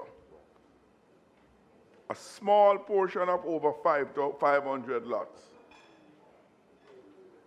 Titles were prepared by HAJ, and the rest remain outstanding for years. We have begged and pleaded, and up to now, the titles are not ready. And I'm here again, Mr. Chairman, pleading and begging that that exercise be completed. If there's some cost involved, I'm pretty sure the residents are prepared to make a contribution towards it. But it is in the hands of the HAJ. And I've been getting explanation. I met with the chairman, I met with the executive director, back and forth. And as we speak today, at this moment, the matter remains outstanding. So I am on bending knees this afternoon, Mr. Chairman, for some resolution. If whatever it is to be done that I can do as Member of Parliament, I want HAJ to tell me. I will see to it that it's done. So I would like a response, not for the sake of a response, but what concrete plans are in place to deliver to these people. Mr. Chairman, these are the lower-income persons in our country. They look to us as government to resolve their challenges. And when we are not responding to them, they become hopeless and give up on their country. And we want to preserve their hope in the country. So I'm leaning on you, Chairman. I'm leaning on the Minister. I'm leaning on the Deputy Prime Minister who is in the House today. I'm leaning on the whole Parliament to help to bring a resolution to this very long outstanding matter. I want to get some response to that before I go on to the works, roads in my constituency. And the Member of Parliament sitting over there says she will not vote for me again unless the road is fixed. Please keep to the line item and the page that you're supposed to be on. Member, I am very happy you have reached a point where you are willing to assist the HAJ. As you are aware, some 569 lots exist in the Quarry Hill area, of which a project was started to regularize the 569. We got the HAJ, I'm advised, got to 161 titles in the Quarry Hill area. However, the work had to be stopped. It was stopped by an individual, a stakeholder with a lot of authority.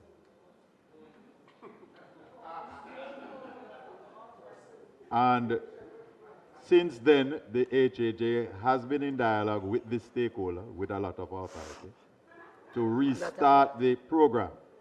And as you are aware, some of the quarry lands are also privately owned, and the HAJ, during the meantime, the fieldwork has stopped, is to bring the privately owned lands through the law, through the NLA, to get them in so that the titles can be produced.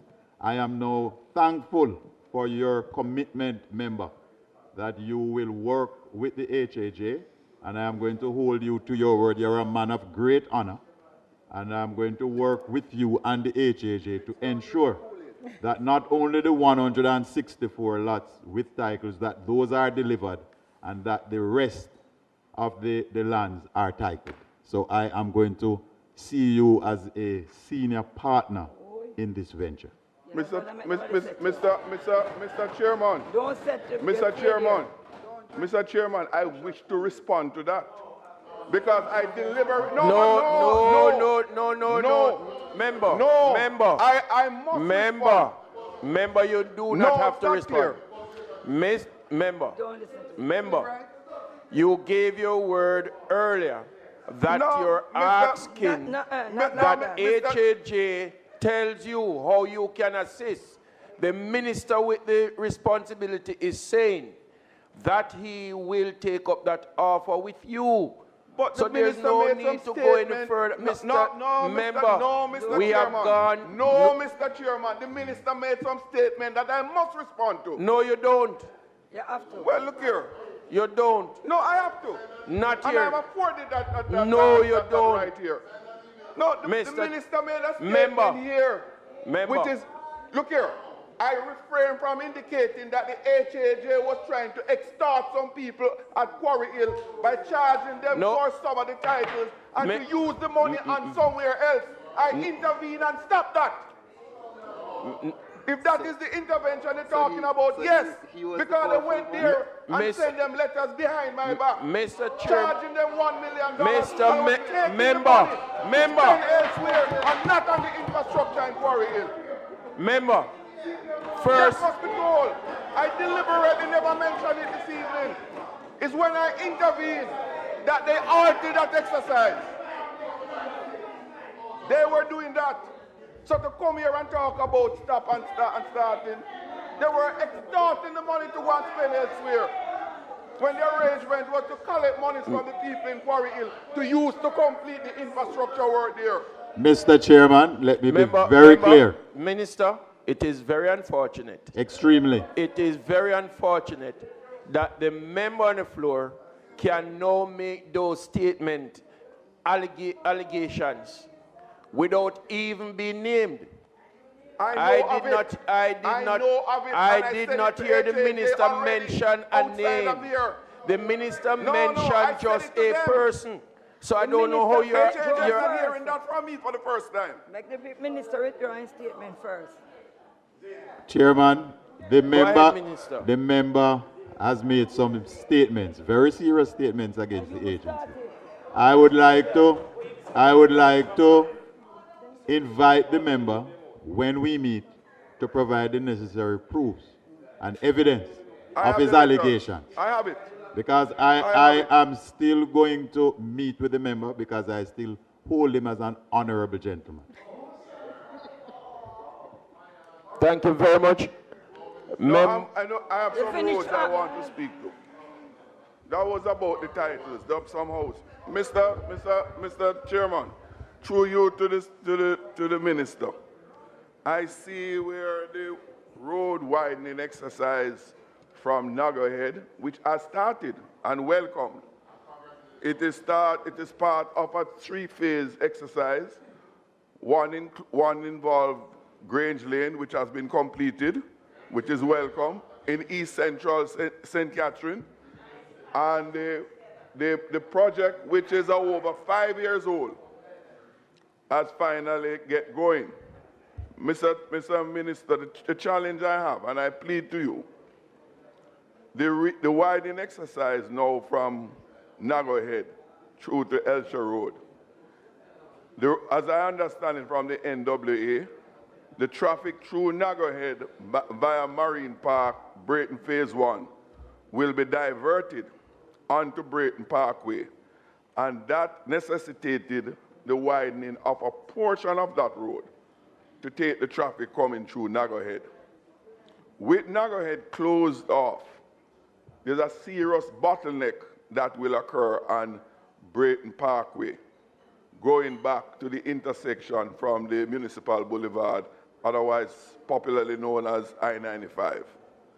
My appeal this evening, Minister, in my discussion with NWA, a further extension of the widening from the tax office back to the traffic light at Newland Road will not cost any more than about $37 million, but will significantly alleviate the traffic bottleneck when the traffic is diverted.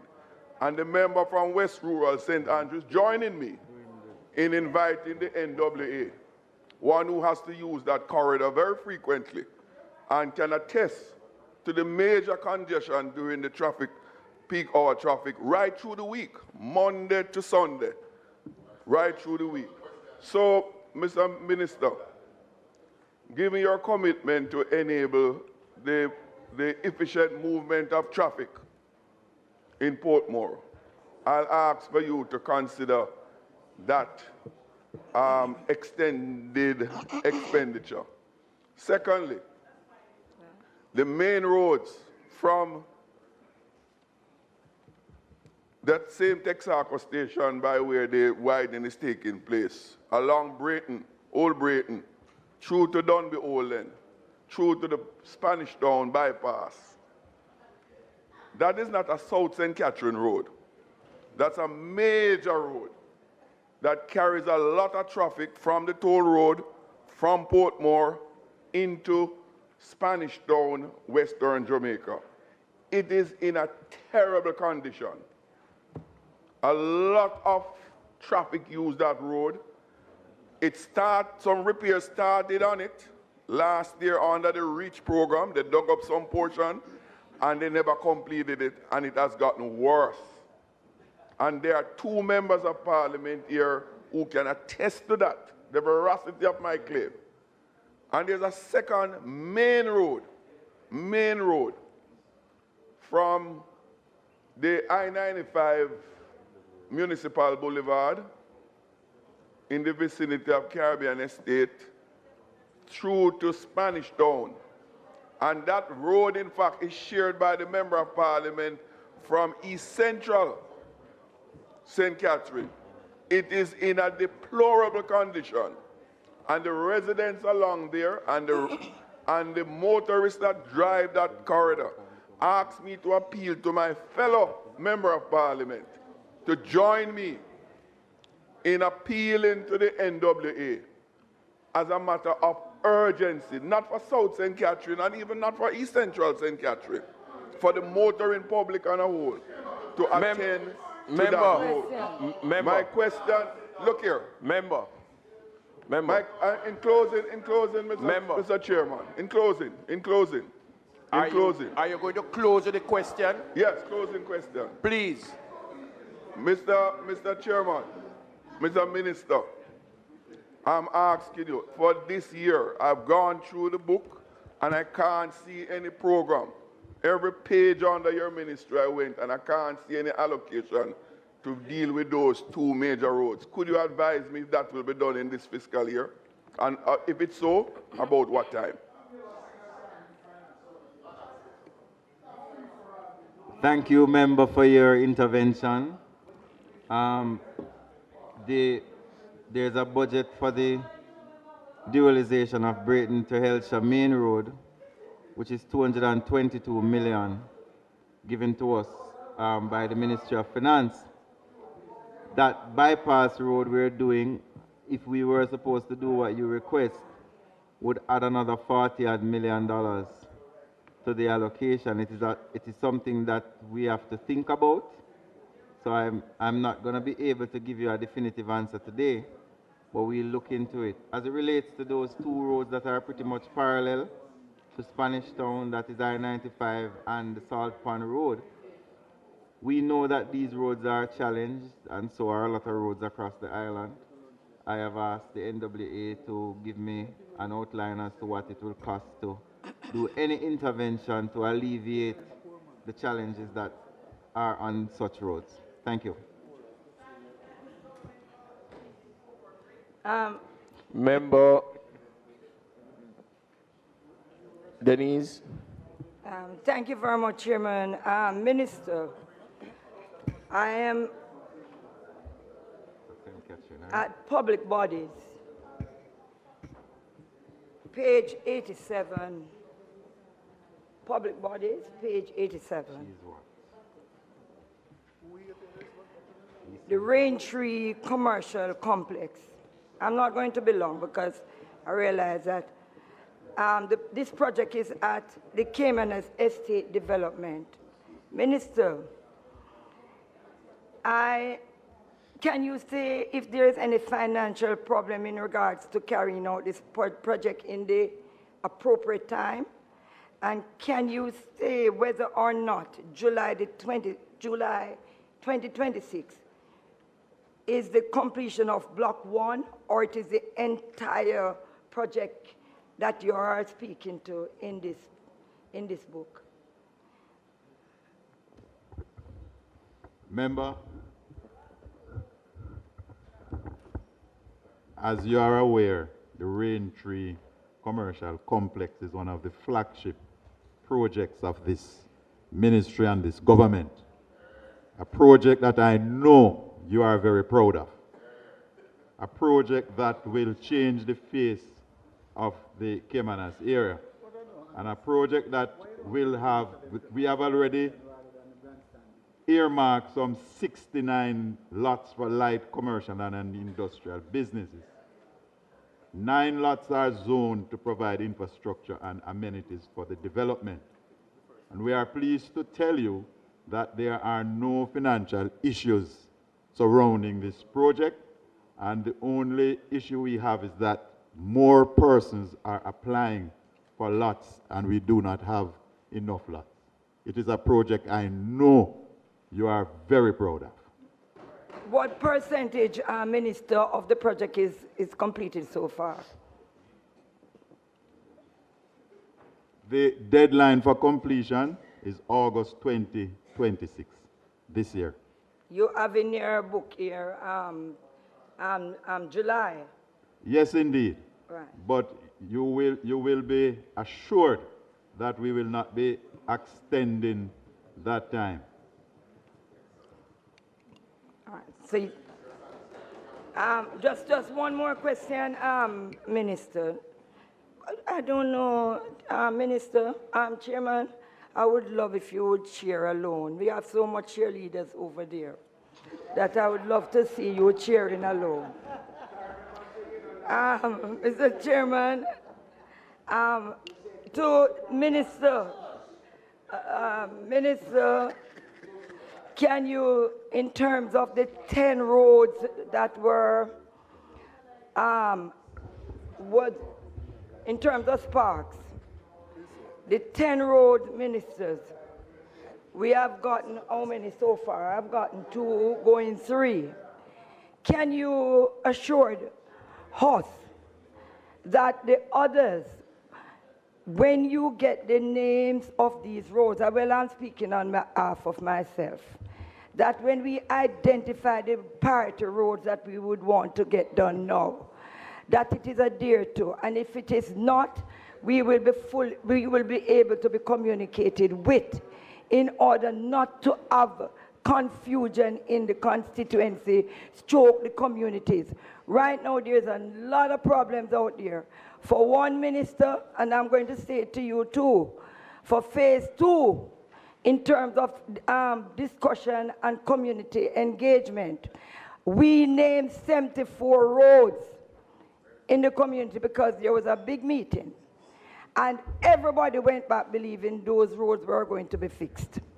Then that is, I'm just saying, if you don't manage what you are doing, you are going to create more problems.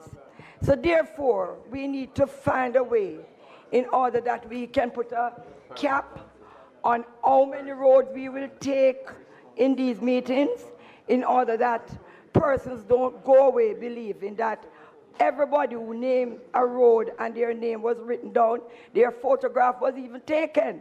So they took, Member, please, consent. But I'm doing, you have to give the question quickly.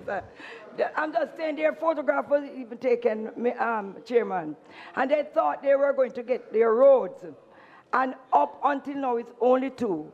So I'm saying going forward, can you assure us that when we give you these names, if there's going to be any change, that you consult with us so that we'll be able to consult with our constituency? I can assure you of that, member. I have asked the NWA to communicate with you.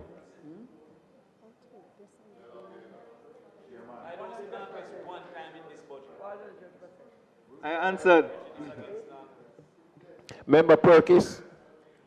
Thank you, Mr. Chairman. My 2 questions are in relation to page 19,009, activity 10625.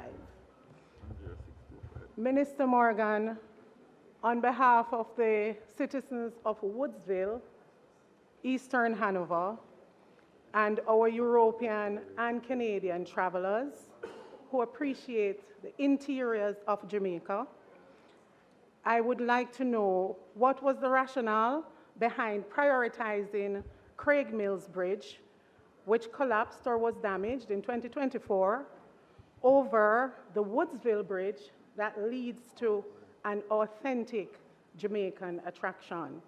Second question, is there any consideration being given to the Woodsville Bridge in this budget?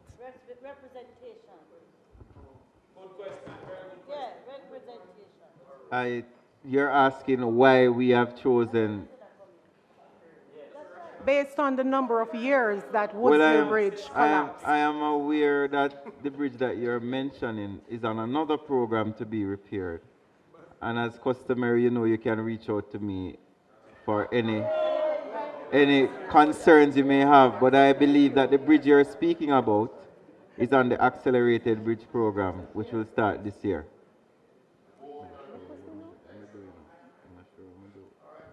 Member Campbell. Thank you. Thank you. Thank you, Chairman. No, it can't be one question. Tranquilo.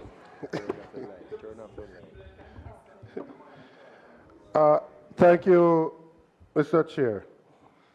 I want to get some clarity on a few things. Minister, read the Sparks program and the 10 roads for the constituencies. When the estimates for those come above what the allocation is for the constituency, are you saying when you get to Spark 2 that you're going to do the remainder of the roads from the 10, or are you saying that you're going to do a new list? We're going to do the remainder and add more if the budget allows. So if the budget doesn't allow, then it's just the remainder? I don't suspect, based on what we're seeing, that unless there is an anomaly somewhere, most of the roads, if we're going to be doing an average of 7 roads, there may be 1 or 2 constituencies that have extremely long roads. But then we can always think about other programs for that as well. But I don't contemplate that that would be a common situation. Well, it is a reality for us in Eastern Westmoreland because the estimate of the 10 roads is over $1 billion. And as you have said, that it's $200 million that was allocated to the constituency plus an additional sum. Actually, not over $1 billion. The 10 of them is in the vicinity because only one of them alone is 175 million. Okay, yeah, okay. Man. I accept 1.02 billion. I know my place, sir. Right. So I just want to know if when you get to Spark 2, if we will get an opportunity to look at additional roads or it's just the remainder of those. Well, we have to always maintain equity, you know. I could never. So as I said, we're going to do the next part pretty much the same, where we have a base that we give to every constituency, and then we have an equity portion that we deal with. Also, a big part of the challenge as well is the choice of roads that some persons chose.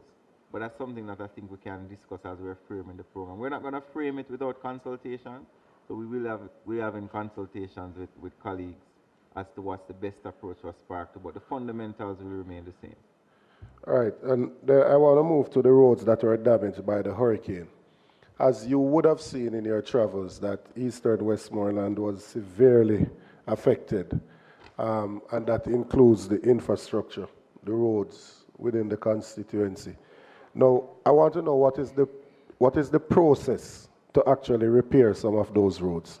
I have seen where the clearing of the roads where that was done, but I am not sure as to the process for the repair of the roads that were damaged. Well, the process is that they either are a part of our recovery program, which is going to come under NARA, or they become a part of our regular road maintenance program. We are identifying roads for our recovery program, but Cabinet will make a decision as to which roads are those. And we are looking at some of the most damaged roads under our routine program through the National Works Agency. The town of Newmarket up until recently was still underwater, and we had to use a bypass through Carmel or through Kilmarnock. Are there any plans to actually repair the bypass road? Yes. What is the plan? We're going to repair the bypass road. Yeah, man. You need some more detail than that. That's not enough. That's not enough. That's not enough. So commitment. These commitments have to come with a timeline, or they don't mean much, right? I have asked the National Works Agency to look at the road, and I have also asked them as minister to do some remedial work as best as possible on the road. We're not be able to do it before in this financial year. As you can imagine, we're in March, so the funds would have been expended. But we're planning to use the budget that we're getting in the new financial year to do some work on that road. And MP Morris has also been advocating for that road as well. Well, I'm happy to hear that he has been advocating, because it is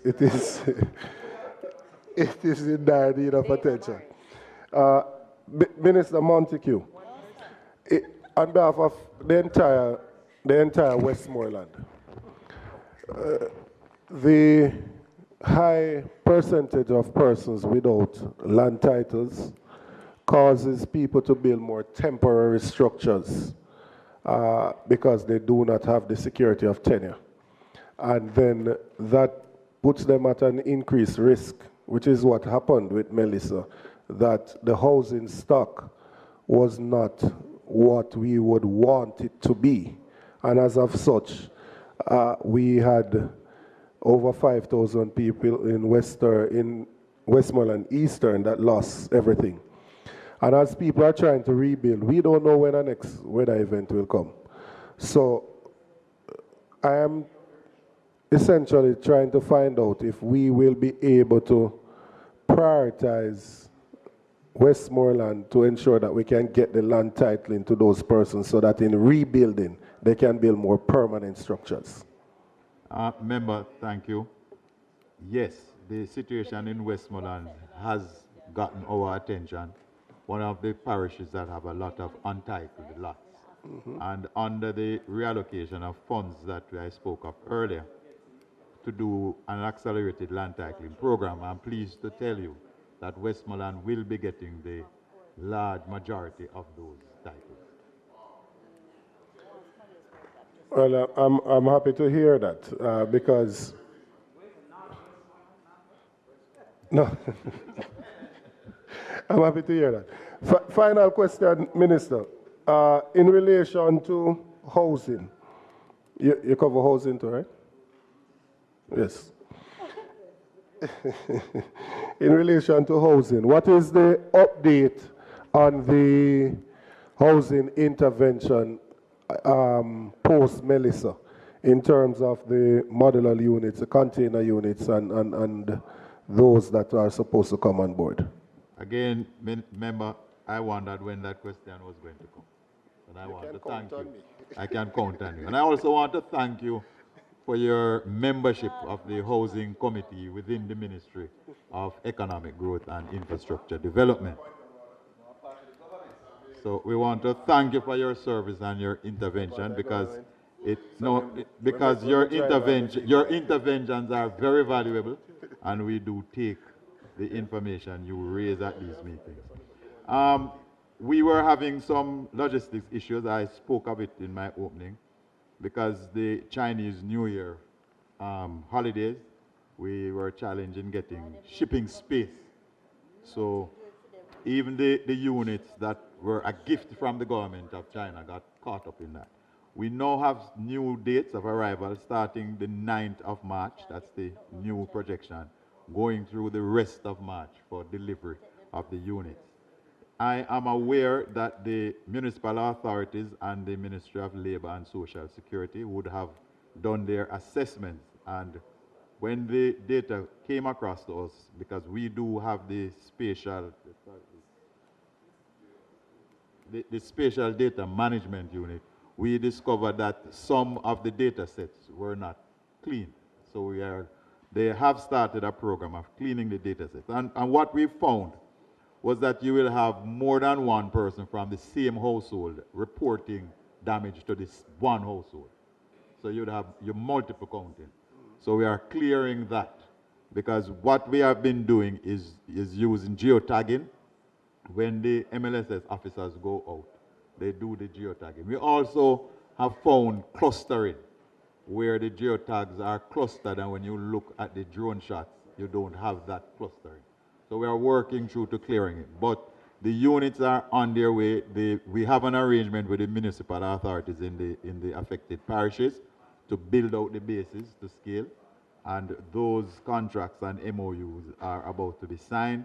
And we have expanded the program where we are going to be looking at other areas that have deficiencies in housing. One of them, for example, is to work with the Ministry of Local Government and the Ministry of Health, because within our various public hospitals, you have social cases that are actually resident in the hospitals, where you have 9, 10 persons who should not be hospitalized, but there is no space at the infirmary, so they are held at the hospital and they take up valuable space. So one of the things that we will be addressing is to donate some of these units to the infirmaries so that we can move persons out of the public hospitals and free up bed space in the hospitals. We also have a situation where when wards of the state reach 80, by law they have to exit the homes, and some have nowhere to go.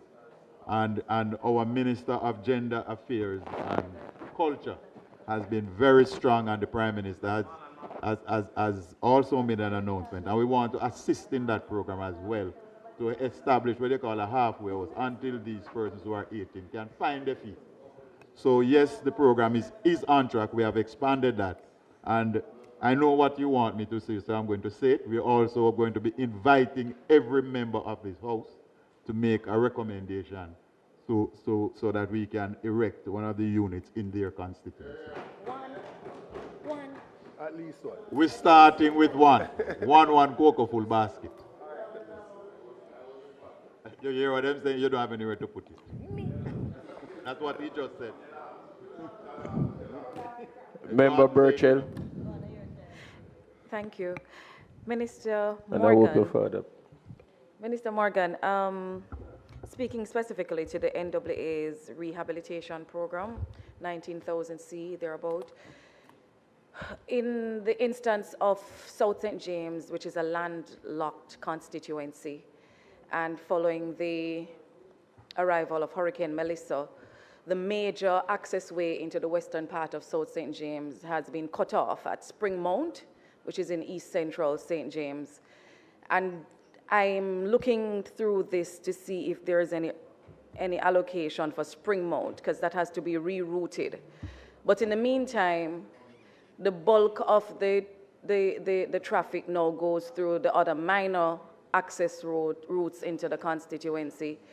And the constituency remains locked off significantly because of the condition of the road. So the Roehampton Anchovy to Maroontown Road, the Kempshot through Hampton Road, the Retrieve Main Road, also the Niagara to Montego Bay Main Road has been totally damaged. So right now you have a landlocked constituency that has no good road, not one good road that can get the people in and out of the constituency. I'm asking if under your emergency procurement or whatever process you have, if you will be allocating some money towards the improvement of these roads. You also mentioned 3 bridges that you're looking to prioritize this year. I'm wondering if the Seven Rivers Bridge is one of those, because it is threatening the lives of the residents who live across the road. Yes, I can confirm that the Over River Bridge is one that we will be working on in St. James. And also I don't think we can bring back the Spring Mount Road. There's money in the budget to create an alternate route around that area. As it relates to the other roads, over the next several months, we will be trying to intervene in as many of them as possible to see how we can improve. It's a factor of funding, many areas within the West that require significant intervention, and we're trying as best as possible with the funds we have to address the ones that we need to address. Yeah, but in the case where a whole constituency, because Springmount has been cut off, we don't have one decent access way. Can that be prioritized? Work is going to start on the Springmount bypass urgently. That's what I'm saying to you. So we're going to restore access through that area. Through Springmount? We're going to find a bypass for it. All right. Ready for me? Okay. Thank you, Mr. Chairman. You have no reason to come to. I'm afraid if I ask you the question, because you're going to take you out for me, you know. But may I ask you, see, Only my friends can. I'm vindictive. I not get the road after today, but may I go ask today. Minister, I just wanted to know about the, I have some questions re the Spark program, and you know I've had some difficulties re Spark. One of them for me at this particular time relates to the relationship between NWC, Spark, the consultant who designed the projects, and the NWA, right? And what is the arrangement made when the design of in the design stages of the project to determine whether or not pipes are going to be repaired or replaced? When is that established? Is it established after the project has commenced? Because I have a situation now where the project has commenced and has to be stalled because it is very evident that the pipes need to be replaced. So I want to know what is the established protocol so that as MPs we're able to tell our people definitively, and this would help too if we had the scope of works. Because if we had the scope of works, then we could tell our constituents that we're expecting not only that we're going to get a better road surface and better drainage, but their water supply will not be affected. I just want to add to that in one case that I have now, there was water going to the area before the road was repaired. Having been repaired, there's no water to that section of the area, right? So I want to know now who is responsible, because now you have to go dig up back the bare road where you just fixed, fix back the pipe. And I'm bringing it here not because I did not bring it to the local level or to the manager you're now speaking with or to the persons who have responsibility, but I'm bringing it here because I am not seeming to be getting anywhere, and I need to know how that will be addressed. That's number one. Number two, Minister, I want to have an idea from you. What is the average cost on the Spark of rehabilitating a roadway? And I'm asking that against the backdrop not of pipe laying, not of drainage, but specifically about an average roadway in our country parts of about 16 feet wide. What is it per, now I'm giving you the questions, Minister, you can just answer them when you're done. What is it per kilometer to do a one road, a kilometer of asphalted concrete in one of these communities on the Spark? I would like to know. I'd also like to know the breakaway that we have been speaking about for 2 years, which was deemed an emergency. That is the one leading from Bogwalk up to Riversdale, where we have had loss of life there before. And if we are going to be continuing, there's no excuse at this point if anything else goes awry. So I'm asking again, Minister, when will that be addressed? My last question relates to the One Road Authority. And what is the government's concept of the One Road Authority in terms of how you will budget and how you will regulate? Are you seeing the One Road Authority as a regulatory body that will have oversight and monitoring and make sure we're keeping the standards? Or are we seeing the One Road Authority as a central body that will be the implementers? Is it that we will no longer be utilizing the parish councils and the municipalities to do roads what is your concept of the One Road Authority, so that we are fully aware of what the debate is going to be and how we will position ourselves to respond. That's it. Thank you very much, member. So, at the beginning of the Spark process, we would have engaged with the National Water Commission and asked them to do an initial assessment and tell us which roads need water line. So they would have given them the list of roads, and they would have said to us, this one needs water line, etc. What has happened though is that over time, some roads that have needed that were never assessed as needing water line, need water line. I don't know about your specific case about a community having water and now doesn't have water. And that's something that I'm happy that you raised. I will also raise it with the National Water Commission and NWA to see how quickly we can resolve that problem. The cost per kilometer under the Spark program is $50 million. It does not just include laying of asphalt, it includes drainage. It doesn't include water line. It includes water line. No, I asked specifically about the 1 kilometer of road, excluding laying of pipes and drainage. No, but drainage is a part of the program. You cannot exclude it. I can exclude pipes, but no, because drains might vary. V drains, U drain, whatever. I'm asking about just the asphalted concrete average cost. The average cost per kilometer under Spark to build a road, excluding water line, is $50 million. As it relates to breakaway, there are many of those, and we're trying to prioritize as much as possible based on budget. I will have to admit to you that I don't have the budget to fix all the breakaways that are there, and everyone perceives their breakaway to be the worst. So we're trying our best to see how we can prioritize. The One Road Authority is going to be a regulator for all roads and an implementer for national roads, and an enforcer of standards. It is not contemplated that the One Road Authority is going to undermine the parish councils. As a matter of fact, for the municipal corporations, we're going to have to work with the municipal corporations to help them to manage in terms from a standards and regulatory perspective. I would hope that, Minister, I was hoping it would be more than just help to manage regulation and provide standards, upgrade, and to make sure that they're meeting standards, but that you're going to provide some budgetary support.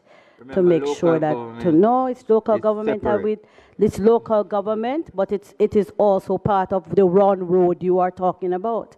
And if the municipalities are going to be in a position to be able to do the kind of roads that are required to meet the standards we speak of, then we'll have to. I'm imploring you. We're going to be starting consultations. Because that's where the community roads are, right? We're going to be starting consultations very soon. I'm working with Minister Mackenzie on that.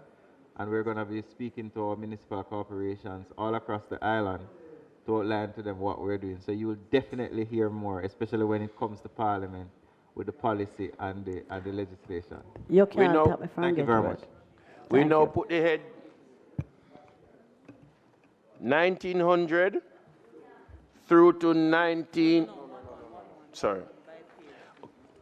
Let's take head 1900.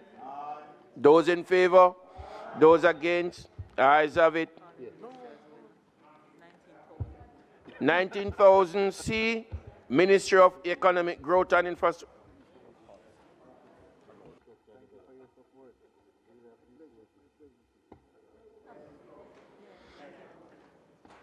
$19,000, Ministry of Economic Growth and Infrastructure Development, pages 1 to 17.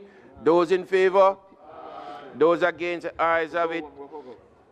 19,000 C, Ministry of Economic Growth and Infrastructure Development, Capital, pages 1 to 32. Those in favor? Those against? The ayes have it. 1900.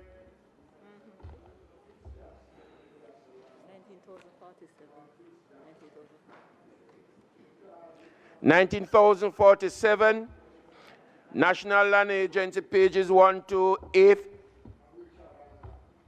Those in favor? Those against? 19,048, National Environment and Planning Agency, pages 1 to 9. Those in favor? Those against? The ayes have it. 19,050, National Work Agency, pages 1 to 8. Those in favor? Those against? The ayes have it.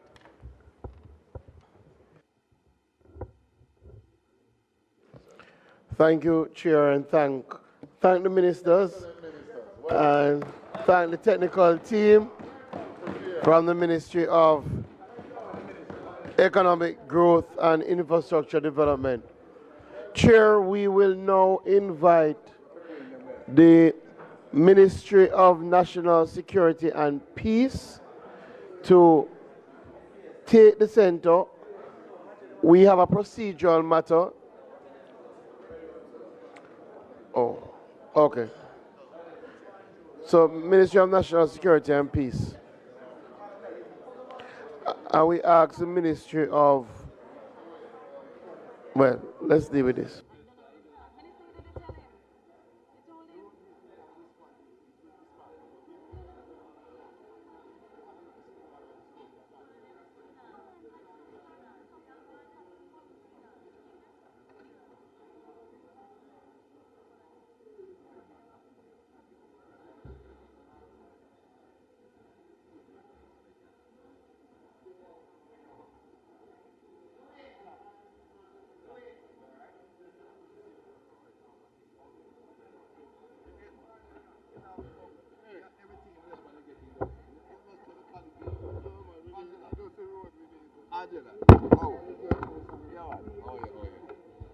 Angela, please get everything you want down there. You have three prime ministers actually. You have the former prime minister and the present prime minister. No, I'm not going to let it. You're the lucky man in the business. How you do? Whatever. All right? Come it up. Yeah, right. Anyway, not telling you. Date me. Yeah. What are you up to? Date me. I've been a computer lab at New York School. When I work in yeah. All the equipment and thing, and then start some work.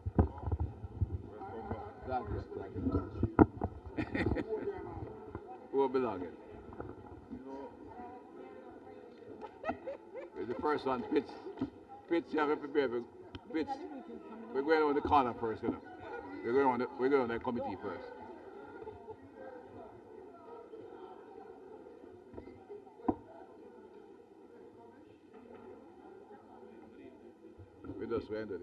Ministry of National Security. The Ministry of National Security is before us. Chairman, it is the Ministry of National Security and Peace. It is led by Minister Horace Chang and supported by Minister of State Juliet Cuthbert Flynn. There is a procedural matter, Chair. So we convene the Ministry of National Security so that we can take the procedural matter, which I will outline now.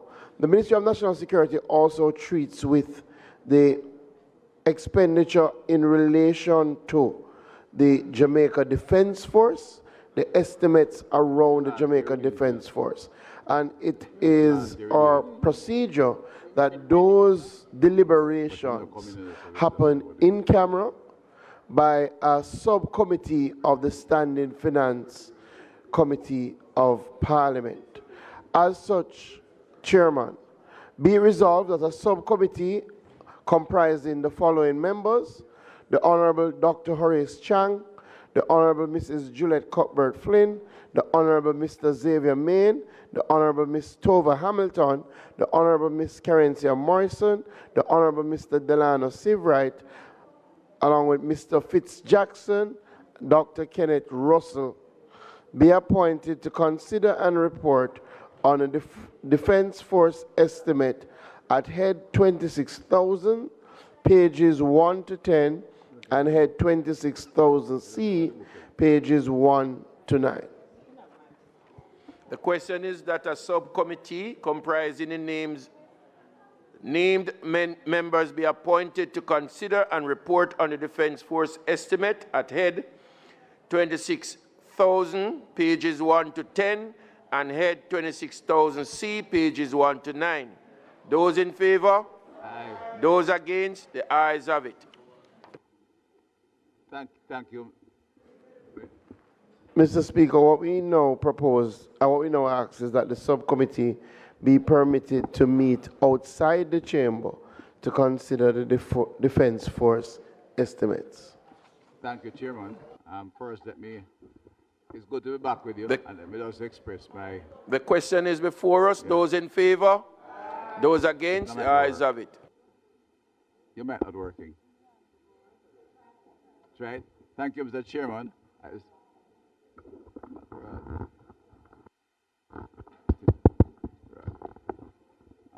Thank you, Chairman. We'll proceed, but just let me express my to be back in the team and to express my appreciation to the members for this best wishes and the various greetings I got. I know I didn't speak to many because two reasons. One, the instruction for my own side leadership, but also my daughter managed my telephone for 3 months of my life. And I know that the calls came in, so let me express again my appreciation to the members. It was an amazing event, but we have come to very well, and it's good to be here. I'm doing 2 teams today, so I'm going to take the retreat to deal with the first team. My other team is here, and we'll introduce him at a later stage. Thank you. So, Mr. Chairman, oh, sorry. Permit me, Mr. Chair, to just give a formal welcome back to the Minister after his bout of illness. Indeed, I was one of them who tried to reach him when I heard he was ill. I'm happy to know it is not me alone who was black, but others. But seriously, good to see the Minister back in full flight, and we look forward to working together. Thank you. Mr. Chairman, as the Ministry of National Security and Peace treat with the subcommittee, we ask that you invite in the Ministry of Water, Environment, and Climate Change, headed by Minister Matthew Samuda. We will take that ministry in the interim. So the Ministry of Water, Environment, and Climate Change, their technical team, you can come now.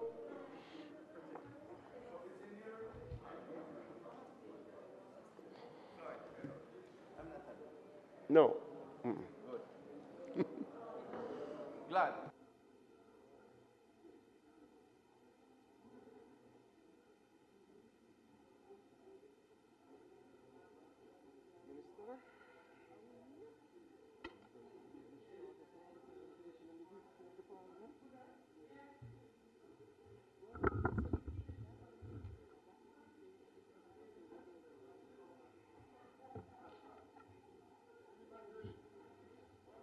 They're coming in.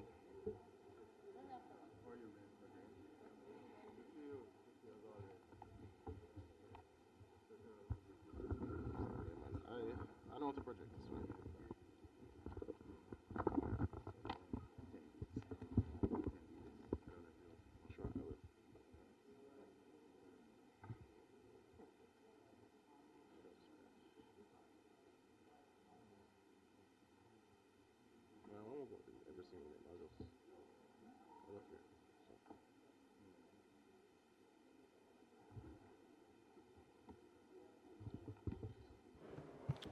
Minister, the invitation is there for you to start.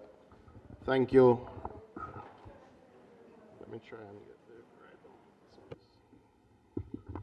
there. Thank you, Chairman.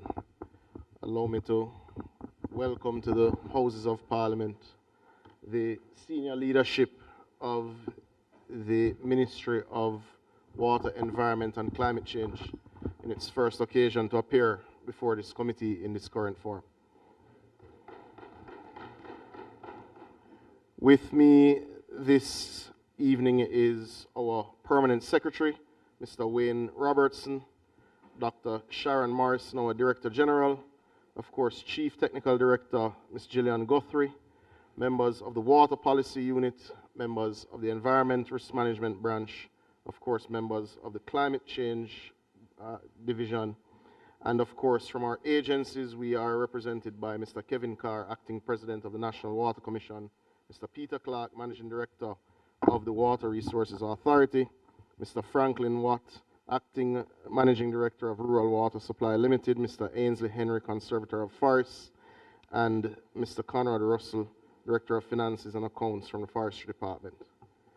Mr. Chairman, allow me also, because it is the first time I would have had the opportunity to speak publicly on the matter, just to extend my condolences to the family of Mr.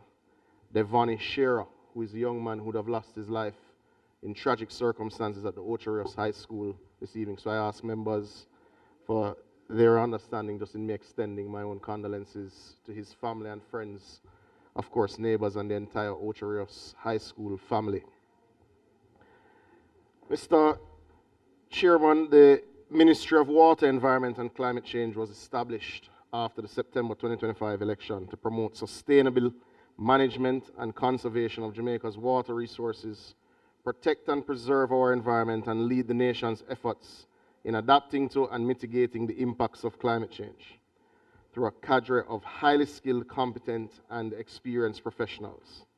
According to the assignment of subjects, the Ministry has portfolio responsibility for the National Water Commission, the Rural Water Supply Limited, the Water Resources Authority, Central Wastewater Treatment Company Limited, the Forestry Department, the Met Services, indeed the Climate Change Advisory Board, and the NCOCZM, which is the National Council on Oceans and Coastal Zone Management.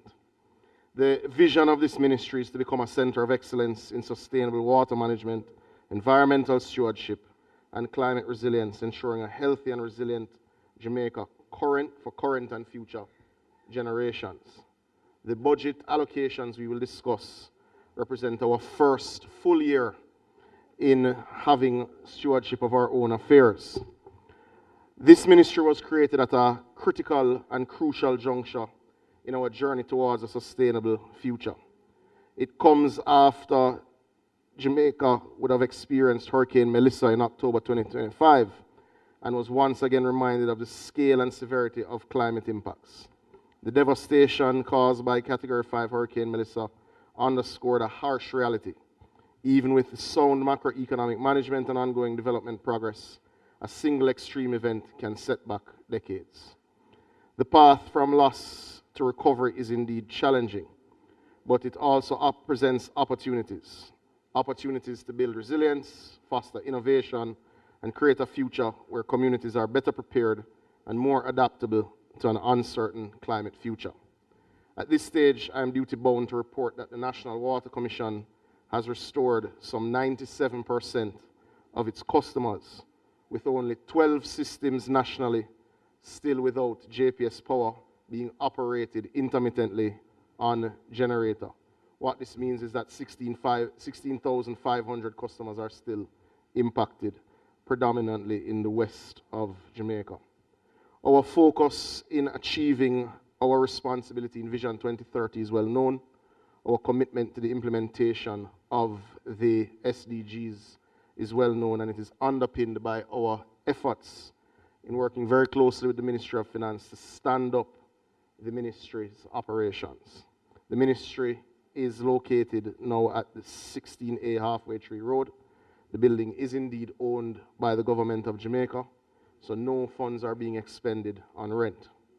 To enhance the aesthetics, of course, because this is an old building, we are doing some basic renovations, and we've already painted the building and, of course, marked it to ensure that you're able to find it. The ministry's organizational structure has been approved by the Ministry of Finance and Public Service in December 2025. The structure contains 203 positions, 82 of which are indeed new. The structure is modern and reflective of the global trends. Some of the new posts include a Chief Technical Director with responsibility for climate change and a meteorological service, a director rather, for oceans and the blue economy, as well as a climate finance officer. The director for oceans and blue economy will be responsible for developing and implementing strategies to promote sustainable use and conservation of our ocean resources. The officer will also oversee initiatives related to maritime industries, maritime conservation, and policies that support economic growth while ensuring environmental resilience. The climate finance officer, which I believe is a gap that would have been raised in a previous iteration by the leader of opposition business, will, among other things, be responsible for developing and submitting proposals to donor agencies to secure funding to support climate-related projects and initiatives. These positions are critical to supporting Jamaica's efforts to become climate resilient. Some staff, as you would imagine, Mr. Chairman, has been transferred from the Ministry of Legal and Constitutional Affairs and, of course, from the Economic Growth and Job Creation Ministry, deployed now at MWEC, as we refer to it. Recruitment of staff is ongoing and will be completed in the coming financial year. The ministry would have completed its 2026 to 2030 strategic business and operational plans, third quarter performance report, and budget to the Cabinet Office and indeed Ministry of Finance and Public Service, respectively. The sum of $2,611,939,000 has been allocated to the ministry for the 2026-2027 financial year. We expect this figure, upon review and working with the Ministry of Finance as we stand up the operations of the ministry, to increase at supplementary as we get MWEC humming. The major focus, as one can imagine, certainly from a budgetary allocation, does in fact focus on water. I think it is indeed important for colleagues as they look at budget head 22,000 to take note, firstly, that the Western Resilience Water Project, which for members' recollection, deals with the significant expansion and hardening of our infrastructure between the Martha Brae and indeed the west end of Negril. That project has been allocated through the capital budget $11 billion. Last year we would have paid down $7 billion in the purchase of the pipes, and these pipes are 36-inch ductile iron pipes that will run from Martha Brae to the terminal reservoir in the center of St. James. And yes, Mr. Chairman, I know you're not able to ask questions, but yes, that does benefit Central St. James. And it will also see significant improvements in distribution from the Great River Water Treatment Plant on the boundary of St. James and Hanover to, yes, the west end of Negril. The additional $3.3 billion, which is covered under budget head 22,000 rather, is reflective of projects which are already under contract. I think that point needs to be understood. So that allows us to honor our obligations as we complete several projects which were announced last year, which include, not least of all, projects like the ferry to Rock Pond, certainly which moves water from ferry all the way to the top of Red Hills, projects like Juno Crescent in Clarendon, projects which are in every single parish of this country which can be discussed should members have particular questions.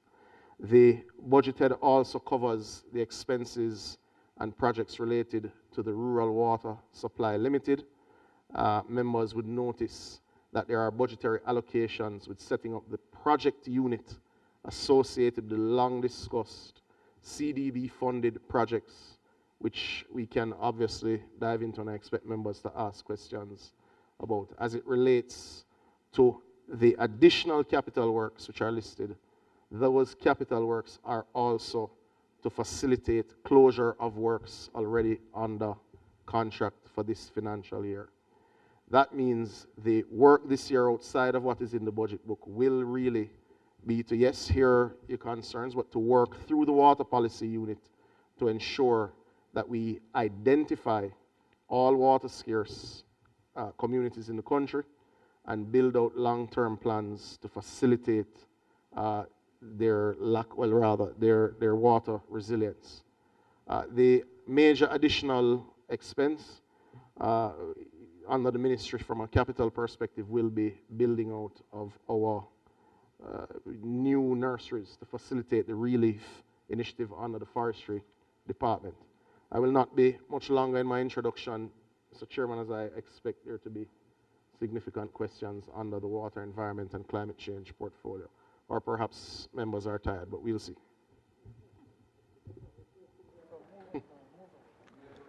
Member from Western Westmoreland.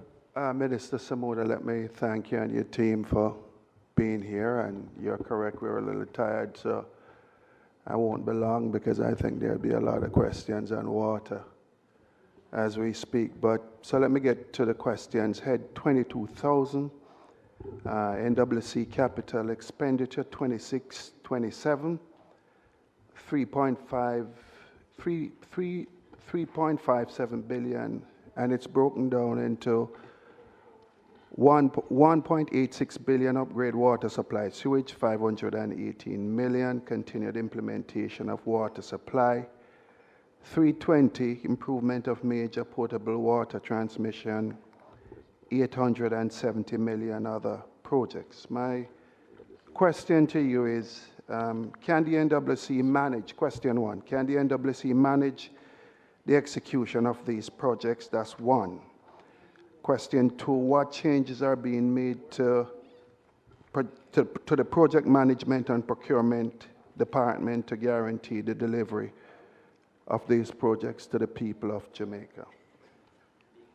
Thank you, member. Last year, the NWC would have been allocated some $11 billion to its capital projects. The NWC would have also implemented $1.8 billion through its own revenue. The government, well, certainly the ministry is happy to report that we would have expended these funds. Now, the budget book, based on when it would have been printed, would not account for the fact that $7 billion of pipes have been paid for. It will recognize it in next year's budget when they are delivered in June and the construction starts. But the remainder of last year's or this year's allocation has indeed been expended, including internal works. So I'm satisfied on the procurement side, member, that the National Water Commission and indeed the Ministry's Water Policy Unit are able to procure the works associated with the budgets which are provided. As it relates to the project management of our existing works, yes, I am satisfied that the Water Commission, through its engineering units and the contractors it has selected, can indeed implement against the project designs that they have. Follow-up question. You have here under 22,000 also pipeline and transmission main replacement, $322 million budget for 26-27. Which parishes and communities will be affected and how many customers this will impact overall? Sorry, member, you mind telling me exactly which budget head you're looking at, which page you're on? 22,000. Head 22,000. Which page, member? Going. All right, I'll get to that pretty soon, but could you, Minister, I have a question, and it's in regards to, I've been searching the document here in terms of solar technology. We just went through a hurricane in the country, a Category 5 hurricane. And I would have thought more or less that a portion of the budget would have been allocated or increased for solar technology, knowing that JPSCO was down for a while. And I speak about the Logwood water treatment plants and other treatment plants across St. Elizabeth and Western Jamaica that was out of commission. Is there a plan within the commission to strategically focus on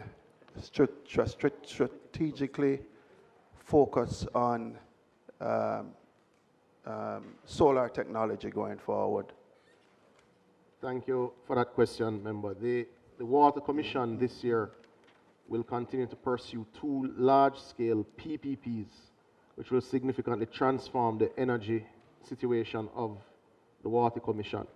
Ultimately, we've identified that PPPs are the best, or is the best methodology to deploy solar and other renewable sources. The energy situation at NWC is indeed a financial challenge outside of just a resilience issue. But just to note, as it related, because you did enter it into the discussion, the logwood system, we had purchased a generator to function as redundancy. And a little over 10 days after Hurricane Melissa would have struck the island, the generator was actually vandalized, which is what impacted the consistency of supply in that area. And that was indeed unfortunate. But members should also note that as it related to systems like the one at the foot of Red Hills in Kingston and St. Andrew, that we would have brought on a solar system towards the latter part of August last year. And already I'm happy to report that we've enjoyed some $20 million of savings and indeed would have had the resilience. But yes, member, we do have 2 large-scale PPPs that will deal with the energy deployment that we require. Minister, 2010, the Western Parish Supply and Resilience Improvement, you speak about 11 billion for Trelawney, St. James, Hanover, and Westmoreland. I'm of the view that, for example, this will basically affect the coastline from Trelawney into the west end of Negril due to the development of the tourism sector. And the residents of this country will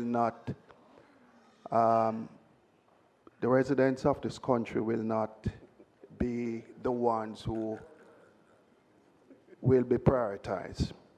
And I say that against the backdrop that rural water is where most persons in rural Jamaica, rural water come in and do their feasibility study, and after procurement and all of that, you get water. But I'm looking at the budget here, the 11 billion, and I'm of the view that when it comes to the budget of rural water, I see here $223 million for year 26-27. Can the minister shed some light on rural water, the $11 billion project versus that of the 4 or 5 parishes that you speak about that it will impact?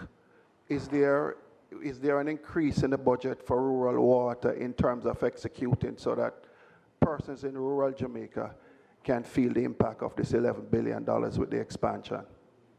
So I recall, and through you, Chairman, I recall the members' advocacy while campaigning during the awful drought 2 years ago that affected Hanover and Negril disproportionately. The reality related to our population distribution is that there is absolutely no way to invest from the Martha Brae to the West End and not significantly improve water supply to several 100,000 Jamaicans. And we will improve that water supply through a number of factors that make up the Western Resilience Water Project. Firstly is the transmission main, which anyone who has been stuck in traffic near Coral Gardens when that line collapses would appreciate just how often that line breaks. That line has gone beyond its useful life, and it supplies the reservoir in the terminal reservoir in the center of Montego Bay. So certainly everyone from Martha Brae to terminal reservoir will be impacted by this transmission main, which will significantly reduce leakage of several million gallons a day and make that water available to citizens in communities like Flanker, communities like Montego Bay. And I think that is something that needs to be understood. As it relates to the line that will then run from the Great River Treatment Plant through Eastern Hanover, through Western Hanover, and terminate at the roundabout in Negril, or rather at the town centre of Negril. That will obviously benefit another few 100,000 Jamaicans. It will also take pressure off of systems like Bulstrode, which have been pressed to push as far as Negril, and we've had to do interconnections, as you'd have known, during that period. It will take significant pressure off of Logwood, so communities like Green Island will benefit significantly. But this project is not limited simply to a transmission main. The project also includes the significant upgrade of the Great River water treatment plant to increase the ability to process an additional 7 million gallons a day. It also includes the upgrade of the Martha Brae water treatment plant, which should have similar volume increases, while obviously significantly reducing leaks in and around the space. The other element, which should be of particular interest certainly to members from the northwest of the island, from Trelawney, extending, it will benefit as far as St. Mary, will be the development of a Rio Bueno water treatment plant, and for members in Westmoreland, the development of the Roaring River water treatment plant. The Western Resilience Water Project is a project that contemplates the investment of $45 billion into the northwestern parishes extending to Westmoreland. And I think that needs to be understood, and $7 billion has been spent already. $11 billion will be spent this year, and we move into the heavy-duty construction phase in June. There's no way to do that sort of investment and it not benefit Jamaicans first and foremost, and that needs to be understood. As it relates to the rural water question, the $223 million that you are referring to is actually the initial phase of investment in the CDB project, which has been discussed from as far back as 2008 in that house, in this house rather. That project contemplates major water systems in Agwater Vale, in St. Mary, Albertown and Ulster Spring in Trelawney, the Kemps Hill scheme, the Mason Hall scheme in St. Mary, the Union and Balaclava scheme in St. Elizabeth, and the Port Morant and Erie Castle scheme in St. Thomas. This allocation is to set up the project unit that will finalize the engineering and finalize the procurement process, which we expect to get underway this year. We are finalizing the arrangements with the CDB, with the Ministry of Finance. This project is expected to invest some $36 million US, and I expect that once the loan agreement is indeed signed, we will bring that matter to the House. I'd like to also bring your attention, member, to, as it relates to the rural water supply, the allocation, I've lost my bearings, of some 470 million. I'll tell you which budgeted in a second, which deals with projects such as Riversdale in St. Catherine. It deals with projects on 22,010, remember. It deals with projects such as Orange Bay in Portland.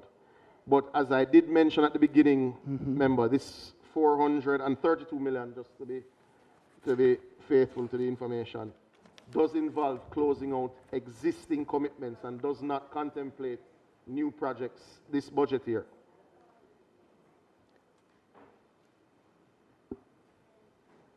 Minister, public bodies, page 265, island-wide metering.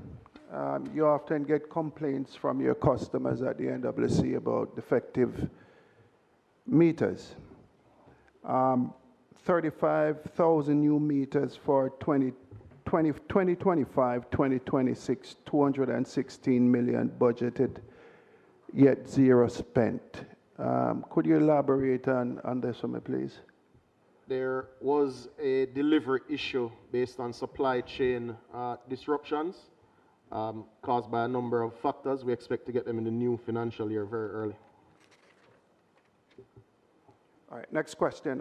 Minister, what's the current fleet stock at the NWC? And I ask this question because on same page 265, you have you plan to spend this year, 26-27, you plan to spend $656 million on new motor vehicle purchase. What portion of this is trucked water? Trucking, water trucks. In terms of the purchase of water trucks, members, to be clear? Yes. What portion of it? 656 million. Remember, it is contemplated that we'll purchase an additional 8 water trucks and 30 service pickups out of this allocation. 30 service pickups? Yes. And how many water trucks?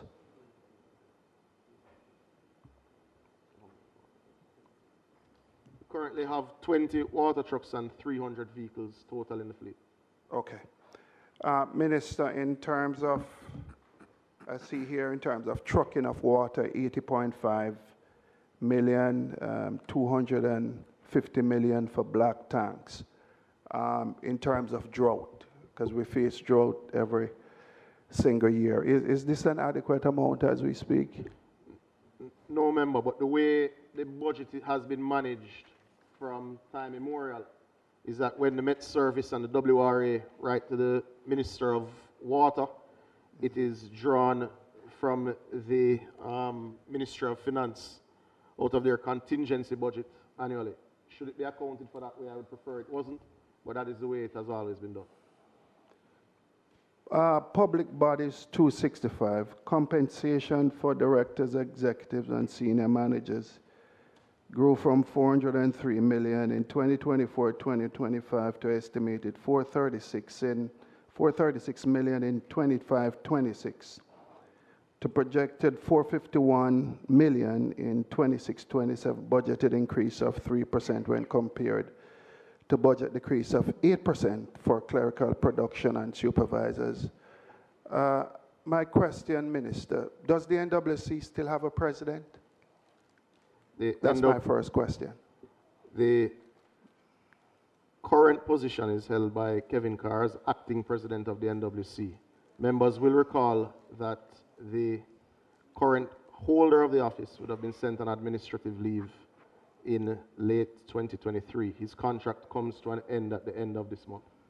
Minister, is the president that was sent on leave, was he still getting a salary from the NWC? As per normal arrangements related to administrative leave and all employment law standards, yes. Yes, okay.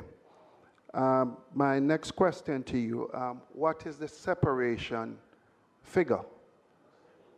There isn't a separation figure because his contract is coming to an end at the end of the month. Okay, so what is the amount? What is the amount? What is the amount in terms of a figure, in terms of the contract coming to an end? No, I'm not following your question, member. All His right, contract would have been exhausted. There is no additional cost for separation. Minister, is the separation package for No, member, there is no separation package. His contract has expired. Was he paid full salary? Minus benefits associated with active duty, yes. What was that? I don't have that figure offhand, but we'll be prepared to get it for you. Okay, was it $50+ million? No, nobody at the Water Commission earns $50+ million. What was it then, Minister? I don't have that figure as I mentioned before, but I'm prepared to get it for you and get back to you. And Mr. Barnett, contracts come to an end? It comes to an end at the end of this month, yes. Okay, and there isn't a compensation separation package, right? No. No. Huh? Okay. All right. In 2025-2026, the NWC had a net loss of 2.5 billion after subvention of 3.25 billion. Minister, why should we believe that for 2026-2027, the net loss will be reduced to 104 million before subvention? What will happen differently within the NWC? So, for the 3 years previous to this current financial year, the NWC was able to make a modest surplus for the first time in its history, making a surplus for 3 years in a row. There was a little event that you may recall, Hurricane Melissa, which would have knocked out several thousand of our customers. We are not able to charge for customers who don't get water. So in essence, for those who understand the cross-subsidy in water, when you lose several dozen large-scale commercial customers in the West for a prolonged period, you lose significant revenue, which would have impacted our balance sheet significantly in a year where, because of the reclassification exercise, our cost of employment would have increased. So that is pretty much the major issue.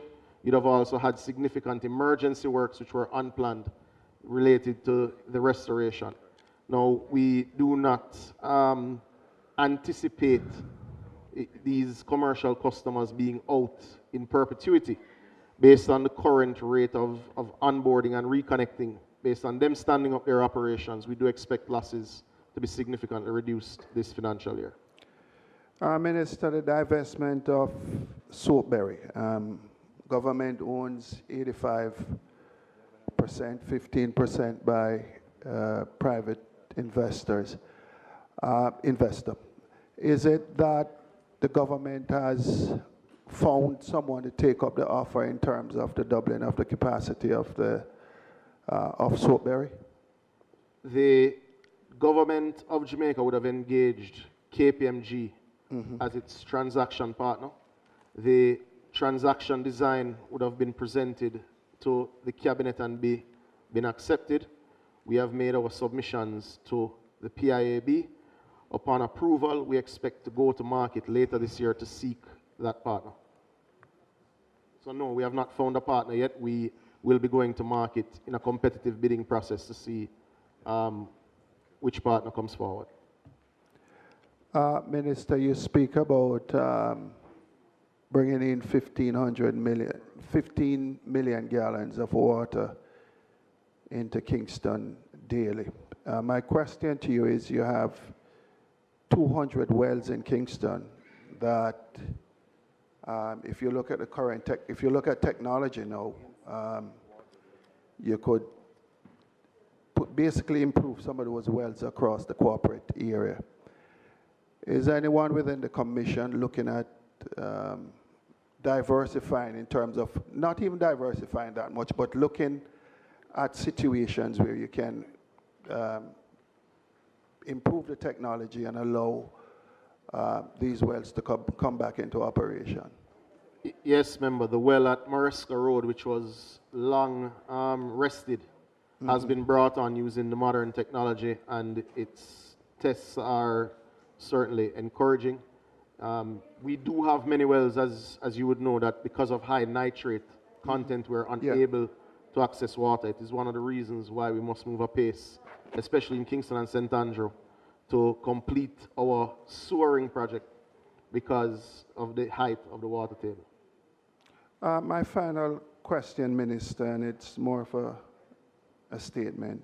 I think at times the NWC gets a knockout there for your customer service / customer relation. Would it be possible for the Commission to, across constituencies, because I think a lot of Member of Parliament suffers from this, across constituencies where we do some town hall meetings with the NWC in ensuring that the community buys in and the NWC understand clearly what communities across this country are faced with daily. Could I get your commitment that your team within the NWC will embark on such a mission going forward? Final question. Public engagement is indeed a tenet and a pillar of our performance metric. We do make ourselves available to members of Parliament and councillors for their scheduled meetings. We participate in your CDF consultations. But yes, member, you have my commitment that we will increase our engagement within communities. Thank you, Minister.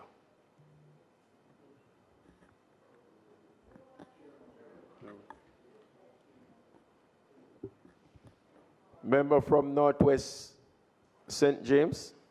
No. Not West Central St. James, sorry. You're looking this side? No. You're looking this side, sir? It's a mic. Thank you, Chairman. Minister, while I appreciate the challenges that inhere in establishing a new ministry and at the same time dealing with the portfolio matters of the ministry, you do appreciate that questions about water supply are many to MPs, and especially MPs with rural communities. I am looking for the allocation in relation to the maintenance of plant and equipment for pumps and plants and other houses, but I haven't been able to see it. I don't know if it's my misreading or I don't know which line item it falls under. So and the reason I'm asking about that, Minister, is that we get, certainly using my constituency of St. James West Central as an example, constant complaint about pumps being down and water supply being disconnected in the communities. And the disconnection goes on for a very long time. Now, I know that in the time that I have been in the office of Member of Parliament, I have seen substantial improvements.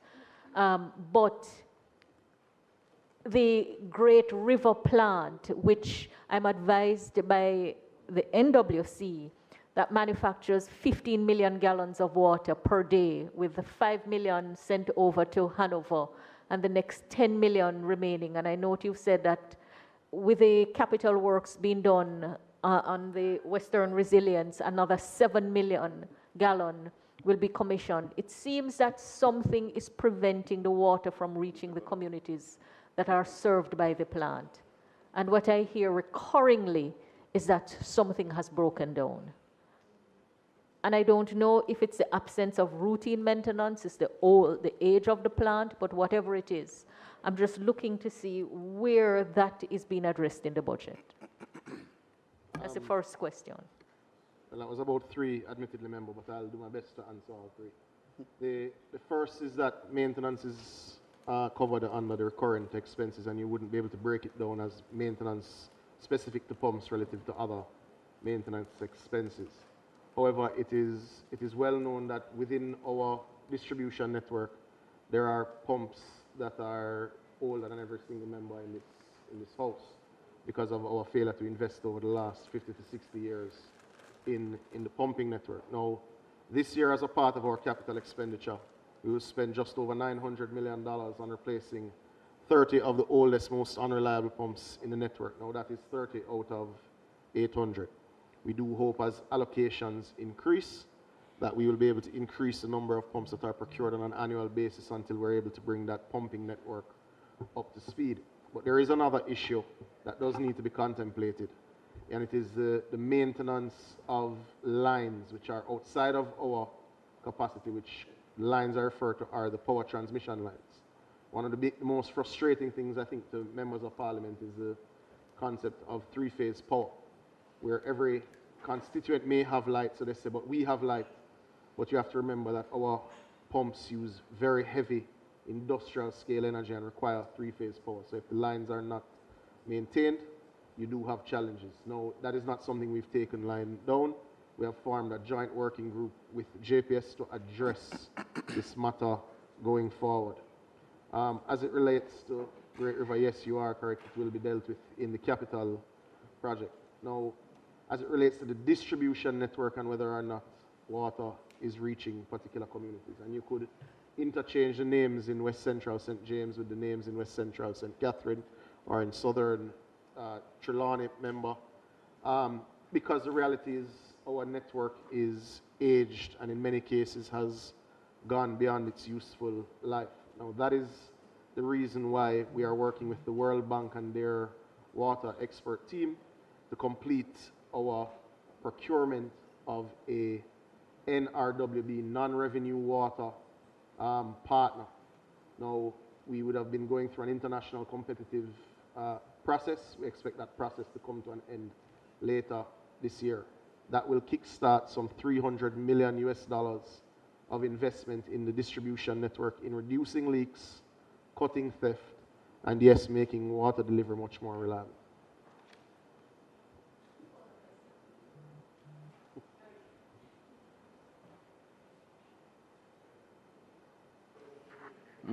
Member, if you have a follow-up question, please do not turn off your mic because you put the system now at a...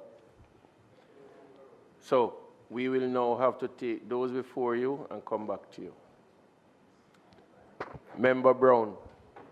Thank you very much, Chairman. Minister, I'm on 22,000 C2 and C3, specifically the Rural Water Supply Improvement Project. I must say that I'm very pleased on behalf of the people of Southeastern St. Mary to see this project, as you have indicated, from as far back as 2008 in terms of the CDB. It's something that is well overdue. I noticed, though, in the 22,000 C11, the anticipated physical targets, and I think you mentioned it in your opening remarks, are more focused on capacity and institutional building more than the... Sorry, in relation to which, what is that, 22,000 C11? C... Or 22,011? 22, capital, the capital budget, 22,000 C3. Oh. Yes. You said 11, that's... I said 11? Yeah. Yes, I'm sorry. No problem. So go ahead. Yeah, so in terms of the actual targets for this fiscal year, I believe you said it in your opening remarks, it is more focused on institutional strengthening and capacity building more than actual works. No, as it relates to the CDB-related project, Yes. because the CDB project, that $5 billion, has a project unit which has to be developed. So there is Yes. a bit of an institution building that has to take place to facilitate the investment. All right. So in terms of, and I'm very pleased, as I said, Minister, a Galter Vale Jordan Run scheme, St. Mary, you know, for the first time at last, we are #1 in terms of that order, and we are really pleased. The people of Belfield, Richmond, who have to deal with a regulated water system where they get water once per week. If they miss that day, as Member Malahoo Fort indicated, for some reason related to broken pipes, electrical issue, they have to wait until the next week. If something else happened the following week, they miss, so sometimes they're out for 3-4 weeks. So we are really pleased that that would come. But in terms of the actual physical works, Minister Mackenzie, Minister, you can leave if you want to leave. I am here to ask my question. Minister, I'm going to ask my questions. I'm going to ask my questions. I'm going to ask my questions. Member Brown. Yes. Member Brown. Minister, will the... Member Brown. Yes. Whenever you're given the floor, yes, I will say no. Whenever you're given the floor to ask your question, concentrate on asking question. If you go into a side argument, then you are giving up your right. Thank you, Chairman. So, Minister, in year one, as you have indicated, there will be no actual installation works. On Waterville? Waterville. So to be clear, as it relates to the Jordan Run wells, yes, there is a phase of the project that is nearing completion, which is outside of the CDB-funded project. Okay. So the well would have been dug, the pumps and associated mechanical pieces have been purchased, yes, and are awaiting installation. Excellent. And will be done in a matter of weeks. Now that impacts from Port Maria going east towards Itabaral system. Yes. So everywhere Excellent. in between that area, I'd imagine from central St. Mary into southeast Thank St. you. Mary, we'll see some improvement. Now, this project deals with the other elements of it, which is the fact that along that corridor requires significant piping work, tanks at elevated points, pressure monitors, etc., etc. Yes. But there will be some improvement this year on the phase which had gone before, because that's nearing completion. Excellent. Thank you very much, Minister. Just to note, if I may, just to, hopefully this helps members, and I don't want to dive into my sectoral debate, but just some members to assist. This year's budget includes the Orange Bay Phase 1 at some $40 million. It includes completion of works in Riversdale, Hampshire at approximately $50 million. It includes Fall and Spring in Western St. Mary at $20 million. Completion of the Mason Hall Phase 1 at $10 million. Davistown at $24 million. I'm not sure the name of this one in Eastern St. Thomas, but $10 million is allocated there. There's also Shaw Park in St. Ann. There is a Stepney catchment tank in Southwest St. Ann at $136 million. There are catchment tanks in St. Elizabeth, Manchester, among others that will also benefit. And we have a program for schools in Western Jamaica on rainwater harvesting. Thank you, Minister. Finally, on page 262, in terms of the public bodies, there is a provision in terms of the continuation of island-wide water supply initiative, Eastern St. Mary water supply. Is that related, or is that a separate set of works that will be undertaken? I don't think I have much funds for separate sets of work, so I assume it is the same. It is the same. It is the same project. All right. Thank you. Member Newell. Thank you, Minister, and good afternoon to you, Minister, and your team from the Ministry of Water. Good night. Yes. The Mason Hall scheme, Minister, what is left to be done this year on that project? The installation of the pumps and mechanical operating equipment to allow the well to come on.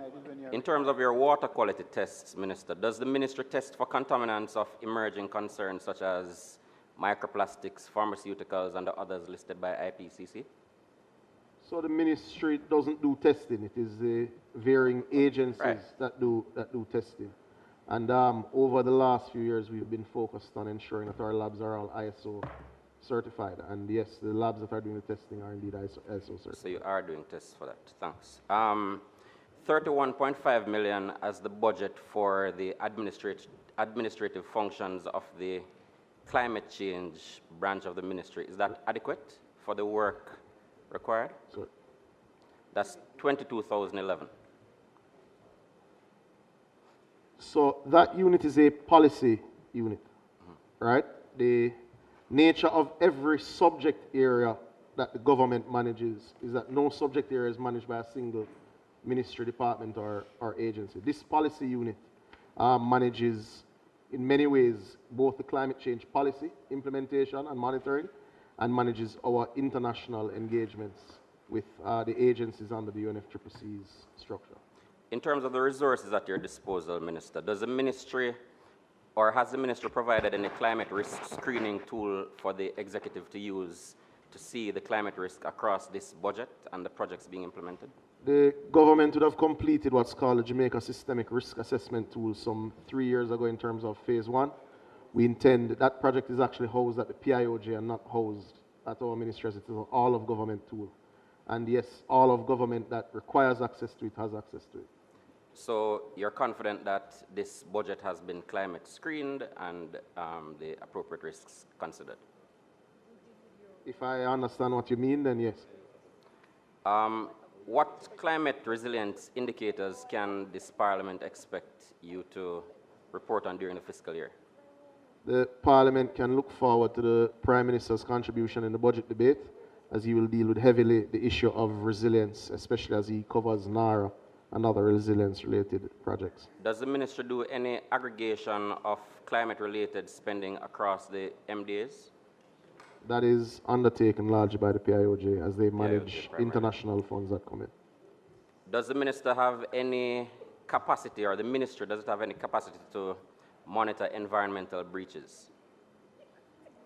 That is not the remit of the central ministry. Does the ministry actively monitor emissions, and if so, well, does the ministry actively monitor emissions? The ministry actively monitors the reports from all environmental agencies related to their respective duty.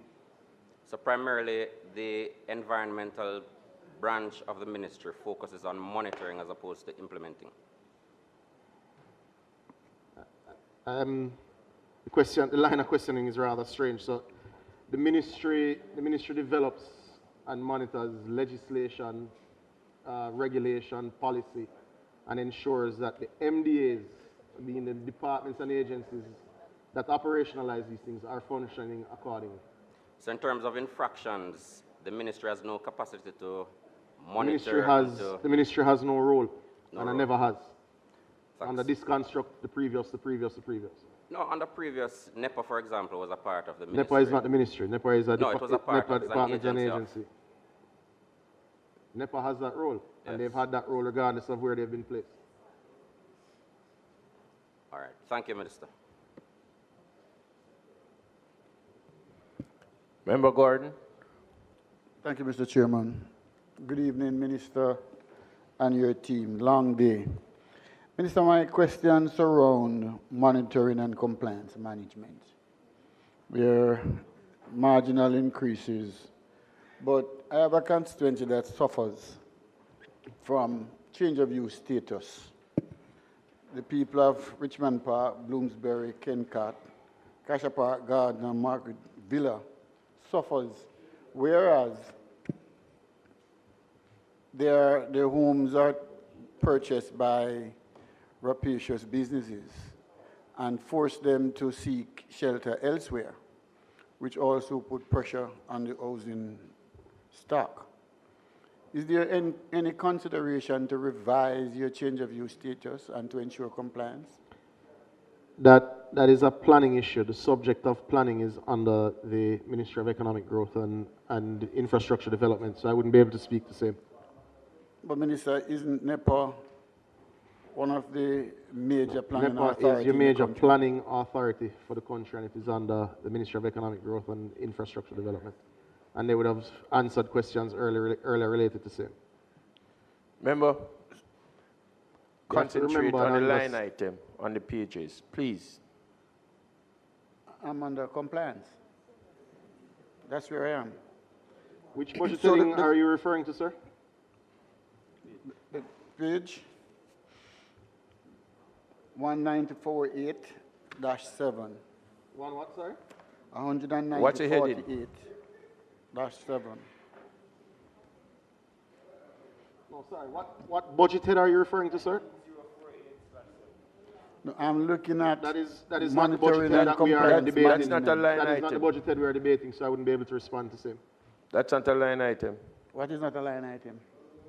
It's not a monitoring and compliance management is not a line item? Not in this budget head, not sir. In this.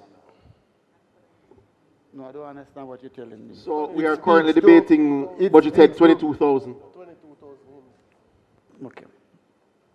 1,900 would have been passed already. Okay. So you are then saying that NEPA has no role in change of use status? No, I'm saying I can't speak to it because we're not debating that budget head. Okay. NEPA is in a different ministry. All right, I yield.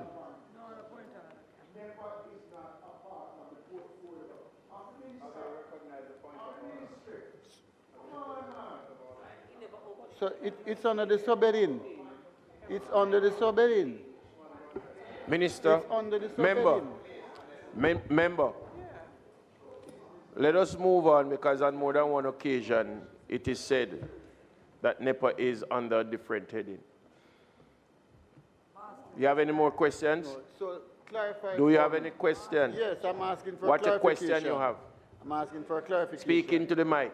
Speak into NEPA, the mic. Is NEPA under the portfolio that is now under consideration? Yes or no? No. Okay. Thank you very much, Member.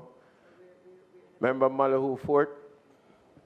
Thank you, Chairman. My question relates to the work of the authority and the advisory committee around the master plan. What is the age of the existing master plan? Sorry, member, I didn't hear the beginning of your question. Could you restate? Speak into the mic, madam. My question relates to the work of the National Water Resource. the work on the National Water Resources Master Oh, Plan. thank you, member. That plan was updated and tabled by Prime Minister last year during his budget presentation, so the country has an up-to-date National Water Resource Master Plan, which was gazetted and tabled in this House. And the Water Quality Plan?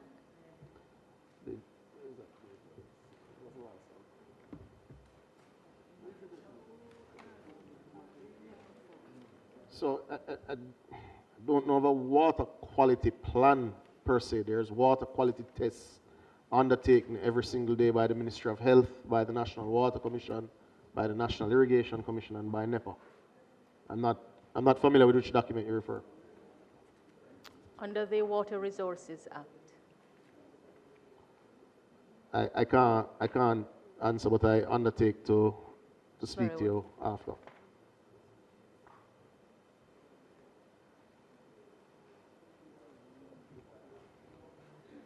Thank you, member. Member Perkis. Thank you, Minister. Thank you, Chairman. Minister, you mentioned Great River to Negril Square and that the rural communities would not be neglected. But would the rural water resilience and supply cover the Shuttlewood water system, providing Mount Pelion with a functional pumping station and the New Mills water system, specifically the Haddington station? So the works in Shetwood are being undertaken by JSIF, which would have been here earlier. They have allocated some $800 million under their work to be undertaken. So my understanding is, yes, that community will benefit from infrastructure investment, but that investment is not under budgeted 22,000. Is there a timeline for that, I couldn't Minister? speak to it because it's not under this budgeted. Thank you, Minister. Member Vaz. Thank you, Mr. Chairman. Quickly, Minister, under the line item on page 22, 2010, trucking of water, that's activity 11761. Correct. Is this budgeted figure the regular amount that is distributed across all constituencies, or is a special provision made for those constituencies who would have got serious damage in the hurricane and have pump stations still down for quite a while, and where these communities would be without regular water supply? So as a part of the recovery allocations from the Ministry of Finance towards the end of November, I believe it was, we did allocate some $3.3 billion to the National Water Commission to facilitate trucking. That obviously would have done quite a bit of work up to this point. And that wasn't just for trucking, obviously, but the figure here, as you questioned, is indeed the baseline figure that is usually placed. Now, what happens is that when the Met Service and WRA write to the Minister of Water that there is a drought and there is need for trucking, we draw down from the Ministry of Finance through their contingency budget at different times in the year in line with our dry season. As it relates to the crises related to Hurricane Melissa and the recovery period, those expenses are being covered by the National Water Commission through their operational budget. All right, thank you, Minister. One more question. You mentioned the upgrade of the Roaring River water supply. Could you give me some more clarity with regards to the timeline as to when that would be complete? Because that is a project that has been spoken of for quite a while now, and I just want to know where we are with that. That project would have been approved to be placed on what's called the PSIP, which is the Public Sector Investment Program as a part of the Western Resilience Water Program, which is slated to spend some $45 billion. So, unlike other things that are discussed, which in many ways are ideas, This is an actual legislative project that is on the investment program of the government. The project was also designated in this House as a nationally designated project. So it will be developed in the coming years. Now that is, though you have a system at Roaring River, remember, this is intending to build a brand new water treatment plant to significantly transform water supply in Westmoreland. Understood, but do we have an actual timeline when we should be starting? The construction of a water treatment plant, from my own experience with the one being built at Content for Rio Cobre, is that the construction phase would be between 24 and 30 months. That will not commence this year, but we aim to commence it towards the second half of next year. All right, thanks. And final question. There was a project, the acting president would be able to tell you about it, from Dunbar's River into Savlamar, where there were some signs erected about 10 years ago, but until now that project has not got off the ground. Is there any consideration anytime soon for that particular project, which should improve the water supply in Savlamar significantly? So remember that project, when contemplated some 10 years ago or longer, was contemplated at approximately $60 million. We are reevaluating the project. It will not be done in this current budgeted, but we aim to do it in the following budgeted next year. Thank you, Minister. Member Shaw. Thank you, Chairman. Minister, I just need to seek clarification on the Port Morant Air Castle scheme in St. Thomas Eastern. Just to clarify, what will the residents in the surrounding areas should expect? Water. The truth is that area is amongst one of the worst and greatest water scarce areas in the country. Each of these systems contemplate extraction, production, storage capacity, and of course distribution. It's a fully integrated system that they will receive. None of the projects listed here will be valued less than $500 million. So a full transformation of their water situation. Now, to note the size of these projects, they will not be built in a single financial year, but the project team is in place, and we aim to get the procurement later this year. So, Minister, what is the timeline? We aim to get to procurement later this year. After we have completed procurement, I'll give you new dates related to construction start. All right, another question for you, Minister. The pumps in the Arcata, Dumfries, Wilmington area, frequent mechanical malfunctions. To date, the Arcata pump has been removed because of mechanical issues.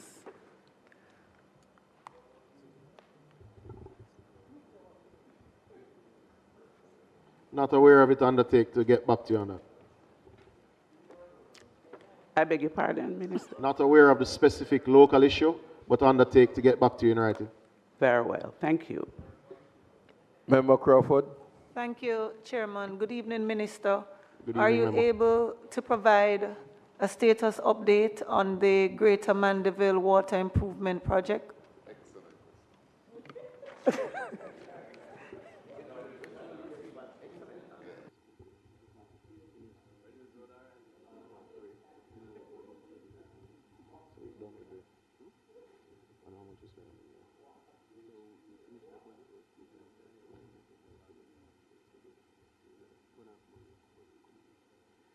So the Greater Mandeville Water Scheme is 70% complete.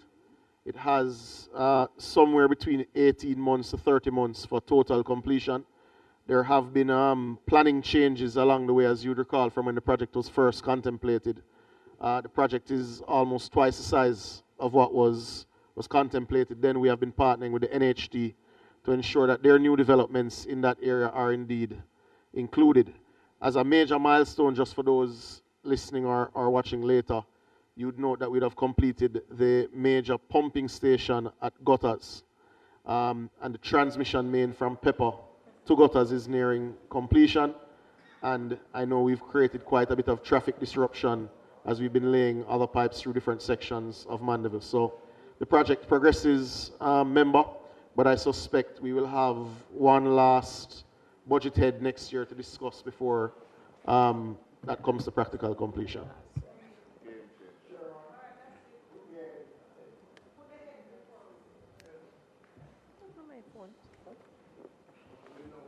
We will now put the head to Mr. Chairman. No. I'm asking one question for the whole day, sir. On behalf of the people of the parish of Portmore, I am duty bound. This is an important issue for us, Mr. Chairman. Member Terry Long. Thank you, Mr. Chairman, for having recognized me. Minister and the team, thank you for presenting here today. I do know that you have been... Question, member, question. Working very hard, Minister. Minister, as we look to creating Portmore as the 15th parish for Jamaica, I know that the residents would be excited to learn more about the plans to improve the water conditions in Portmore. Minister, if you could just indicate some of the plans that you have in place to improve the water structure for Portmore, even more so as we look to becoming the 15th parish. Thank you. There are two major issues that affect the soon-to-be parish of Portmore. One is the availability of source water, and that will be corrected with the completion in May 2027 of the Rio Cobre water treatment plant, which will benefit Portmore, Spanish Town, Kingston, and St. Andrew, especially the southern belt of Kingston and St. Andrew. The second and perhaps most important issue is the fact that the distribution network in Portmore, because of the age of the residential community, is indeed in need of significant upgrade. We do have a pretty heavy infrastructure program for Portmore through our internal works budgeted this year, and that internal works nationally go up to about $1.8 billion, and this is covered through the existing revenues of NWC. So yes, there will be improvement this year, but the real game changer comes in May 2027 when the Rio Cobre plant is complete and pumping water into the distribution network. Member Miller. Minister, the pump at the Logwood treatment plant in Hanover. We don't go home and do this. Inquiring if this was replaced and it was damaged, and whether or not there are plans for backup plant. Backup pump, rather. There are no current mechanical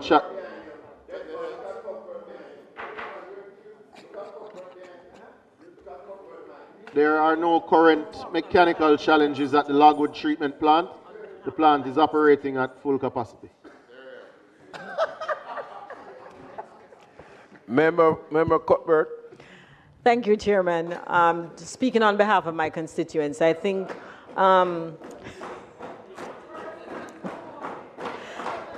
Minister, I just want to get an update on the Rock Pond to Ferry. I know that there are some challenges in the Red Hills area, and I know there's a $1.3 billion program. Can you tell us where we are with that? Big question.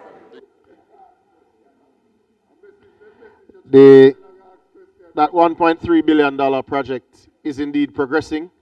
We expect construction to be complete within 12 months. And that will see water being moved from Ferry up to the area above Cooper's Hill, which will allow us to gravity feed right throughout the hills of Red Hills. Member Natalie. Minister,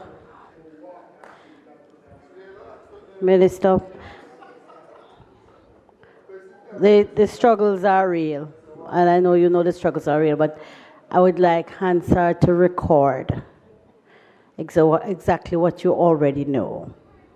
And I'd like to have a public response on behalf of the people I represent. Mr. Speaker, Mr. Chairman, the 15 million gallons of water we talk about going to Portmore and all of these beautiful parishes, I'm so happy for you. And you have the people of North Central St. Catherine to thank for it, because that comes from my constituency. However, There are many communities in my constituency without the precious commodity, including pipes are there. The pipes are there. Sligoville, Kensington, Jackson, places like James Mountain, Bamboo, Content, and I can go on, War Hill, which borders on Rock Hall, which we both share. There are even sections of Bog Walk that still don't have the precious commodity. Minister, in my own discussions with your technical team, I'm asking publicly, I'm understanding that another 300,000 gallons of water. Yes, may ask you already, I may ask you publicly for the world to hear. 300,000 gallons of water more being extracted from the Rio Cobre would assist in bettering the quality of life for the people of these communities. I think it's only fair. I'd like to know on record if this is going to happen for the people of these communities. The people of Northeast St. Elizabeth can attest to the fact, certainly for the community that lived in a little place called Ruiney, right beside the Pepper Wells, that while we extract water from there, that I was the minister that ensured that those who lived closest to the extraction point indeed got water. The people of your constituency, certainly who live in proximity to the extraction point, will be dealt with as a priority. But as a national commitment, I have given you my commitment, especially as it relates to the community of Sligoville, to bring that challenge to an end. And that is my commitment on record.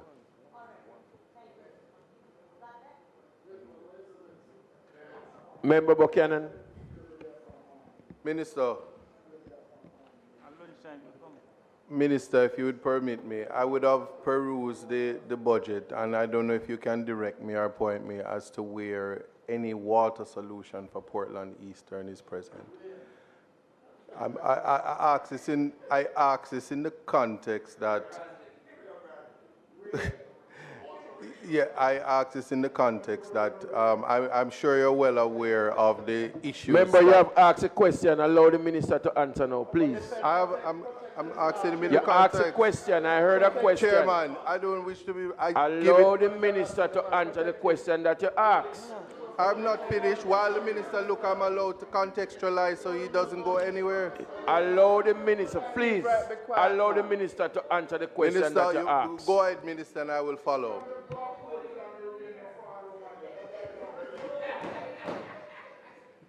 You know, they take the people's business for a joke. The capital investments. The capital investments that will improve water in Eastern Portland are not under this current budget head. There are investments that will be facilitated by the town centre being led by the Factories Corporation. There are investments that will be facilitated by the HAJ, and there are investments under the budget head related to NWA that will see the transmission mains being upgraded. But as it relates to budget head 22,000, there are no capital investments related to water in East Portland under this particular budget head, but they exist in other places. We can now put the head to the floor.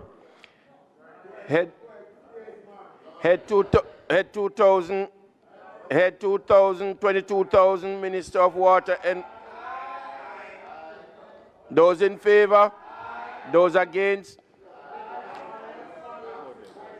Head 22,000 C, Ministry of Water, Environment and Climate Change, capital page 1 to 6. Those against, the ayes have it. Head 22,046, Forestry Department, pages 1 to 5. Those in favor, those against. The ayes have it. Ministry of National Security. Thank you to Minister Samuda and the team. We will now have the Ministry of National Security and Peace.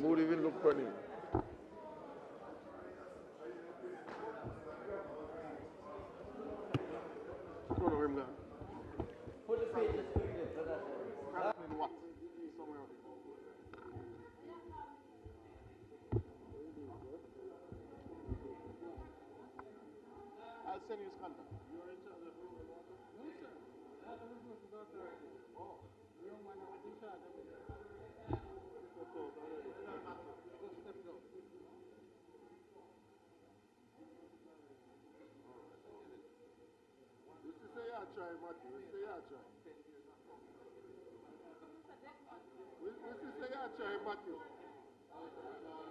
Well done, Matthew. Say your try. Put this man right here.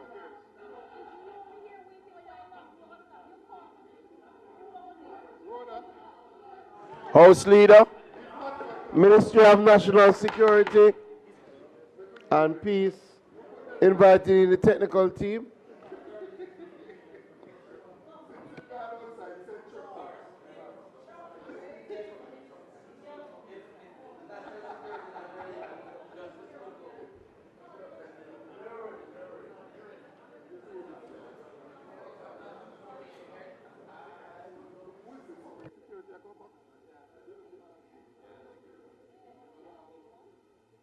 Come, Juliet, make we deal with your case now. You come.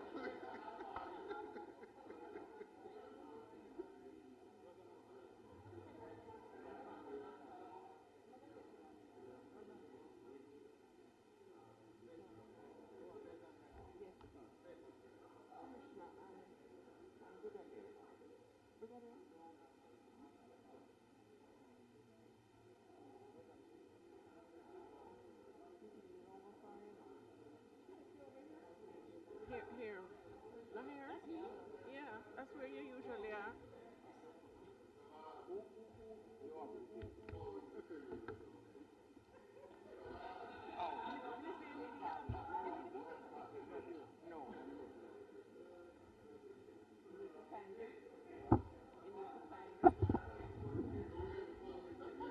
Yes, I'm going to buy us those pens. Hard to keep.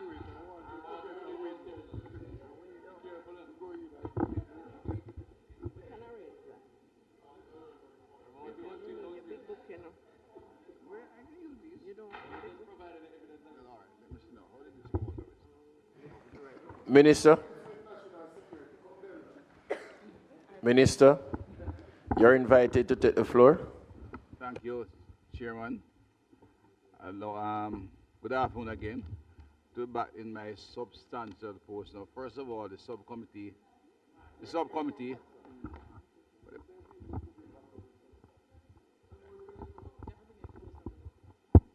All right. Thank you. Seem to hear me now. No, I didn't see the mic on. Thank you. All right, that's better now. Thank you. First time you just indicate to the chairman of the House that we considered the defense budget and approved it, but bear in mind that it had already been viewed and approved on the heads of the OPM. But we looked through the details and had it completed. Let me thank the members who participated. Now it is time to look at the Ministry of National Security and Peace, which is the new branch. Right? Essentially an attempt to ensure that we can adopt some programs to ensure the communities benefit from the peace dividend. But let me first introduce the team present this evening. To my left, my Minister of State, Ms. Juliet Cuthbert-Flynn, who does a lot of work. And she is an Olympian. And to my right is the finest public servant and best permanent secretary in the government service, Ambassador Alice Stone Roof. You agree? You agree in the public sector? If I say that. All right.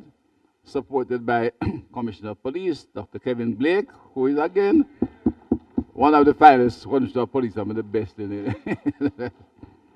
Mr. Garth Williams from the Chief Executive of PICO, Brigadier Rod Mason, the Commissioner of Corrections, Mr. Delroy Simpson, our Chief Technical Director, one of our Chief Technical Directors, and he handles a lot of the procurement issues and has evolved. We have been there some time. He does an excellent job.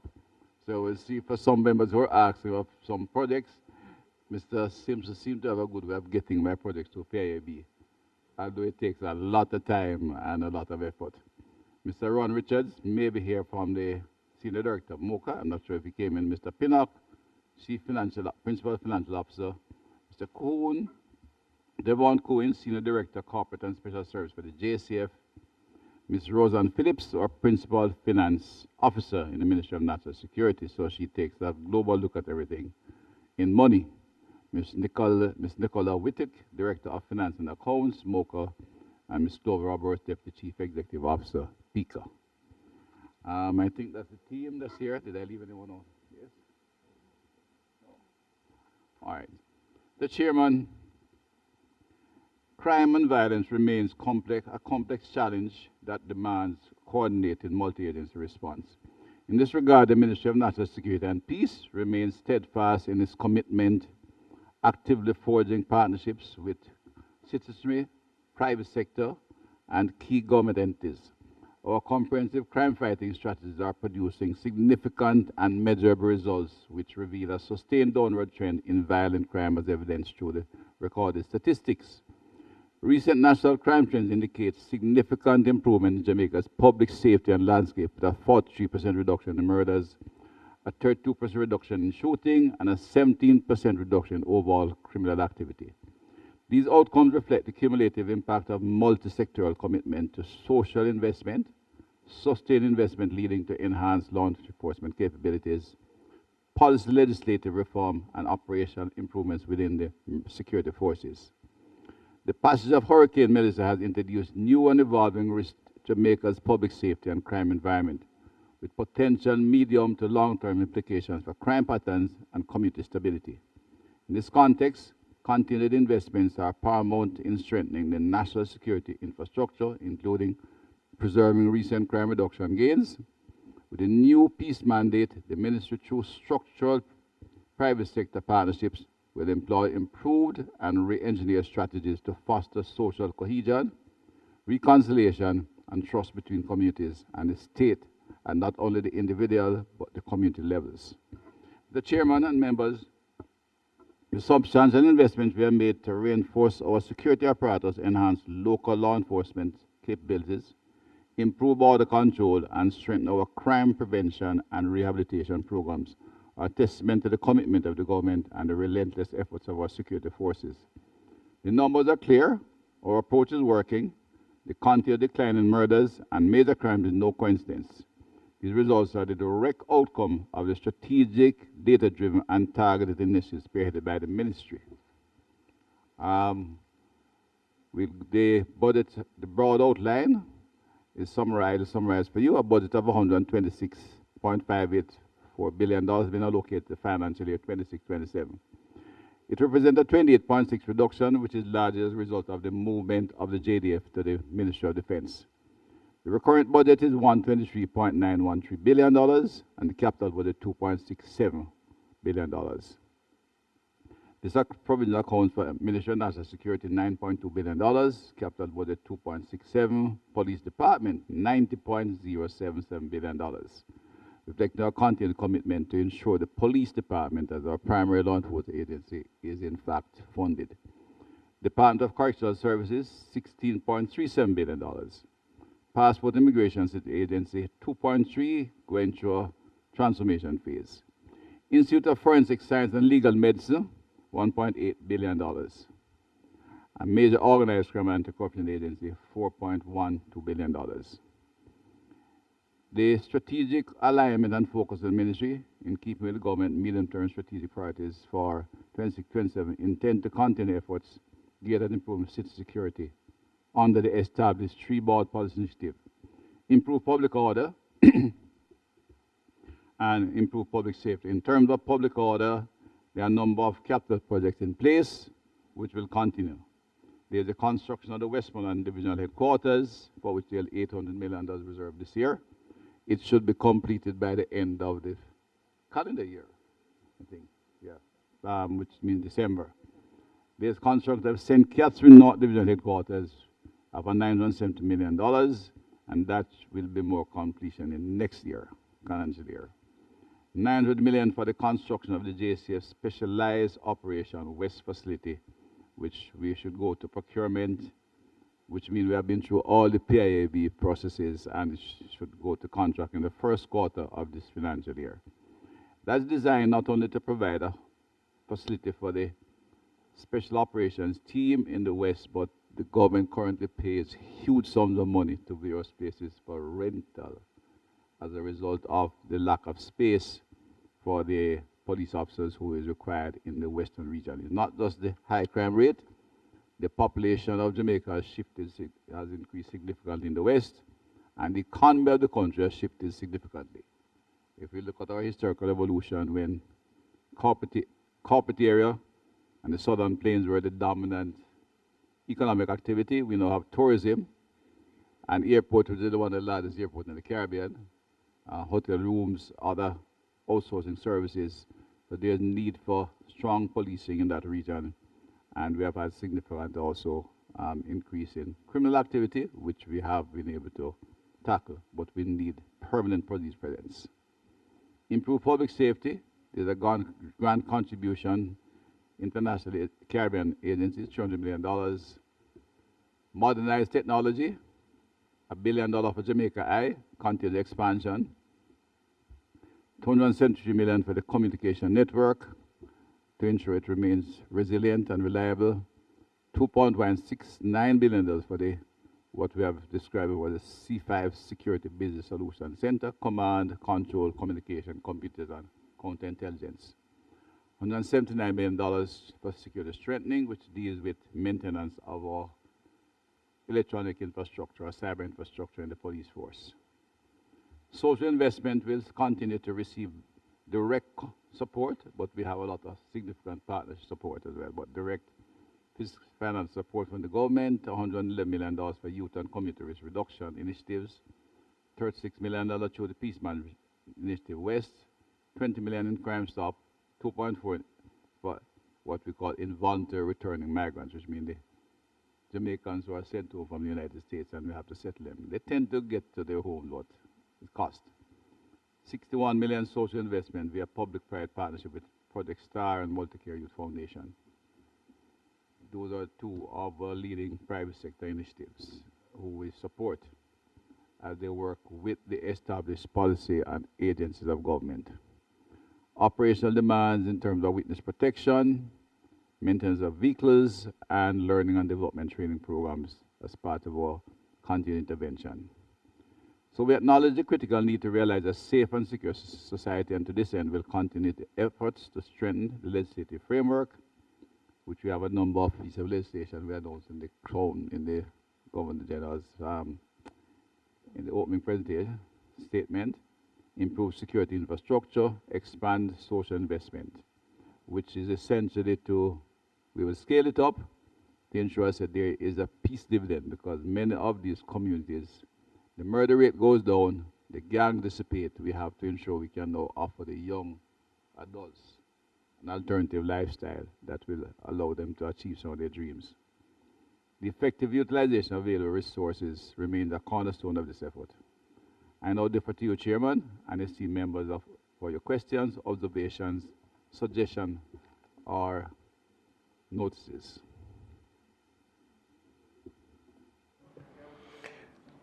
We now put the head to the floor.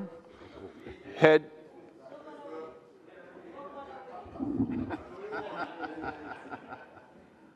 The Jackson. Portmore is safer. Member Fitz-Jackson. Thank you, Chairman. Thank you. Thank you, Minister. I have a few questions to raise here. Go ahead. Go ahead. Yeah, man. There's one I want to, talk to you. Thank you, Minister. A couple of questions. You indicated at the outset, Minister, about the change in the title of the ministry. Yes. From national security to national security and peace. Yes. I'd love you to elaborate on what constitutes the peace portfolio in the ministry. I was trying in perusing the estimates to see what specifically is provided for on the peace and whose responsibility that is within the ministry, where the executing in the ministry for the peace portfolio. And I asked that question against a background, Minister, with a broader picture. All of us in this house and all well-thinking Jamaica welcome the murder reductions and the shootings in the country. That is what we all have been clamoring for some time. And to the extent that we get some increase, it's welcome. It is what we wanted. But I've said elsewhere, and I say it again here, Minister, reduction in murders, shootings, though welcome, does not by itself constitute security. And that's where the whole element of peace comes in. And I want to get a sense of what is the nexus between reduction in crime, reduction in murders, reduction in shootings, and a sense of security. Again, I've said it. We want murders to go down, but also want the people in the country to go about their normal business with a sense of security, of safety, that their lives are not threatened. So if you could give us a sense of that.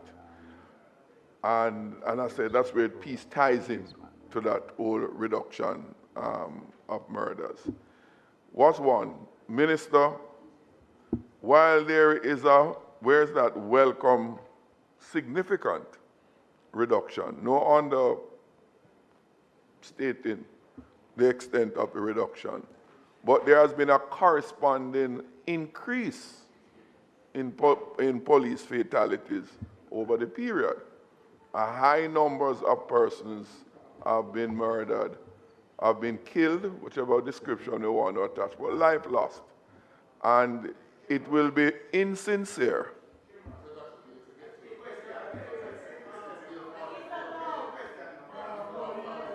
Mr. Chairman, could you advise those newly elected members of the rules governing the House before they begin to speak? Member Jackson, stick to your questions. Thank you. Allow the member.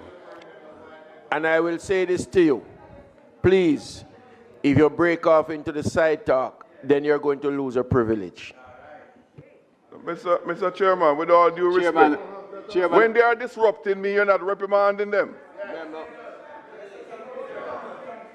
Now I'll resume. Chairman, if I may, Chairman, remind the member to address the chair. The member, the minister. So, Mr. Chairman, through you to the minister, the concern that the public has, I'm not speaking on my own behalf, there's a significant increase in fatalities by the police. That's a matter of record. That's not an opinion. And it is of concern.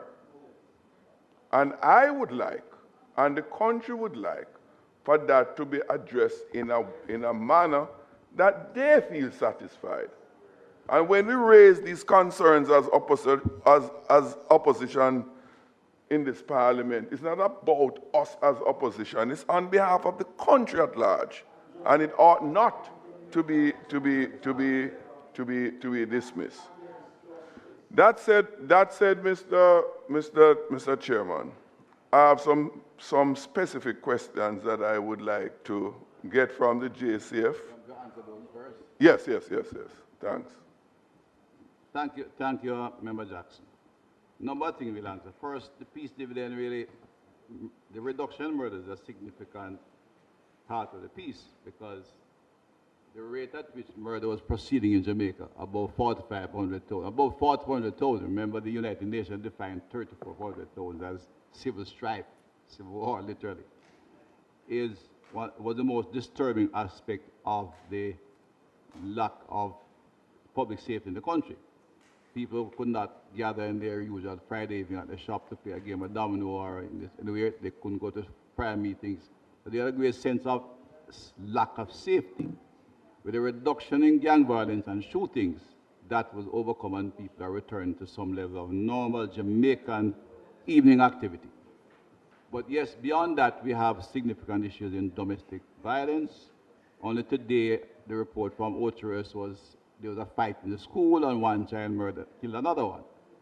So that issue is a big part of what we're doing. What we have had over the years is that 80% of the homicide was a result of gang violence and shootings at that point. And that's where the police work is, only the police work can deal with that, and they've done so effectively. You raised the issue of fatal murder, and I'd like to bring to the attention of the Parliament and the public two things.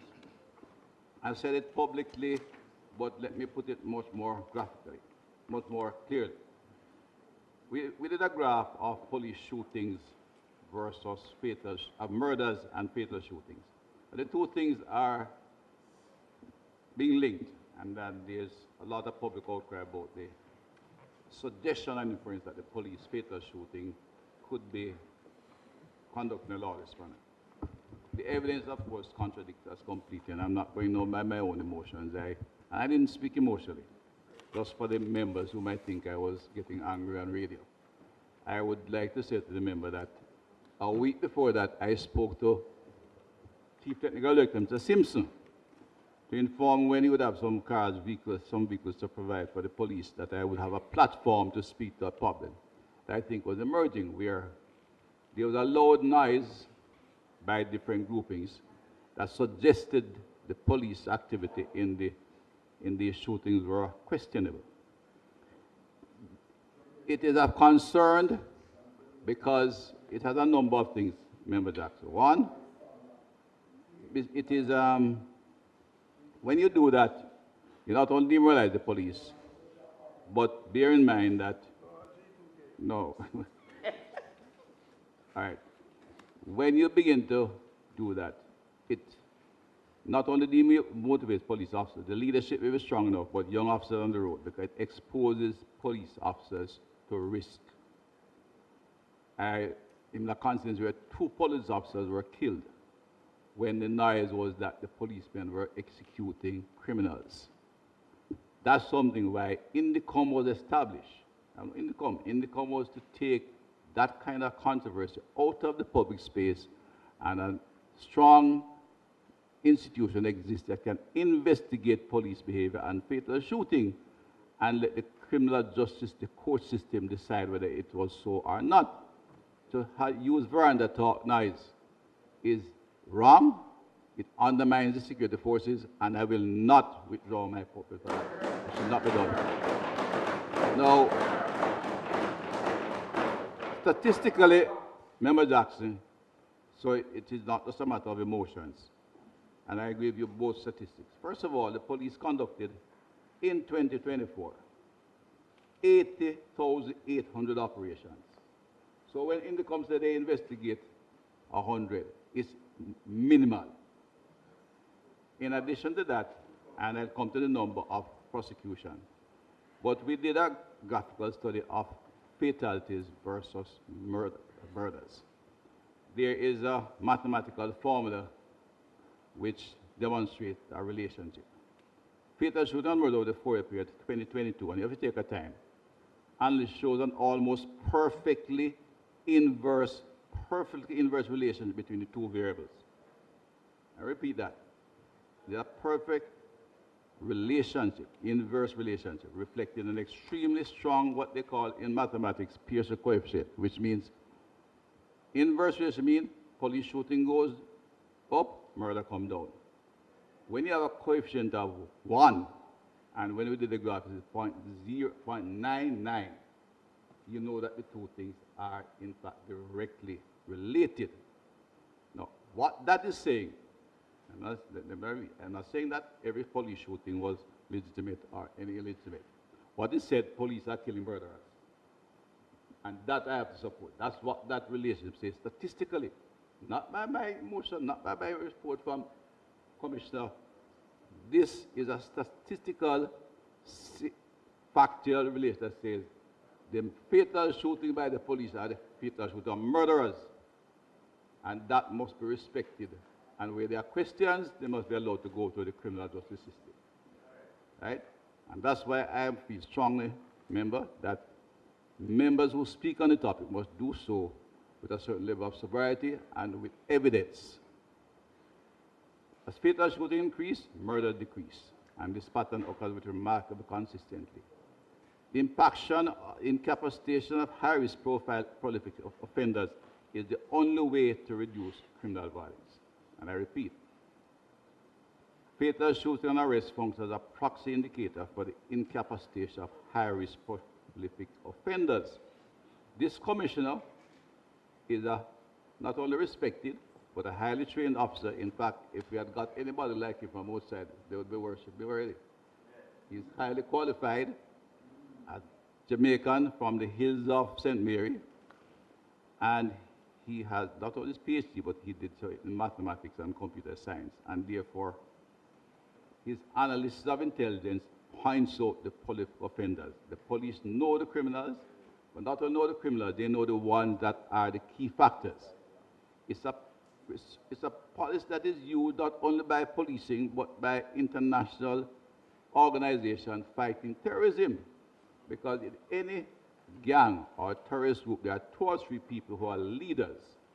There's the leading headspace man and the leading killer. If you can get to those, you get this thing under control. And that's the policy they've been using, and that's why fatal shooting increases, murder comes down significantly. The incapacitation of those people is not just by shooting.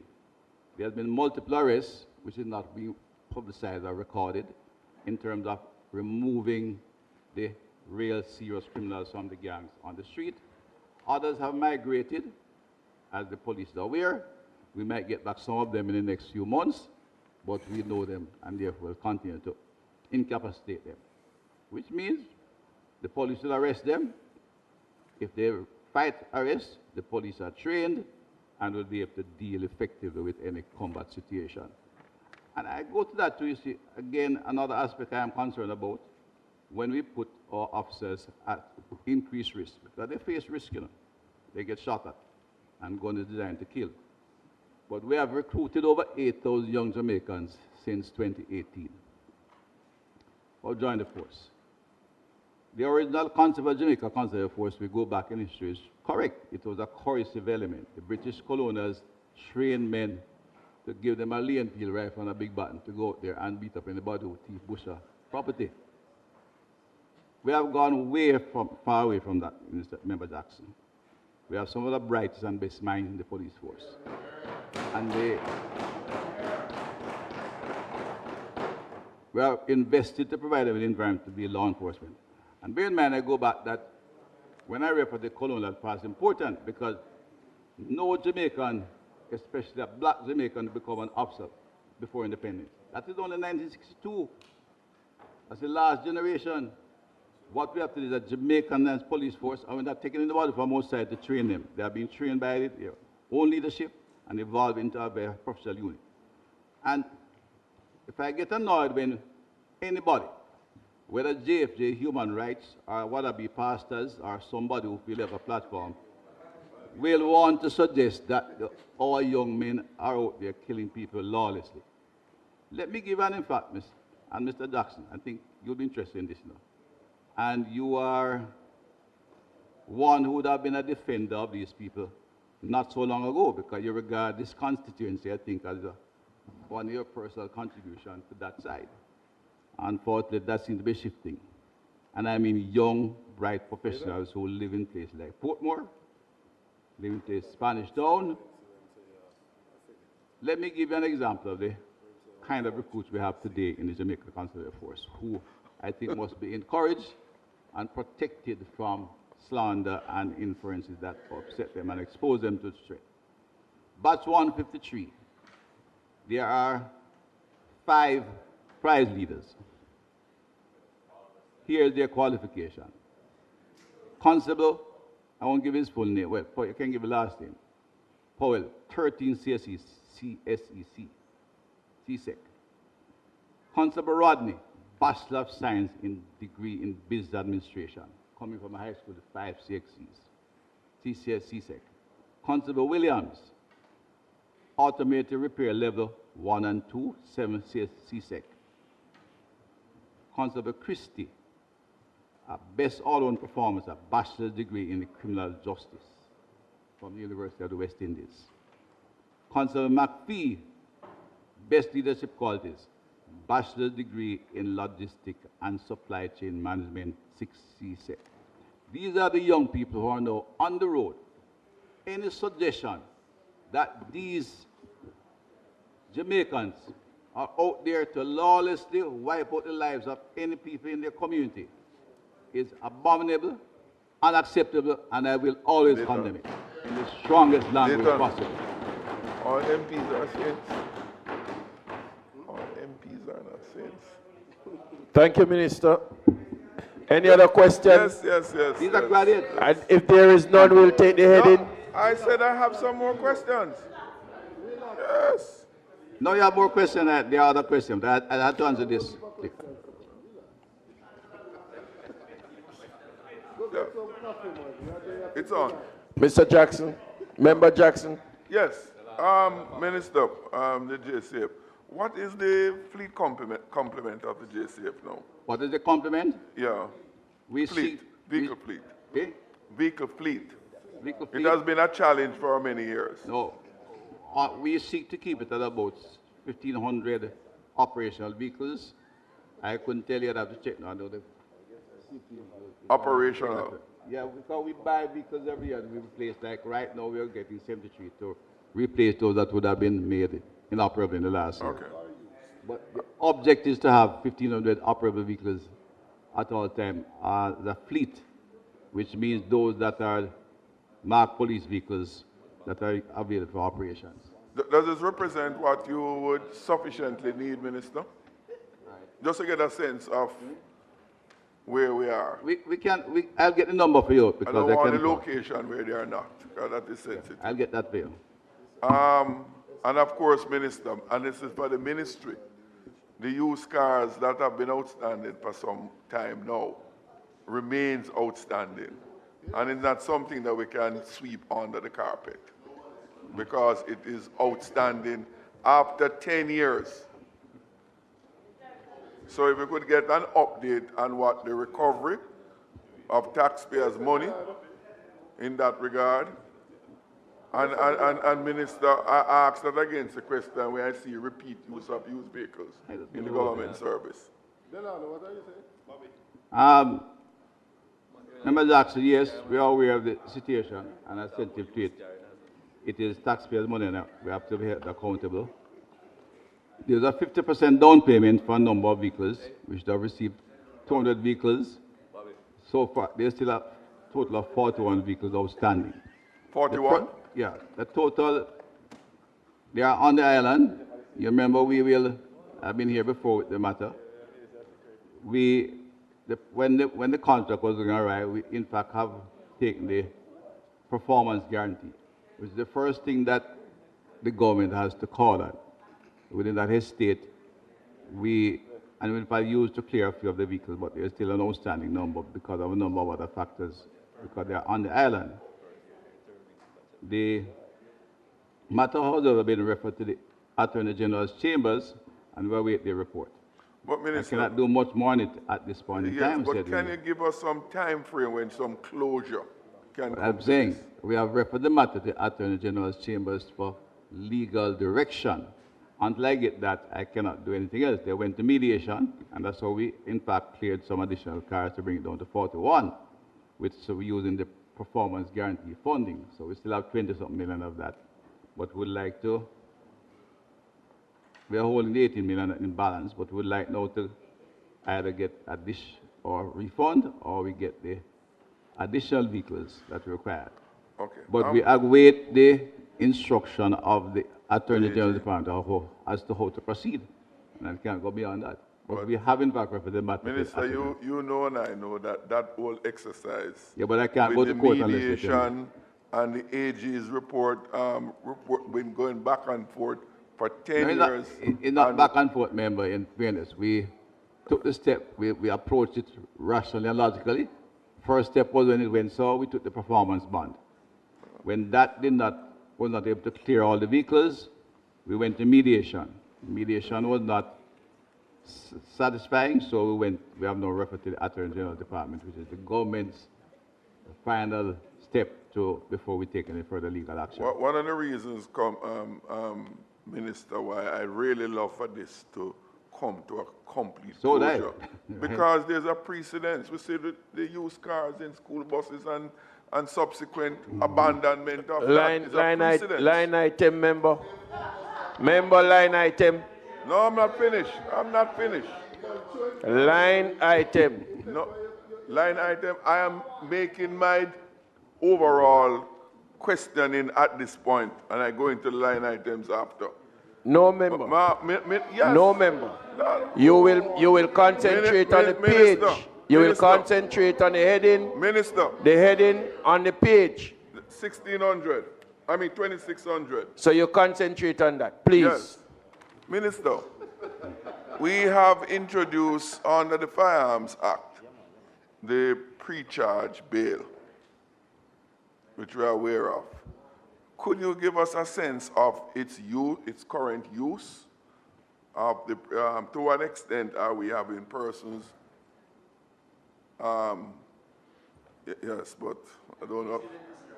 Yes, Minister. Could you just give us a sense of the use of the pre-charge bail since its enactment? Under the Bail Act. Sorry. Yes. Yeah. No, it came through Ministry of National Security. No. When we passed that, the minister led that bill in the House. It wasn't. No. Okay. Member, concentrate. No, please focus. I led on the Firearm Act, which is being applied, and we have in fact seen, I think it's contributed to the reduction in some of the activities in the use of firearms. But the full application will take time to show up. We follow it, and we have had cases coming, the rate at which the criminal justice system moves. I think it's just really since last year that a lot of firearms cases under the new law coming up. Mr. Minister, I asked that but the question. police is using it very effectively. I'm sure the firearm. And we have seen that dramatic increase in finding firearms, and both in terms of intelligence and targeted raid, but in terms of our public PSTB, which is the traffic, and the traffic management system, which is catching people on the road with firearms. And I understand that was one of the intent. Is it being used for on the electoral representation of the People's Act? What? The pre-charge bail. Minister of Justice. No, the Minister, let me tell you the basis on which I'm asking. Yeah, there's a constituent of mine who has been member. I'm clarifying. With all due respect, yes.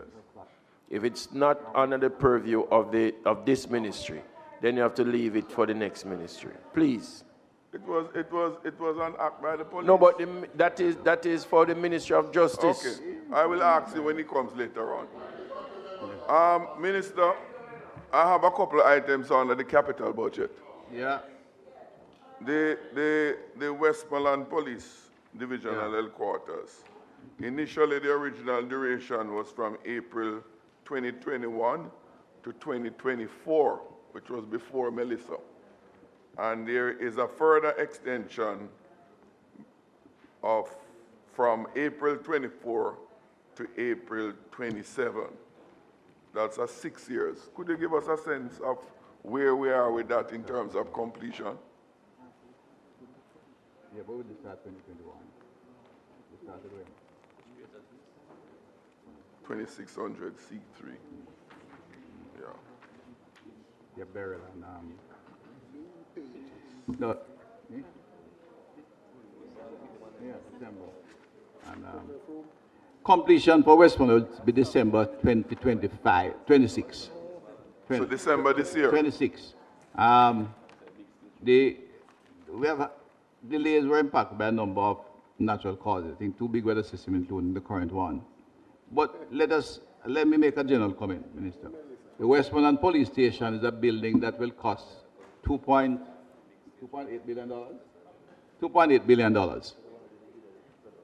The practical reality is that there are not many Jamaican contractors in civil engineering for buildings.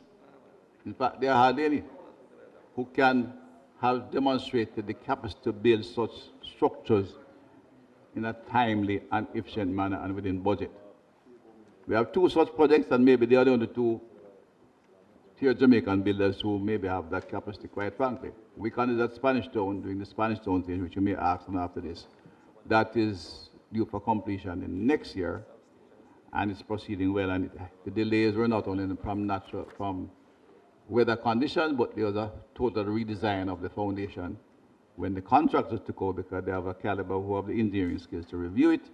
The original design, in fact, was somewhat faulty, and the Salomar station is being done by another Jamaican contractor. And that's just a reality we face. They don't have carry the staff required. A structure like that requires a number of engineers and staff and so forth. And they build roads, which require less supervision. The capacity to build complex buildings is not there, which is why most of our hotels are built by foreigners. And currently there's a great drive to give, and in the private sector, give all them building up that cost to foreigners as well. So, you know, whether dumb rep or Chinese or Jewish, so that's the so means that you say is the competence of the contractor on that one? No, that contribute to the delays there? This building. But bear in mind, though, that the actual physical building started in 2023. 2023? Yes, and it's going at a good pace. Okay, no, the document says here 2021. No, starting of a structure, I think, so we have a dispute with other police station.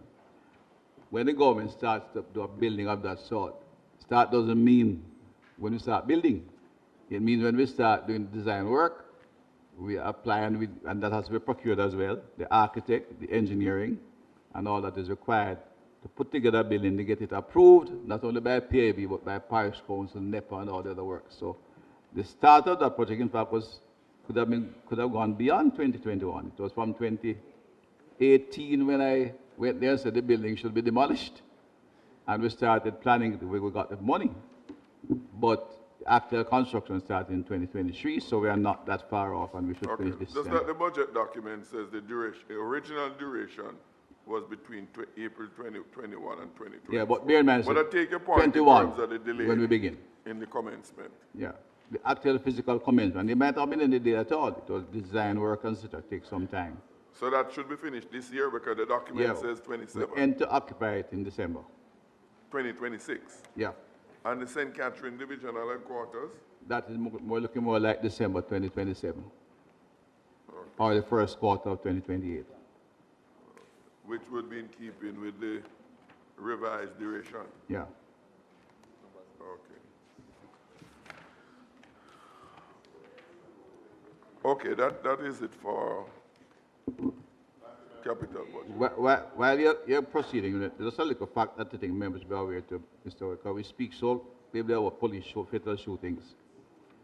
Over 2024, when we had a 20% fall and you had, I think, police 189 shootings, but over the period for 4 years, there was some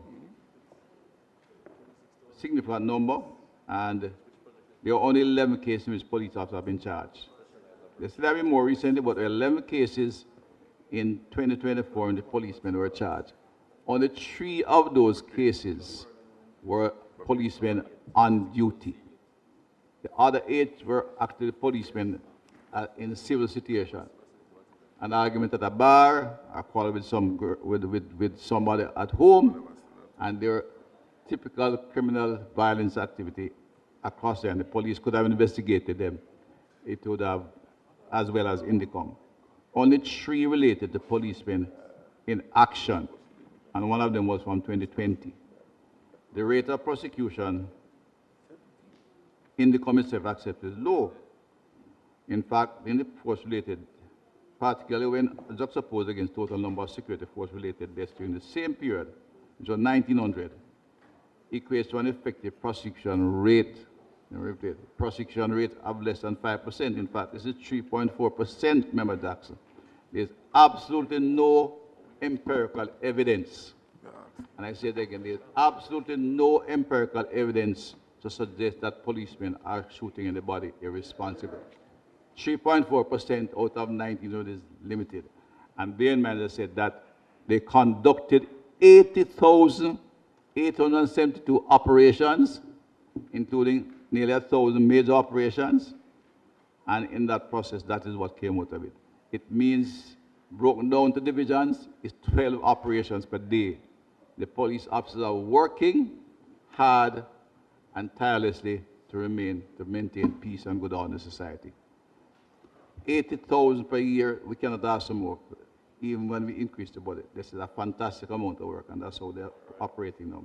So all I'm asking is that the evidence, we must base our criticism of the police on facts, and we must seek to protect the integrity of the force and to prevent them from being exposed to undue harshness. The Jamaican society don't like police, they like to criticize them, especially military. That has changed in recent time, but Jamaican public don't dislike the police. One last thing on the capital budget. Minister, the Western West facility. Specialized, yes, West facility. Yeah. Where exactly is that? That's to be built. It's to be built at Montego Hills on the border of two great constituencies in Salt Spring, where we have the land of But beside the location is that the location is considered suitable because it's on a hill that overlooks Montego Bay, and it's not only providing adequate accommodation, but the fact is as we further expand our technological features, it's on the way to Flower Hill.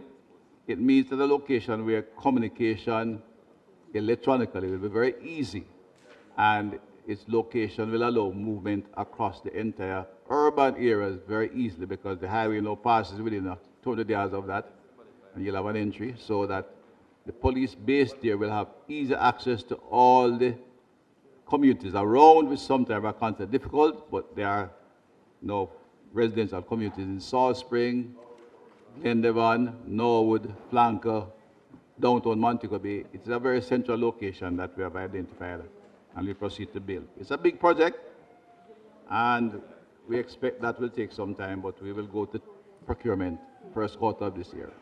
Okay.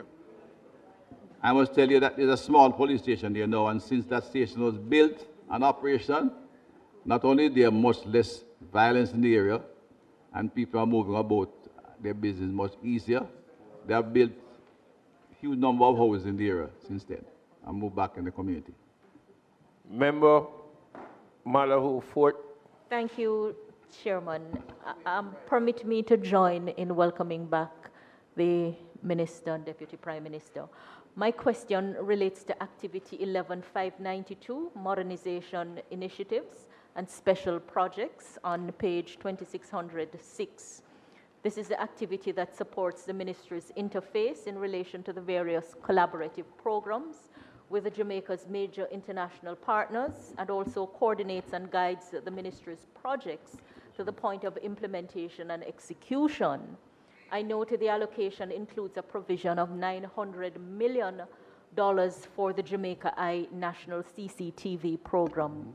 My question is, what remains to be done for full implementation and operationalization of the National CCTV program, and how much will the allocated $900 million achieve in this fiscal year?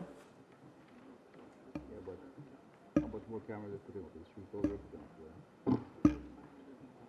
Yeah, 254, which will cost about what?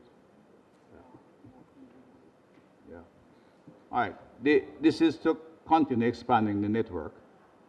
The program is operationalized, but in terms of full coordination, we expect that it's a stepwise program we're proceeding in a phased program. We have communication with all the cameras are out there, except that those that might have been damaged just recently. We have a good maintenance program in place with the current contractor, and what we expect the full, what you might call the, well, optimizing of the benefit will come when you complete the C5, but it's not, it's likely that as the technology changes, you have to keep adding to it. We expect to add another 2,500 cameras. I think we have just over 2,000 out there now. 1,000 flashes out there now in critical areas, and we are buying additional ones this year. But we expect to put in an additional 2,500 over the 3-year period to give full coverage of the areas we are in.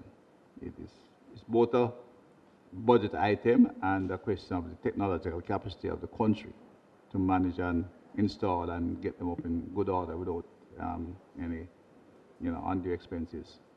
But we are moving to complete that. The C5 itself is in progress, is being installed, and we expect that to be operational, in fact, by the middle of this year, but it will not be completely installed before the end. Next year? Okay. This year, yeah, finished by the end of the year, but we'll be getting information out of it by mid-year. You're aware, but there was some issue with maintenance. We have overcome that because there's one Jamaican company that we have to go on. We did this single source procurement, and that's working well. Member Buchanan. Thank you, Mr. Chairman. Minister, I want to start by asking you about the reduction in the diet subsidies for the correctional facilities. So that would be activity 11551, and there's a 15% decrease. So my question would be, page 2624. Yeah. What is that? 5. 6245. Oh, production. And I think we can answer you quickly, Member Buchanan, and you'll consider good news. Currently, one of the prisons with a farm produce almost, well, they produce up to 100%. I think this year we expect to do 70% of all chicken meat. In addition to that, a large amount of the eggs produced and significant food production overall has increased.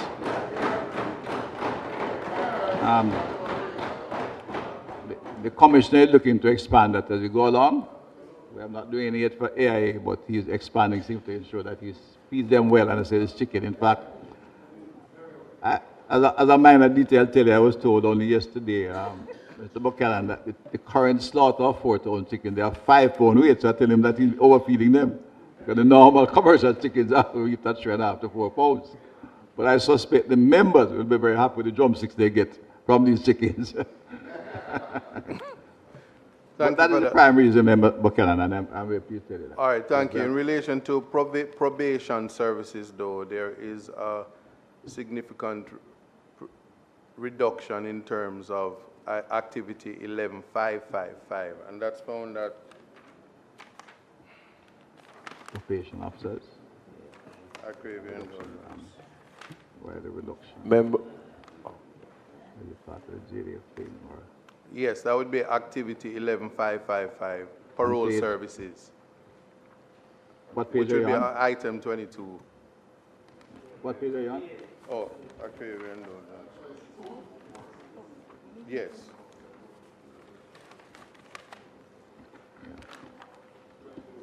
Tw 260246. And it's a 27% reduction. My question is, why is there a 27% decrease in the costs associated with parole and aftercare services? I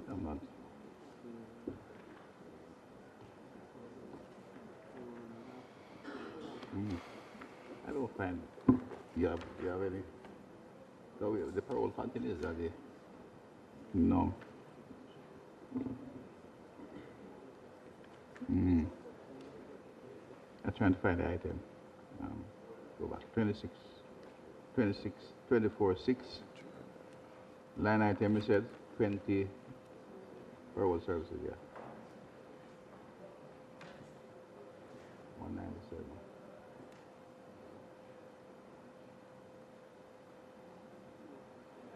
I think the best, to give you an honest answer, remember, I didn't pick up on this early on. We will do the research and get back to you, but I think one of the things that happened last year in the correction service and in the police service, there was some compensation payments that came late, right? Yeah, which were a single item and would not be reflected in this budget at this point.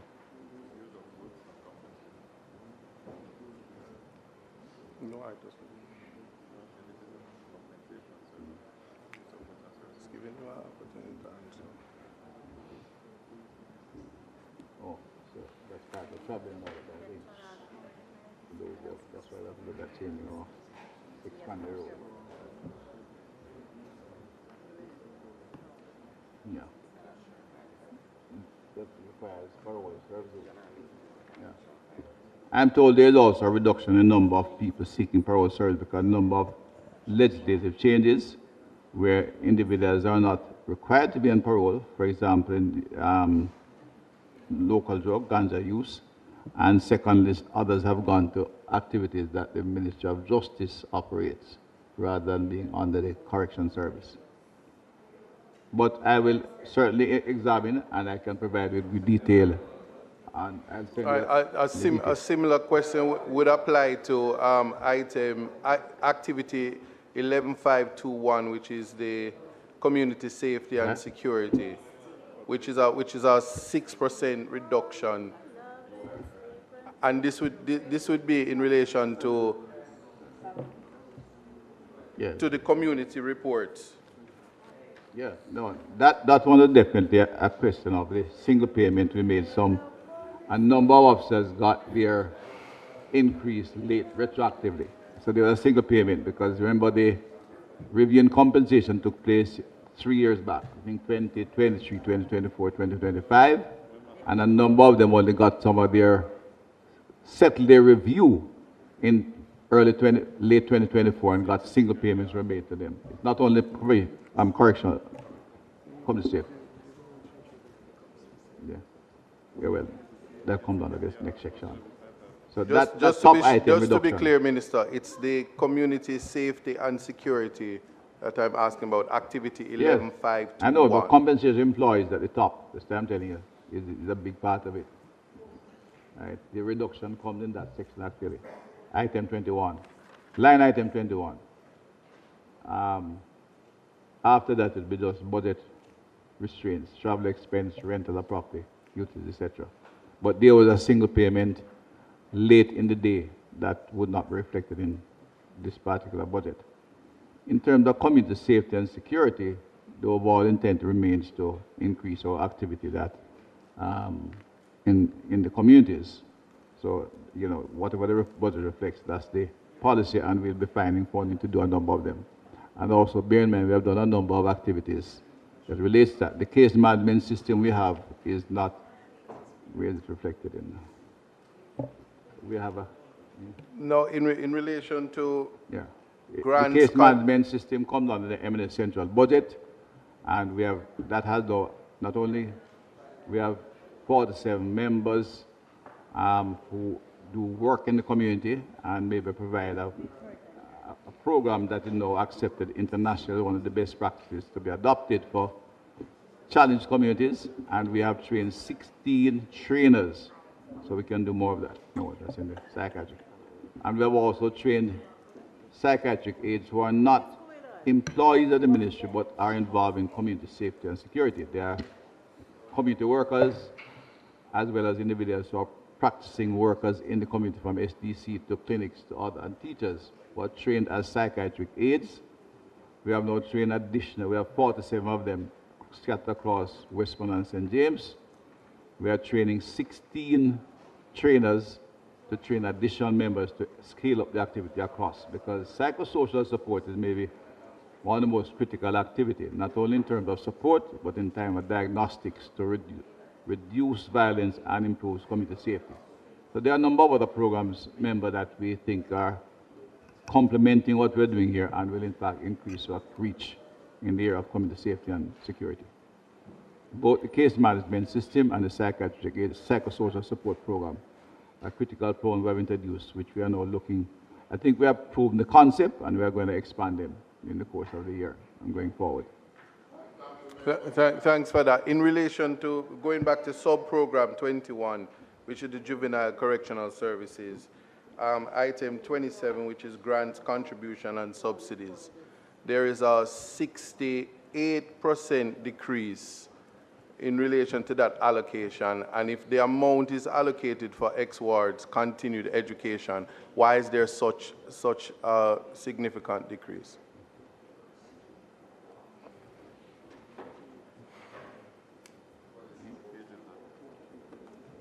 Page 26025.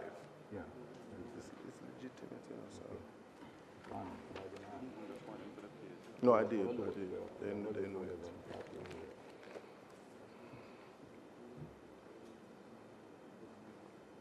All right. This particular item, a budget item, which will depend on supplementary if it is required. But that is an activity that is an on-demand case. It's also true that we have an extremely low level of incarceration of our children, and this is why we are expanding the community outreach to deal with children who are challenged in various areas rather than seeking to get them in the criminal justice system. Thank you. My final question, Minister, and this is in the context of the constitutional framework that we operate in. Now, in the absence of the use of body cameras, and I did peruse, and I'm not seeing anything budgeted in terms of the build-out for the use of body cameras. But my question to you is, if the presumption of innocence is what we are guided by, which is due process, and extrajudicial killings actually circumvent that process, what is the safety measures that we can use to say that, in keeping with the principles in R.V. Clegg by the Privy Council or the House of Lords, that it is considered murder unless self-defense is made out? And given your statistics, which is saying that extrajudicial killings is in correlation to a reduction in murders, then without the proper evidential basis for INDICOM to do its work, where would be the safety measures for the protection of the right to life? Just a bit of clarification. Before I answer directly the question, first we said there's a correlation between fatal shooting and reduced murder. Extrajudicial killing is a criminal offense, which is charged, and I indicated in further data, which I read, the second set of data, that the prosecution rate for extrajudicial for murder is less than 5%. It's 3.4%. It's almost zero when you consider 1,936 fatal shootings. And in that, of that 3.4%, less than 1% are police in active duty. There are 8 police officers who got themselves intervened on the illegal side of the law with homicides who are at home or out of uniform and just like any ordinary citizen. I think one of them was actually at a bar, and one was at a club, another one was a violence at home. And of the 3 that I mentioned, which are considered extrajudicial because they're in duty, one was from 2020. So the level of extrajudicial prosecution is less than 1%. That is evident. That doesn't give that is not evident to drive any special effort to monitor the police in their operations. But the cameras, the empirical evidence does not give any urgency. That's just a fact. But we undertake in the transformation of the police force to equip the police force. And body-worn cameras is part of the modern policing. In fact, I will repeat now that we are getting on here because of where we are, that the first set of uniform, what we know of policemen wear, Mr. Buchanan, the pinstripe, the candy stripe and the red seam, could not carry a body camera. And in fact, some was given to them, and when they came back without the proper pictures, they were charging the police with behaving improperly. Of course, because that was the tendency to blame the policemen for everything that went wrong, including the high rate of crime. Of course, they had reasons for that or whatever was happening out there.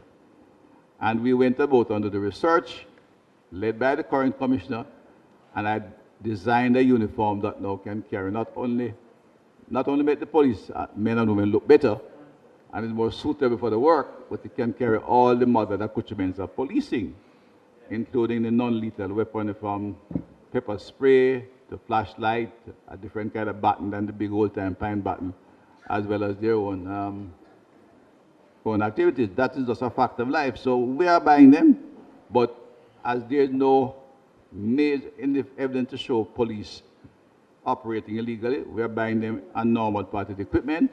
We delivered 1,000 in the last quarter last year, October 2025, and we are in the process of ordering another 1,000 at this point. We are moving toward a medium-term target of 4,000 units, and it will be budgeted for over the next 2 years, 28, 2029. Bear in mind, though, remember what because I'm not trying to shift the topic. The fact is that the assignment of the cameras is the police commissioner's sole responsibility. Nobody else in this country have any legal authority, and some very few have the skill set to indicate to police how to policing. This wasn't the problem we faced for years. For 25 years, crime, murder went up and criminal activity get expanded. We gave the police autonomy. We appointed commissioners who took their response seriously and have set about to transform the police into a professional unit by other changes, including our compensation and the environment in which they work. We are recruiting capable people, and they're doing a job. And only the police commissioner and his officers can assign, and Jamaican officers, born since independence, because that's when we're able to appoint them officers, will assign the cameras. There are 80,000 operations in 2024. All of them could not be given cameras. It is the police commissioner who will assign them. So I hear some people telling that they must be unplanned operation. Well, all police operations are planned, all 80,000. The police don't go on the road just and park the vehicle and check vehicles. They have a system called island-wide traffic check, national coordinated road check. Has proven to be one of the finest operational activity. Criminals stop trouble, and we find guns on the road like that in the beginning, like they were dropping off a tree.